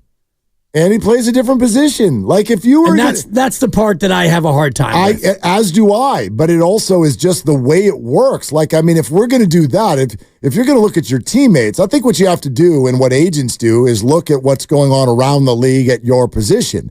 If you want to look at teammates, my God, the jealousy toward quarterbacks would be out of control. I mean, Tom Brady made a career out of basically taking a little bit less so that there was help around him. But not every quarterback does that. Do you think there's jealousy there? You know what I mean? Does Travis Kelce look at Patrick Mahomes' contract and go, gosh, I'm kind of the number one thing on the receiving end of all the stuff you do. Why do you make 4 times what I make or more? I don't even know what the difference is there. But, I mean, Justin Herbert, who's never won a playoff game, is making $55 or $57 million a year or something like that. And Joey Bosa is making half that. Austin Eckler's kicked off the team and makes $3 million for the Commanders. Right. If you look at teammates, you're just going to have a hard time. I get that, but you are on a team where it really is positionless football in many ways. Because if you're McCaffrey, and again, I'm not saying he's in a contract battle because he's not. He's got 2 more years left on his deal, but I'm looking at it and saying, let's look at how many times I line up in the slot, how many times I line up out wide, how many times they throw me the ball, how many times I'm used as a blocker. It's not like he's your classic running back. This is not Derrick Henry, where Derrick Henry, I don't know how many catches he had last year, but I would bet it's fewer than 10. Yeah, but he's not. This guy it's positionless football. Yeah, but Kamara's no different. Like in terms of what his skill Breece set Hall is the other one who had more catches than him last year. Okay, so like, and those guys are both making less, and I'm not saying they're anywhere near as good, but the larger point for this that I keep hearing from people is that, well, the 49ers are different because they got a lot of good players, and it's positionless, and they give the ball to Christian more than most other teams, and I'm sitting here going, dude, like, I hear you, but do you honestly think the 49ers can operate that way? They should go into business meetings and be like, look, I know that this is what running backs make around the league, but since we're so good and because we're positionless, we're going to blow those numbers up and just pay everybody more. They're not going to operate that way. They can't. They shouldn't. I don't know why anyone would even ask them to do that. Christian McCaffrey's a running back. Right. He's a running back. He's the best one. I mean, but he's a running back. That's what he does. He's a receiver. I mean, he's a receiving back, and you can so put whatever labels disable, Mark. So you can label him however you want. If I'm representing him and I'm going into next year, not this year, but next year, and he's on this same deal, then we're going to have a real conversation about, them doing a little bit more to make him feel like he is going to be a part of their future, because he does have a lot of life left in him. Just because he's coming up on he'll be 28 this season. Yeah, he was born in January, so he will be 29 in the playoffs this upcoming year. And if I'm... No, I think he's 28 next month. Oh, yeah. I was looking at Debo's age. So, anyway, if I'm him, I'm thinking that I still have more life left in me than just the end of this contract, 2 more years. Absolutely. But again, what I keep feeling when we're having this conversation is that there's a bunch of stuff out there that the Niners should pay Christian, even though they don't have to, because he's amazing. And it's like, I don't know why they would do that. They don't have to do that. No, they don't have to. Just because, every time you bring up the receiver thing, I go, okay. This discussion has happened a bunch. Debo, Jimmy Graham, all kinds of guys do all multifaceted approaches to their position. And an agent they're not going to get $1 for that. You're not going to get $1 for the fact that Christian McCaffrey does well as a receiver. You just aren't. There's no history for that at all. I wish there was. Christian takes so many hits. I'd love it if he were the highest paid player in the game. But I wonder about that part of it, because Debo got what he got. Do you think that was only based on him as a wide receiver? Remember the year he was coming off of? He was one of the top wide receivers in the game. He went for 1,300 yards. Right. And ran the ball a lot. And now he's in a spot where everyone's talking about this maybe being the last year because he didn't live up to the contract so far. That's part of it. It's also just where it is in the life of that deal. It's something that they can get out from under coming up. And when they signed that deal, they had no idea that they were 2 years away from a quarterback needing north of $50 million. Right. They didn't know that then. Now they do. So now you got to start pivoting. And we actually don't even know that they're going to do that. We're all assuming they're going to cut Debo Samuel next year. I don't know that that's the way it's going to go. Yeah, who knows? Part of that will be determined by Ricky Pearsall and what he does, but you mentioned the Debo year, 5th in the league in yardage that year. Very Ayukian as far as the kind of year he had. He had 1,405 yards, 6 touchdowns, 77 catches, very similar to what Brandon Ayuk did this year. And he got paid, and Debo has been, he's been good. He's been good. He hasn't been necessarily super durable. Not as overwhelming. Hasn't had 1,405 yards by the way, in the season. There's another thing. You've talked a couple times about what Christian has left. You said at one point about a half hour ago, he's showing no signs of slowing down. They never do. Right. And he's had injuries too. It happens overnight. Yep. How many times have we seen it in the NFL where a guy looks amazing in February and comes back in October or September and you're just like, whoa. What happened to his legs? Happened to Ezekiel Elliott right after he signed his new deal. And you can look to Zeke why so many teams are terrified of this idea that we're talking about. So many teams are scared of signing running backs to big deals because in history, especially recent history, when this has happened, It has really hurt teams. Big time. So nobody wants to do it anymore. They just want to cycle through. And they can get guys on a shorter deal. Look what the Packers just did this offseason. Aaron Jones was running roughshod over the 49ers in the playoffs. That was their last game. Yeah. And as soon as they got to the offseason, they're like, see you, bro. You're gone. We can get Josh Jacobs to come in here. He's younger and at the top of the market. What did he get? He got 1 year guaranteed. Yeah. It's a multi-year deal, but 1 year is guaranteed. That's all he could get. So that's the market. I hear every single one of you who says Christian McCaffrey's a wide receiver. Here's the response. No, he's not. He can play like one all he wants. He's not. Says RB right next to his name. Start him at wide receiver in your fantasy league. You get an error message. He's not a wide receiver. Yeah. Doesn't matter what he does on the field. He's a running back and will get paid like one. Deebo Samuel, 890 yards this past year. Yep. Receiving. Yep. So down almost 550 yards from his contract year. No doubt. No doubt. He is probably I hate using this word because I like the player. No, and I like the pick when they made it. He's overpaid. Yeah. He's overpaid. Look at the names that are right next to him, and like, are any of them number 2 receivers? Jordan Addison, 911 yards receiving. No, I'm talking about money. Oh, I thought you were talking about numbers. Next to Debo on the money list. Oh. You got any other number 2 receivers? I don't think so. Making $25 million a year. Probably not. No, that's all the DK Metcalfs and the AJ Browns and the Tyreek Hills and now the Amon-Ra St. Brown. Even Michael Pittman Jr., he's a one. These are all number 1s. Yeah. Debo's not even a number 1. So you want to know why the 49ers are rumors that they're going to move on from him after the year? Depending on how the year goes, obviously. Of course. But I'm paying a number 2. I'm paying number 2 wide receiver $25 million a year or whatever he's making. All right. We've talked about this a couple of times. Let's get into it next. Draymond Green, this Shaq podcast appearance that he had, good Lord. They covered a lot. And we've gone through a lot of it the last couple of days. Guess where the conversation went? And we hadn't even heard this until today. Money. Draymond Green. Money Green.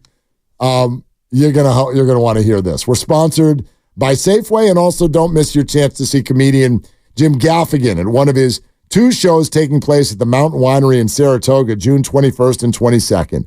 Get your tickets today at mountainwinery.com, and for your chance to score a pair of tickets to the show on the 22nd, you can enter online at 957thegame.com. This is Willard and Dibbs. Head to Safeway this week.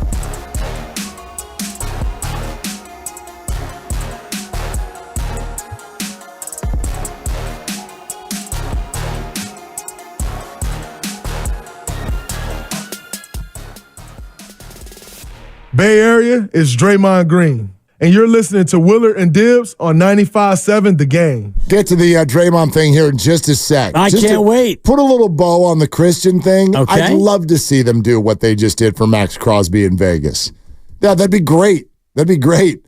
You know what I mean? Like, I don't want that whole conversation to sound like there's, my God, I hope Christian McCaffrey gets, I hope he wins the mega tonight. I really do. You know what I mean? Terrified for the guy, first of all, right? He couldn't afford the suite at the Super Bowl. That was brutal. Awkward. So anyway, I'm kidding. He's obviously a very, very wealthy man. And does he deserve more? He deserves the world. He's perfection in a football uniform, both as an ambassador, as a player, a representative.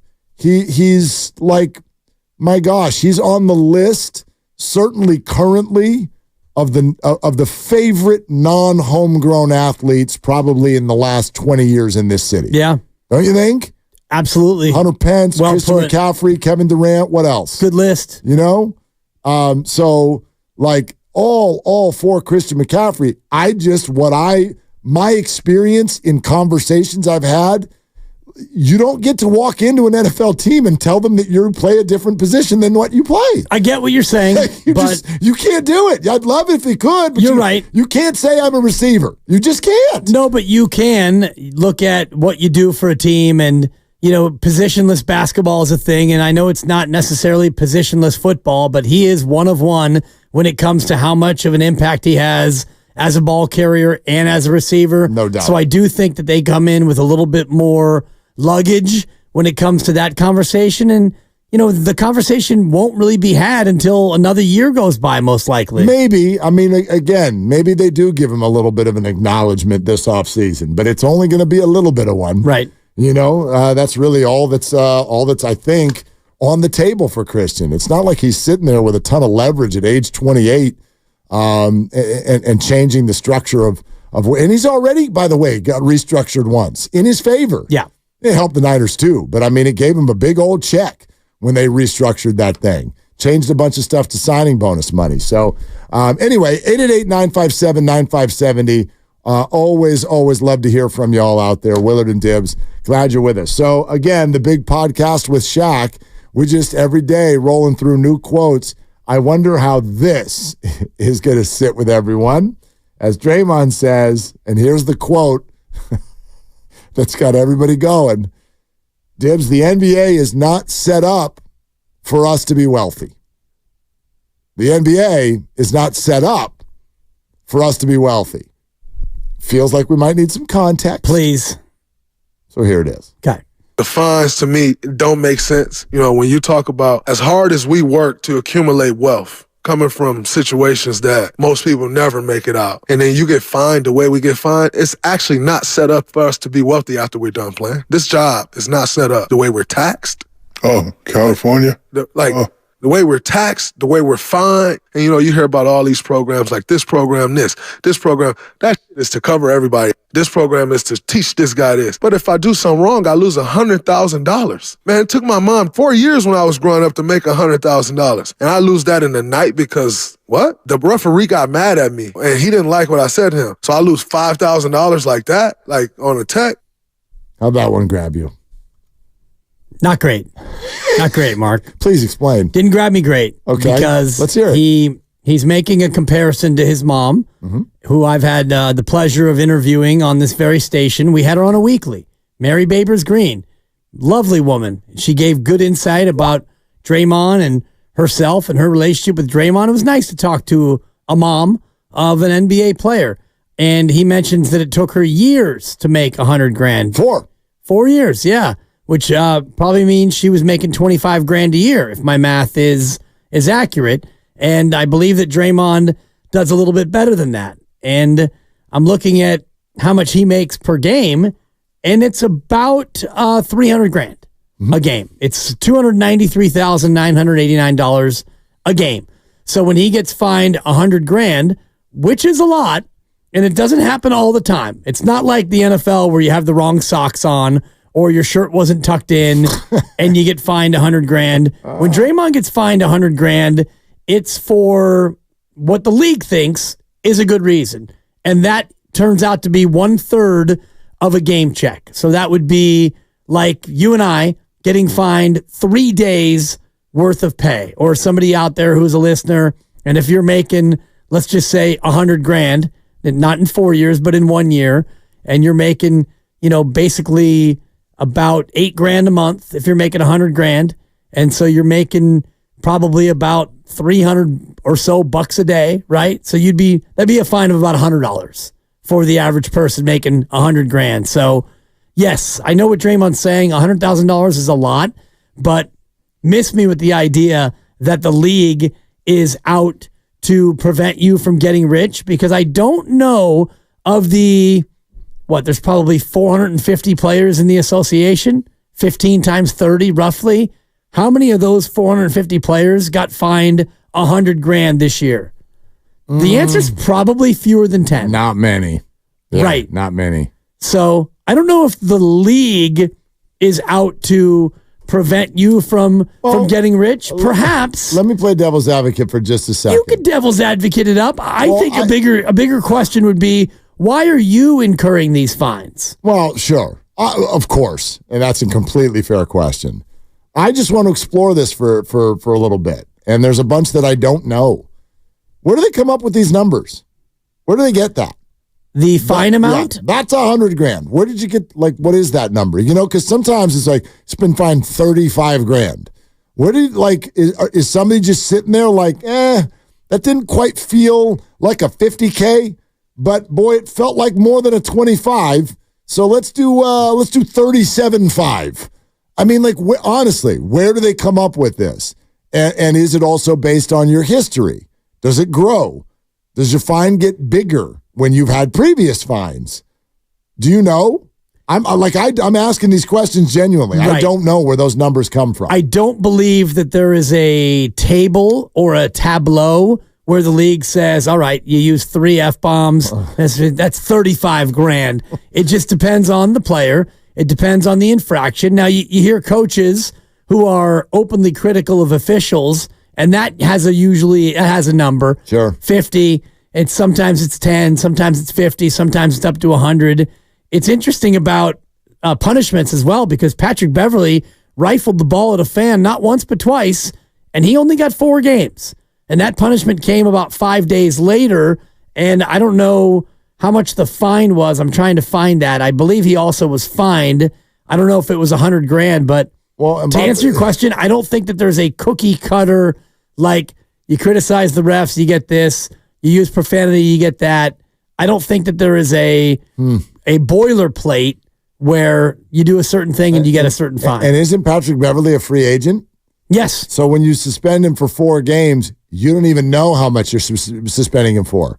You don't know how much that's going to cost him. 4 game checks might be $0. Right. He might not be on a team. He might never play again. Correct. So he gets a 4-game suspension pending his future destination? Pending a contract. Right. Yeah. What do you got, Grandy? Patrick Beverley, as far as I could tell, did not get fined. His 4-game suspension is obviously without pay. Another thing from the playoffs, Jamal Murray, remember throwing a towel and a heating pad onto the court while the game was going on? Not suspended, but he was fined $100,000. $100,000. Okay. Right. So Patrick Beverley actually might not have been punished at all. Am I hearing that correctly? Well, depending on whether or not he plays again, right. Right. So he might not have been punished at all. If he's suspended for 4 games and he doesn't play another game, then he receives no punishment. And there was no fine. So there's no fine. Right. And he's suspended for games that he might not even be eligible for. So that's interesting. I mean, I always just look at what is the equitable nature of all of these things?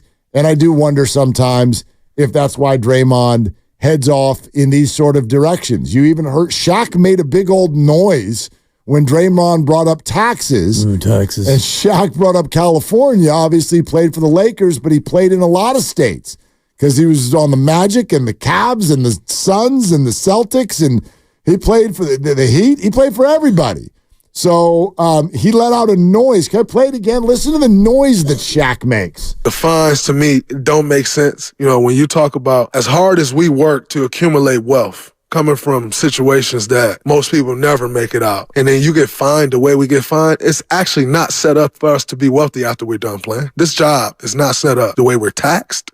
Oh, California? The way we're taxed, the way we're fined. And, you hear about all these programs like this program, this program. That shit is to cover everybody. This program is to teach this guy this. But if I do something wrong, I lose $100,000. Man, it took my mom 4 years when I was growing up to make $100,000. And I lose that in the night because, what? The referee got mad at me and he didn't like what I said to him. So I lose $5,000 like that, like on a tech. It is interesting. Look, I know where a lot of minds are going right now, and no one's wrong.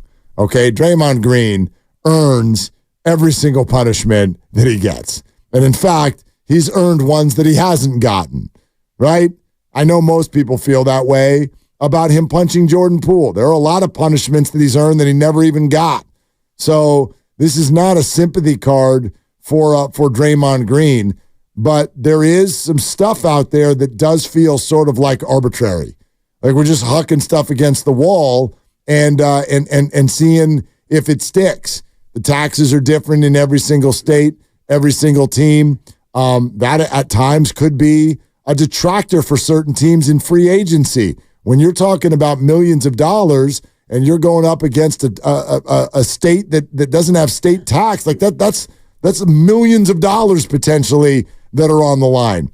What about a fine, which is a number that somebody just made up out of thin air? And the way Draymond says it, because the official got mad, we've all seen this. Even you, Dan Dibley, will admit there are moments, not normal, but there are moments where the official's frustration might lead to a quick hook or escalate a situation. And if they do that, now the player's getting fined because the ref was in a bad mood? I mean, and then the other thing I think he's saying, which, and I'm guessing here, but I wonder if he just didn't do the greatest job of explaining this. When he says it's not set up for us to be wealthy, he's in a job that pays just an ungodly amount of money. Right. But it also ends before you're 40 years old. It does. And you know what I mean? And there are those all the stories about what's the thing you said about Antonio Brown the other day? He's bankrupt. He's bankrupt. Yeah. He's down to his last $50K. He made $88 million. Yeah. And left the league, 3 years ago? That's about right. Yeah. He made $88 million. He left the league 3 years ago. He's bankrupt. Yeah. Yeah. Now, yes, bad decision after bad decision after who knows, maybe he's mentally ill. I don't know the man. So Draymond Green has made a career total of $177,883,613, according to Sportskeeda. Sportskeeda.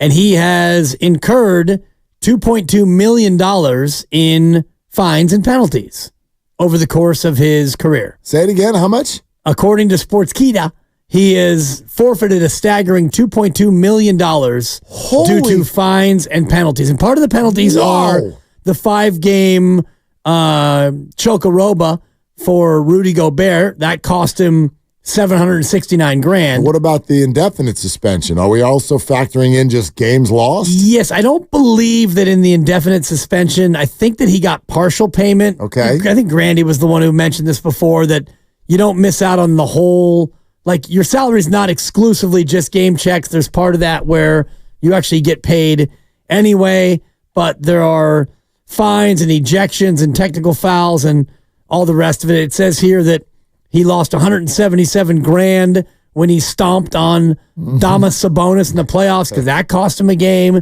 So the idea that the league does not allow them to incur to accumulate wealth, that's one that kind of misses me.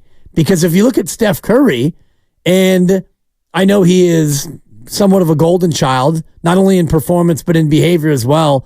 The only time that I can recall him being fined was when he threw his mouthpiece. And he got $25,000 for a thrown mouthpiece. So to your point, like where do these numbers, where do they come from? So you throw a mouthpiece, that's 25. That's 25. And you choke an opponent, that's 5 games. You rifle a basketball at a fan twice, that's 4 games.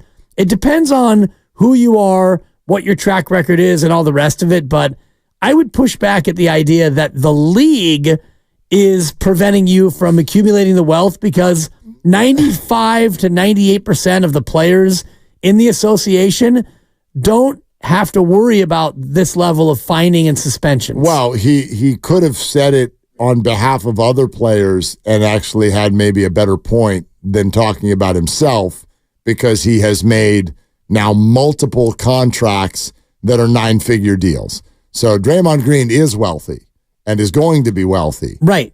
However, he also deserves a little credit because I think he's a smart guy, and I bet he's done really, really well with his money. He's also set up to be a very, very wealthy person after, because of his other talent. He's going to be a highly paid broadcaster, or who knows, head coach of the Golden State Warriors. Yeah, fingers crossed. Right? So there's no, this is not a sympathy thing by any stretch, but that number you just threw at me is a stunning one. Because one thing I have also learned about rich people, I've met a few, and I think, thank you. I think those of us who are in the quote-unquote real world, you start to think, boy, if I had that kind of money, and then you fill in that blank, and that's usually something that's not true about people who do have that kind of money. Right. If I had that kind of money, I'd pay for all of my friends every time we went out to dinner. Or if I had that kind of money, here's what I know. Even if you have $300 million in the bank, it'd tick you off that someone took $2.2 million from you. Now, did you earn the loss? Maybe. That's a lot of money. No matter how much money you have, $2.2 million is a lot of money. That's like 1% of what he's made on the court. Right, but it's still a lot of money. Well, think about however much money you have. If, for those of you out there listening, take your entire nest egg and then take 1% of it and just give it away, because it's, you're taking that amount of money. And if you're out there and you're sitting on $100,000, that means you take $1,000 and go ahead and give it to the league office, because you can't avoid hitting LeBron in the groin and choking Gobert and punching Nurkic. Bye-bye, $1,000. But it's not the same, because that's what I'm getting at. No, it's all relative, though, to what you have. That's the percentage. But $1,000 under no circumstances is $2.2 million. It's just not. No, but $2.2 million over the course of 12 years out of a nest egg of about $200 million, it's about the same. But the point is that, like, no one's worried about Draymond eating. And by the way, he's made a lot more than that. I'm sure. He's made a lot more than that. So, yeah, it's like, I get what you're saying based on a percentage, but I'll never forget this. Get the drip ready again there, Grandy. So I'm doing the show with Michael Thompson years ago. Whoop. And Clay got into something with someone. Just got tangled up. And on the floor? Yeah, it was on the floor, and it spilled off into the sideline. This is a long time ago. Clay's a pup. And I can't even remember all the circumstances of it. But he got tangled up, and there was a little, hey, the chests are up, and there's a shove, and there's this, that, and the other. Thank you for feverishly looking to look it up. I can tell what you're doing over there. I would love some more info on it, because I can't remember the circumstances. But he got fined like $35K, something like that. Do you have the list of Klay Thompson fines in his history?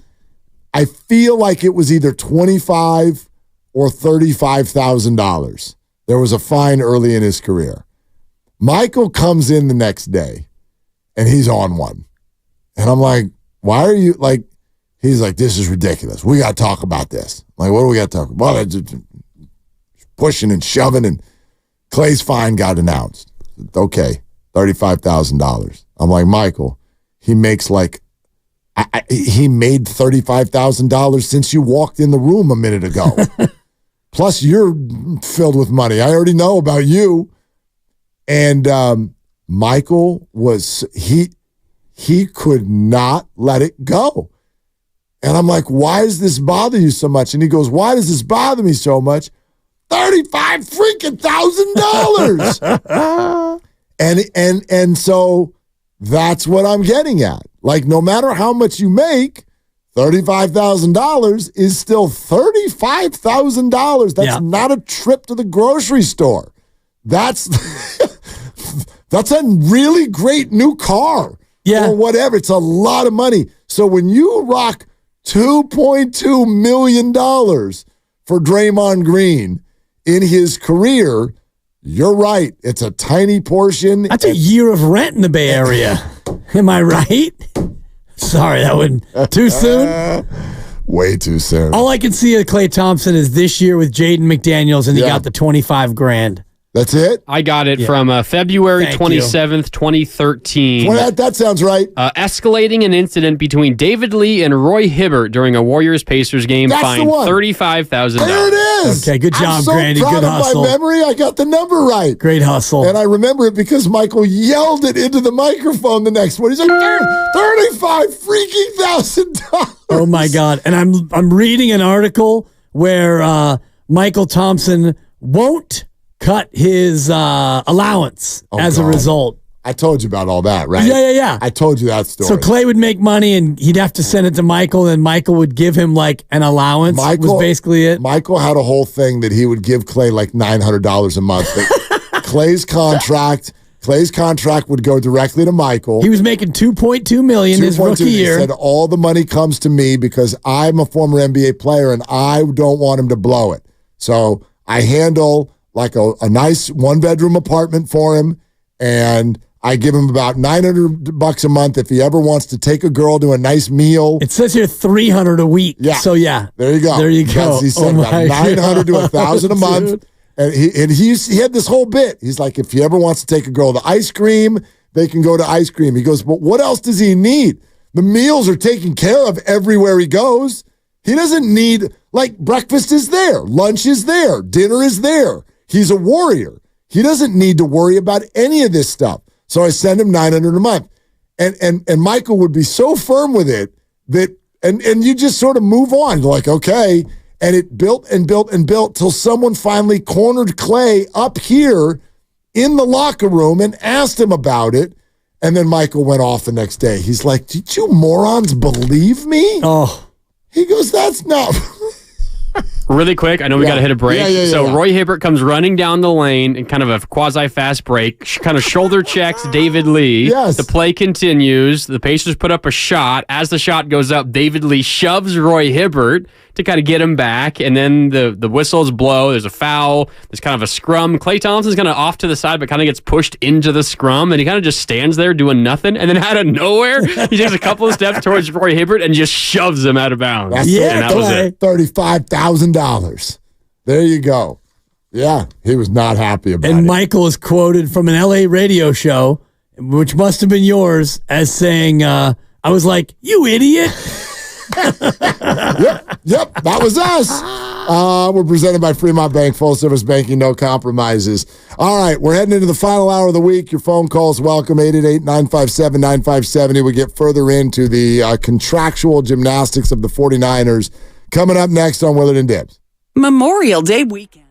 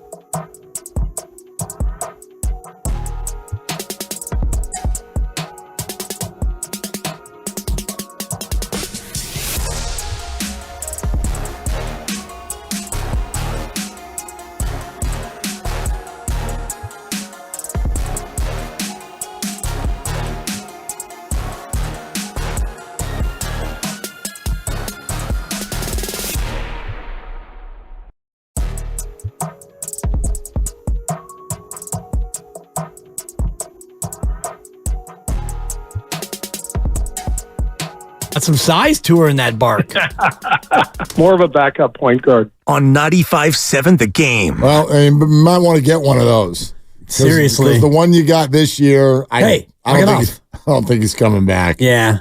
Corey Joseph. Oh, you meant Chris Paul. That's enough for me, Doug Bark. Jose. Where are you, Jose? We need you. Speaking of dogs, I need some help here real quick. And that is, and my daughter just pointed this out today. So the house is getting filled with dog hair. Dog hair? She's shedding, like more than normal. So I got all kinds of questions. Is that normal? What do I do about it? Do you just buy a brush? Do I need to take her to the groomer a little bit more often? This is the first time I've ever had a dog before. Okay. I've never had a dog, so I'm not. Yeah. I'm not your go-to as far as. Sounds to me like you need to get a new dog. I mean, honestly, if we're getting to the shedding portion of the program, might be time for a trade-in. No, they always leave a lot of presents everywhere. For sure. That's the way it is. First thing I need to do is get a new car that's got leather seats. Good God.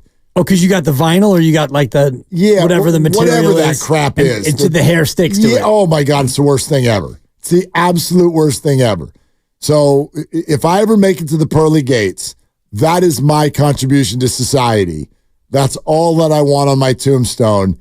If you get a dog, get leather seats. Okay. That's it. That's my observation for America and the rest of the countries, too. Gotcha. That's what I got. We could trade cars. The Honda Fit, the 50 cents got leather seats. A little small for me. If you're really asking for help on your dog shedding thing, I think the first most pertinent question is, what kind of dog is it? Let's start there. She's a Shepherd mix. Mixed with some breed no one's ever heard of. A make-believe breed that he came up with. No. She's an Austrian Malamute.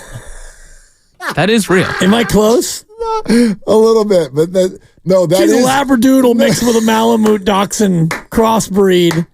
You dog people, I don't get you. No, but the funny thing She's is... a snickerdoodle. That's a cookie, for God's sake. Speak. Come on, dog. Speak. Chili, speak. She's like an Austrian Malamute, right? Am I close? You're laughing too hard to actually give the breed. I'll stop. It's kind of close.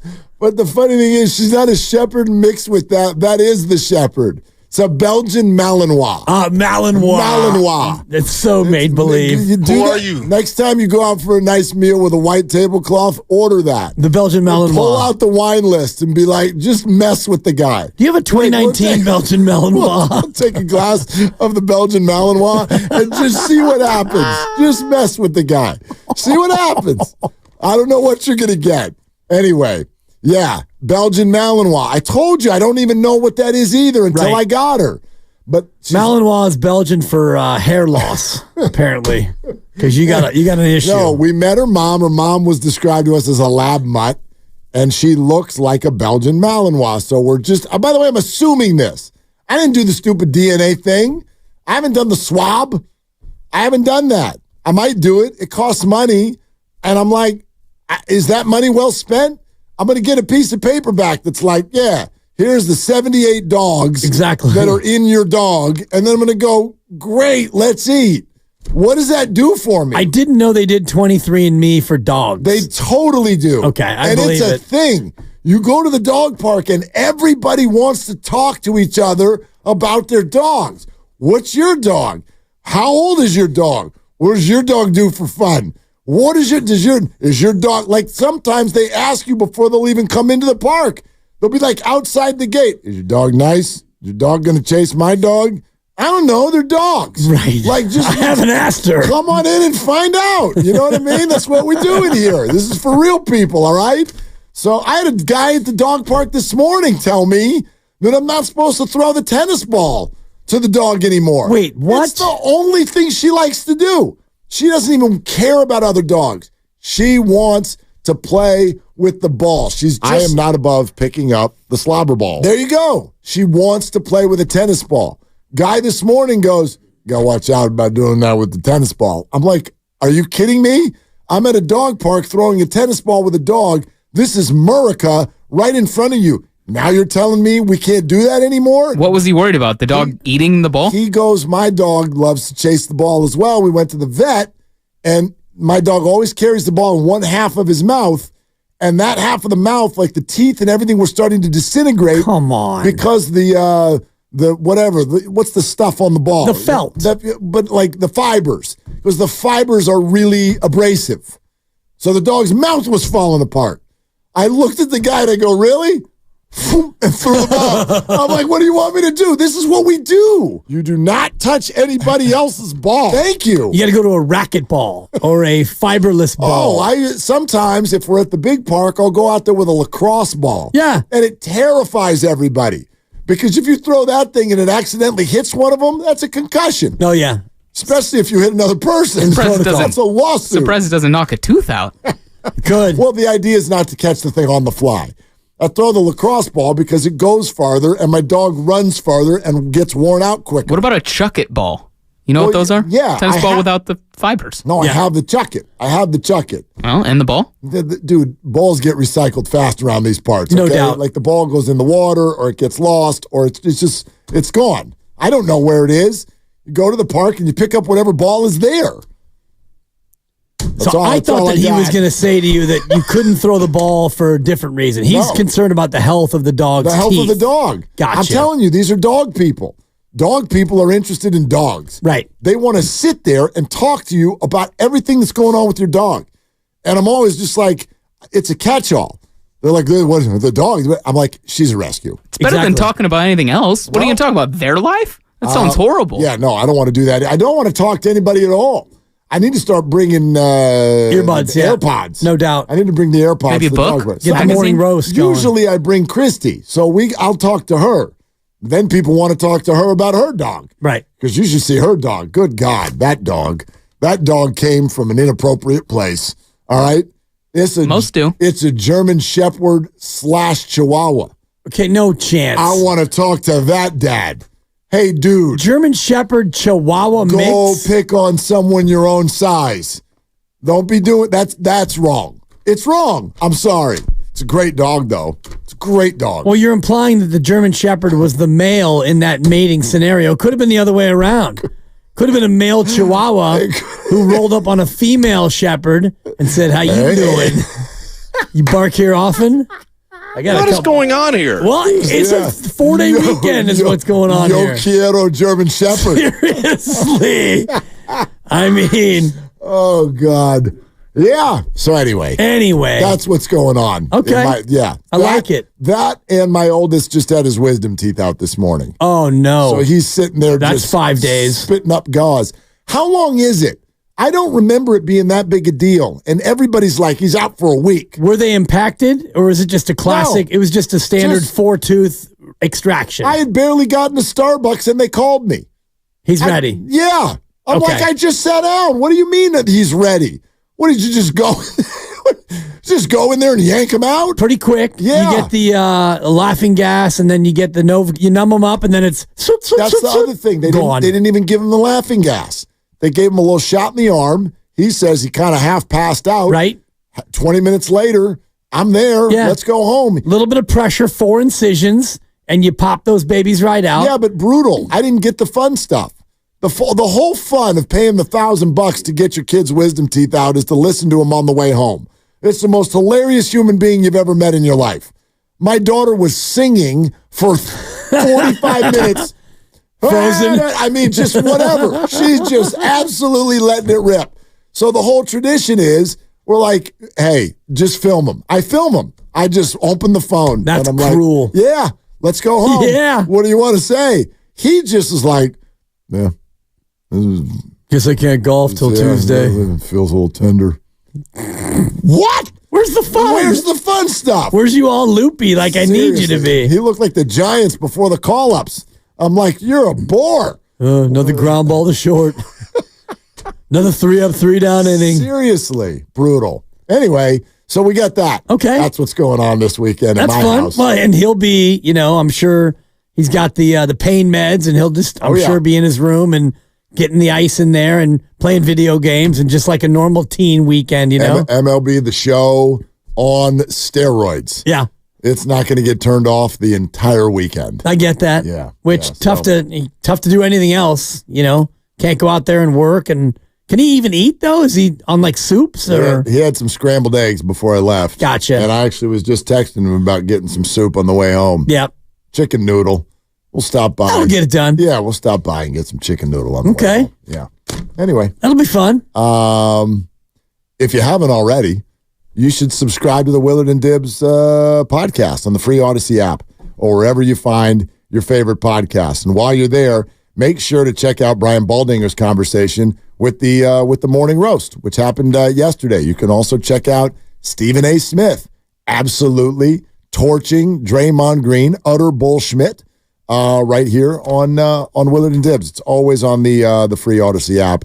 If you have not subscribed already, I would wonder, what are you doing? Yeah, and I'm looking forward to hearing more of the Draymond Green on the Shaq pod. I understand there was some more heated content that we can get into. You want to hear it? Let's do it. All right, the big podcast with Shaq. Check it out. Shaq's Lakers against your Golden State Warriors. Any of my championship team, any of your championship team, who wins? And the bonus question, who guarding me? Please don't say Andrew Bogut. I don't think any one player on our team could have guarded you. I do think there were defensive schemes that we could have thrown at you to affect you. One is not letting you get the ball. So we're going to guard you with a guy in front of you, a guy behind you. They did that.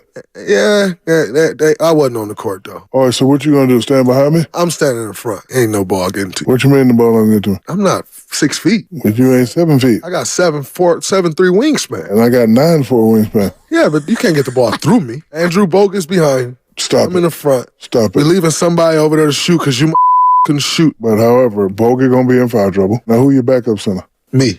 Draymond, stop.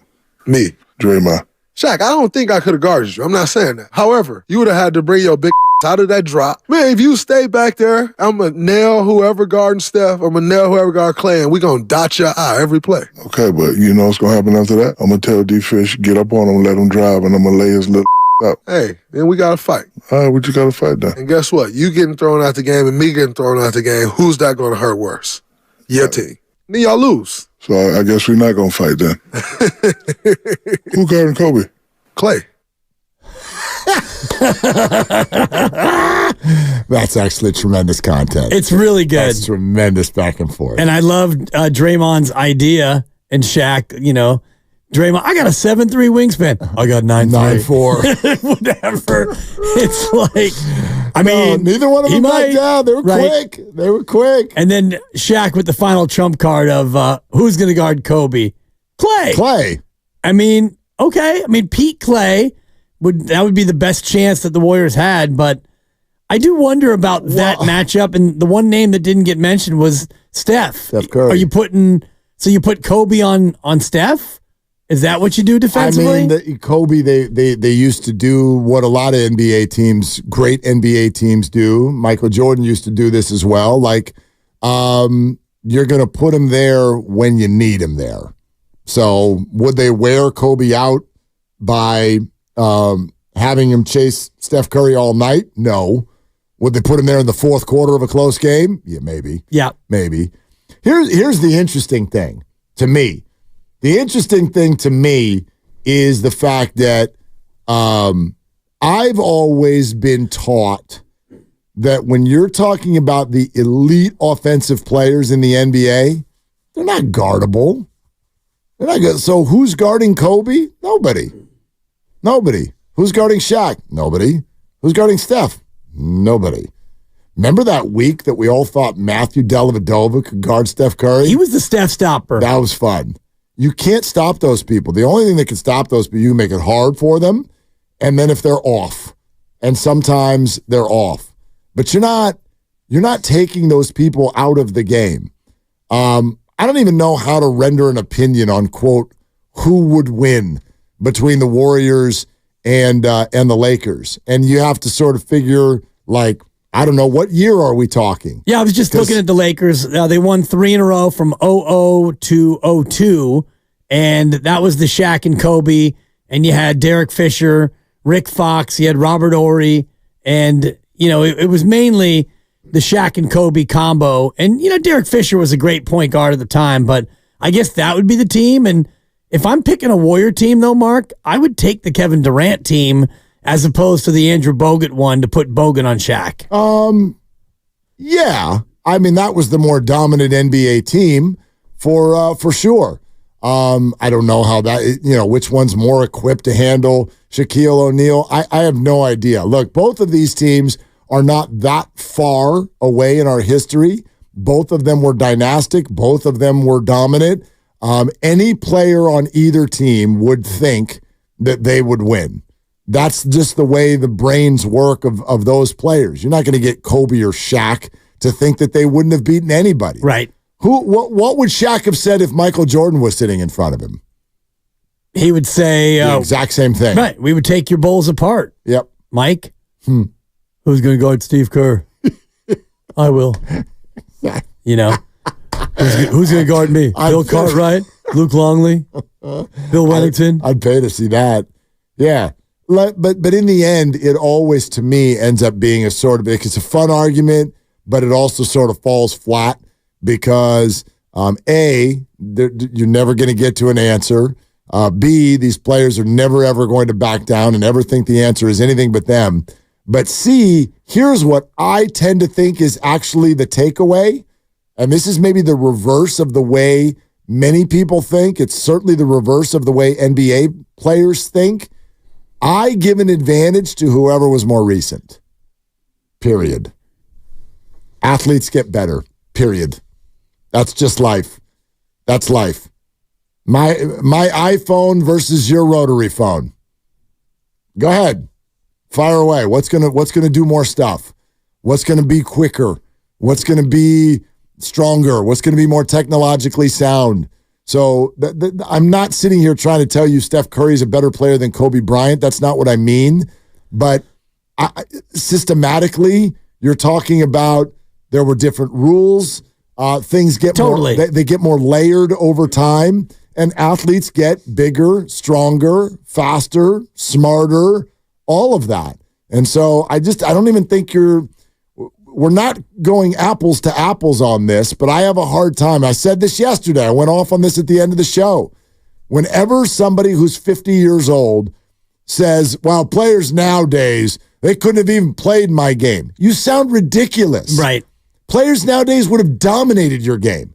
You wouldn't have even been able to guard them. Nobody looked like Giannis and LeBron in 1988. Bodies weren't even made like that. What would any of you have done with those players? Right. Nothing.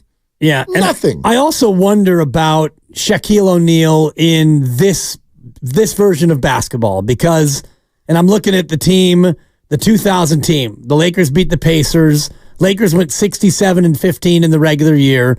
They were incredible. They won the title. Shaq averaged 38 and 16.7 in the finals. Kobe averaged 15.6. It was really Shaq's team at that time. Yep.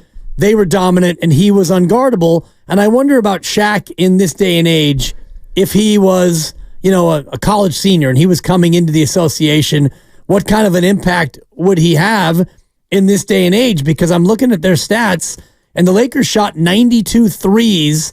They attempted 92 threes in 6 games. That's a lot for the time. 15 threes a game. Yeah. That would be a game and a half or 2 games for the Warriors. Correct. In the final. So now, could that team, if the Warriors played the Lakers in 2000, that style of ball, that emphasis on the 2, those rules, that physicality, the Lakers would have the edge. But if the Lakers played now, this tempo, this reliance on the 3, this type of basketball with these rules, I think Shaq's impact gets diminished a little bit just based on the way you play and the 5-out formation and the positionless basketball and all the rest of it. You might be making absolutely the best point that could be made in this conversation, which is, if these two teams could all magically be 25 years old again and get together in 2024 and go play an NBA game right now, the Warriors would destroy the Lakers. Yeah. They would 3-point shoot them off the floor. Simply, 3-2. What's the bigger number? Right. Like it would well, not. Part of that is roster construction because I'm looking at the Lakers roster and they had Robert Horry. You got Rick Fox, who was a power forward. AC Green was still on that team. 36-year-old AC Green. Yep. He played about 15 minutes a night in the finals. And they had John Sally, who was still playing. They had a lot more size and rebounding power forwards in this Warrior team with their guard-heavy squad. Now, guarding Shaq, Draymond Green would be in a lot of trouble, I think, down there. But like he said, Draymond in front, you'd have somebody else behind. And, go ahead, Shaq. Have your way. Get all the twos you want, and we'll just 3 you to death. Yeah, again, everybody would be in trouble trying to guard any of these people the same way they are now. Right. The same way they are now. Like, who's guarding Jokic? No one. You're in trouble. Yeah. All you can do is just counteract it at the other end of the floor. And that's where I'd argue today's NBA teams, and this is my fallback, like, who do I think would beat whoever's more recent? Because everything keeps developing and changing. And pretty much the way the NBA game is played now, you don't have to love it, but the bottom line is it would beat whatever the hell's going on in the 90s or the 2000s simply because of the three-point shot. And guys are so good at it now. It's a layup. It's a layup for seemingly a third of the league. If you don't guard them, that three-point shot is a layup. And that just wasn't the case back then. Right. I don't even look at what is Kobe Bryant's career three-point shooting percentage? Super question. Yeah. Well, it's hurt by the fact that those last 2 years were two of the worst years in the history of the association from an offensive standpoint. Yeah. And I'll have his career numbers for you momentarily. I got it. From three, he shot 33%. 32.9%. Right. Okay. He shot 18.9, 29, and 28.5 his last 3 years. My man, you just gave me my brother. You just gave me a Jordan Poole number. Kobe flipping Bryant. You don't know Kobe Bryant? Actually, you do. Yeah, anyway, I did. Whoop. Rest in peace. But anyway. He shot 18.8% in 2013, 2014 in 6 games. Unfair sample. That was the year he tore his Achilles, but Kobe Bryant's best ever year from behind the three-point arc. Hang on, scrolling. Yeah, I see it. His best ever year was a little bit less than what Klay Thompson shot this year. His best ever year is worse than Klay's worst year. Kobe Bean Bryant. And we got people running around these streets calling him Clank. Clanks. 32.9%. You get laughed off the line with a number like that in 2024. Or you get 120 million and you get to go to Washington. Sure. I mean, one of the two. Well played. Yeah. Yeah. So that's kind of the way that these things are playful and, it's they're always fun. Always fun. But go ahead. 04 Lakers. Go ahead and try to play the 2017 Golden State Warriors. You get killed. You get killed simply because of shot making. Right, and also because of pace. And I'm just looking at, the relative pace of the Lakers that year and everybody that year. Sacramento led the league in pace at 99.3. 99.3 as a pace would put you not only last, but way dead last in the modern association. It's just, the game is so much faster now across the board. Yeah. That even the fast teams back then are, would be slow. Well, it's a conversation that ends up kind of having an applicable point about the Warriors' current offseason, to be honest with you. And it is, if we want to get technical for a second, it's one of the things I am most curious about, because the fan base is waiting to find out if Klay Thompson will remain a Warrior or not. And Steve Kerr said something to us at the end of the year last year that stuck with me. And Stephen A. Smith comes on with us yesterday and says that the Warriors may need to really look long and hard at moving off of Klay Thompson. Like, I get all of the pieces of this, What if you take the name out of it, though, for a second? Steve Kerr said to us, one of the number one things that we need more of, shooting. Yeah. And so if you start by removing, whether you want to call him clank or not, removing clearly one of the two best three-point shooters on your team, boy, you're starting at a huge deficit. I don't even think you could replace that guy with one person. Right. You'd probably need to replace him with two, because as far as pure shooters on the team, there would be, checks notes, one left. Right. One. That's it. All the other good players that people are excited about with the Warriors, Wiggins, Kuminga, Podziemski, whatever. Draymond, TJD. There is not a one who is what you would consider a pure shooter, not named Steph Curry. You were 7th in the league this year in three-point percentage, shooting 38 from three, and you shot a lot of threes. You ended up shooting the 4th most, and if you take Klay Thompson off, you're going to be replacing about 10 attempts a game, and already you want to shoot more and shoot better, so you're right. If you do take Klay off the team, now you're looking for two players to replace Klay from a shooting standpoint, and are you really going to find one, let alone two guys who can shoot it at that same level? A guy who can come in and shoot it at your team average of 38%? You'd be hard-pressed to find multiple guys. Here's what Stephen A. Smith said to us yesterday about this subject. I'm not advocating for you to get rid of Klay Thompson, because even on a bad year, remember, it's a bad year to his standards. When you're talking about 43% shooting, 38% from three-point range, you know how many teams in the league would love to have a Klay Thompson on this squad? So I can't poo-poo that. The problem is you've got the Kumingas and the Moody's of the world and Podziemski's of the world and others who have shown they can come in and make a contribution. Klay Thompson might have to go because he's the one person with value for you to go out there and to get another component that you may need in order to supplement and elongate the illustrious career of a Steph Curry. Okay, the conversation did not end there, because then, and obviously he came on yesterday to talk a little bit about the feud between him and Draymond Green, but he did circle back at the end to the importance of Draymond Green still on the Warriors. Can't get rid of Draymond Green because you ain't going to win without him. You say whatever you want about Draymond Green. You're not winning without him, because what he brings to the table is everything Steph Curry doesn't want to bring to the table in terms of vocal leadership, in terms of accountability on the defensive side of the ball, and everything in between. Steph Curry needs Draymond Green more than he needs anybody outside of his family. And I mean that. I'm not talking about Steve. Steve Kerr's great, phenomenal coach.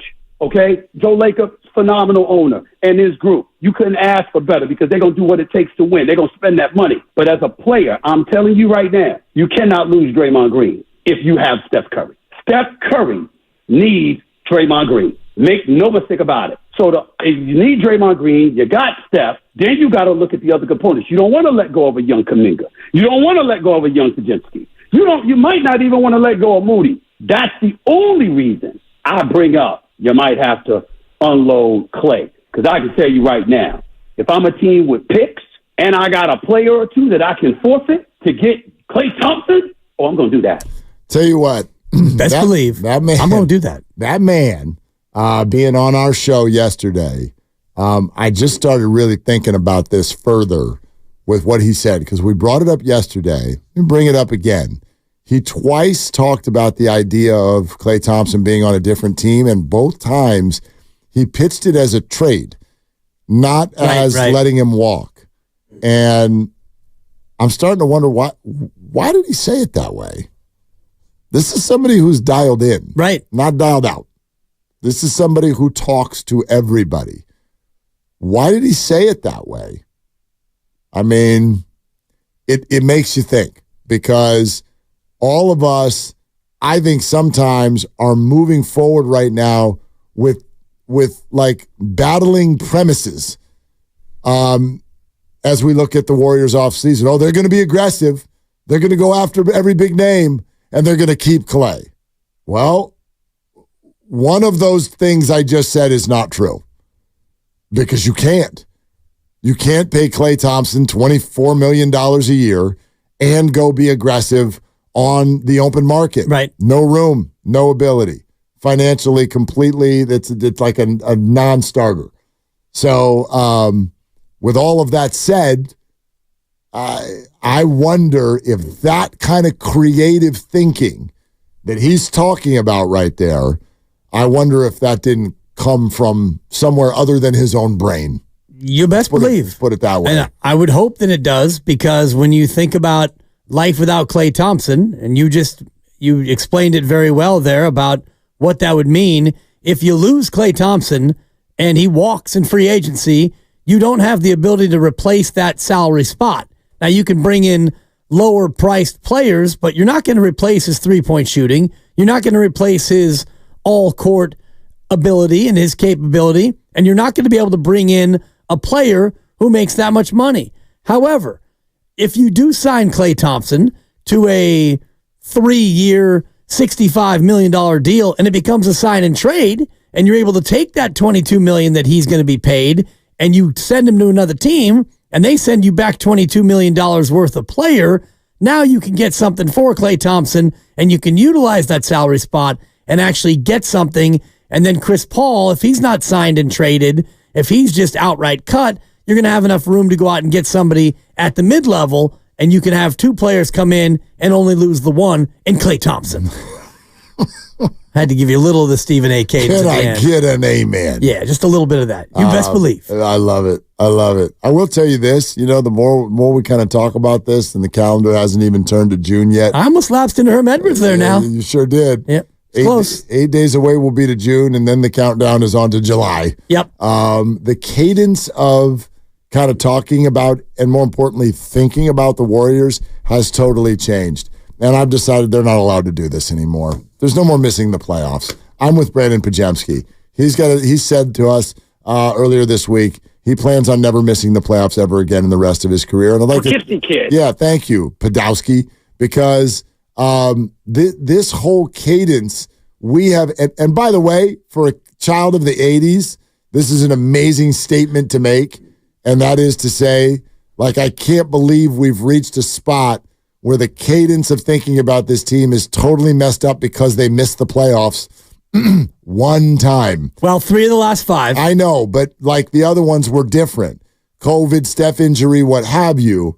This one was not necessarily expected, and it really upsets the cadence. I've reached a point where we've talked about it and thought about it enough to where I sort of feel like I understand finally a lot that's at play. We've done the reading about, okay, second apron. Let's figure, what does that mean? What are they allowed to do? What are they not allowed to do? And we learn about a lot of that, and we arrive at okay, ... what are they going to do? And the weight has been rather beefy already. And what they're going to do is still 6 weeks away.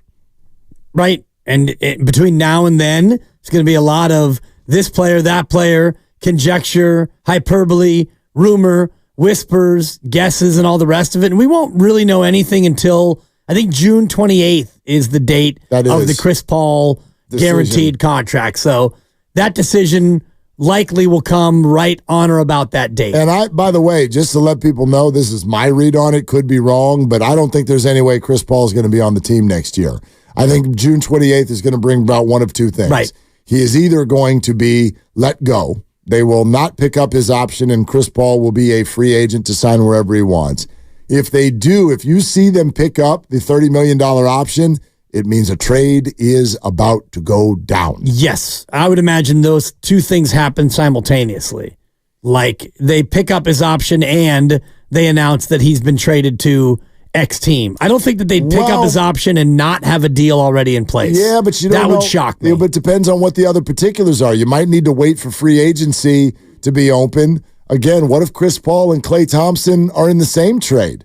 And there's a sign-in trade with Klay where you can't trade Chris until Klay can be signed, and Klay can't be signed until free agency. Which I think is free agency this year on.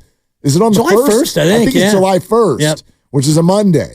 So that means the 28th is the previous Friday. Yep. So you're going to get news there. I'm just saying that's a possibility. It's a possibility. Yeah. But you're probably as right as you can be in that they don't want to send a big smoke signal of what they're about to do before they do it. And also, you don't want to get stuck with Chris Paul if you guarantee his contract or even a portion of it. You don't want to wind up on July 1st with Chris Paul still on your books when you're trying to go out there and do other things. That would be a big negative as you head out into free agency. I would think. Yeah, Grant. The free agency moratorium begins July 1st. The days that it can actually be official is July 6th. Right, but the 1st is when we'll get Correct. like Twitter. Yeah, we'll get news. Twitter will break, and Woj and Shams and all that are going to do their thing, and then it all becomes official later. And if your name's not DeAndre Jordan, then everything you hear on the 1st is actually going to be true. Wow. That was crazy. Remember that? Yeah. He was signed, sealed, but not delivered. Stupidest thing ever. Totally. Remember all the Clippers started tweeting out emojis of different transportation vehicles, basically signaling how they were arriving to go talk to DeAndre to save him. And then they did. Actually, there's one other player who did the dipsy-do. Was it Carlos Boozer? I feel like Boozer did that once, where the announcement came, Cavs, Jazz, something. And then he ended up going the other way. Maybe the Pistons? There was a Carlos Boozer dipsy-do once upon a time in NBA history also. I don't remember that. I just remember the picture that got tweeted out from inside DeAndre Jordan's house with the chair up against the doorknob so he couldn't leave. Yes. That's right. Yep. They were all there. They all made that trip. DeAndre Jordan still playing basketball. And I don't just mean in the league, but like at this hour. He's playing for Denver. He played the other night. Like against Minnesota. Has that game started? Nah. And I know Denver's out. Not at this hour. No, and he lost. Oh, I see what you mean. They lost by 45, but he got 4 minutes. Oh, that's impressive. Get it done, DeAndre. We're sponsored by Express Employment Professionals. And I have a personal question for Dan Dibley coming up next on Willard and Dibs. If you're ready for a new job, let Express Employment Professionals help.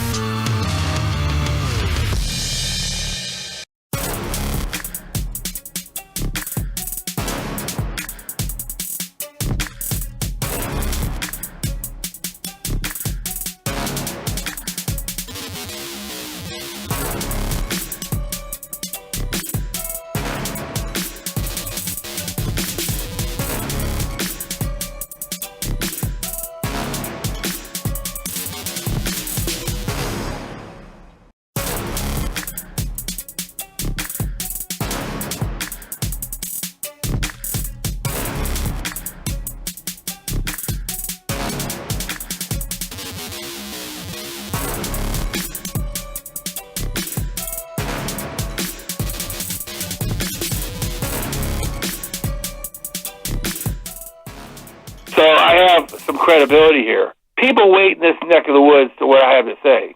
Now, back to Willard and Dibs on 95.7 The Game. Real quick before I attack your character. Okay. No, I'm kidding. No, do it. I know it has You nothing won't. to do with that. You're right. I won't. Okay. I don't want to attack your character. You can attack my lack of flexibility. There's a back and forth going on Inside the NBA right now involving Draymond Green about best backcourt in the history of the NBA. So this is just continuing now. Like, Draymond actually should just retire because he is fully ready to be an old fart in a suit screaming about how good he used to be.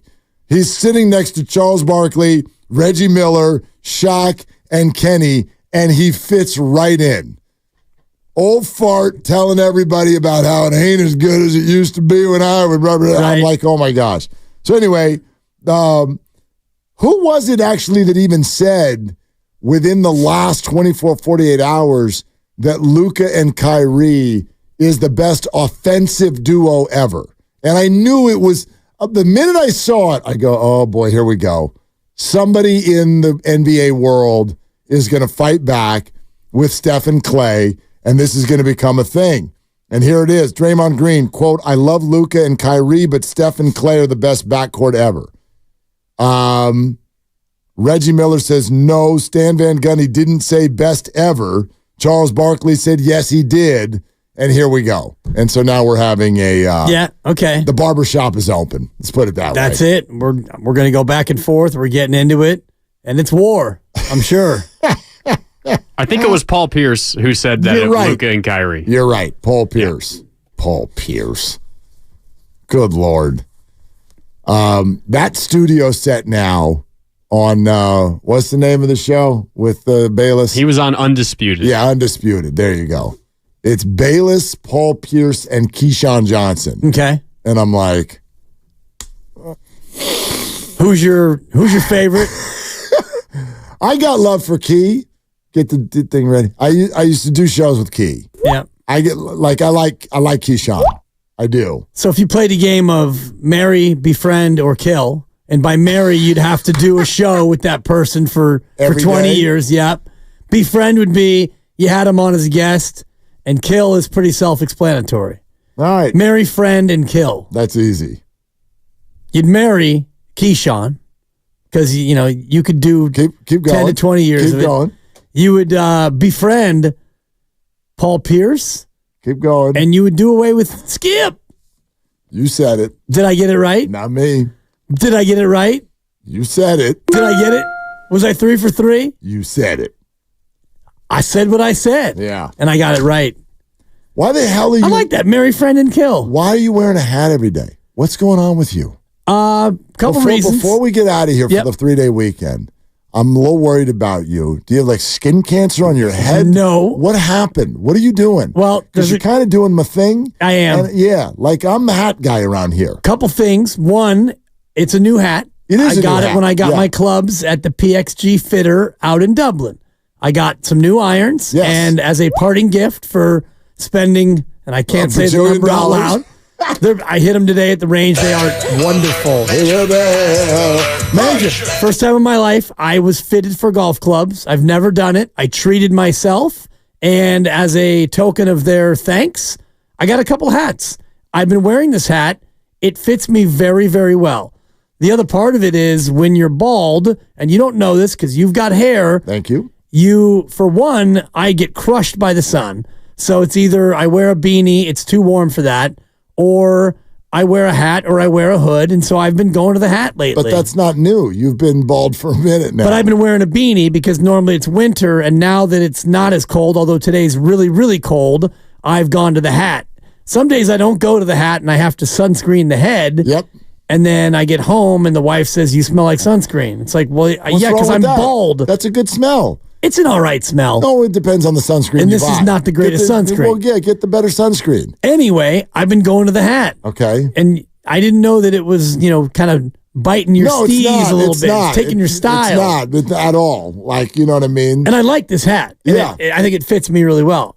And I like it. Did you know that one of the other? I'm gonna be a jerk. Watch this. This is being a bleep. Sending me into a 3-day weekend on the jerk mode. I'm gonna be a bleep starter, but I'm too much of a weenie to tell you who. You better be careful. I hear one of the other hosts at this station took a little bit of a shot at your hat. Oh yeah? What do they have to say about it? They don't like that logo. Oh, it wasn't even the hat. They were using the hat as an example. They're not a fan of that logo. Of this brand or just the logo? The logo. Okay. The logo. Yeah. That doesn't bother me. I knew it would. I'm not I don't wear a lot of logos. And this is one that I'm proud of. I'm wearing a logo right now. And I like the brand. It's Giants. Yeah. Yeah. And I don't really like that. I mean, you don't like the hat or you don't like the logo? The hat's all right. I don't like the logo. This is not even right. It's not even really a logo. You can't even tell what it is. The logo's in there. It's miniature in there. Yeah. And I don't want to be too big on is it earned media? Good call. You taught me that. Yeah, earned media. It's when you're showing logo and you're not getting anything advertising that you're not paying for. Right. Yeah. Right. And I'm wearing the hat because I paid for it. Yeah, I know. And I like the hat. I like that too. I like the hat. Anyway, and you can tell Steiny to eat it. I'm going to wear it. This guy is such a D. And I'm guessing it was Steiny. Goo hasn't been here. And although I was wearing the hat when I saw Bonte and Joe on Wednesday, but I doubt one of them would weigh in like that. Comedian and actor Kevin Hart is coming to the Bay on October 25th and 26th. Paramount Theater in Oakland, in the town. Get your tickets today at Ticketmaster.com. And for your chance to score a pair of tickets to the show on the 26th, enter online at 957thegame.com. Don't turn your hat around. No, I didn't. Don't turn your hat around. I just looked at it. Yeah. I'll tell you this. I got 2 hats from them. You better, because you don't wear that thing's going to turn brown in a week if you keep wearing it every day. Well, and I'm going to wear the other one on Tuesday. Okay. And you're not going to like it. Why not? I like everything. I'm like Mikey with cereal. Dodger colors. Well, it's blue and white. That's okay. Is it that color blue? It's pretty close. It's not darker? Nope. You sure? It's not lighter. You can be the judge. I'll wear that one all week. Yeah, all week next week. I'll wear that one. Grandy, what are you doing in 6 minutes? What's the matter with you? We're going to hear from Steiny and Evan talking about McCaffrey and if they're worried about that. And then you guys kind of had a follow-up conversation, starting with Ayuk and that he might want more than Amon-Ra, and then you guys went into McCaffrey as well. Yeah, that thing is, I just think the whole thing's going to be interesting because today I sort of expressed, I just don't think Christian McCaffrey has the leverage that a lot of 49er fans want him to have. He's so beloved. He's so flipping good. He's so good. And my only point today is that I think a lot of people want Christian to be paid because he's really good. And that just isn't the way contracts work. It's not the way leverage works. And so he's got 2 more years on his deal.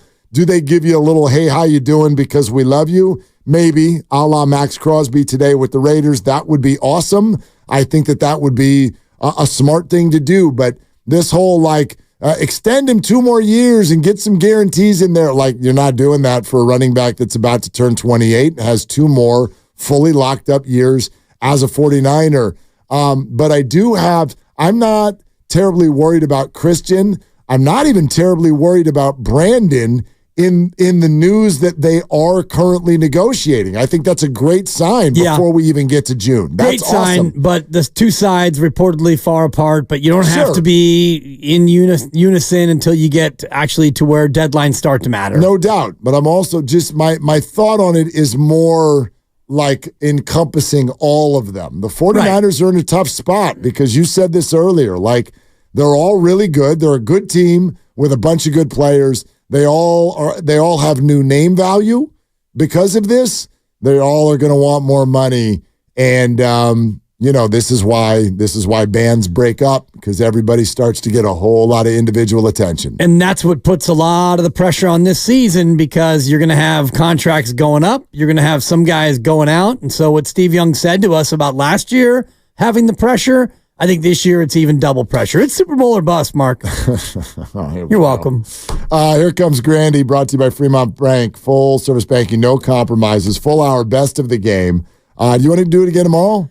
I'm busy tomorrow. How about the day after that? I'm golfing. What about the day after that? It's Memorial Day, Mark. All right, I'll see your Dodger hat on Tuesday. Yeah, then. you will. All right, for Dibs, for Grandy, for Lucas, I'm Mark. Shoot your shot. That's all you got. Hey, it's Willard and Dibs for Safeway. Happy Memorial Day from Safeway. To celebrate, Safeway's got amazing deals for you, your family, or your friends to enjoy. Dibs, I'd like to say happy Memorial Day to the weight that you lost. Oh, thank you. And that weight is gone. I'm afraid it's no longer here. However, you will still eat a steak. Digital coupon for USDA Choice New York strip steak, bone-in, $6.97 per pound, limit 1 mega pack member deal. Remember, medium rare. Always medium rare. An exclusive digital coupon for delicious red cherries, $2.97 per pound. Limit 4 pounds, and for me, with the fruit I'm eating, that's about 2 days. Red cherries like those red cheeks. Sweet corn, 6 for $1, limit 6, or freshly prepared corn, 7 count for $3.99 member price. Coca-Cola, Pepsi, 7-Up, or Dr. Pepper, 12-pack, 12-ounce cans, or 8-pack, 12-ounce bottles. Selected varieties, buy 2, get 3 free. Equal or lesser value. Member price when you buy 5. Head to Safeway this week. Start enjoying these digital deals. Go to Safeway.com for more details. See you in the aisles. My fault. Ladies and gentlemen, The Weeknd. Hi, I'm Brian Bakhtiari, Executive Manager of Stevens Creek Subaru. The month of May was named after the Greek goddess Maya. She was the caretaker of plants and fertility. May is also known as the month of love and success, and with that in mind, Stevens Creek Subaru wants to make your new vehicle journey one that you'll love. At Stevens Creek Subaru, we're constantly looking for ways to make the car buying process easier and transparent. When you're shopping from home or at Stevens Creek Subaru, we let you take control of our computers to build a deal that works best for you. Whether you're looking for a new Subaru, somewhere to service your Subaru, or just want a great cup of coffee from one of our Subaristas, we look forward to seeing you at Stevens Creek Subaru. Stevens Creek Subaru is now taking advance orders for the all-new Solterra. They're also an official Kelley Blue Book buying center and will buy any vehicle regardless of condition, even if it's a lease or still has a loan. We're located on Stevens Creek Boulevard, just off of Winchester.